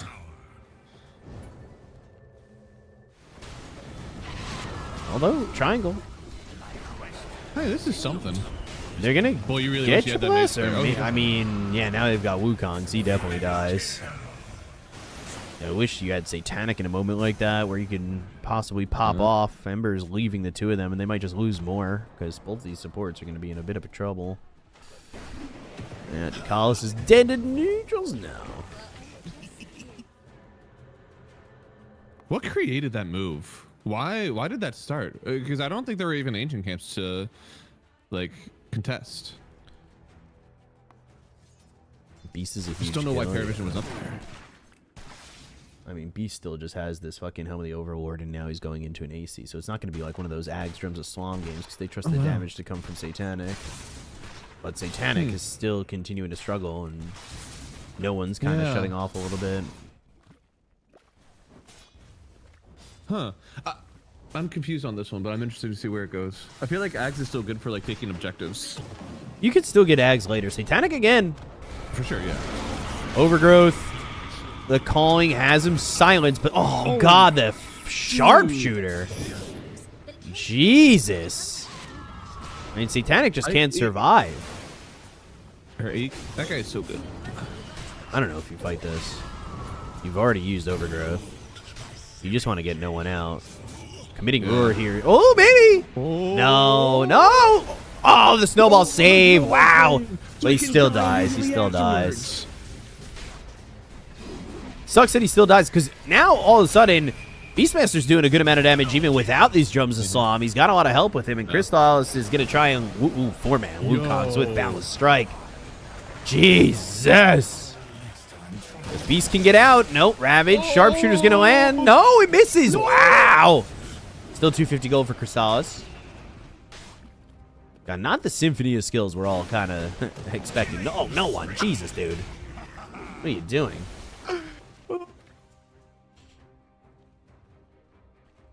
I think that was the time for no one to just leave, dude. Definitely advantage Mal's in that one. Beastmaster's still doing damage, man. Yeah, I guess I'm being proven wrong. I really thought that, like, the raw sustain from jumps would be, like, way better to take these fights. Like, instead of the AC. Like, I want him to be doing that instead of AC, but maybe the definite armor is going to be better for now. Still a lot of physical damage with Tide and Monkey. He can definitely get Ags next. Like, it doesn't... It is always going to be I hope good. so. Yeah. I do think it's always going to be good for you. Yeah. It's just like the heal that you get with everybody around in these team fights. It's just so good.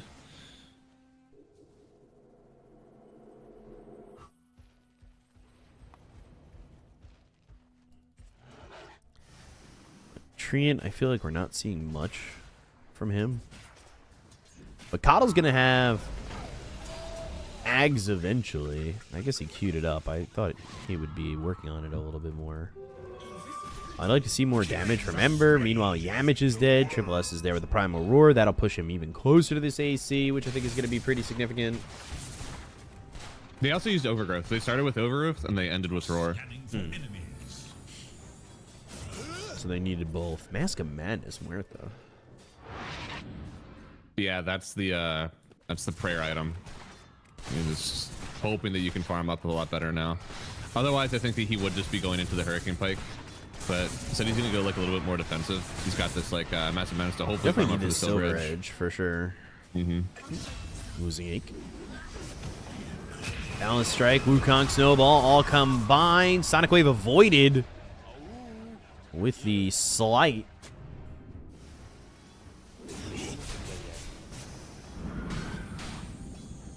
I think I do give them the late game though on this Parivision lineup. I think Muerta, if you do allow her to get that gold, like she is the end all be all end all carry in this game. Plus you have like Ember and Beastmaster. Those are great cores as well. Scanning for enemies.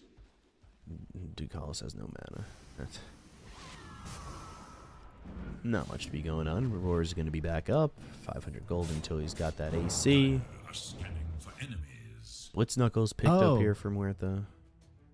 Wow, that's a great. I did not read this ability. Okay, so all of her attack damage is dealt as magical damage in her ult, and her physical lifesteal is treated as spell lifesteal. So it actually converts all like physical lifesteal you have to spell lifesteal, which is insane.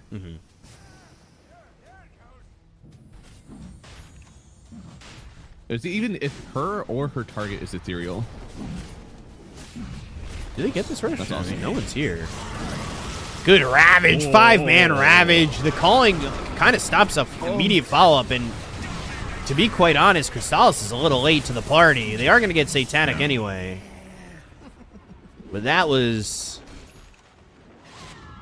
not what you like to see in terms of, I think that could have gone way better. 9 class might still die, still trying to help out Triple S with these axes.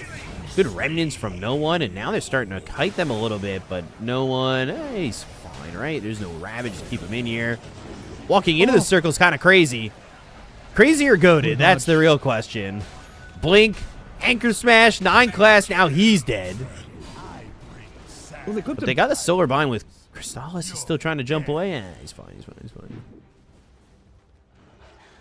Sure, you don't go back into this. Although Tusk? Yamich? Boom? Guys? It is kind of like risky business. You definitely didn't need to be here. But now they've dusted Snowball, the calling. You won't be able to get out on Tusk, and now this Tide Hunter's dead. You have certainly overstayed your welcome. Okay. I mean, that was like almost dead even as a fight, and now it's so far favored towards Parivision. You get the stacks. Like you have 3 perma stacks now on Muerta. Oh yeah.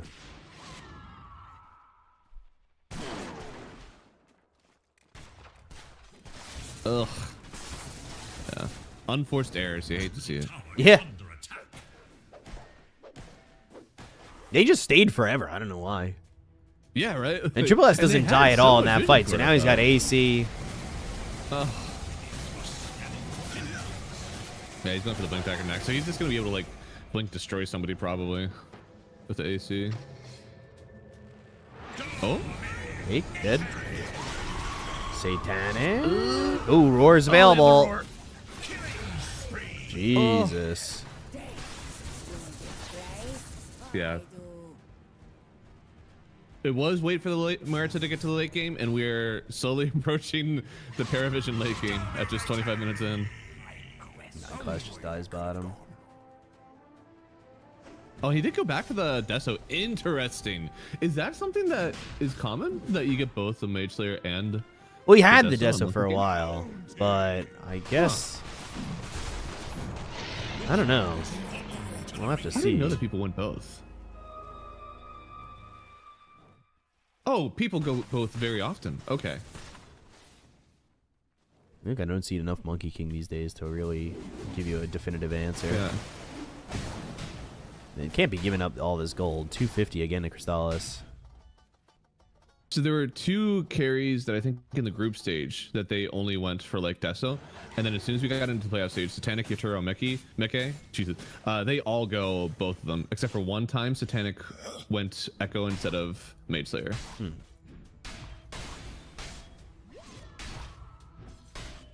I wonder if they fixed the net worth bug here for consecrated wraps. Oh, what was the bug? It's when you lose the charges, the net worth changes. Like your net worth changes. Interesting. So if you die no charges and they don't recharge, I guess your buyback could in theory be less, right? Yeah, but only for a brief moment, right? Do they recharge while dead? I don't know. Because like Tranks technically do, right? Like Tranks will go off cooldown when you're dead. Why is there a random salve at the top room? It's a gift. It's what? It's a vital. Oh, toadstool? it is a vital toad. That's what it looks like. I guess they don't have an image for it. Huh. That's crazy bait though, to like drop that in the river. People think to sell. Radiant's top tower is under attack.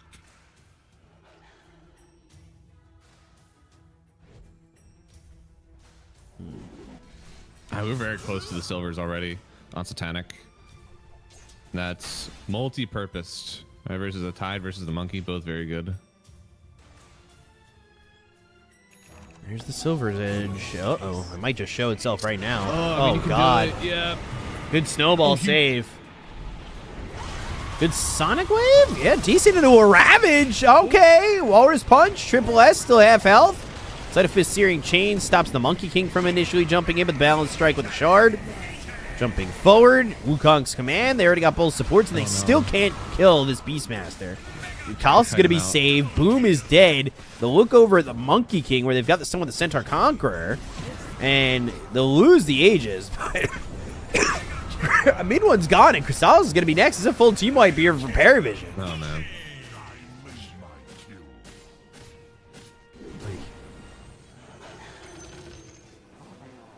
Well, they both have no one left. Yeah. Ba-da-ba-ba-boo-ba-doo-boo-doo. That was as soon as the Monkey King, like, if your Wukongs and your BKB have nobody in it, I don't think you can fight anymore. Right. Like, he tried to fight right after that, and I feel like at that point, like, what do you have? It's so easy to cut you out after that with the heroes that you have here. Never refuse. What did you said something stopped him from jumping in? What was it? It was Searing Chains initially. It was Sleight of Fist, and then he okay. popped his BKB to jump in. Lord, okay. That's rough. Scanning for enemies.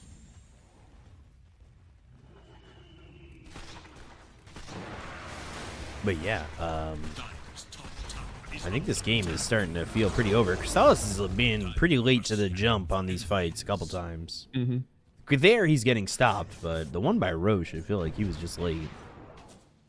It's a weird one. Usually it's the opposite thing. Usually, like, a Monkey King is jumping in because he can, like, you know, speed down the trees, and his team can't. He's like, we're team. We're team. Yeah, here, not so much. Yeah. Radiant's middle tower is under attack. All right, now it's Danger Zone now.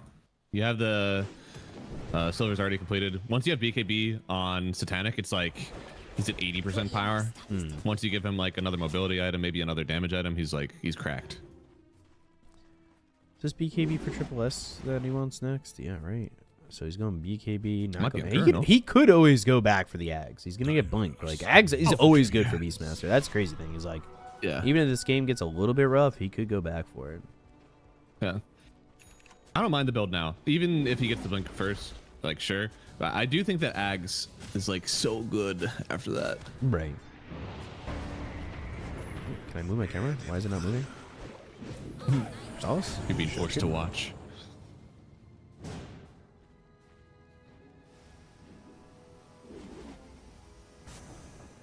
This is a very aggressive posture for a team that lost the last 3 fights. Right.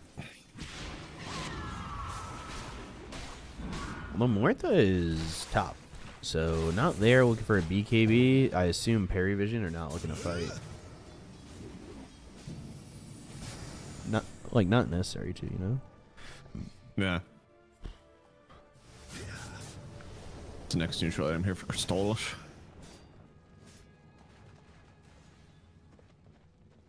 Ooh, serrated Shiv, Competitor Gauntlet. Yeah, Shiv. Dude, I think Shiv is so insane. It kind of like negates the need to go for like an MKB at any time in the game. Even Butterfly, like I don't feel pressured whenever I have a serrated Shiv on me.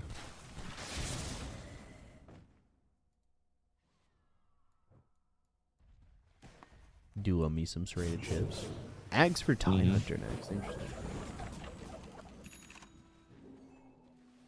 That is interesting. We saw yesterday, right? We were talking about like how does the Tide stay relevant whenever it comes to like these late game fights. Right. I liked the Refresher Hex. I thought that was really good. I guess if you want to like slow poke it and try to like enable this like minus damage or minus armor from your monkey, then I suppose the Axe would be good.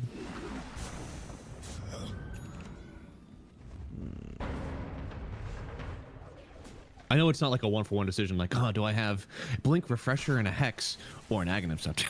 Right. Like, they're a little bit different, but I still like the other one more.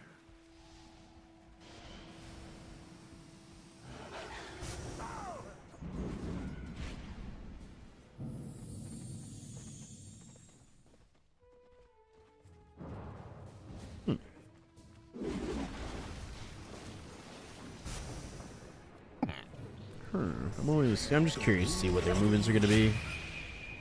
Because if they catch Crystallis, I think like this game kind of ends. He's up in a tree here, but there's really not. Yeah, so what they have be in.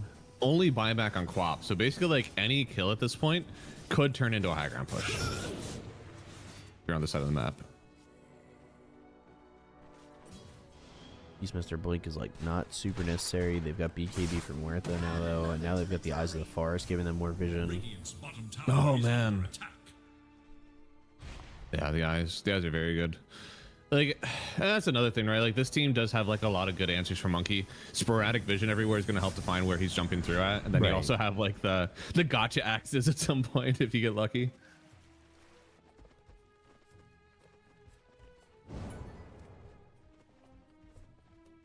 Plus, like a lot of this net worth lead is actually 9 class just being, 5,000 gold ahead, almost 6,000 gold ahead of another support. Dire's top tower is under attack.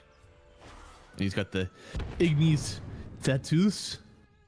Yeah, finally got to that eggs as the Will-O-Wisp. The Will-O-Wisp. It is time to show him the Will-O-Wisp. I feel like that item never seems like it's game winning, but it's so valuable in the Coddle. Snowball and the jump in, but no one's got a BKB. So Oh. now you've used all this, and it's like, Oh no. is it worth it? Especially if Crystallis just gets caught and they use the roar, they'll go into this Wukong's, and then he tries to balance strike out, but they still have the overgrowth. BKB runs out in 2 seconds. He's gonna still try and get away here, but eventually he dies. Back on the other side of the fight, Ravage was used to get the kill on no one. They'll end up taking his life. 9 class survives with a 4-step away. Gush hits, Scream there, and they got him. So 2 for 1. But mid one doesn't have a lot of mana, and now they're going for more. They want Yamich. Snowball saving himself. Gush lands Blink forward. BKB. Yamich still trying to get away, and he's got dance, Blink, brother, and he dance. does get away. On the back end of it, they'll get the kill on a mid one who's by himself. I don't know about that. Every time it's like, oh wow, you started out this fight really well. I can't wait to see what happens next. Just like, why did you lose another hero there? No reason to lose another hero. Honestly, like the fight started out a little bit rough. Like the Monkey King, he had a lot of different options to press BKB, and he wasn't able to change the guard and like keep himself in the lane because he didn't press BKB. He got dead shotted out. But then it kind of set up the Quap double kill, but then Quap died. So Dire's Yeah. top tower is under attack. I don't know about it that. was good until it wasn't. Yeah, it was very good until it wasn't. Then it was really bad. Just significantly worse. Very cool.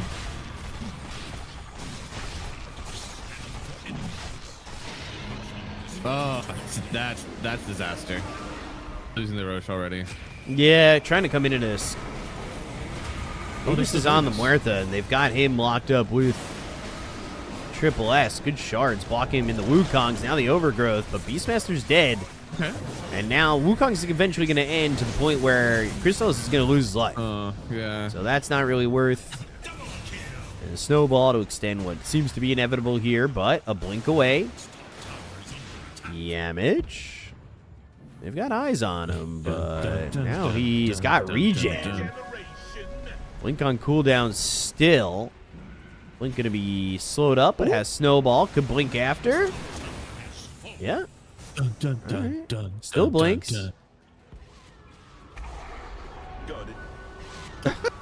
Jesus. Satanic's just getting hit with gushes here. Whoa. How do you get so low? Like, is this what you want? He gets to leave now, though. Life's okay. Yo, Tusk is going for the Lotus Orb instead of the Baller Aghanim Scepter? Yes. Please, I want to survive. No. The best way to live is to kill everybody else first. Quap, oh, quap. Oi, quap. Side of Fist, Searing Chains, Remnants, and Ravage. Oh. But the Will-O-Wisp and Mid-1 survives for nowish.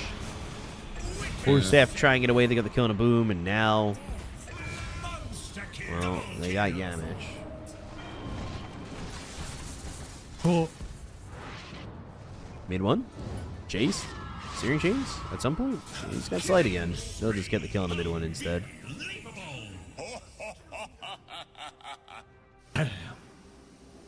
So 15 stacks now for the Marta.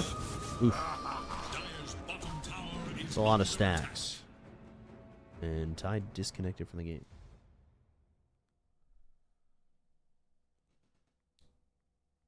Which gives us She's a got pause 15% break. spell amp. That's crazy.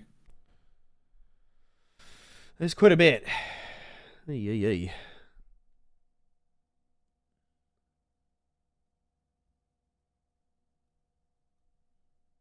That means her dead shot is doing 375 damage about. Jesus.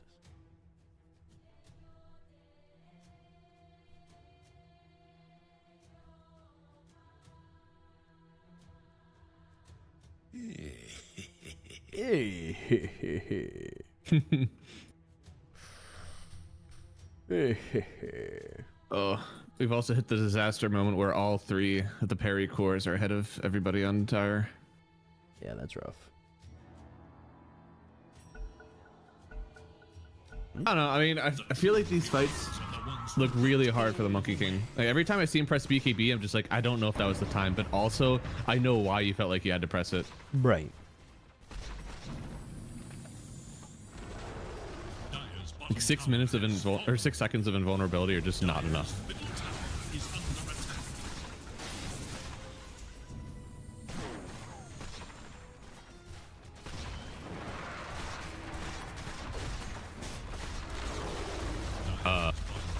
Guys, do they have fort?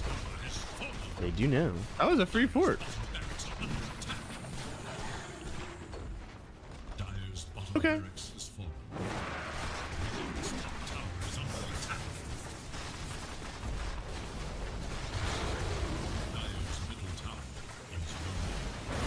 I think they're just...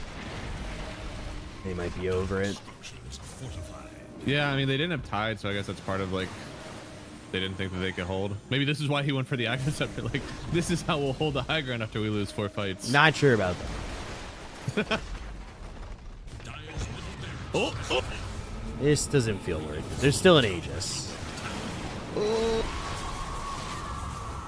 Yeah, that's a lot of damage on somebody who can come back to life. And doesn't even die, though. No one's in trouble. He's dead. No sight. Remnant? No, he's dead. Okay. All right. Okay. I sure hope they don't overstay their welcome after a good kill. Okay. So far, buyback now on no one. He comes back in, and that means Walrus Punch. But Snowball. There's a kill. Yamage. He'll get that death under each belt, which kind of shook. But they still have Aegis. Still having an Aegis, and now they'll just go top. Jesus, Satanic's Gigasaur there. Is this time? Is this the one? Is this the one where they finally kill him? Yes. Well, they have no Wukong, so like it's way harder this time around. Bushwhack, Boundless. Okay, they're starting to stack it up. I have a feeling that Satanic's gonna like stand here and die for some reason. I don't know why. He's gonna be playing it really close, I feel, but I think no one is doing a better job now of like zoning out the tide so he can just do free dam. Damage? The dead shot. BKB gets the break. Silver Edge, blink away from Yamage. He's still dead. They've got buyback available on both. They do have Ravage, too. Oh. And no one bought back, so him dying is really bad. Like, really bad. Oh. Oh, no. Oh! Oh, no. And they just all TP out after. Doom died the first time with Ravage, and he was unable to get another Ravage. That's so sad. Bing, bing, bing, bing, bing. Oh, yeah. Not good, not good. No. No. No. Does Bloodstone dispel anymore? No. I feel like BKB cannot be the only dispel in this game. So many times we're getting hit by like, you know, Solar Bind is too much for you, or the Treant is too much for you. Deadass, buy a Manta. Even that would have been fine. Right. Radiant's middle tower is under attack. They're pretty deep here for a team that, I guess, knows that no one doesn't have bot. What is going on here? Is under attack. Based. Middle tower is under Some really attack. deep wards. They don't have a single tier 2. Even if you do take one tier 2, which they will have a fort for, you'll get the refresh fort for the tier 3. So I mean, that ward likely is going to go unused. Radiant's middle tower is Are they gonna run into this entire team down here? Oh. This could be good. Although Silver Edge, Boundless Strike lands on one. They've got the Primal Roar. They need Muerta to come back. Snowball save, but now they're going to try and hope to get a Ravage out. BKB walks out of the Wukongs. No, Shards blocked him for a second. Goes Ethereal, jumps in. Yamage Crystal is dead. Satanic just blinked in after having the BKB. And they've got buyback available, but no one. He's pushed out for a second. Is able to regen a lot as Triple S dies, but has buyback. And now they've got the Solar Bind, the Will-O-Wisp. That'll pull them for a second, eliminate there, and they will get this kill. Buyback just very late from Monkey King. Not like he could do anything in that fight because of where they're at. Pretty sure that's a hold base buyback. Yeah, well, yeah, because Mega Creeps and your tier 4s are dying. Yeah. I don't know. Fight started off great. Too many times I've seen Wukong's command without Ravage, and I think that was the first time that Monkey King was there, and the rest of the team just wasn't because he's so fast. Right. Pump faking the deny on the tier 4s. That's kind of funny. Leash, Bushwhack, Hurricane Play, or Hunter's Boomerang, double kill. Crystal's just died in a heartbeat. I don't even know where he went. The Ignis status dropped him from the tree and he got stunned. And he got hit for 1100 on that fucking first shot from Pierce the Veil. Well, grand finalist number 1 is Parivision. His Mouz go to the lower bracket final where they play the winner of Nigma against Gamer Legion. That's next. Oh, my boys. Our boys. The collective Our Boys.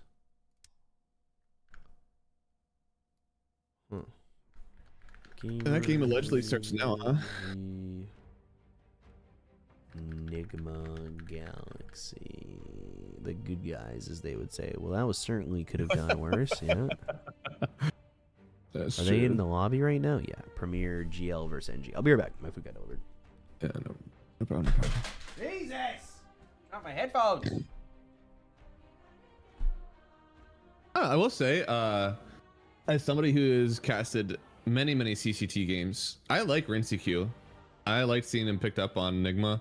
Obviously, like since I casted so much SA Dota, I also like Divine.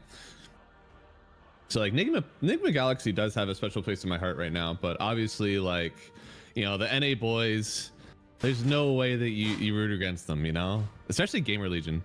I feel like the later stages of the Shopify lineup where it started to be like less and less actual North America, it was like a little bit easier whenever you saw them lose and you're like, okay, you know, like I've already lost hope, and honestly I don't think they're really repping my region anyways. But Gamer Legion, they're repping. -1 a bit. What's the American score? Oh god. I mean, it's also -1 Yamsun, which that one hurts like a little bit more. Obviously, like Ghost is a very good carry, and I'm happy that like they're doing well right now in this tournament. But Yamsun is somebody that I think a lot of people in North America like want to see do well. Who? Speed? I just said his name. I forget now. No. Yamsun.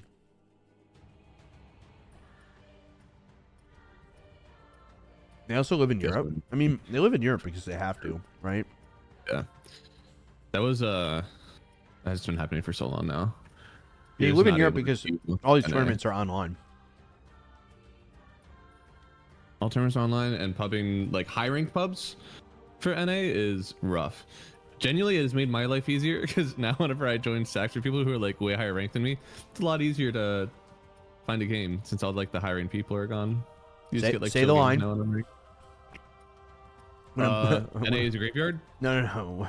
When I'm playing my pubs with Merlini. Oh shit. Well, you know, I did play against Yamsun yesterday. Show yourselves. Yamsun played a very good game. Unfortunately, Eric played a much better game and carried my ass to the finish line.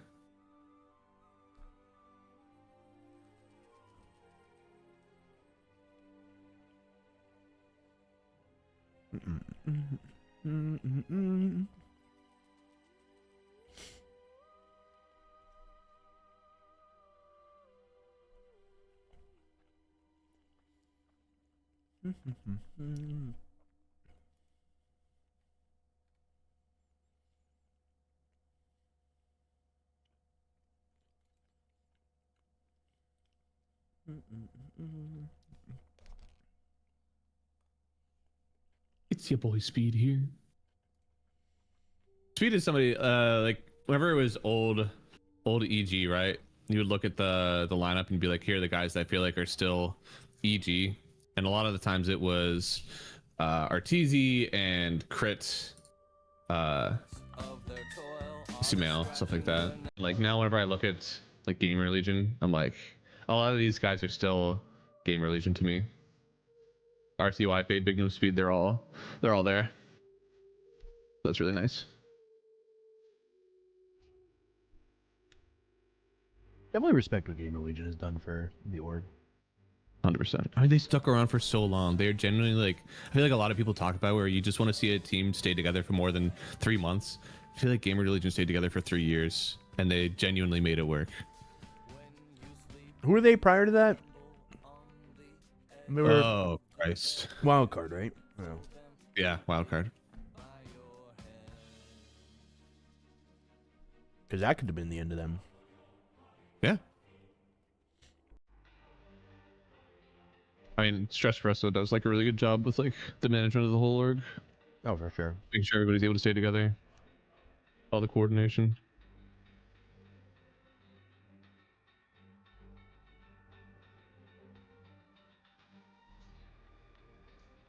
I guess I don't technically know for sure, but I'm sure she had a very deep hand in them actually getting towards the Gamer Legion brand.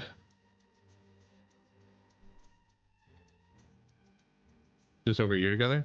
I don't think they've only been a year together though, right? At least like 3 of these guys in the core role have been doing call stacks for way longer than that. Way longer.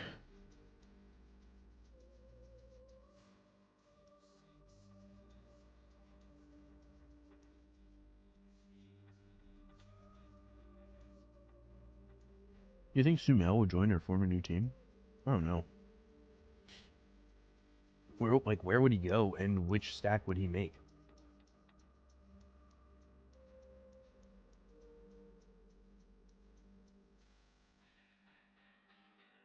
I think I certainly think he's going to do something. Yeah, that's Sumail. Like every interview he ever had was like, I will only stop playing Dota whenever I stop making money. So even if he like was done playing Dota professionally, he'd just stream. And he'd get it there.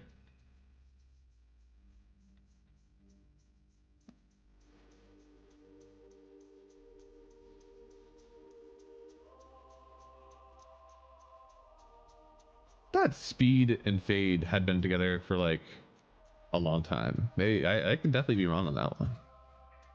I could definitely be wrong on that one.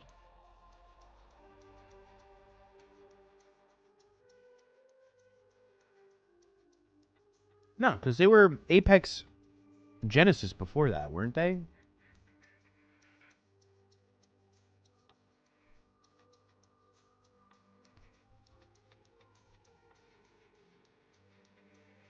So Speed and Fade, I think, had a stint, at least, on Dog Champ. They were together.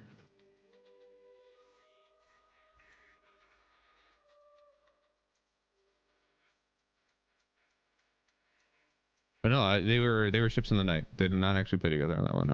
So that one's gone.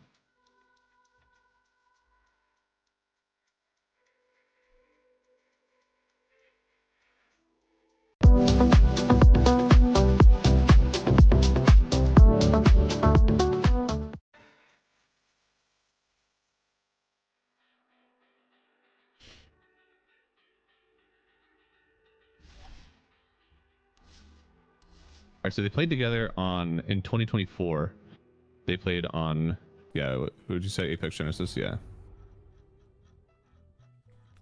And they've been together. It was actually Fade, Bignum, and Speed. All three of them were together. I think then R2 was on Dog Champ, right?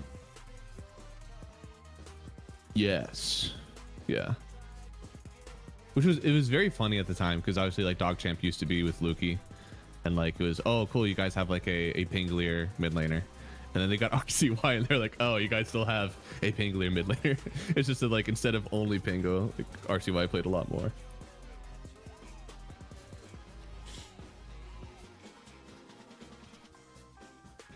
Whoever, yeah.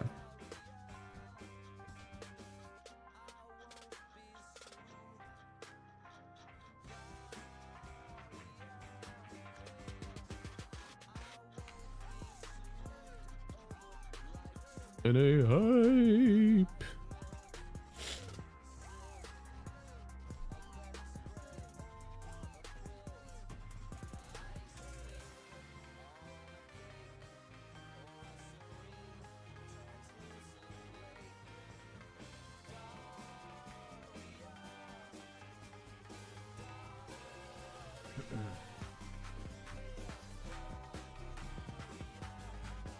Yeah, I mean, Gamer Legion is already, in my mind, for this tournament, they've done like a fantastic job. Like they topped the groups, they ended up beating Spirit already. So like they've done, like they've made me proud. I want to see them obviously win this one, but I'm already like, as a viewer who wants to see NA succeed, I'm already happy with what they've done this tournament.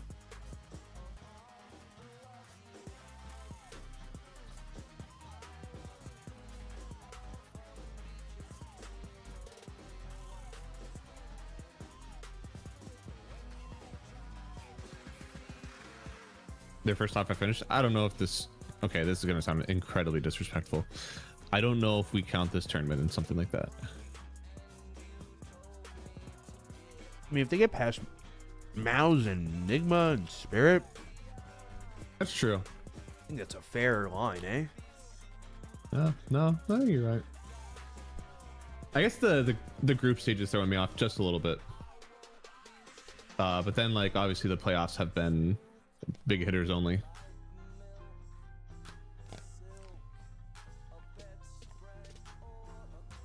Right? It does kind of feel that way. But it's only the group stage, right? Like if all these teams were also invited to the group stage to do something that was like incredibly stretched out, then yeah, it would be a tier 1 tournament. But it's just that like it's compacted a little bit, that it's tier 2 basically. Right. Yeah. No, it's a good top 5. 100%. I think the prize pool is what's making it tier 2, truthfully. Yeah.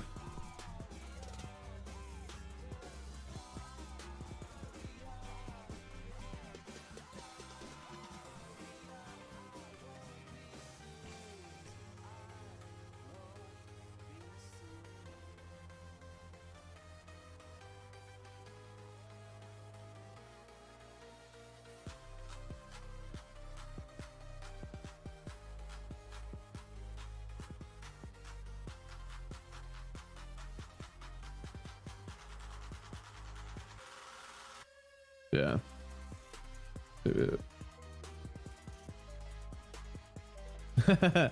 It's crazy that like it's they already beat Spirit, but if they beat Nigma, Yeah. really, it's a little testament to the tournament. Yeah, I mean, Nigma's obviously having a great time. Spirit kind of like Spirit has always had a hard time with NA actually. I think whenever Spirit won TI, they started off like 0-4 in the group stages or something, but their last loss was to Nouns, and then after that they just like won out for the rest of the tournament. So you know, they something about North America, man, it spooks the team Spirit.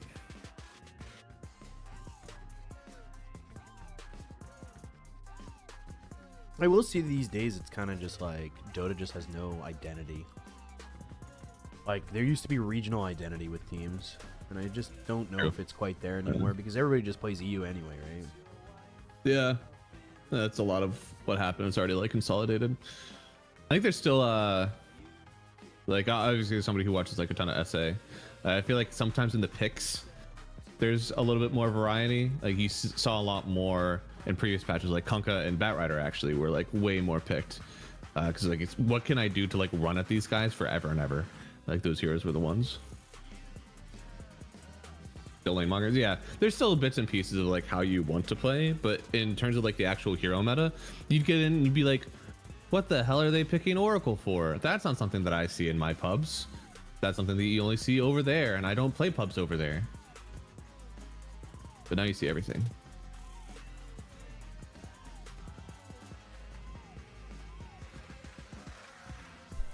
The Great Melting Pot, Europe. Still drafts definitely, yeah. I think SA has done a good job of like retaining their identity for better or worse.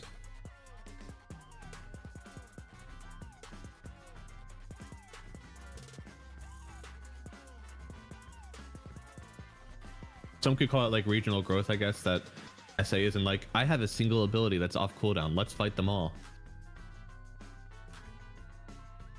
A team fight, yeah.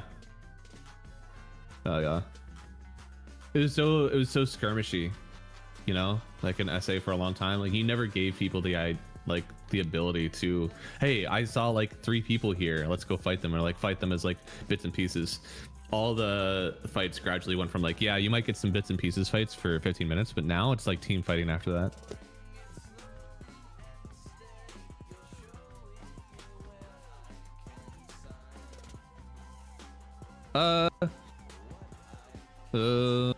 I don't think that's... Isn't the OG lineup doing really well? Not recently. Oh, They yeah. just got rid of their offlaner.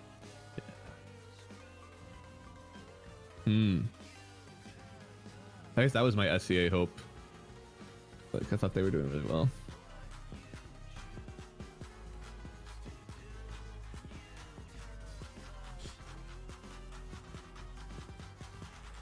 Always more fun to watch. Yeah, I think that was like whenever I started casting, I always wanted to do like North American Dota. At the time I was like, oh, I got stuck with South America, but now afterwards I'm like, that shit was fun. That shit was really fun.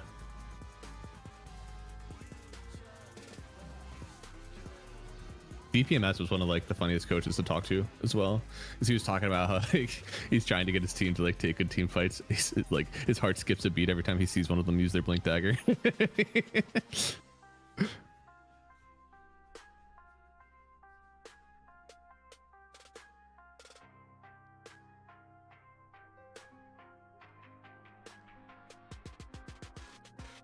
DPC was cool. DPC was something that gave like lots of casters the ability to be seen. Like unfortunately we don't have Apon Zeus anymore because of the DPC, and that's one that I really miss.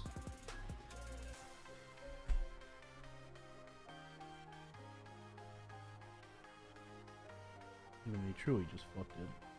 I don't know what they were doing.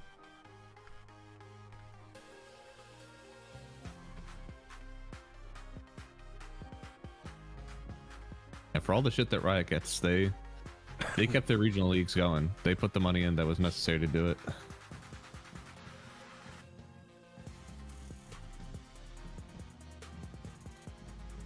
Yeah, right. Like, and that's another reason that Gamer Legion is in Europe right now. Is that it's just nigh impossible to make like sustaining money in NA compared to other regions.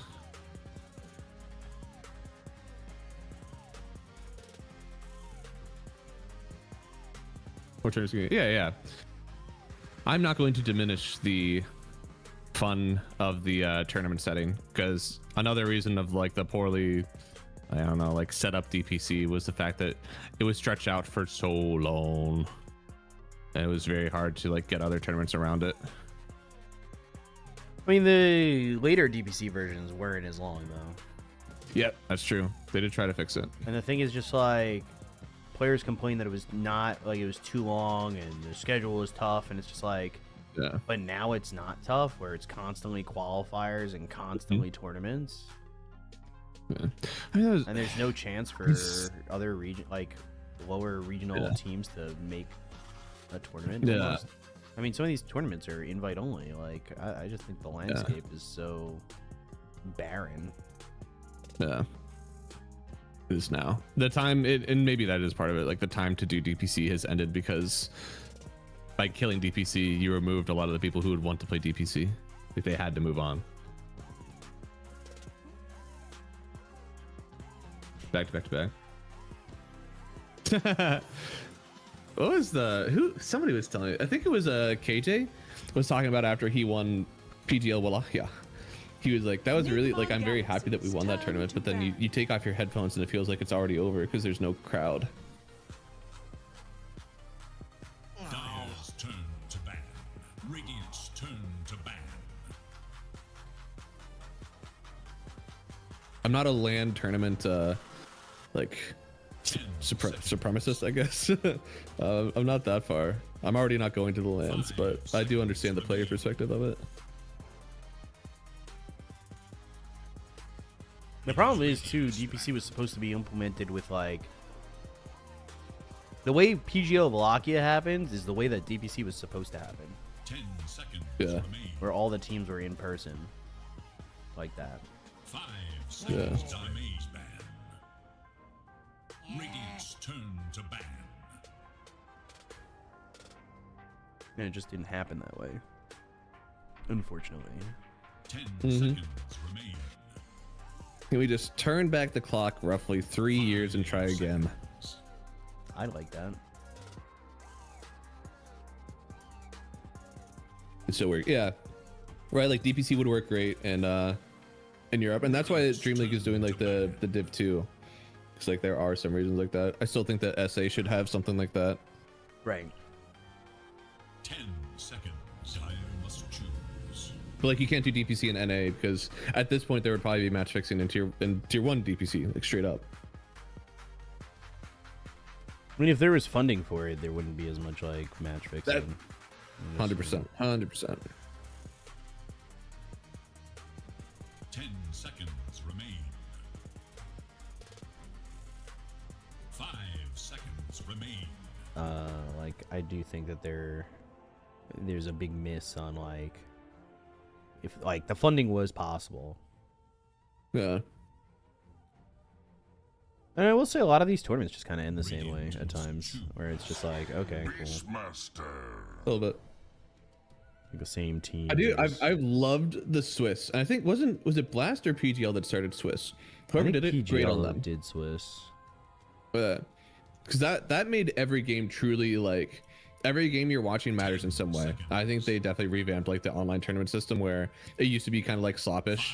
You'd go through and you're like, I have no idea if this game, like if I actually care about watching this game or not.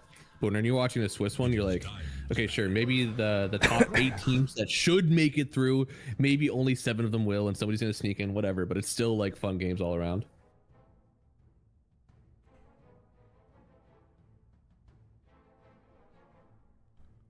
Better announce the stack. What's the stack? Yeah, it's like Yamson, copy him. Oh. 5 seconds. Oh, I like copy. I'm happy that they're doing that then.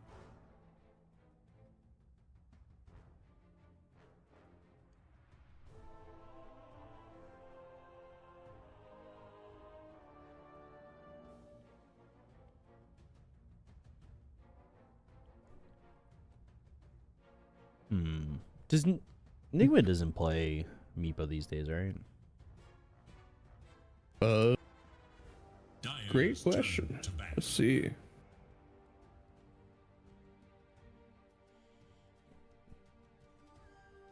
Read CQ. Do you think there should be more single elimination tourneys? I mean, I don't hate the Blast format. I don't hate it. It's just, it's a little rough because it's like in person or whatever. Which kind of sucks. Yeah. So it's in person, you fly all these teams out to what gets single eliminated, and then you're just like, oh, okay. Well, 5 seconds remain. that kind of sucks. League of Are we talking about the NA pipeline again, Zeri? Is that what we're talking about? Gunnar Yamson, Flea, copy. I wish I could try. Okay. Polish 5. Okay. That's cool. So it's Yamson 1, right? And Gunnar is 3 because Gunnar went to offlane towards the end. They don't want to admit it. 10 seconds. Yamson 1? I would assume so. I would assume it's Yami 1, copy 2, and then Gunnar 3, Flea 4. But he didn't post it on his Twitter.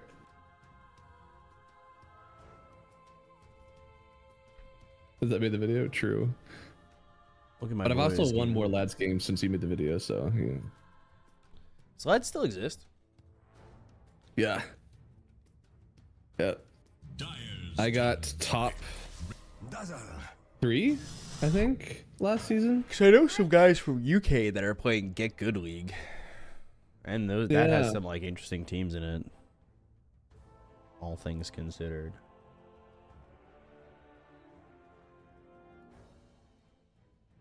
Those are positions? Okay, cool. Remain. 5 seconds.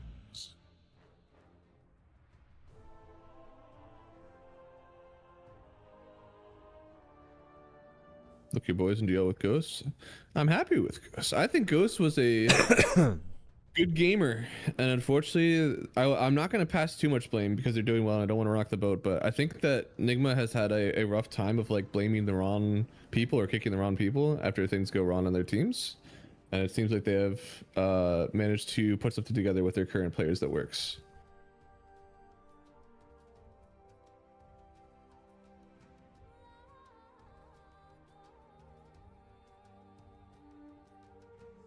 This is an incredibly early Rubik pick. Radiant must choose.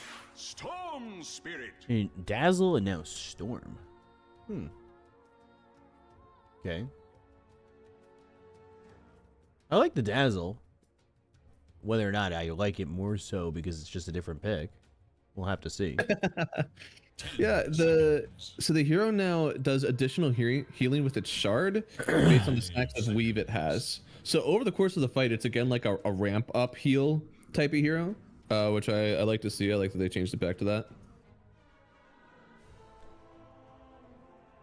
Early They have Rubik, great but they have spells, so great they do. spells. Yeah, I mean, Rubik just gets first picked in so many games these days.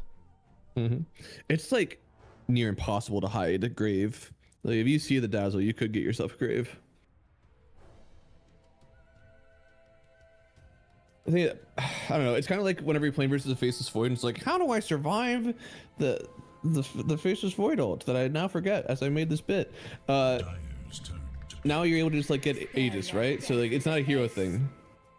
So I think it's partially like, oh, how do I deal with this Rubik now? You just kill him. You just get people to frontline. It doesn't matter what spells that are available. Just get somebody who can murder him.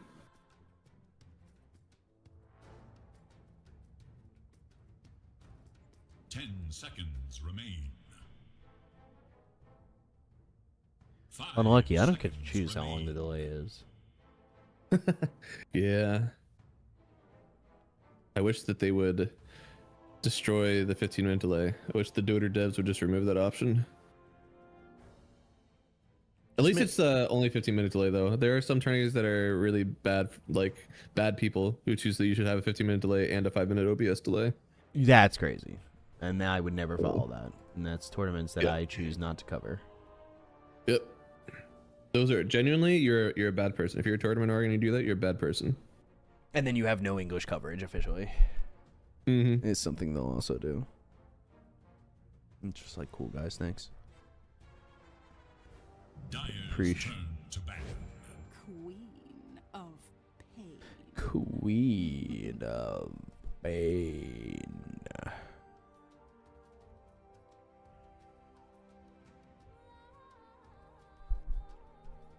If Rubik gets Bushwhack, he has a 1400 range AoE stun. Yeah. Where to safe lane again? Great, I love seeing the same heroes. Radiant's turn to ban.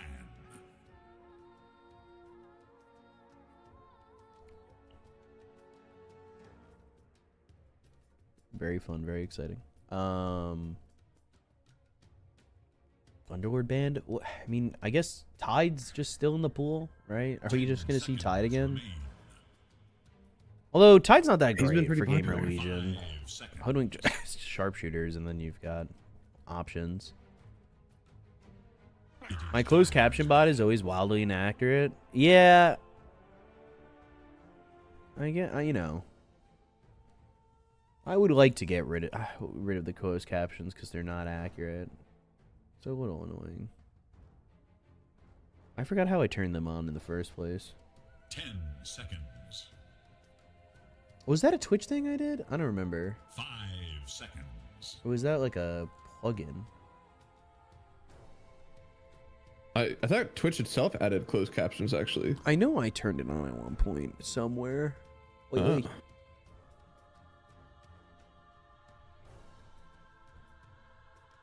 Oh, my head is itchy. Long time waiting on this ban. What are you doing here? It is Radiant's ban. Okay. Axe. They did ban Meepo, so I guess RinCQ does play a Meepo. Yeah, RinCQ is 100% a Meeple guy. I just checked his previous. He did play it even in a tournament actually once. Okay. I was gonna say. Clean up. That was a while ago. How long? Ugh, I have to open it again. I want to say it was like 4 months. Oh, okay.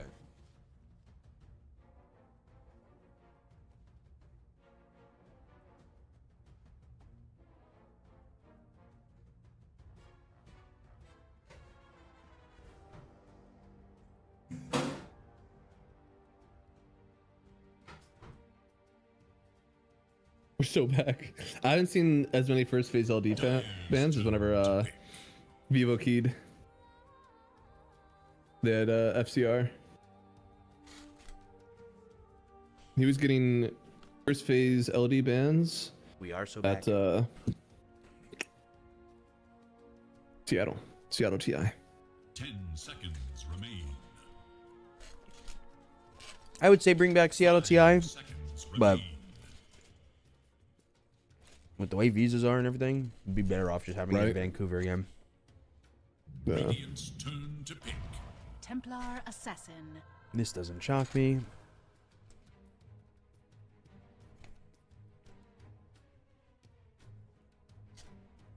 I like Enigma Galaxy's lineup right now. We got everything. Yeah, tower push. We got some lockdown. Got some big dam. 5 seconds.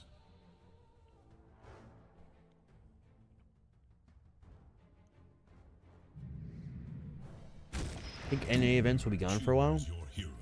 I don't think Dota will have another NA event ever. Ooh, ever. If they decide to have TI here, good luck, but I don't think Dota will have a TI event, or Dota will have an event like that. See, you're on. Theory is already hosting one. You're on. Damn.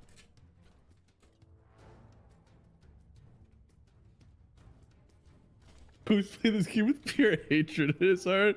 I don't know. Can you really be mad about like getting kicked from Enigma Galaxy? You just make a quick $200,000 and then you go on your way. Can you really be mad about that? 10 seconds. Don't be like that, otherwise they wouldn't hold it in China again this year. 5 Nah, China's a lot more seconds. attractive place to have a Dota tournament at the moment. One, I think China's gonna help fund it. Two, visas are definitely easier to acquire for that country. And people going there, not that China's perfect, don't have to worry about fucking Trump and ICE fucking everything up.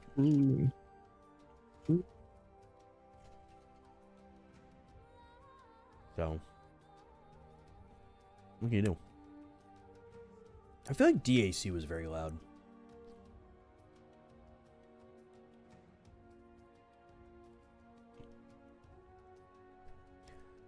We've been seeing a lot of Doom bans. Curious to see how Doom does in this game. Yeah. He kind of got like, he fell off a little bit. Like people stopped banning him as much. I think you near 100% contest rate at, or Batrider is only at 90% contested. And that's with 140 picks bans.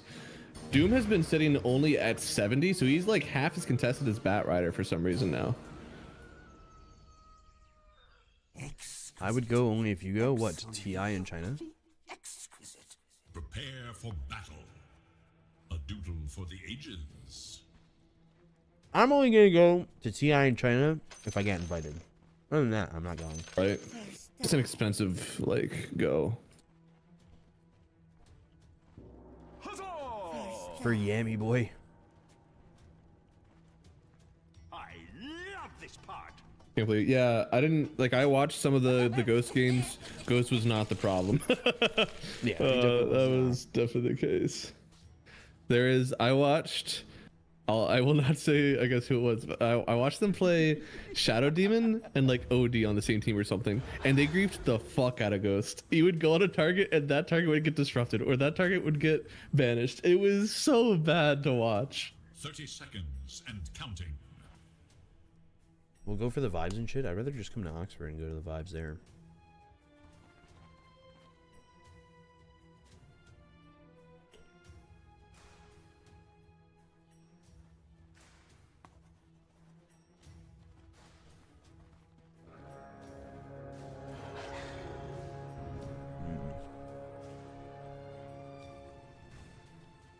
Divine was once a part of this team, right? Back when they were Apex Legends? That's a great question. Like, was part of, like, one or two of the players? Ghost dead, man. Damn. First blood, and just a crazy amount of it, really. Good way to start, double board. Allegedly not. Allegedly he was never a part of Apex Legends. Was he ever in NA after D2 Hustlers? Well, he went D2 Hustlers to Heroic, didn't he? You don't. Is that right? Sounds right. He went from D2 Hustlers to D1 Hustlers. But yes, after that he basically went to Heroic. Then he trialed for OG for a little bit, actually. Right. Then went to Shopify briefly, and then went back to Heroic. Okay. Yeah, my China team knowledge is way better than my NA team knowledge. Slash EU, slash SA, slash whatever. Yeah, right. NA is way more player-based knowledge. We just form the greatest players in the world, and then they leave to go ball up. Quank is dead in the current meta. Disagree. I'd love to see Quinn come back to playing professionally, but I don't think he's ever coming back. Oh no, yeah. Once you start doing talent, you realize that like it's so much better than being a pro player. I mean, if It's you're like- getting all the events, sure. Which yeah, he that's is. fair. If he wasn't getting every single event, I feel like he'd have a little Yeah. bit of a different mindset on that. But That's true. I Doing- think as soon as you're like what 2 events in a row on a talent panel, then like you just stay. No reason to leave. truly, Even like a panel work is like it's so nice. It's like set pieces, you know. Even doing like analyst work, if that's what you're able to do, like it's a little bit more difficult and sometimes not as rewarding as just doing panel work. No one talking about drafts because it's probably actually the ADD. I want to blame it on somebody, but it's definitely our fault. I mean, there's not much going on. We talked about it a little bit in the draft when it was happening. True. Like, you're just watching this Doom that's gonna just do Doom things, right? Yeah. He's just gonna devour. Oh yeah. Just gonna get gold. I talked about Dazzle. Let's see. What arbitrary hero metric can I do to ban you? If Dazzle doesn't get 4 shallow graves. Life-saving shallow graves. Life-saving shallow graves. Oh lord. I do worry that TA can just do a lot of that, and if you get TA to a certain point, their lockdown is a little bit lacking, where like they have Bushwhack to work with and Roar, but overall, like, having a little bit of catch is tough. Where to carry? Haven't seen that before. Brand new. Definitely. You're right. You're right. Us last game. Structures against attack. Us in the last Ghost series. Right. Series day week. TA seems pretty lit this game. Surely that's like something good versus Muerta, right? Where you pop your ult, you have like X amount of time to do insane damage. That's what TA is greatest against. I'll get over it. I just wonder if TA's as free as I think it is. Like, are you just the only Doom target? I don't think so. So I think that since you're not the only Doom target, like, your life is a little bit easier as Templar Assassin. Yeah. And maybe Dazzle isn't that bad against Doom, since Doom is such like how often are you seeing a Doom target that's like, oh man, if that lasted 1 second less, they would have lived, right? Like Dazzle's great against that because you just extend that timer. You don't have to heal them while they're doomed, but you can definitely grave them and heal them afterwards. The crowd at Birmingham was very fun. I enjoyed them hyping me up for chugging a beer.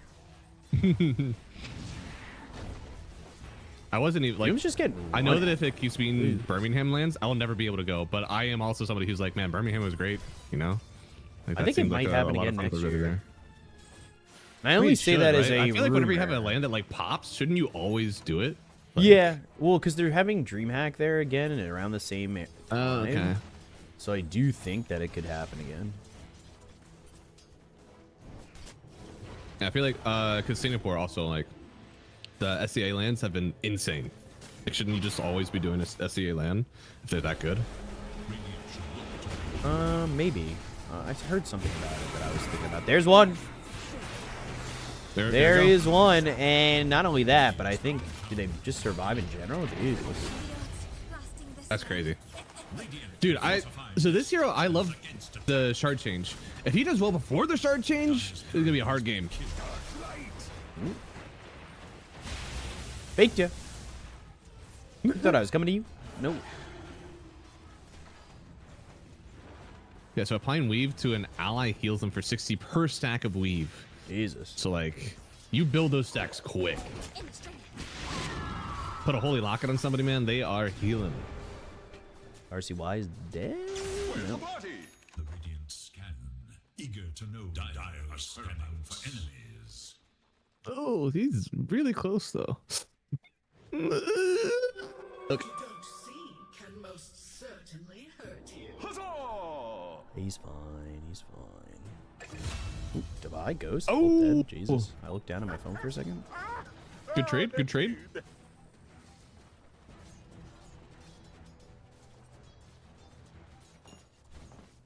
Top lane.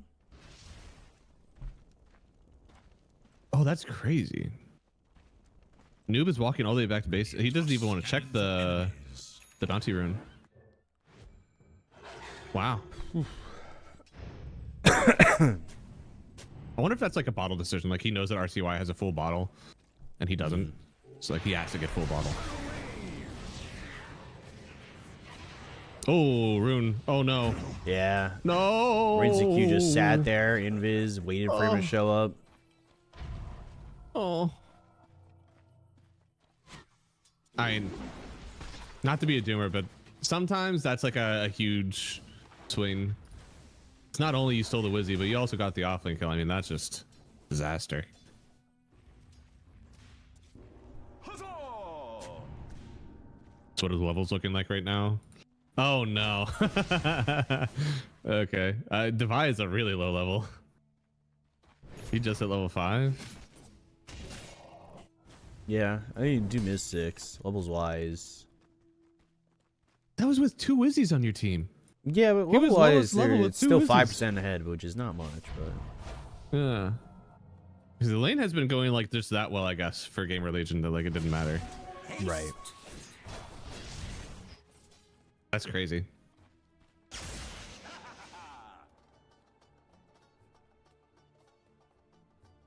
wonder if there's going to be any variance in the Beastmaster build. We saw, what was it? Helm Dom 2, then AC, then Blink, or then BKB, then Blink.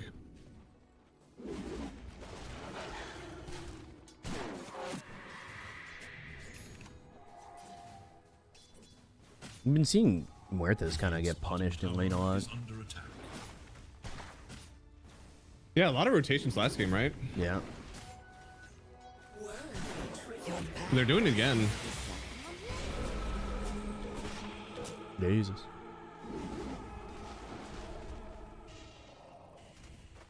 Oh. Uh-oh. Oh, Noob doesn't know. Oh, he knows now. Oh, he didn't skill his ult. Oh. Oh, damn. Good for him.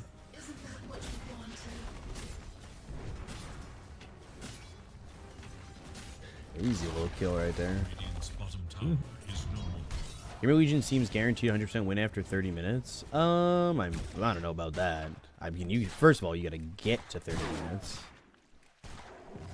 Second of all, I'm having a hard time. mid game's gonna be so tough for you.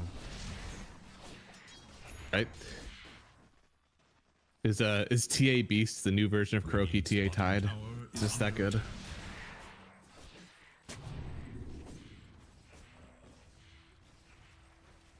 Radiant should look to their top tower. But their laning stage is starting to pop. Yeah, the Devi, so he got the kill on Muerta after he had died, so he got the gold but not the XP. So like his gold is really good right now. Ooh, good charge. He also doomed RCY just the died. Dazzle. Yeah, just so he couldn't I get mean, a shout grave or anything, but I don't know how worth it that is. Radiant have fortified their structures against It doesn't exactly feel that that great. And Rinseq is just farming up a storm right now. Yep. I think that's the sad part, right? Like Doom is support, and meanwhile, like there are 2 genuinely gigantic net worth heroes that you just can't fight against now because you use Doom. You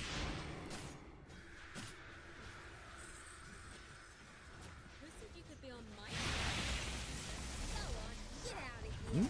Fade? He doesn't have Doom, but he's just gonna run in on this. Like, I guess. Just I don't know. Wish they would nerf Beastmaster I should have already. gone. Yeah. There you go. tower is under attack. You can't root for that kind of stuff, B-Cop. You know, AA is a counter to the Beastmaster. The longer that the Beastmaster marinades, the quicker we get to an AA meta. I still think, by the way, AA Ags needs to be changed. Even with the changes that they had, like I just don't want it to be attached to like Joan Touch. Radiant's top tower is no more. I just don't think it should Could be a good one.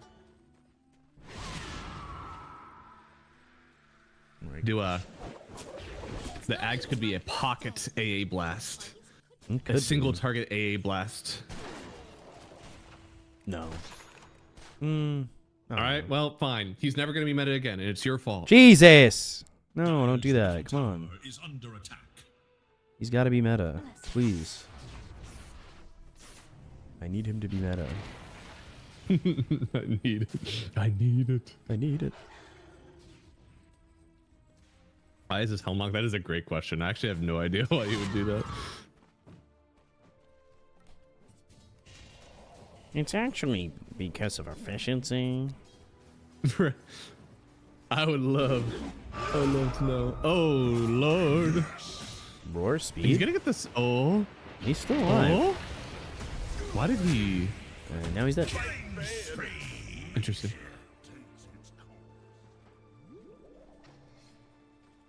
I was gonna say RCY is struggling, but he's not really struggling. Oh, when you, oh, that guy's smart. Your existing creep dies, so maybe for that. Interesting. That's so cool. I didn't know that worked like that.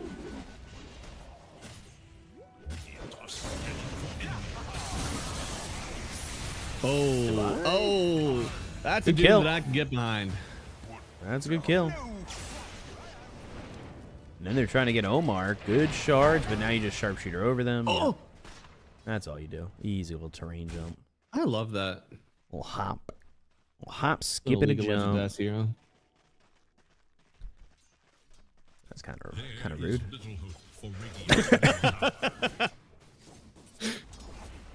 Unnecessary.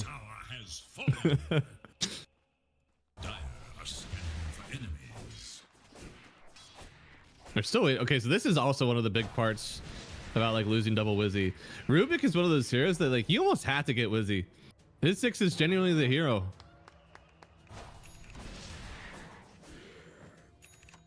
Radiant should look to their middle tower.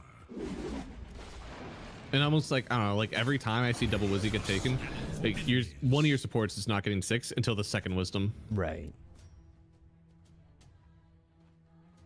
It is poor Big Dum. So maybe that's the other thing that I feel like maybe you just need to get something to kill Rubik. Maybe you just need to get a lineup that's like really good at contesting wisdom runes. Maybe that's how you counter the Rubik. He's got another Wizzy, so now he's kind of caught back up. I worry about how much Rinskew's getting out of this game, though. Radiant's middle tower is under attack. Like, it's a bit of an issue. Up a storm. Once he gets Blink, he is like peak TA, right? He's going to have these items so far ahead of everybody else. Insane Doom target, maybe, but still, I think it's going to be really hard to kill this guy because he's just going to be eliminating one of your supports immediately. I mean, TA is kind of like that, right? Like, you just get so much farm on this hero, especially when you're just given all the space in the world. Oh, yeah. Very fun interactive hero. You just get to like hit creeps for a very small amount of time because you're so fast at it. And then you get to just like pick which support dies today. Like, great, cool. Yeah. I choose you. I feel like I haven't heard people talk about the updated Helmdom model. I really like it. Or the Helm Overlord model. It looks alright. It's a little teeth. Brr.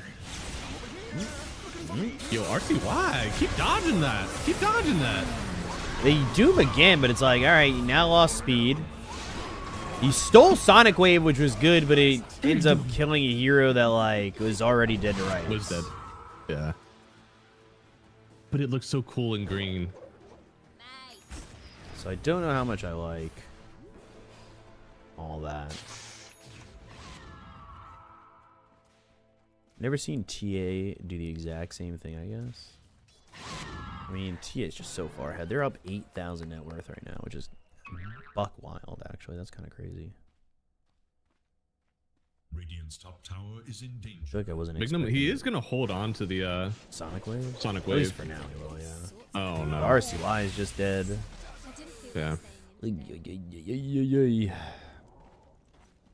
Not good. Not good.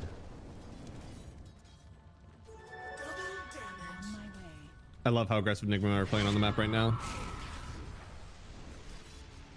I mean, there's no reason for them to stop, and the thing that's kind of nuts is just like This is all without Templar Assassin for the most part. And now they just gotta get Roche. Yeah, Beast TA, man. It's a Roche lineup.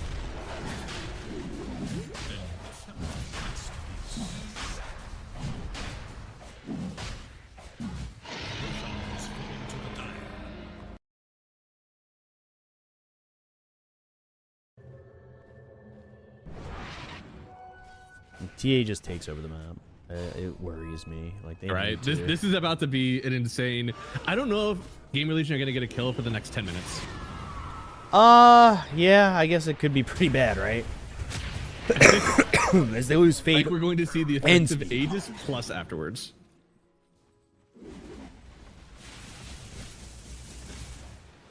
Where the hell was Fade? Radiant's bottom Out too tower far. is under I didn't even attack. see him. Oh my god. Out way too far. Oh, Ghost! Oh, don't stand there! He gets away. Oh! Oosh. That was almost an insane dodge, actually. 'Cause isn't there a brief moment of invulnerability? I'm not sure. They're gonna Doom and wreck the Dazzle again? I mean, they can do what they want to the Dazzle, but this TA is out of control, and that Sonic Wave didn't do anything again. No. No. Radiant's bottom tower. All you know, like, there's not a whole lot that you can blame on the game state here other than, like, your laning stage. Yeah, I mean, they also just didn't punish TA at all, right? Like, you just got to do whatever you wanted in lane and after lane, and Divide just got everything he wanted. Oh! Okay. Okay. Yeah. They'll go for the Dazzle. But he's... Oh, my God. I knew it was... Oh, Lord. Oh, God. They don't even kill the Dazzle, man. Yeah. And RCY's just not here. Oh, no. The second power spike has begun. It's the crystals. He's got Kaya Sanj. Like, okay, sure. I don't know. Dire's top tower is under attack. Yeah, it's hard to judge his items right now because, like, there's no one item on your team that is going to somehow change the game state. Yeah, so I don't know. Like, yeah, it seems weird, but also I'm trying to think of the other ones. Like, does Orchid matter? Does... I don't know. Does anything matter? And RCY is just dead. I didn't even look at it. No reason to. I will. Assange there. He lives. Give him the courtesy of not looking at that.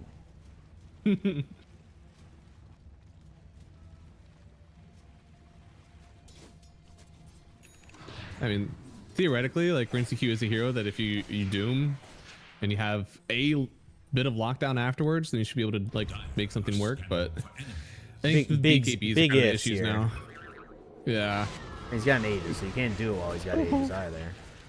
Yeah. Found Fate. Yeah. So we gotta get. I think it has to be BKB on Storm eventually. He's still going for the Witchblade, which is good damage. Like I think Doom also kind of needs a BKB at some point. I'll give that. Okay, that chatter might accidentally be correct. The guy that said like if it goes after 30 minutes, then Gamer Legion might win. Because if Nigma don't win in the next 10 minutes, something has gone wrong. Yes, but what would require them to have go wrong is insane. Oh yeah.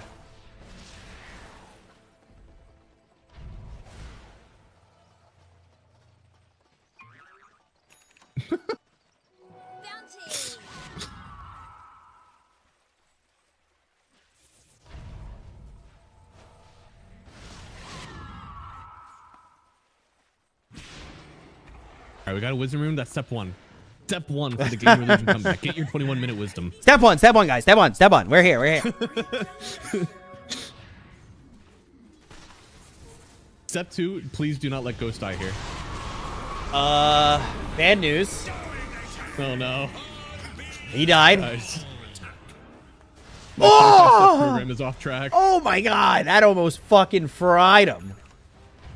You see how close he was to dead? On speed? In one right click? Oh no.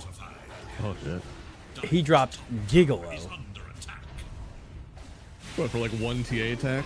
Yeah. Oh no, it was actually. Yeah, it was one TA attack, and it was almost enough to just kill him. I thought he might have just died. I was like, holy shit. Oh? There's no Aegis anymore. But you also don't have your carry. Turn, June, go. Okay. Okay. Okay. Oh, okay. Okay! Ritzy Q! Uh-oh! Uh-oh! Uh-oh! Uh-oh! N-A, USA, USA, USA! Without Muerta there is crazy. Without Muerta is actually insane. And then they pause on him! Let's go! Let's go! Yes! I don't know if you can hear my clapping, but whatever.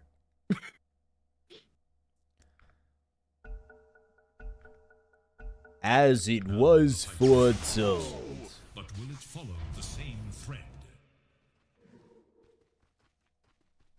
Please clap, guys. Dyer's middle tower is under attack.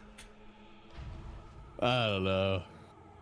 I know how those high grounds go. It's like, hey guys, I'm just gonna be up here doing my thing, and you know, if something bad happens, then just leave. And then all of a sudden, everybody is on the tier 3, and you're like, wait a second. The question Wait a second. really is, how much of a difference does that make? Yeah. TA died, but TA still has a lot. Yeah. And Muerta didn't get any of that. That's your biggest issue. Yeah, I feel like the Muerta not being there is like gift and curse. It's like, okay, cool. I have the confidence to know that like if my Muerta shows up, it can be even better than that. But also like Ghost is level 14. You didn't really get any of the assist gold, so. Can we hold the high ground? Yes, Monkey Paw curls. No. It's like, uh-oh. You hold, but your carry who needs 60 minutes to come online is still not online, yes. Or even close to it. Yeah. Are scanning for enemies. And that's an issue.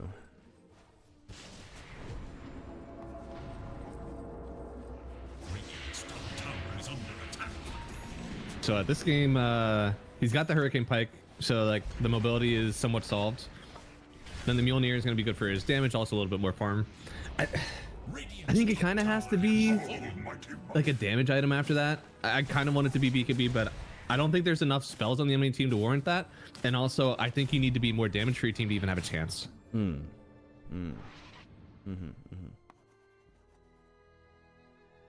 What even is that then? Is that like crit stick?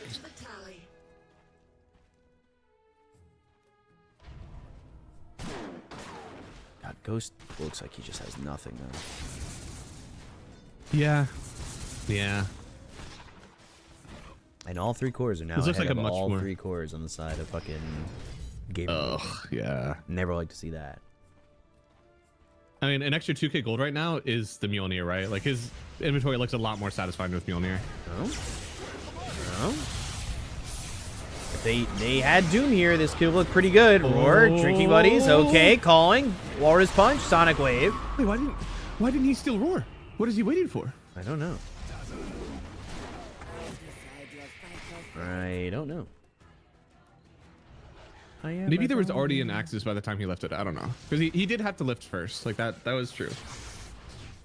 But they didn't lose anybody. They got the kill there. Yeah. And that's step 5 of my 25-step plan. Hold the high ground. Step 1. Check. Is check so far. Oh, yo. He has the Essence Distiller. Yep. So that's, I guess, largely for the TA, but still good. TA no BKB yet? Yep. Being No greedy. BKB ever. Being greedy. This guy is schooling for a Swift Blink. Greedy. Dies one more time, he'll switch to a BKB. Right. Classic carry. This is me, by the way. I'm talking about me. Like, I guarantee it. And he's got 8 stacks of death, so that's cool. But for the start that we saw on TA, I did expect a little bit more. Yeah. All right, it might be time to get back, Ghost. It might be time to get back, Ghost. Ghost. Okay. Doom close to Shiva's. It's all coming up Millhouse. Oh, you know what? Shiva's is even more insane on Doom now, no? You get the extra AoE on your Doom eggs? Well, you say Doom ads, like he's gonna have ads soon. That's true, yeah. There's no Alk in this game. They're not getting Aghanim Scepter. Can't be doing that.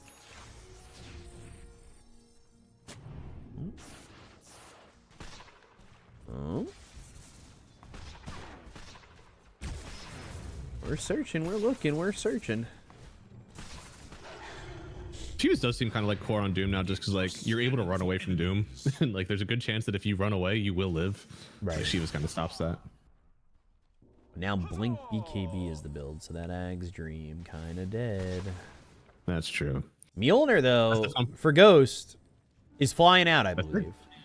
Yeah, that's huge. He's like caught up to the quad. Oh, Savai jumps in, Blink, Roar. Okay, Drinking Buddies, low ground, Ball Lightning, Vortex into the Calling. They've got the Hurricane Pack. Oh, Croaker Ravage! Nothing. That was sick, though. That was sick. Nothing happened, but that was sick. Dude, that was so cool. That was legit Croaker Ravage. The fact that nothing happens blows my mind. Why?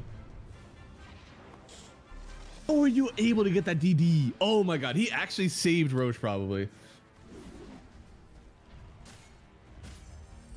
Never seen Croaker Ravage to nothing. Right, And all their spells do. Sonic Wave, Roar, all used on cooldown right now. Doom's still there.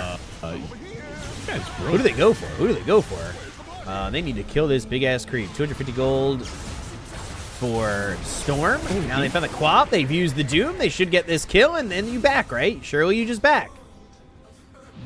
Okay. Here we go. Please don't overstay. They do have Pierce the Veil, but you need to live. Okay, now it's time to go. Okay, guys.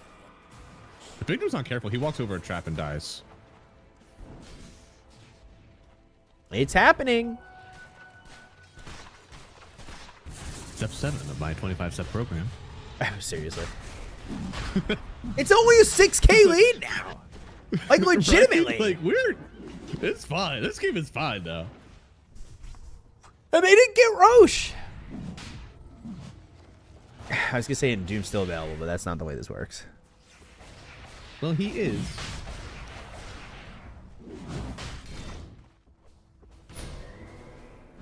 This is not a quick Roche at all. Yeah, it's because they only have the TA in it, right? Like, if they actually had the Beastmaster they're sacking on, it's like a very quick Roche, but they have to stay away for this fight. Oh!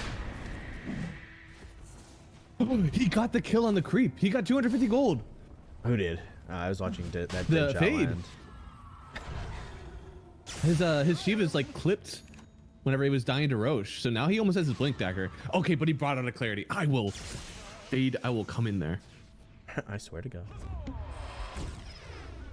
And as the Roche migrates to the top end of the map. RCY? RCY? RCY? Jesus Christ, Devi. Uh-oh. Roars, but now they got the Grave. They steal the Roar. Do the roar. Do the roar. Oh, RCY. If they want to kill somebody, they'll just do it. But it's whether or not he wants to give up his life, right? If he blinked in that time, he's dying after he roars. It's cool, but he dies. Now he retains it for a possible Roshan fight because it did walk up top. And now, again, no Roar. Middle tower is under attack. We got to 30 minutes. And the conversation was, if this game didn't end in 10 minutes, Nigma had done something wrong. I'm feeling it. They definitely did a lot wrong. TA. I mean, they don't have anywhere to TP. Oh, they saw him on the trap. Okay. Oh! Where's my phone? Oh, they're bringing Queen of Pain's He's coming. forcing other people around. That could have been. So now you just go Roche, right? Yeah. Poor RCY, man. All he was trying to do was force BKB, and then he clicked his inventory. I was like, wait a second. He doesn't have a BKB. And he's not buying one still. Okay, Ghost can pop ulti and get the Roche very quickly, but like, they're just not able to right away. If he pops it, then they certainly lose the fight afterwards. So you might as well just lose Roche there.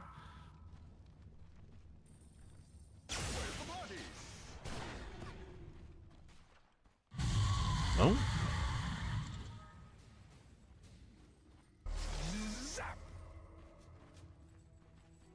Blessings. Trying to figure it out. Who's going where? What are we doing? Back to 9,000 net worth lead.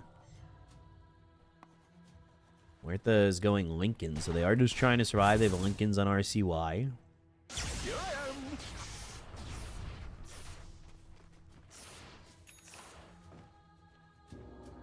Fade really likes throwing all his mana and 200 mana fireballs. Yes. He might want to just get rid of that. There are definitely other spells that are better.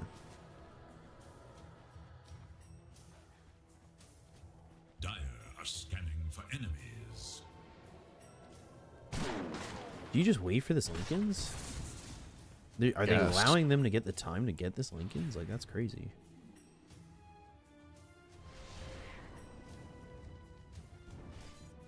Feels weird. Like, I guess that the items on Nigma like matter. Like, there's definitely some good stuff queued up, but I still like the end game for Gamer Legion. Like, Doom has its own end game now that like is not blocked out by Lotus Orb or Lincolns anymore. So you can just cast Doom on yourself eventually. So like, I don't think that you eventually win out on the Doom.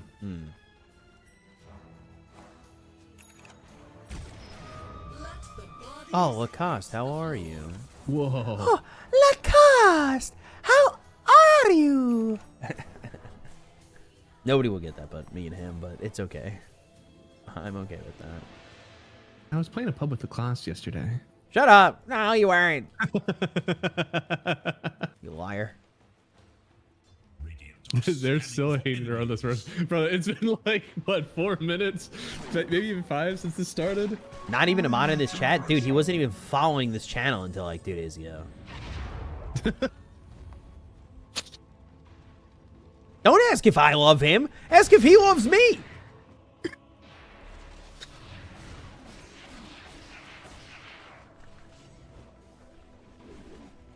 Oh, Rinty This, I mean, they just, oh my god. Surely you don't live even with this. Uh-oh. Yeah, I mean, he dies eventually, and Rinsecu's dead. No buyback. Oh, no. Oh, that's, I mean, I guess it is 35 minutes. Oh, God. Oh, God. A little Vortex. Nigma have thrown this game. Another Croaker. And a Roar. Oh, no. But you don't even get that kill. You got the E-Blade off. Geej is doing a lot. But not enough. Oh, my God. They've thrown this game. I mean, this game is on its head. Another grave, but nobody cares. You try to TP out. Yeah, oh, go on. Oh, sure, dude. Let me just TP out in front of the Rubik. Oh, yeah. Without BKB. Oh, yeah, yeah. Okay, okay. Dire's middle tower has fallen. And Roche is back bottom. Still Still with half health, by the way. Just like... Oh, sorry, yeah. USA! USA! USA! My baby. He's trying to save this game. Well, he's the only one who has a save. That's his job. Huh? Oh, this is really close. Oh! Okay, and finally they get big. Oh! But does this cost you Do you noob? have a dam for this? Oh, the dead shot. that is Yeah, bad. you do. Yeah, you do. Yeah, you do. Oh. Now you run away from Try Rinse. on the blink. Dude, GH needs a Yashikaya, man. Get this grave off quicker. He did the right thing, like he blinked as quick as he could over to it, but the cast animation on grave was too long. Was that Roche number 3 or 2? 2. I think it was 2. Oh, okay. So they had the first one on TA to go high ground that you know, something happened. And I think it was the one afterwards. Yeah. I was like, is there more than just this banner that I should be looking for? It's just been that long. Like this Roshan fight has been happening for 10 minutes. It really has. That is actually insane. It's very good discipline from Gamer Legion. I think other iterations of this team would have tried to do that like a lot quicker and probably would have gotten punished by it. But now they actually they waited the correct amount of time. They took whenever they finally felt comfortable, and it worked out. I am a doggy. I am a doggy. I am a doggy. I am a doggy.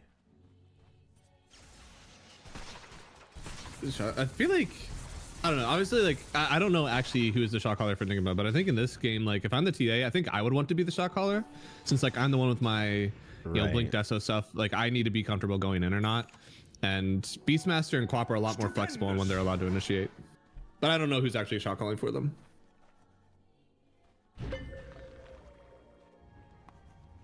Early on, it's probably Devi and maybe one of the supports. But then after that, I think it transitions to like the hero with the most gravity on the map. Do love watching some good old-fashioned throwing. Mm. They were up 17,000 net worth. Like, this is just brutal. Oh my god, look at this. Look at the 20-minute mark. Jesus. Oh, god. Yeah, that's peak. They're literally 90-10. You break my heart. Some high quality beef. You break my heart. Is that technically Angus? No, Angus is 95.5, right? Wait, what'd you say? So like, isn't 95% lean, 5% fat? Is that technically Angus? I don't know, because I usually get an 85-15 on my like. Right? Oh, yeah. The one that's like affordable. Yeah, no, I know. Oh, okay. Wait, you just call me poor? You're right, but I said we are poor. Yeah, we. 85-15 is great because like it doesn't shrivel to nothing, but it's also like you can afford it. So it's also not a bad. It's not bad. Yeah. 90-10 is obviously better, but like it's way more expensive. Look at Mr. Moneybags here buying above 85. That's what I'm saying. Man. I know. Actually, yesterday I made some Wagyu. It's like, all right. Whoa. It's the other way around, right? It's 85% fat, 15% lean. Sometimes I don't even understand what they're doing anymore. Where it's just like, look at this Wagyu beef, A5, and it's like, it's just butter. There's no meat in that. It's just butter. Not taking the stuff that expires in 4 hours. Dude, that stuff is lit. Whenever I worked at Food Lion, man, I would always be scouring for those, you know, manager specials. The stuff that's expiring in 2 days. That stuff is awesome. I am a doggy. I am a doggy. I am a doggy. Drawing the Grand Canyon in graphs. Dyer's bottom tower Fade with the Krella's Crozier. It's not even Corella, it's Krella. Who the fuck is Krella? It's a great question. I mean, we don't have much lore for this item, right? We don't know much lore for many of the new items, I want to say. Yeah, that's true. Dyer are scanning for enemies. I love the item. Like, this is definitely like a Doom coded item for your. Oh, GH, what are you doing there? Yeah, he's too important to be on that side of the map at this time. Also, he's very important, as we've seen in a lot of these fights. Mm-hmm. How much he's able to do with these shallow graves. Like, he needs to. Yeah. Can't be doing that. Double damage. No.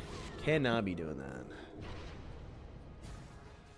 So did Rinse Q go to the BKB? He did. All right. So, you know, guys, I fucked up. I didn't have a BKB. Well. Yeah. Yeah. He's got it. He's still got one more item that he can go for. I mean, hell, he could even buy a shard if he really wants to.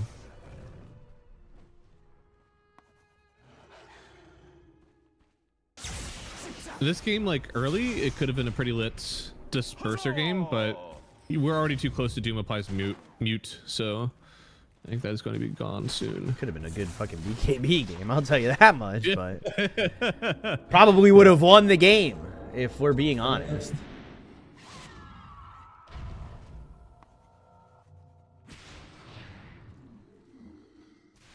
I don't know. I just don't know what last item could be. It could be butter. It's like a testing ground thing because Muerta already has like the Lincolns. She kind of reminds me of Ursa, where you only have so many items that you can actually get because there's so much of it that's like a core build. Like you need BKB, Hurricane Pike, Mjolnir, Crit Stick. So like after that, you only have so many item slots, and you kind of want a Satanic. So I don't know if you actually have time or like have the room for an MKB and Ghost build right now. So Butterfly could slap. Butterfly, butterfly in the sky. I can go twice as high. It's in a book. Illusion. It's 17k throwing. Dire's middle tower is no more. Dato's almost finished. Yeah. I mean, Muerta's a real boy now. Oh, for sure. Already you're doing so much damage. Yeah. Like it's really well done now. I think that last item could be the Swift Link. We saw like Satanic did a really good job with the Swift Link in last series. What happened? A single high ground throw like 30 minutes ago. Honestly. Yeah, I guess about 20 minutes ago, yeah. Uh, Went up high ground, no Muerta in the game either at that point. Dead for like 60 seconds. Mm-hmm. Actually insane. Device did a good job. He's like dragged a lot of these waves, and now they actually have no wave bottom. So they're forced to do like wave cleanup now instead of potentially like positioning aggressively on the map for them to exit on Nigma. So Nigma's about to watch somebody show here on the spot wave, and they're gonna feel safe to like evacuate the map again.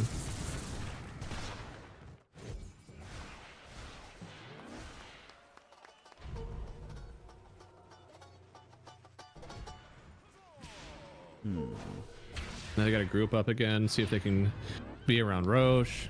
The whole thing. We're back at this Roche thing again. Whoa. Devi? He thought about roaring. And then he rethought that. Now he's got a grave, but he looks oh no, noob. Oh, no. Ooh, Lincoln's. The Lincoln. The Lincoln's, it wasn't Doom though. But Fade, Ghost Scepter, Devi's dead. Snowball in. Rinskyu doomed. Oh dear. Oh dear. Shards, look at Speed Gaming. Speed Gaming. Oh boy. Oh boy. Oh boy. Oh god. Oh. Oh. TA? Rinskyu actually got out. Jesus.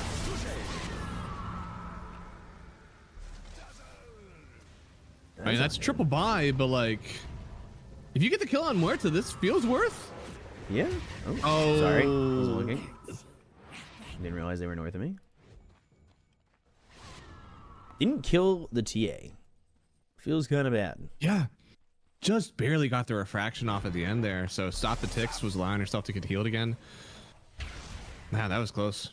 What did he have a refresher shard on Doom? I don't think so. Because we haven't had third Roche yet. I swear I saw like a Doom animation and then a Lincoln's block. But he also doomed the Quap. So or he doomed the TA. So I don't know.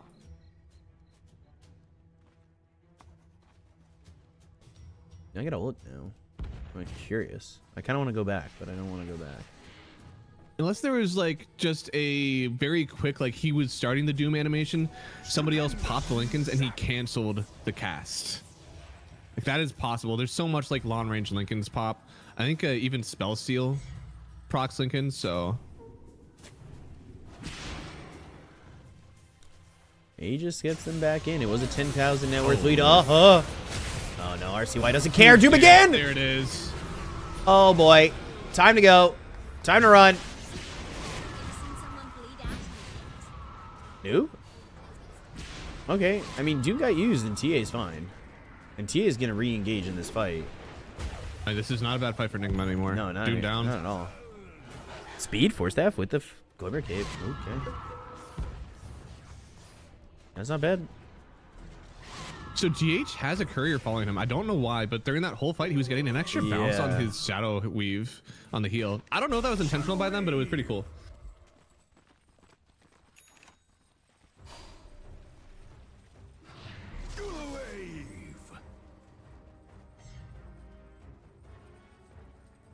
Doom's not up for another 40 seconds, and they're wrapping around. I think they also... Oh, they see Fade. More. And the kill. Oh, he's still alive. No, he's dead. All right, I was going to say, Jesus Christ. RCY on the back line looking for something, and that's a little bit tough because Dazzle's ready to go on anybody who comes his way. TP out. Bignum dead. Oh, boy. 3 heroes gone, and they lost Muerta very quickly in that. So he has Meld Bash. The first... hit with Meld bashed both the Doom and the Muerta, and then Muerta took 2,400 damage from side blades. That's crazy. The Rinsey balled. And I don't know if you've checked the Rinsey inventory yet, but he prepared for this fight. Oh, Divine. Jesus Christ. Sideblade did a lot. Claymore, thank you. Thank you for the sub. I mean, it went 10k in the lead for Gamer Legion. Now they don't have anything. Yeah. CA was another one of those like insane rapier heroes whenever it had both the damage and the spell amp, because Sideblade is a spell, but also it's off of your damage. One Ceterax does not a game make. But if they get this bottom set too, maybe it feels okay. Radiant's bottom tower is under attack. Oh, huge Young. Oh! Keep dancing, RCY. Keep dancing. That was a 4-man blue hole, but nothing doing. Radiant's bottom barracks has fallen. Radiant's middle barracks has fallen. I mean, that was Roar on Rubik as well, but they didn't have the Muerta up, right? And Ghost is still pretty important for their fights.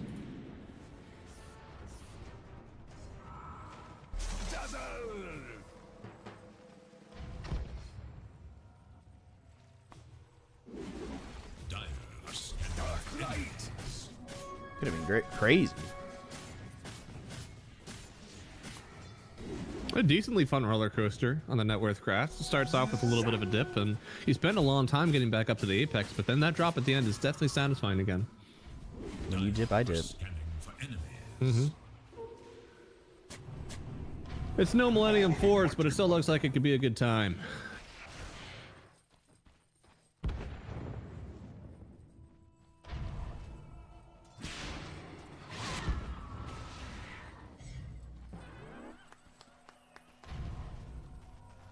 Have Enigma unthrown this game? In theory, they have an Aegis to work with, but I don't know if they've unthrown it completely. As long as Ghost survives, but like Ghost is not surviving. That's his big problem. Like I'd say it's a decently even game. Like the Aegis is the only thing that's really tipping it towards Enigma favor right now. As soon as if we are able to survive another 2.5 minutes on Gamer Legion, I'd call it dead even. But that's a hard one because they are going to go high ground.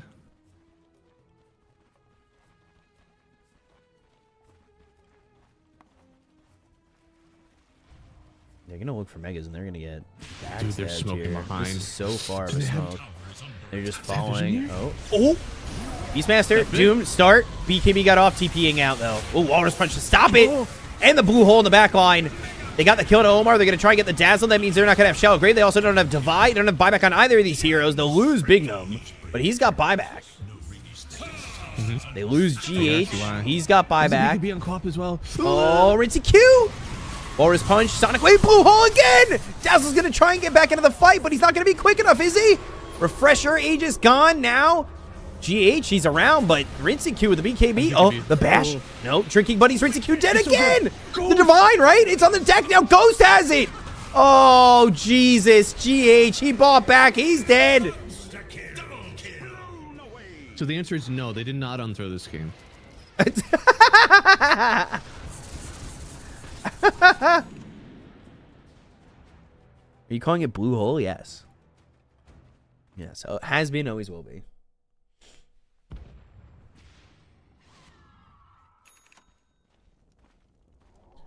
Holy shit, man. This is a good game. This is a very good game. This is a great first game. They have rethrown. It's not even on gamer. It's still like all on Enigma. They have the agency on it.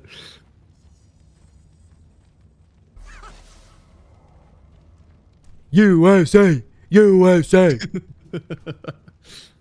Give myself a beer.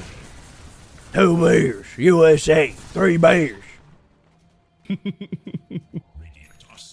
Gamer Legion's gonna win the game because that's the bottom line. Because Stone Cold says so.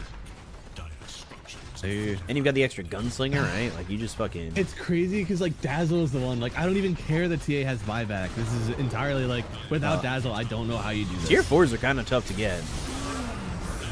Okay, well if you go RCI, I say. Doom, refresh. Oh, this is so deep. Oh, double jump. Buyback. Oh. Buyback. Ghost, you gotta get out. You gotta get out of here. They've got buyback on Beastmaster. You gotta leave. Ghost. Oh, full health. RCY. But Ghost is stunned. Ghost. Oh my God. Zoink scoop. Jesus. Oh. Drinking buddies. They've also got telekinesis to get out. Another blue hole on 2. Rinzy Q on the shallow grave. But the dead shot is there. RCY is dead. He is in fact dead, but he did buy back. They're going to get a kill on a divide? No, he's still alive. Oh, 4 staff got him.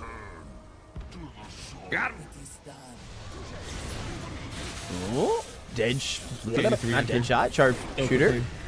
Noob gone.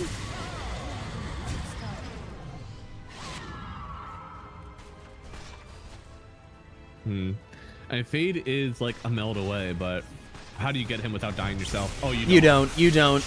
Surely this is the damage that they need. Oh, Rinseq dead. GG is called. Gamer Legion. Listen to that crowd. USA. Holy shit. God damn. What a game.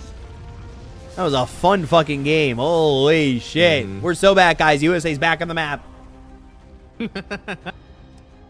I mean, that's a huge like in any of these like best of 3 onlines, like taking the first game always feels like you're the one on top, especially in a game like this where it feels like Nigma, they had like such a strong start. Winning the lane doesn't feel as good as winning like the mid-late game. That's where it feels like you're the better team, you're the better communication, you're the better draft. The laning station to be like, I fucked up, I didn't drag where I needed to, I pulled badly, you know, like there are minor mistakes you can fix in the next game. Losing a mid to late game takes so much more to fix game over game. Ghost out here, just all of a sudden he hears in the background, and I'm proud to be an American, where at least I know I'm free. Fortunate Son starts playing in the background. He's there just shooting. It ain't me, man. It ain't me. I ain't no Fortunate Son. He's just shooting away. Fucking. Hold on, guys. I got you. I've got Spotify. Hold on. I got you. A little CCR for your life. I won't forget my position 5 in games life for me. All right, who's that guy that did like the Dota songs? Oh, wasn't she? There was a girl who did a bunch of Dota songs. Yeah, they did like the covers, right? Like yeah, all songs. Yeah.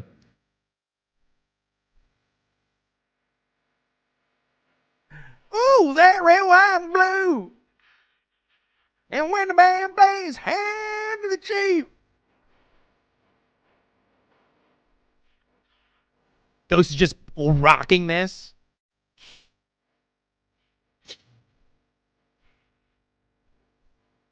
You see Ghost come out for the next game. He's like, I love football. Remember the XFL? Smoking good Marlboro Reds and drinking a nice Bud. Floosh, yeah. And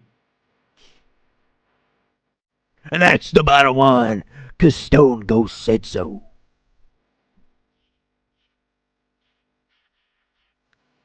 Ghost sounds like Stone Cold. He gets 2 beers, he slams them together, fucking pours them. 3 beers! Give me 3 beers!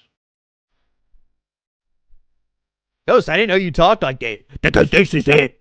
This is me. Where's Rachel?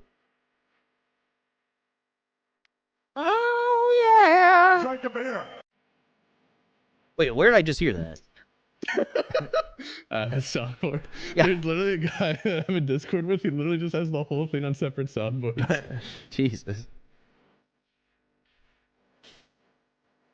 It ain't me, yeah. I want some ribs and brisket. Get me down to Texas. I gotta watch Friday Night Lights and watch that football. He's just there like, we're doing the national anthem now? Before every sporting event?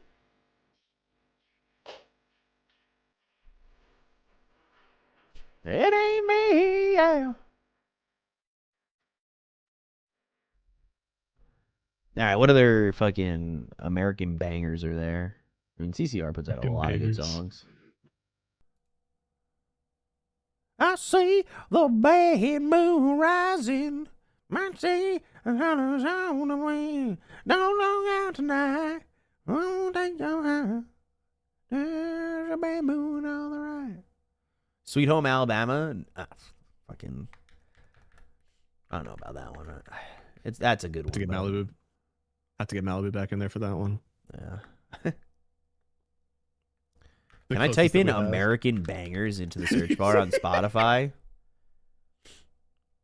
Collection of the most American songs. Oh, hold on. Wait, no. This is what Ghost is coming out to right now. He comes out for his next game, and it's just this. Hold on, guys.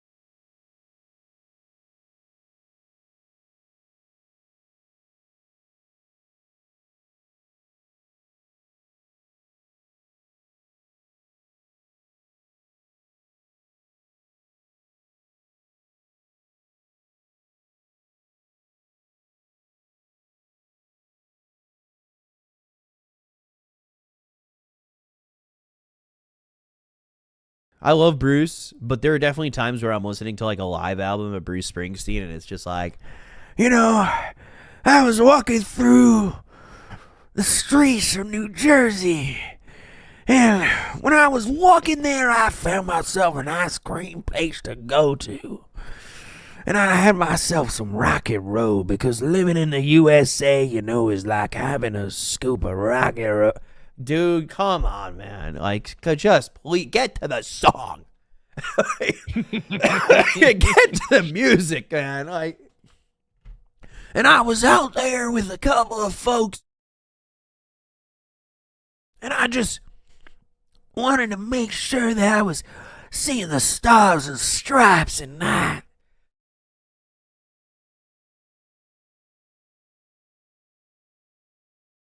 Can we get some Kid Rock? No, never. Not even in a million years, Airscape. Let me go pre-record a show for you so I can play you Kid Rock. And then lip sync it terribly. So funny. Let me tell you, I loved his song Picture. What is it, with Sheryl Crow or whatever? I can't listen to it anymore. And I'm not one of those motherfuckers, by the way, who's going to go see Kanye in concert after he had a song called Hail Hitler. Motherfuckers just go to the concert like he didn't just do that a year ago. Right? It was wild to me. Was it the like EU had to ban him? It's like, was it? I can't believe that was necessary. Like I believe it was, but I can't believe it was. Like, yeah, it's just crazy, man. Fucking Kid Rock's music. I mean, Graduation's a great album. It sucks. It sucks. It sucks. Graduation, great album. That's always the classic. Like, why would you go see a Kanye? He made Graduation. Just put the music in the Friesel, bro. I mean, just put the music without the fucking Hitler glazing. Or the fucking kid touching. You got Kid Rock who's got songs who's just like bang da da bang da bang da bang. Oh she was 14, da da da. It was okay then. And it's just like, dude, what are we doing? What do you mean? That one was very weird. There's so many songs, like, you look at the lyrics, and it was just like, she was illegal, but it was okay, because I'm a grown man, and it's just like, Jesus, come on, guys. All right. What is this music, dude? God, chill the fuck out. Are you kidding me? He was just being presidential? Yeah. And then fucking... the president's wife comes out the other day and is like, it is not okay because I was never with Epstein. So it shows 800 slides of her with Epstein. So who are you lying to? You're like, you weren't under oath. Like, I mean, it doesn't matter if they weren't under oath in this country anymore, but like, what are we doing? Did you see the tweet that was like, I'm getting a lot of questions that are already answered by my Not a Pedophile t-shirt today. Yeah, right. Jesus. I blame Ted Nugent. I blame fucking Reagan. That's who I blame. I'm out of coffee in this household, by the way, guys. It's it's a tough life to live.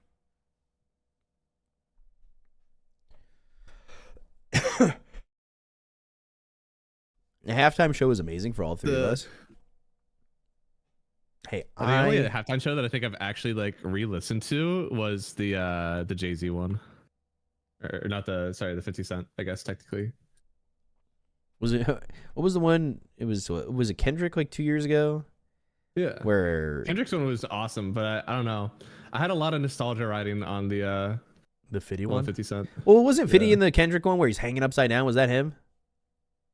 Was that him who was hanging upside down in that one room that they had, and he's just like arms crossed? Yeah. That shit was so funny. Like 50's a baller. Yeah, so it's Dr. Dre, Snoop Dogg, yeah, Eminem, yeah. Just that one G-Unit. was, oh, it was so good. I listened to that one back like very often. G-Unit. It's un-American to not love 50 Cent, even if you don't like rap. Dude, I grew up with G-Unit. Dude, there was a so many little white kids just going going G-Unit. Like mixes mashup stuff. There's a 50 Cent and oh Lord, what is it? Oh, I can't believe I forget it now. No. Born down in the USA, I was. Somebody's got to Photoshop a picture of Ghost in front of a waving American flag right now if they win this series. Dire team ban. Like, that's what we'd love to see. 50 Cent killed in the documentary How to Make Money Selling Drugs. Springsteen is great and I'm European. Hell yeah. Dude, Springsteen, I'm telling you, I really do love Springsteen. He was like my dad's favorite artist. I've never seen Springsteen live, which sucks. I've never seen Paul McCartney live, which also sucks. And I want to do both those things. But like, if I go to a Bruce Springsteen concert and he's just there going, hey, you know, I was walking out the lights here in New York City. Woo, yeah, I love New York. And I was just thinking to myself, how do we fix everything that's going? And he's gonna do it for like a long time. And I just, you know. I did see them both live. Fuck you. Respectfully. Asshole. Living my dream. 10 seconds. This guy's living my dream. 5 seconds remain.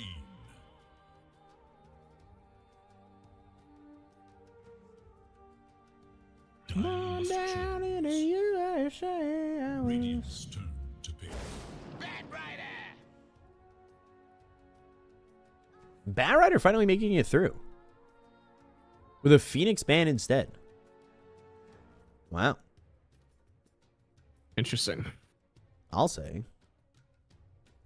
feel like Fade is one of those guys where like you think that you can give him the meta stuff and then he just like balls on you because you think he's only like slide R, only event stuff, and then he just like works you. Beep, beep, beep, beep. Night Stalker, that was one that they did really well. Speed bat. Could be. Could be.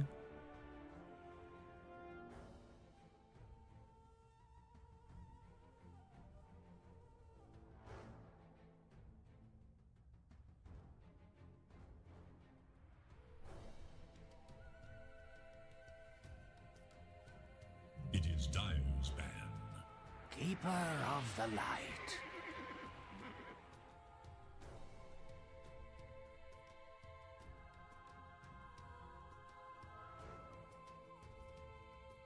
Jesus has risen again. 10 seconds remain. 5 seconds.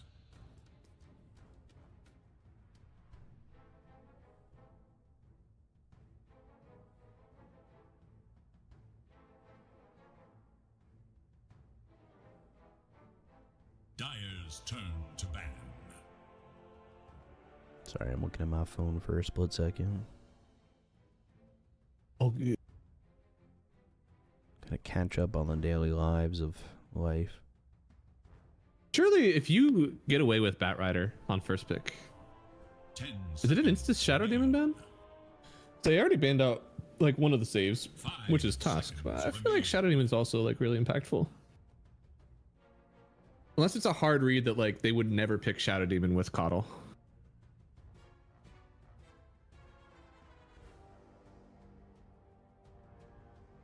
Could you just go? I mean, there was an Oracle ban earlier in this tournament. I'm trying to wonder if you just go like Oracle. Tusk can't even save against Spat anywhere. Shows what I know. Really? It is Radiant's ban.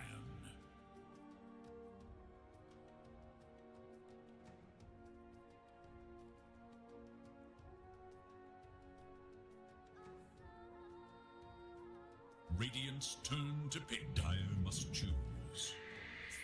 Muerta again. Every game. God, I love this. I do love it. Yeah. Honestly, I don't even think it's that like. It's not that great. As soon as there's a Batrider in the game, it doesn't feel like that great of a Marta pick anymore. Not just because you have a way to damage her during her ult, but like, again, it's an ability where you click it and it's like I have 6 seconds to do as much damage as I possibly can. Then you get lassoed. Oh. Born down in the USA. Like thematically with the hero, it's like a faster pace where Merchant's slower paced. I don't know. And Rubik again. I do like the Rubik in against both these heroes already. Could be an Ags Rubik game. 10 seconds. 5 seconds remain. If you'd kindly let me enjoy an Ags Rubik game. Radiant must choose. And Doom again. I like Doom here too. Again, like right now your target's Muerta, right? Yeah. Lasso, telekinesis, Doom, all there ready to go. You just need the damage to kill her quickly enough. 5 seconds. Lone Druid already got banned. I'm a little sad. But Ghost TA could be it, you know? Radiant's turn to pick. Tide. TA is one of those Silver Edge buyers. Mm-hmm. Silver Edge buyers.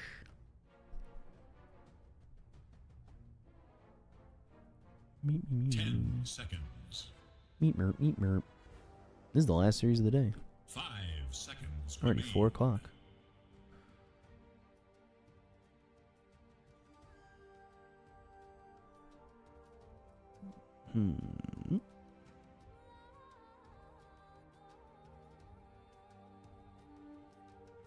Jesus.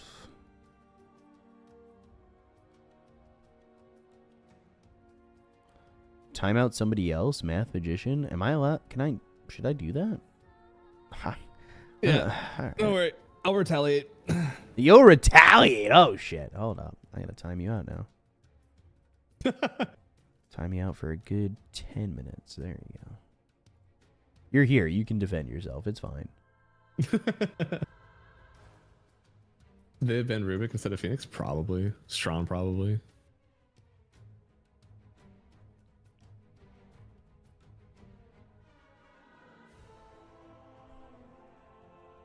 That's why it's funny. Jesus. Guys, that's why it's funny. Oh, no.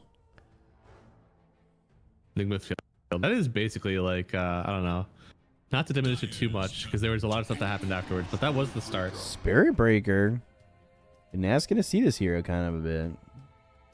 Now we do see him. I'm excited. I like SB. The choke is for real? Yes. I mean, that was... 10 seconds remain. It was an odd one, that's for sure. Spirit Jackie? Yeah. 5 seconds.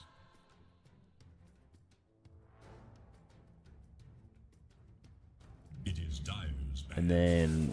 Oh, Axe! So is this safe lane Doom now? Interesting. Is that what I care for? You know, it's a part of me that really hopes that they're just as crazy as I am, and I love a carry axe, but I doubt it. Yeah, I think it has to be either carry Doom or you're looking at some sort of like mid axe. I'm sorry, I'm also watching PFL on my left screen at the same time, and I just saw the craziest knockout I've ever seen in my life. PFL? PFL is the Professional Fighting League, and this guy who was a plus 800 underdog just knocked out the other guy. And he was about to die. He was about to be murdered. Like, that was kind of crazy. Holy shit. Oh, okay. Jesus. Anyway, Axe Doom. Yeah, so the Tide Spearbreaker is actually like a pretty decent offlane duo as long as you don't get like giga punished in the lane. Because Tide makes it so that you don't want to do anything that's like summons or illusions related. But Spearbreaker is a hero that incentivizes those things, so you're able to farm without showing on the wave and getting charged.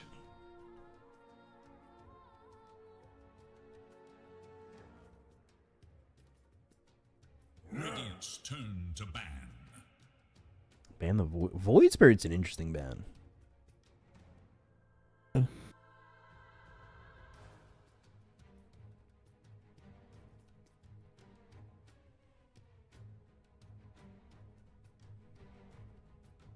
Seconds remain. Dyer's turn to ban. Last game? Yeah, there was no Tide in the last game. I can't believe he just won this fight. I'm actually still watching the replay again. He eats one uppercut, a big knee, and then like 3 uppercuts, and this guy looks like he's like dead to rights, and then just... I mean, they're heavyweights, so anything can happen, but I couldn't believe how much punishment this guy was eating. Very reminiscent of Pat Barry, Czech Congo here. Not that he got knocked down 3 times, but he just swings, misses, looks for the left, has to step away, and then, like, he just lands this left. And all of a sudden, the guy is just, oh, shit, and face down. And this guy's a plus 800 underdog who's just like, I can't believe I just knocked this guy out. Holy shit. Dude went down like a sack of potatoes. Love to go back and watch Pat Barry get destroyed. Oh, 100%. That guy's a fucking pedophile. He started dating Rose Namajuanas when she was like 14 or some shit. Allegedly. All allegedly. To protect myself. 10 seconds. Too late. Lawsuit's coming. Like, they started talking to each other, and they were, like, intimate with each other when she was, like, 14. He was, like, 26 or some shit.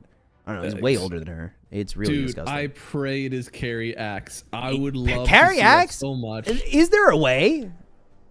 Is Ghost an Axe guy? 10 seconds remain. That's the real question. Is Ghost an Axe guy? He's a sicko nonetheless. It's Carry Doom. I know it is, but I don't want it to be. Ghost is American, so maybe. It's Carry Doom. Yeah, I mean, that's what we were starting with. But on the off chance that it's not.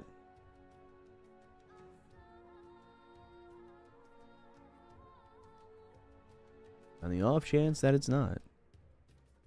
What's this last pick here? Mid. Is this just going to be like a Puck? No, Puck's banned. Viper. Lycan! What in the fuck? So that one is a like semi-classical. I'm a Rubik counter, like something that can get on top of him, and he has very little that he's able to do about it. But overall, I don't like picking it into Axe. I feel like you have too much lockdown here that prevents you from just like running away as Lycans would like to. Doom carries edge. I know. Like this, rebalance the fight. Yeah, but Lycan's dead, man. Also, I had somebody at fucking Birmingham tell me that they play Lycan 5. Like dot damage. Thank you for the 5 gifted subs. Appreciate you. Thank you, thank you. 10 seconds remain. Holy moly. Easy dodge. 5 Heartsick Ruben was here earlier. Very VT. I know that they were here before. Time to ban that person from Dota. So the idea, and I'm not going to say this is a good idea because it disgusted me and I almost threw up. But is like you fucking buy Moonshard for your carry and you buy Ags to bite your carry and you're literally a no farm nothing. And you get Ags Blessing to make you think that the Lycan has no items. Okay, now... And it's mind games. That last one might be going too far. It's already a little interesting. But and you buy Shard. Okay, so you're buying Shard as well to be constantly pushing out lanes. I don't think you can farm without it, right? Like as a pause 5, like you have to have some way of clearing some creeps. Well, it's worse than Alk 5, I guess. Yeah, actually. So it's worse Alk 5. Yeah. Or Alk's your safe laner. And then you, as a 5 Lycan, are given Ag's Blessing.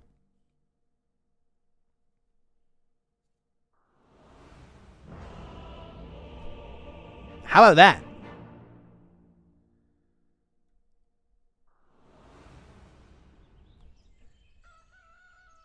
That sounds pretty cool to Benjamin over here.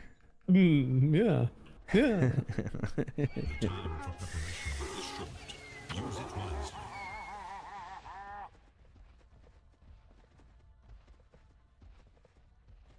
I don't know.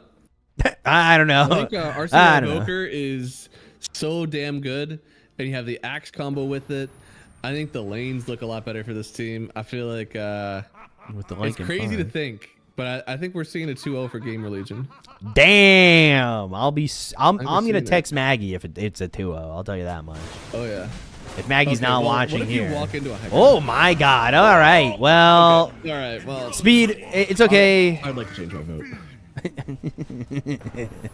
Sounds right.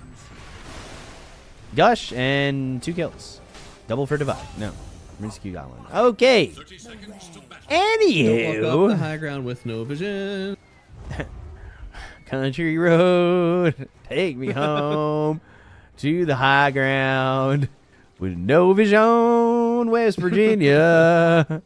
Mountain Mama.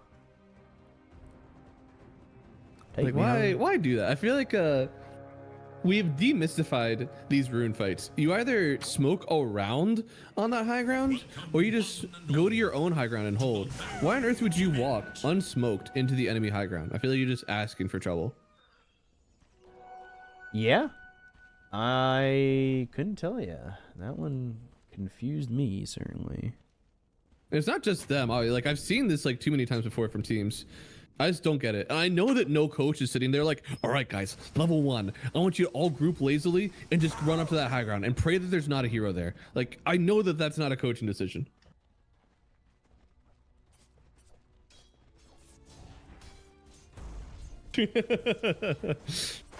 It's only an alpha male gameplay if it works. It did not work. We are results oriented here. Yeah, we are results oriented.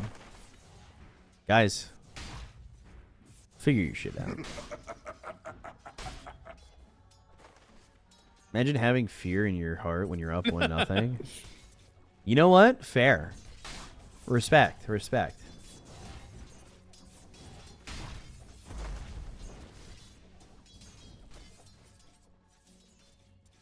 I will say that. Yeah, this carry Doom is like a little bit different now that you can't just like sell things willy-nilly. Because it used to be that you were definitely going Midas, right? And honestly, at some point, you'd probably go like Shiva's Octarine as well.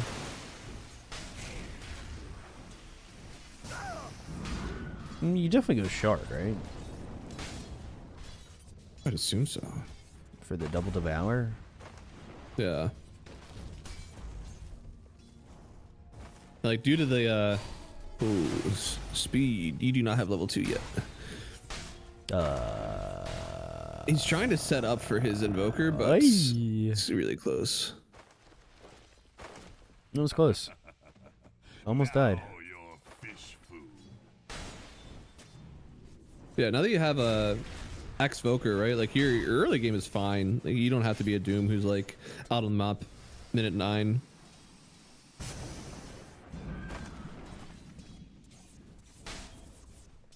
Trying to like figure out what you want to accomplish, and if are you going Blink Dagger early for Axe, or are you just trying to get control of like telekinesis? Because it's definitely Sunstrike, right? Oh yeah. And then the upgrade. Like now you have to pick your upgrade too. I do like that you could pick different ones for the Shard, I guess. Yeah. I don't know. I personally have liked the Exort Ags plus the Wex Shard, but I don't know if everybody agrees. I feel like I kind of assume. I definitely think that the Sunstrike Shard is like the worst of them, so it's really between the other two. I just don't see as much value from the Quas Shard. There's no reason to get the Forge Spirits like that. Right. That should be like a talent, if anything. If you're really trying to like make that an option, it's just so weak compared to the other ones. Isn't the Ghostwalk Shard giga good? I guess, but that's not really what you're trying to accomplish. I would say as a Exort Sunstriking Invoker, right? That shard got like way worse with this whole upgraded urn. Like it's almost impossible to walk somewhere where there's no vision. Like how much damage are you actually going to be doing with Ghost Walk?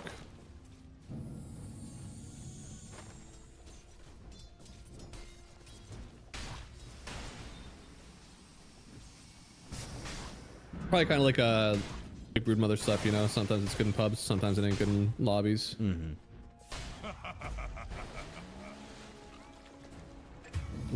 Omar dead bottom. And he's got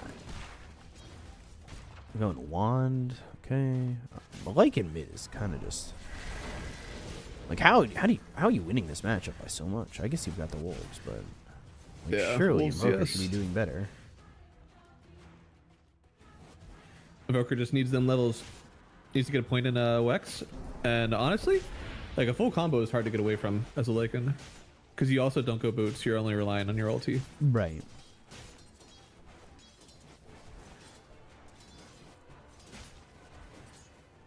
So now you get an extra point at level 6.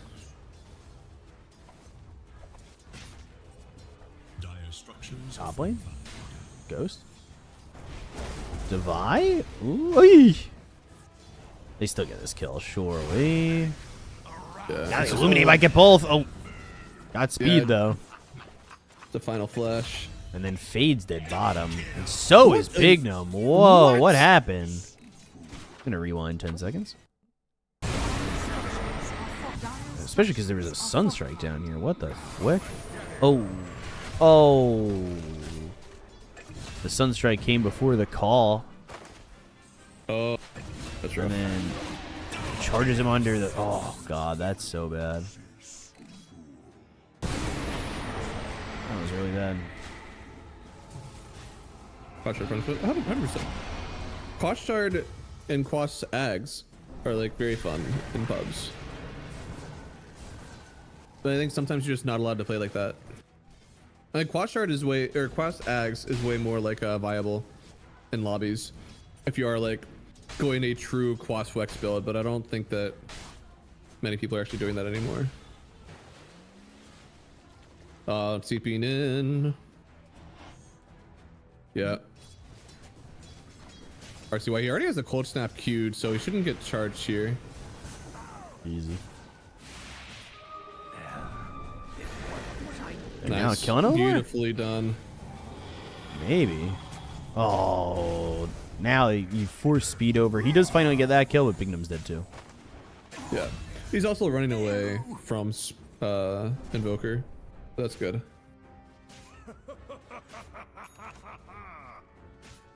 Need all 3 orbs. That's so true, actually.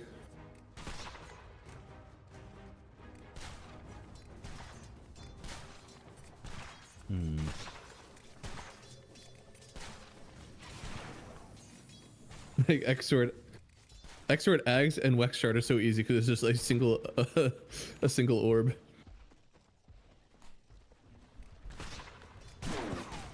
Although the Exort chart is just shit. Like, objectively shit. Yeah, that's true. The I Exort did. giveth and the Exort taketh away. But 3 heroes here. It's just to hold them to get this shrine, and they got both. So even if he dies, they get both shrines. Telekinesis, still on the run, has wolves on him. Bignum might just get run down. Illuminate? No. This is actually terrible for Gamer Legion. Last game, the team that got both wisdoms in 7 minutes lost the game. Fortified their structures against attack.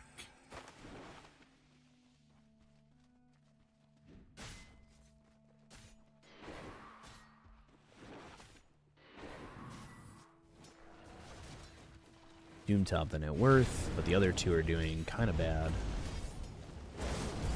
And that's a big issue. Yeah. I think Axe is Sunstrike? like way more of an issue for me. Oh, he didn't back up. He just stood his ground. Damn.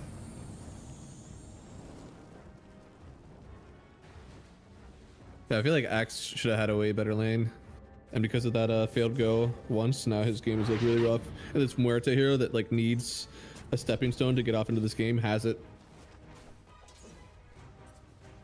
Yes. He's trying to lead just a little bit too much. Mm-hmm.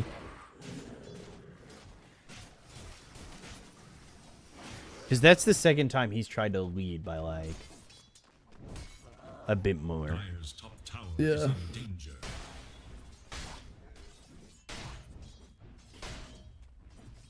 It's not his worth. I think he's still taking away. Like we saw last game, it was pretty worth to get the double. I guess it's a little bit of like, what do you do after that? Because now we have what? Yeah, the Spirit Breaker, who also adds an insane level 6. Like he's stuck at level 4. Batrider is also still pretty low though. What do you build on the carry axe? Well, it's not carry axe, but it's just blade mail for now. I am worried though that like the control is going to be pretty bad. Where like if you even go in with this axe or you go in with the lasso, like you do have options to get the Sunstrike, but at the same time it's just like, all right, well maybe I just turn Ravage and fucking charge. Yeah, the idea, at least when I play carry axe, the idea is basically that it's like you're another blink initiating core that can close the map, so you get like a bunch of coats of blood because your team is allowing you to get the kills. Oh no, he's so dead here. Yeah, they've got the dust. Sunstrike hits GH, doesn't really matter though. It's having that Wild Wing and having that Hurricane. He had that extra pull. Yep. They could really use a level 6 on Batrider though. Oh yeah. They need this lasso. Good stacks, good stacks. Like he doesn't have lasso here, but he does have Doom. He will go Ethereal. They do have Sunstrike. That's a kill. Calling Blade. Oh, big dunk. And they get there before Devi's able to TP and potentially Ravage to turn this around. Not that he would have been. He was already doomed, so like the damage is done. Yeah. But maybe if he gets there in time, there's follow-up in some way, shape, or form. Doesn't feel as good as the pressure they've applied on Ghost last game. Like, that could have turned into a tower maybe, but instead, we're missing so many levels. Like, Devi already TP'd down, and he's like, unlastable even if they had it. So they've got it's not like Ravage really now that much top. away from this. Surely you just let it rip, right? Yeah. And now he's dead. Oh, still wolves. Yay. Speed. He dies.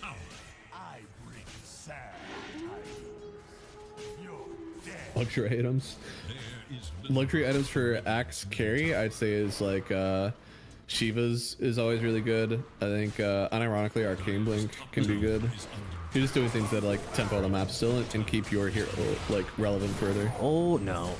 No. Dude! Again, just not putting it together. Yeah. And he's like trying to lead again where it's not like right on the call or something like that, you know? Yeah. So it's just late to the initiation. They still don't have lasso. They might get this kill, but it is risky for him to dive in like this. And... Oh man. Oh, this time! It's on a bunch of creeps. It's yeah, just yeah. I was gonna say he hits that though by himself. The creeps don't end up stacked up there. Maybe that's worth it. He's got Meteor Hammer, so he's gonna farm a little bit better. He's got these stacks to take. Not terrible.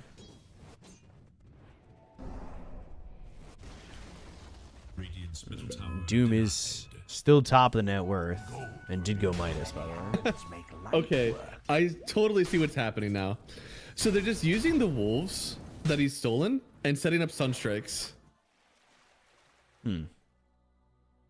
Why'd they just hit one again? Yeah, they just hit one and forced him to TP home on run CQ.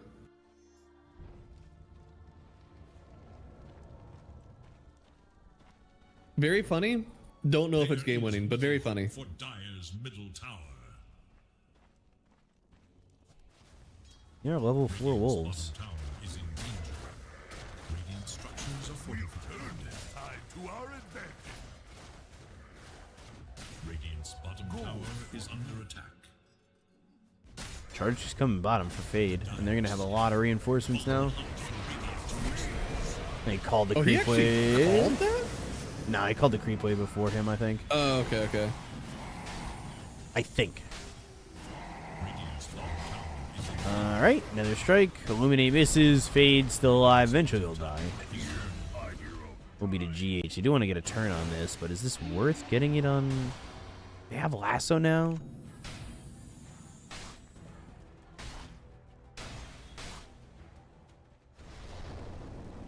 They need like just the lasso. Doom, wow. Oh, Doom, no. but he got Ravage off. And the dead shot connects, so you don't get a lasso to follow it. I don't think you chase. I mean, Sunstrike connects, but the Doom's not going to get this kill. No. That was so well done by Devi.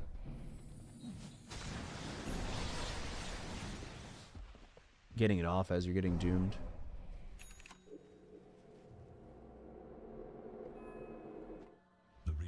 Invoker's starting to get some gold.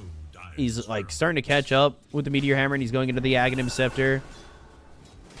But he's getting charged now. There's no Ravage, but...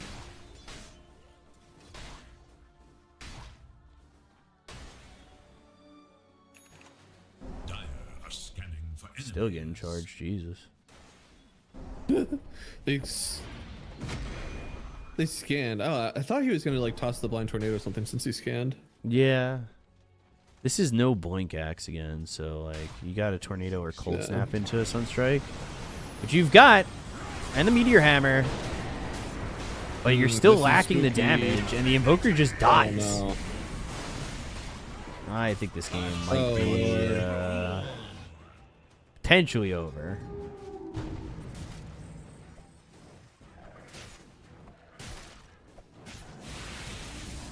Fireball, charge, doesn't matter. Yeah, it's all units under Laken's control are getting these extra like crits and move speeds. So like, he's just getting ran down by all this stuff.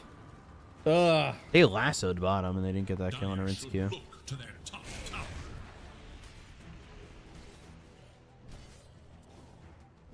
Yeah, this is all because of the level 1 up the high ground. I was still correct. They just fought to prove me wrong. It's not like they're a massive net worth lead ahead, but at the same time, it's just like... It hurts. Yeah. your Midas Doom is not net worth number 1. Okay, he's barely net worth number 1.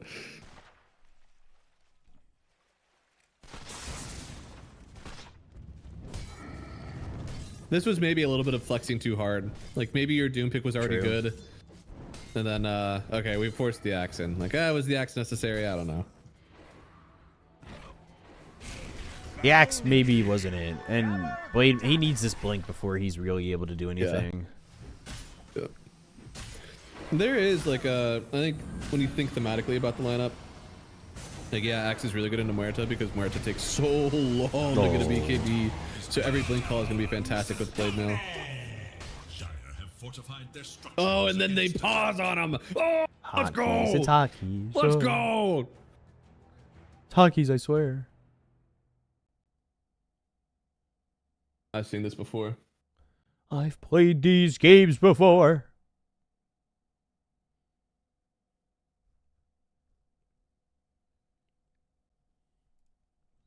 Like, I don't know what's a game-winning item here. I mean, Ags will be nice, but I don't really see it.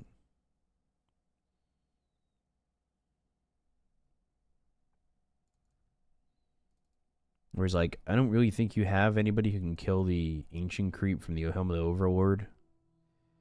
Muerta's just kind of slowly getting into that situation where...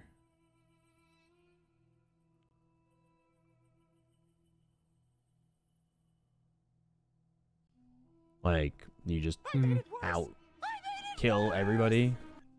Yeah. Seta donated $5. Loving your stream with Malibu. Keep you it gotta up. get there, and then the team has to be able to play the map, and then dun dun dun dun dun dun. Dun. Somebody just said they gave a $5 donation. Love your stream with Malibu. Keep it up. Gork Take, you shouldn't be able to pause for hotkeys. Just skill issue. I mean, I don't really know how you lose your hotkeys in the middle of a game. I don't really know like how that ends up being a thing. I think it's creep hotkeys if I had to go.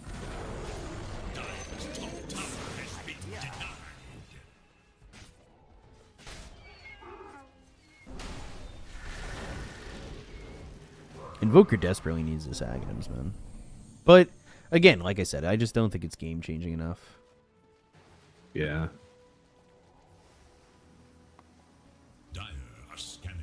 Everybody is kind of like waiting for each other's items, and even like Blink, Blade Mail, and Ags. I'll hold my breath for it, but I think we also need Blink on the Bat Rider, and then maybe like an actual item on Doom.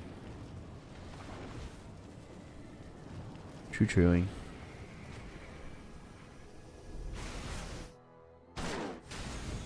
Ghost, if he dies, like, all right. Now you slow down. He wants Harpoon. Like, I don't really think these heroes can come back into the game as well.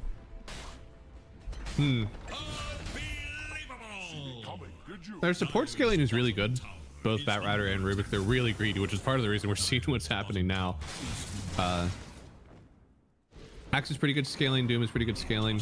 I don't know. Where's that guy? Hey, say the 30-minute thing again. I think he might be right again this time. I almost think it's later, though. Might even be 35, 40 minutes, you know? Yeah. No, I think you're right. It's like Muerta scales really well.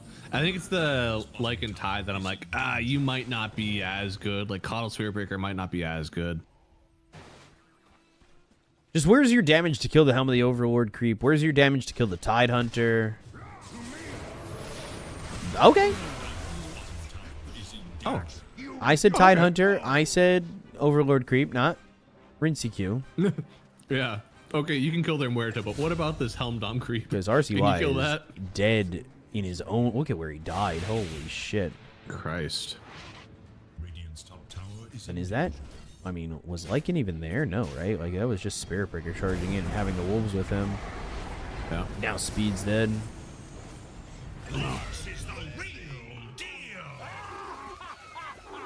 Yeah, I mean, I think that's part of like your with this Doom carry, you're missing a lot of like actual physical damage. Genuinely, like that's just what you're missing. You have pure damage, you have some good magical damage, but you're genuinely missing just like raw right click attack, and they're never gonna get that with their lineup. He's trying with the harpoon, which he's got. Soon. No, he's got it. He just needs to ship out, right? But his courier is nearby. Dignum dead top. Doom hits like a truck late, yeah, but you gotta get there, right? Dire's bottom tower is in danger. I mean, Doom is a gold machine. So yes, every hero is going to hit well, but like Daedalus AC, you know, like every hero will do it.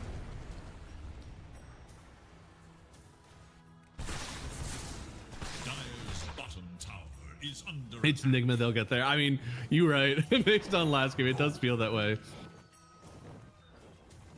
Immediately they stack this and fade. He's got to be careful, actually. Tide's got his courier going over to the secret shop.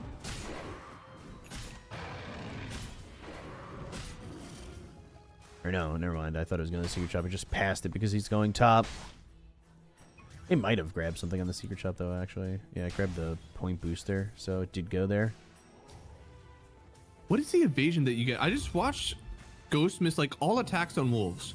What evasion do they have? Like how? It's 60. No, okay. scanning for enemies. What is the evasion? 100% evasion when they use high toe. Holy moly! And it lasts for 6 seconds. Ghost again. Nether strike dead. Ghost gushed. Killed. Like, they're behind this, but I think this is just a TP out situation, but they don't have a TP on fade. Ooh. Oh, good blink. But not going to matter. They still see him.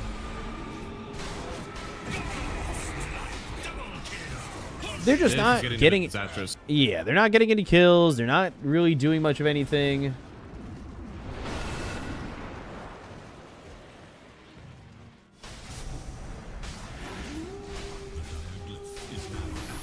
Oh no! Oh, almost.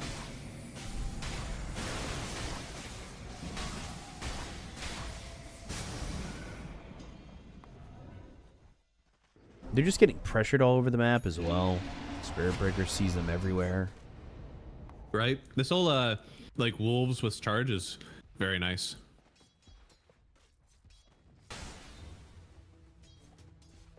As part of like, I don't know. Usually you'd be able to split out the map. You have Bat Rider.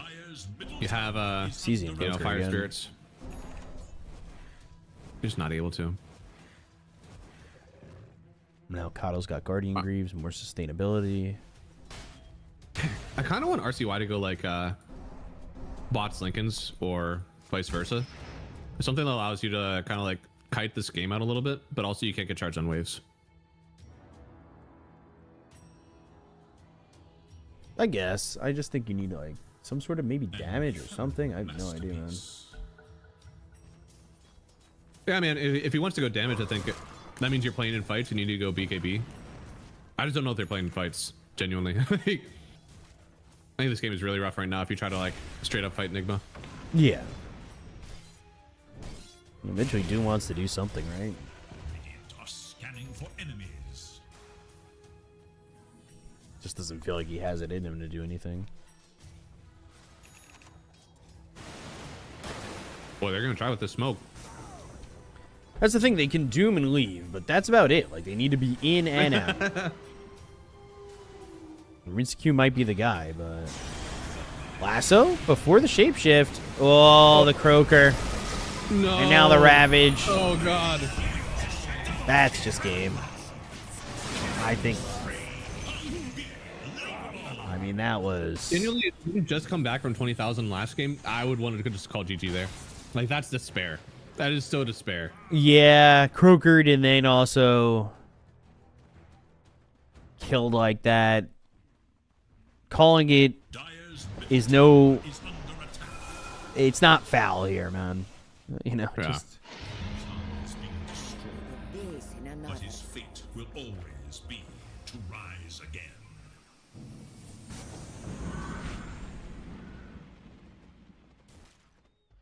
Yeah, I think we're coping with all these heroes because like Doom does a lot late, and Bat Rider will do a lot when he has these items, and Invoker will do a lot when he has these items.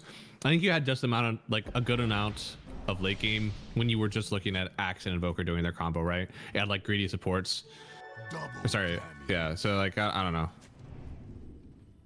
They were trying to hold out for BKB timings, but it was last pick Invoker too, so it wasn't even like I don't know. I think after the Axe pick, they were kind of screwed. Yeah. Truth. Because that was a tough one. Yeah. Speed's just dead again.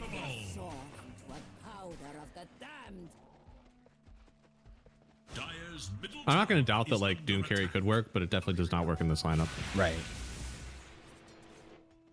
I don't think you can have like RCY wanting to play Invoker with Axe while also like Ghost wanting to play Doom carry. Those are like two different drafts that you need to formulate. Gonna lose bot tower too. RinceQ already like. I think this guy is incredibly bare bones when it comes to like the Muerta carry, but he's still able to be on the map like very often because of how far ahead they are. Like just Silver Edge is basically it, right? Like Silver Edge and his Maelstrom for farming. Like, this guy does not have a crazy amount of net worth. Ooh. Oh. And it's like, it's double greedy supports. These guys are trying to show on waves. They just die. Yeah, immediately. We've reached 17k. It's finally, that's the threshold. This is what Gamer Legion have been waiting for. Here it comes, guys. It's gonna happen. I notice how Nigma has not gone high ground yet. There's a degree of fear in their hearts.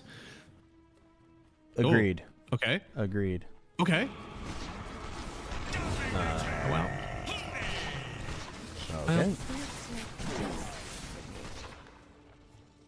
Not great, not great.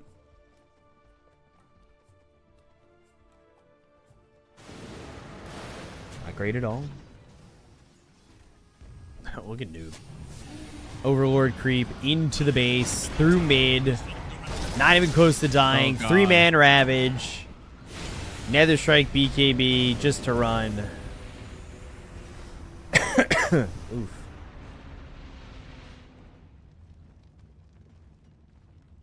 Hey, technically they Ravage for nothing. Yeah.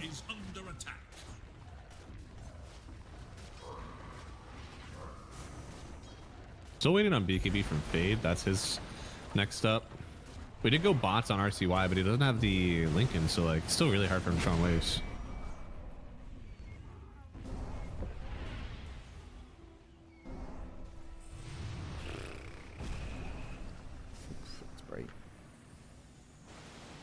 But you need to have this double faceted push where like you're boxing the Invoker like bottom or something to drop some Board Spirits down. And then also you need to send the Bat Rider top because he's gonna show on one of them. Right. You have to get at least one wave out. I don't even know if Rubik's stolen anything this game. He stole Wolf. We saw that. That's the kind of game it feels like in the moment. They're coming up after this Muerta, and she's already gone. Smoke is just too late. And honestly, this ward, like, it's sad. I get it, but the moment that Muerta shows on this, it's almost too late for you to already go on her because he's already cleared that. And she's gonna be leaving. These wards close to the outpost are great for seeing people, but not great for making these smokes try to kill someone. Right. Oh, they might luck into RinceQ here. That would be insane. I don't think RinceQ knows that there are other people around. I don't think those other people want to jump. Oh no! Everybody else left. Speed is there, but I don't know if you get that kill with a lasso, Sunstrike. No, I don't think so. Maybe. Did they get Wizzy? Like maybe.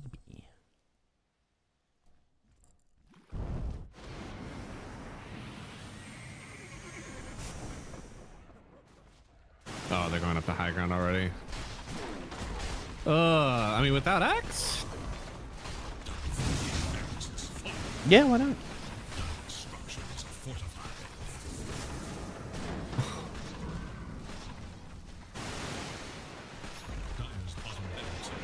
Be careful. Oh, Lord, be careful.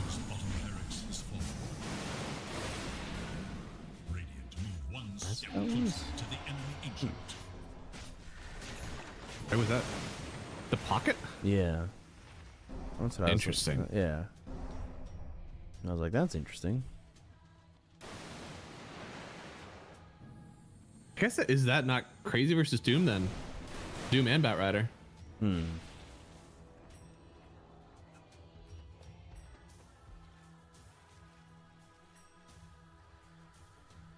Doom carry just not the choice. I don't even think it's the Doom that's the problem. I think it's the Axe, honestly. I could agree with that, yeah. Like, we've seen Doom work. Or at least, like, they can't exist in the same space. Like, if you have Axe, you can't have Doom carry. If you have Doom carry, you can't have Axe. Yeah.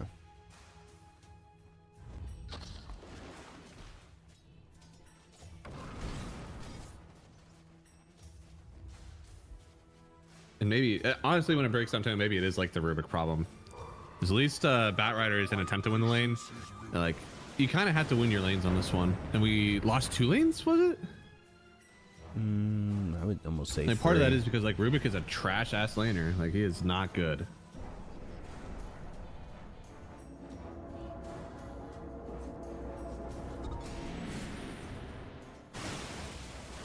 GH. GH.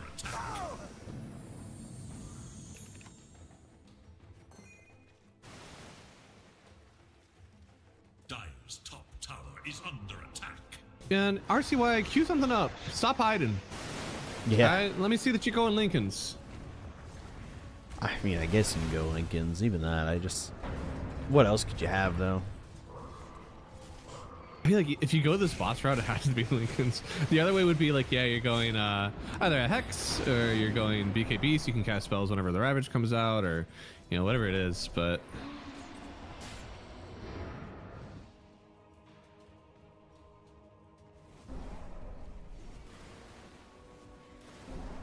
Fate got owned, yeah. Uh-oh. I think they saw RCY. It's not good. Uh-oh. Do they? Okay, they see. They're using it for the Rubik. I was gonna say, do they see it for the Invoker? That'd be nuts. Ooh. Yeah, no way. Fourth field. You just get another shot. There ain't no shot. Ain't no way. Oh, they immediately TP down. I mean, RCY is still up here, so if you do see the TPs to that outpost, it gives him a little bit more room to operate here on RCY. I guess, but again, we don't know what he's really farming for. He's got 4,200 gold.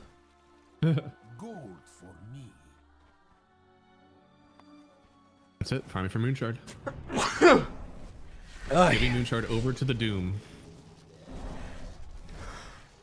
Oh god. Oh.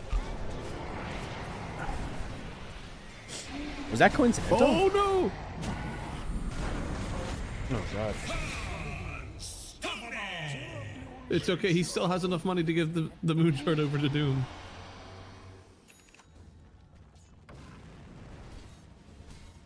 Thank you. Going silvers. Interesting. Octarine Core. Okay. Yeah, not bad. Definitely not a bad item. How much? Okay, so he's like pretty close to it. He sells the null. He's like 500 gold away. Oh, and 8 on Batrider, Jesus. Y'all got hyped up for speed on this Batrider, and then he didn't do shit. He's gotta like shove out waves on the side lanes. Then he just gets charged. It's like he's trading, like, each death is another minute that they aren't on your high ground. You hope, at least. Axe just has nothing. He's less gold than everybody on the side of fucking Enigma Galaxy. Yeah. It's been a while. Like 28,000 net worth is like an absurd amount of net. I haven't seen it that high in a while. Yeah. Like, it's got room to go 40k. Oh, Lord. The Wind Waker from Tidehunter just saved him. Yeah. Ghost? Oh, couldn't get to the regen.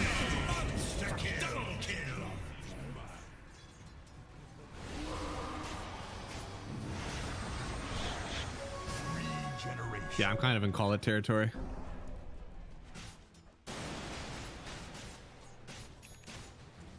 Good pickup on the Wind Waker instead of going into like Hex. Dire's middle tower is under attack. He still has Ravage. He wanted to just let it rip.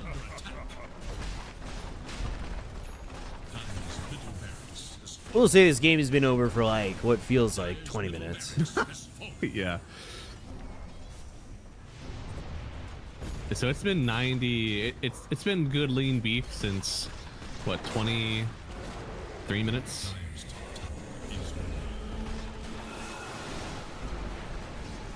I guess they'll give it one more shot. They don't have Doom.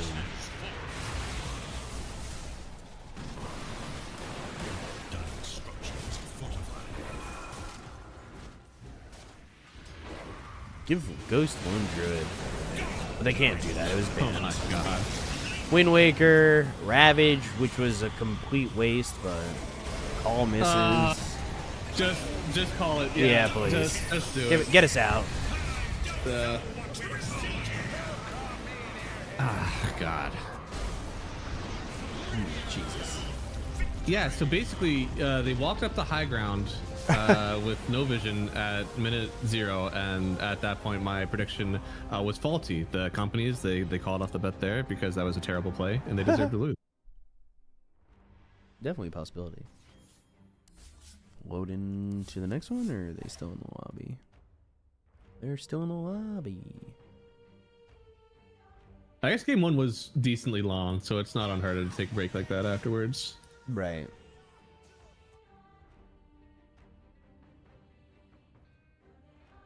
I mean, Mouz are getting some good stuff from this one. Either way, like they're seeing the things that make Nigma tick. They're seeing the ways that Gamer Legion are and are not able to get back into this game. So if they're taking the time to watch this one, they're definitely pretty happy, I think, with what they're seeing and like what they're able to learn. It's like the hardest thing whenever you're an upper bracket team and you lose to go down to lowers and you're like, oh cool, I want to watch the lower semis so I can like find out what I'm going to play against. And the team that you like are about to play with just gets shit stomped like 2-0. And you're like, I don't think I really learned anything. Like, yeah, maybe I learned I want to ban this hero, but I didn't see how they get to play the map whenever they're kind of pressured. I didn't get to see like what else they want to draft with. I just see a team that like fell over 2 times in a row. So this is one that Mouz are going to really like.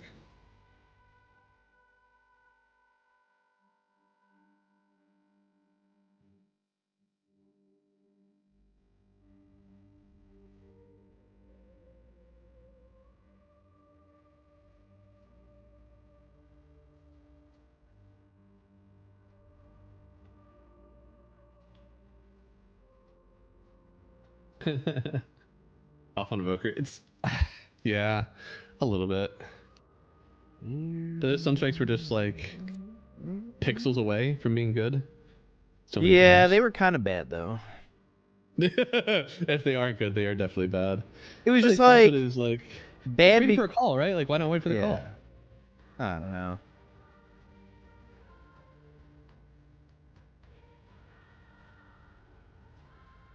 Every day, what you do.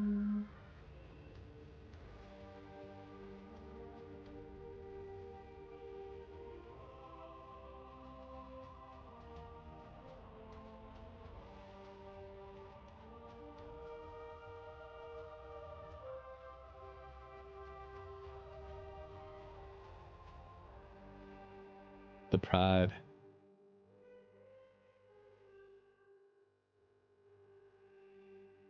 Obviously, like we're an unbiased stream here because we're basically you know, the premier coverage, but I do want Gamer Legion to win with all my heart.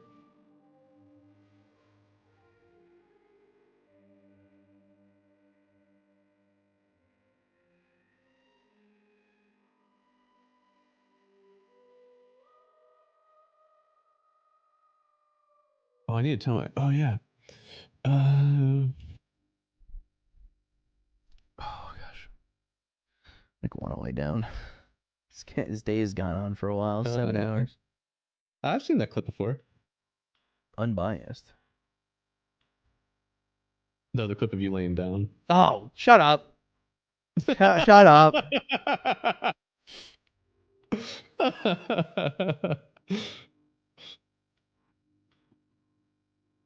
Blame Neff. I will.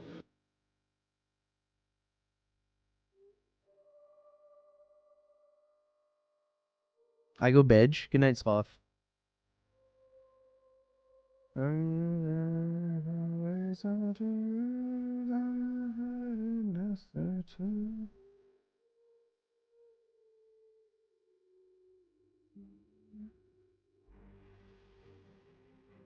Alright, did they start it?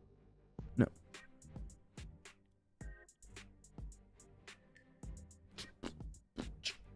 Could always go to the Met game tonight. It is nice out. Ooh. I live on the 7 line, so like, it's just an easy 40-minute train.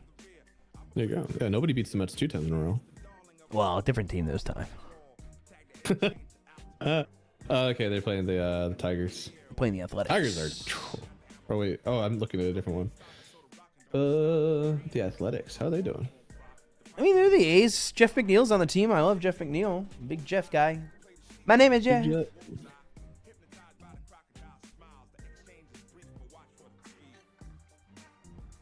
I'm seeing JT Jin maybe on the bump today for the Athletics.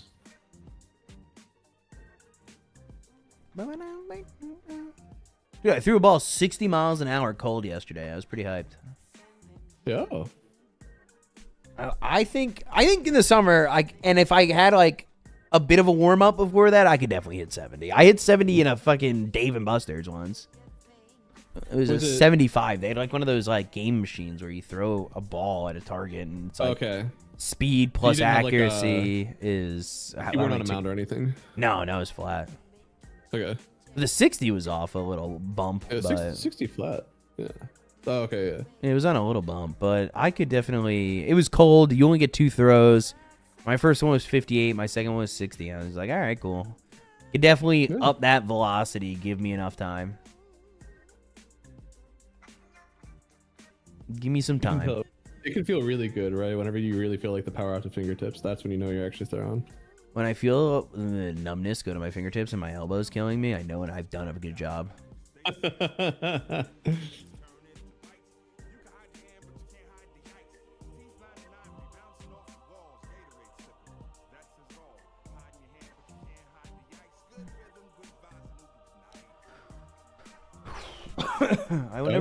I was a pitcher in high school. One of like the last pitches I throw senior year, I sat a kid down with a curveball. I threw it like right at his head, and then it just crawled right in, like center plate. Hell yeah.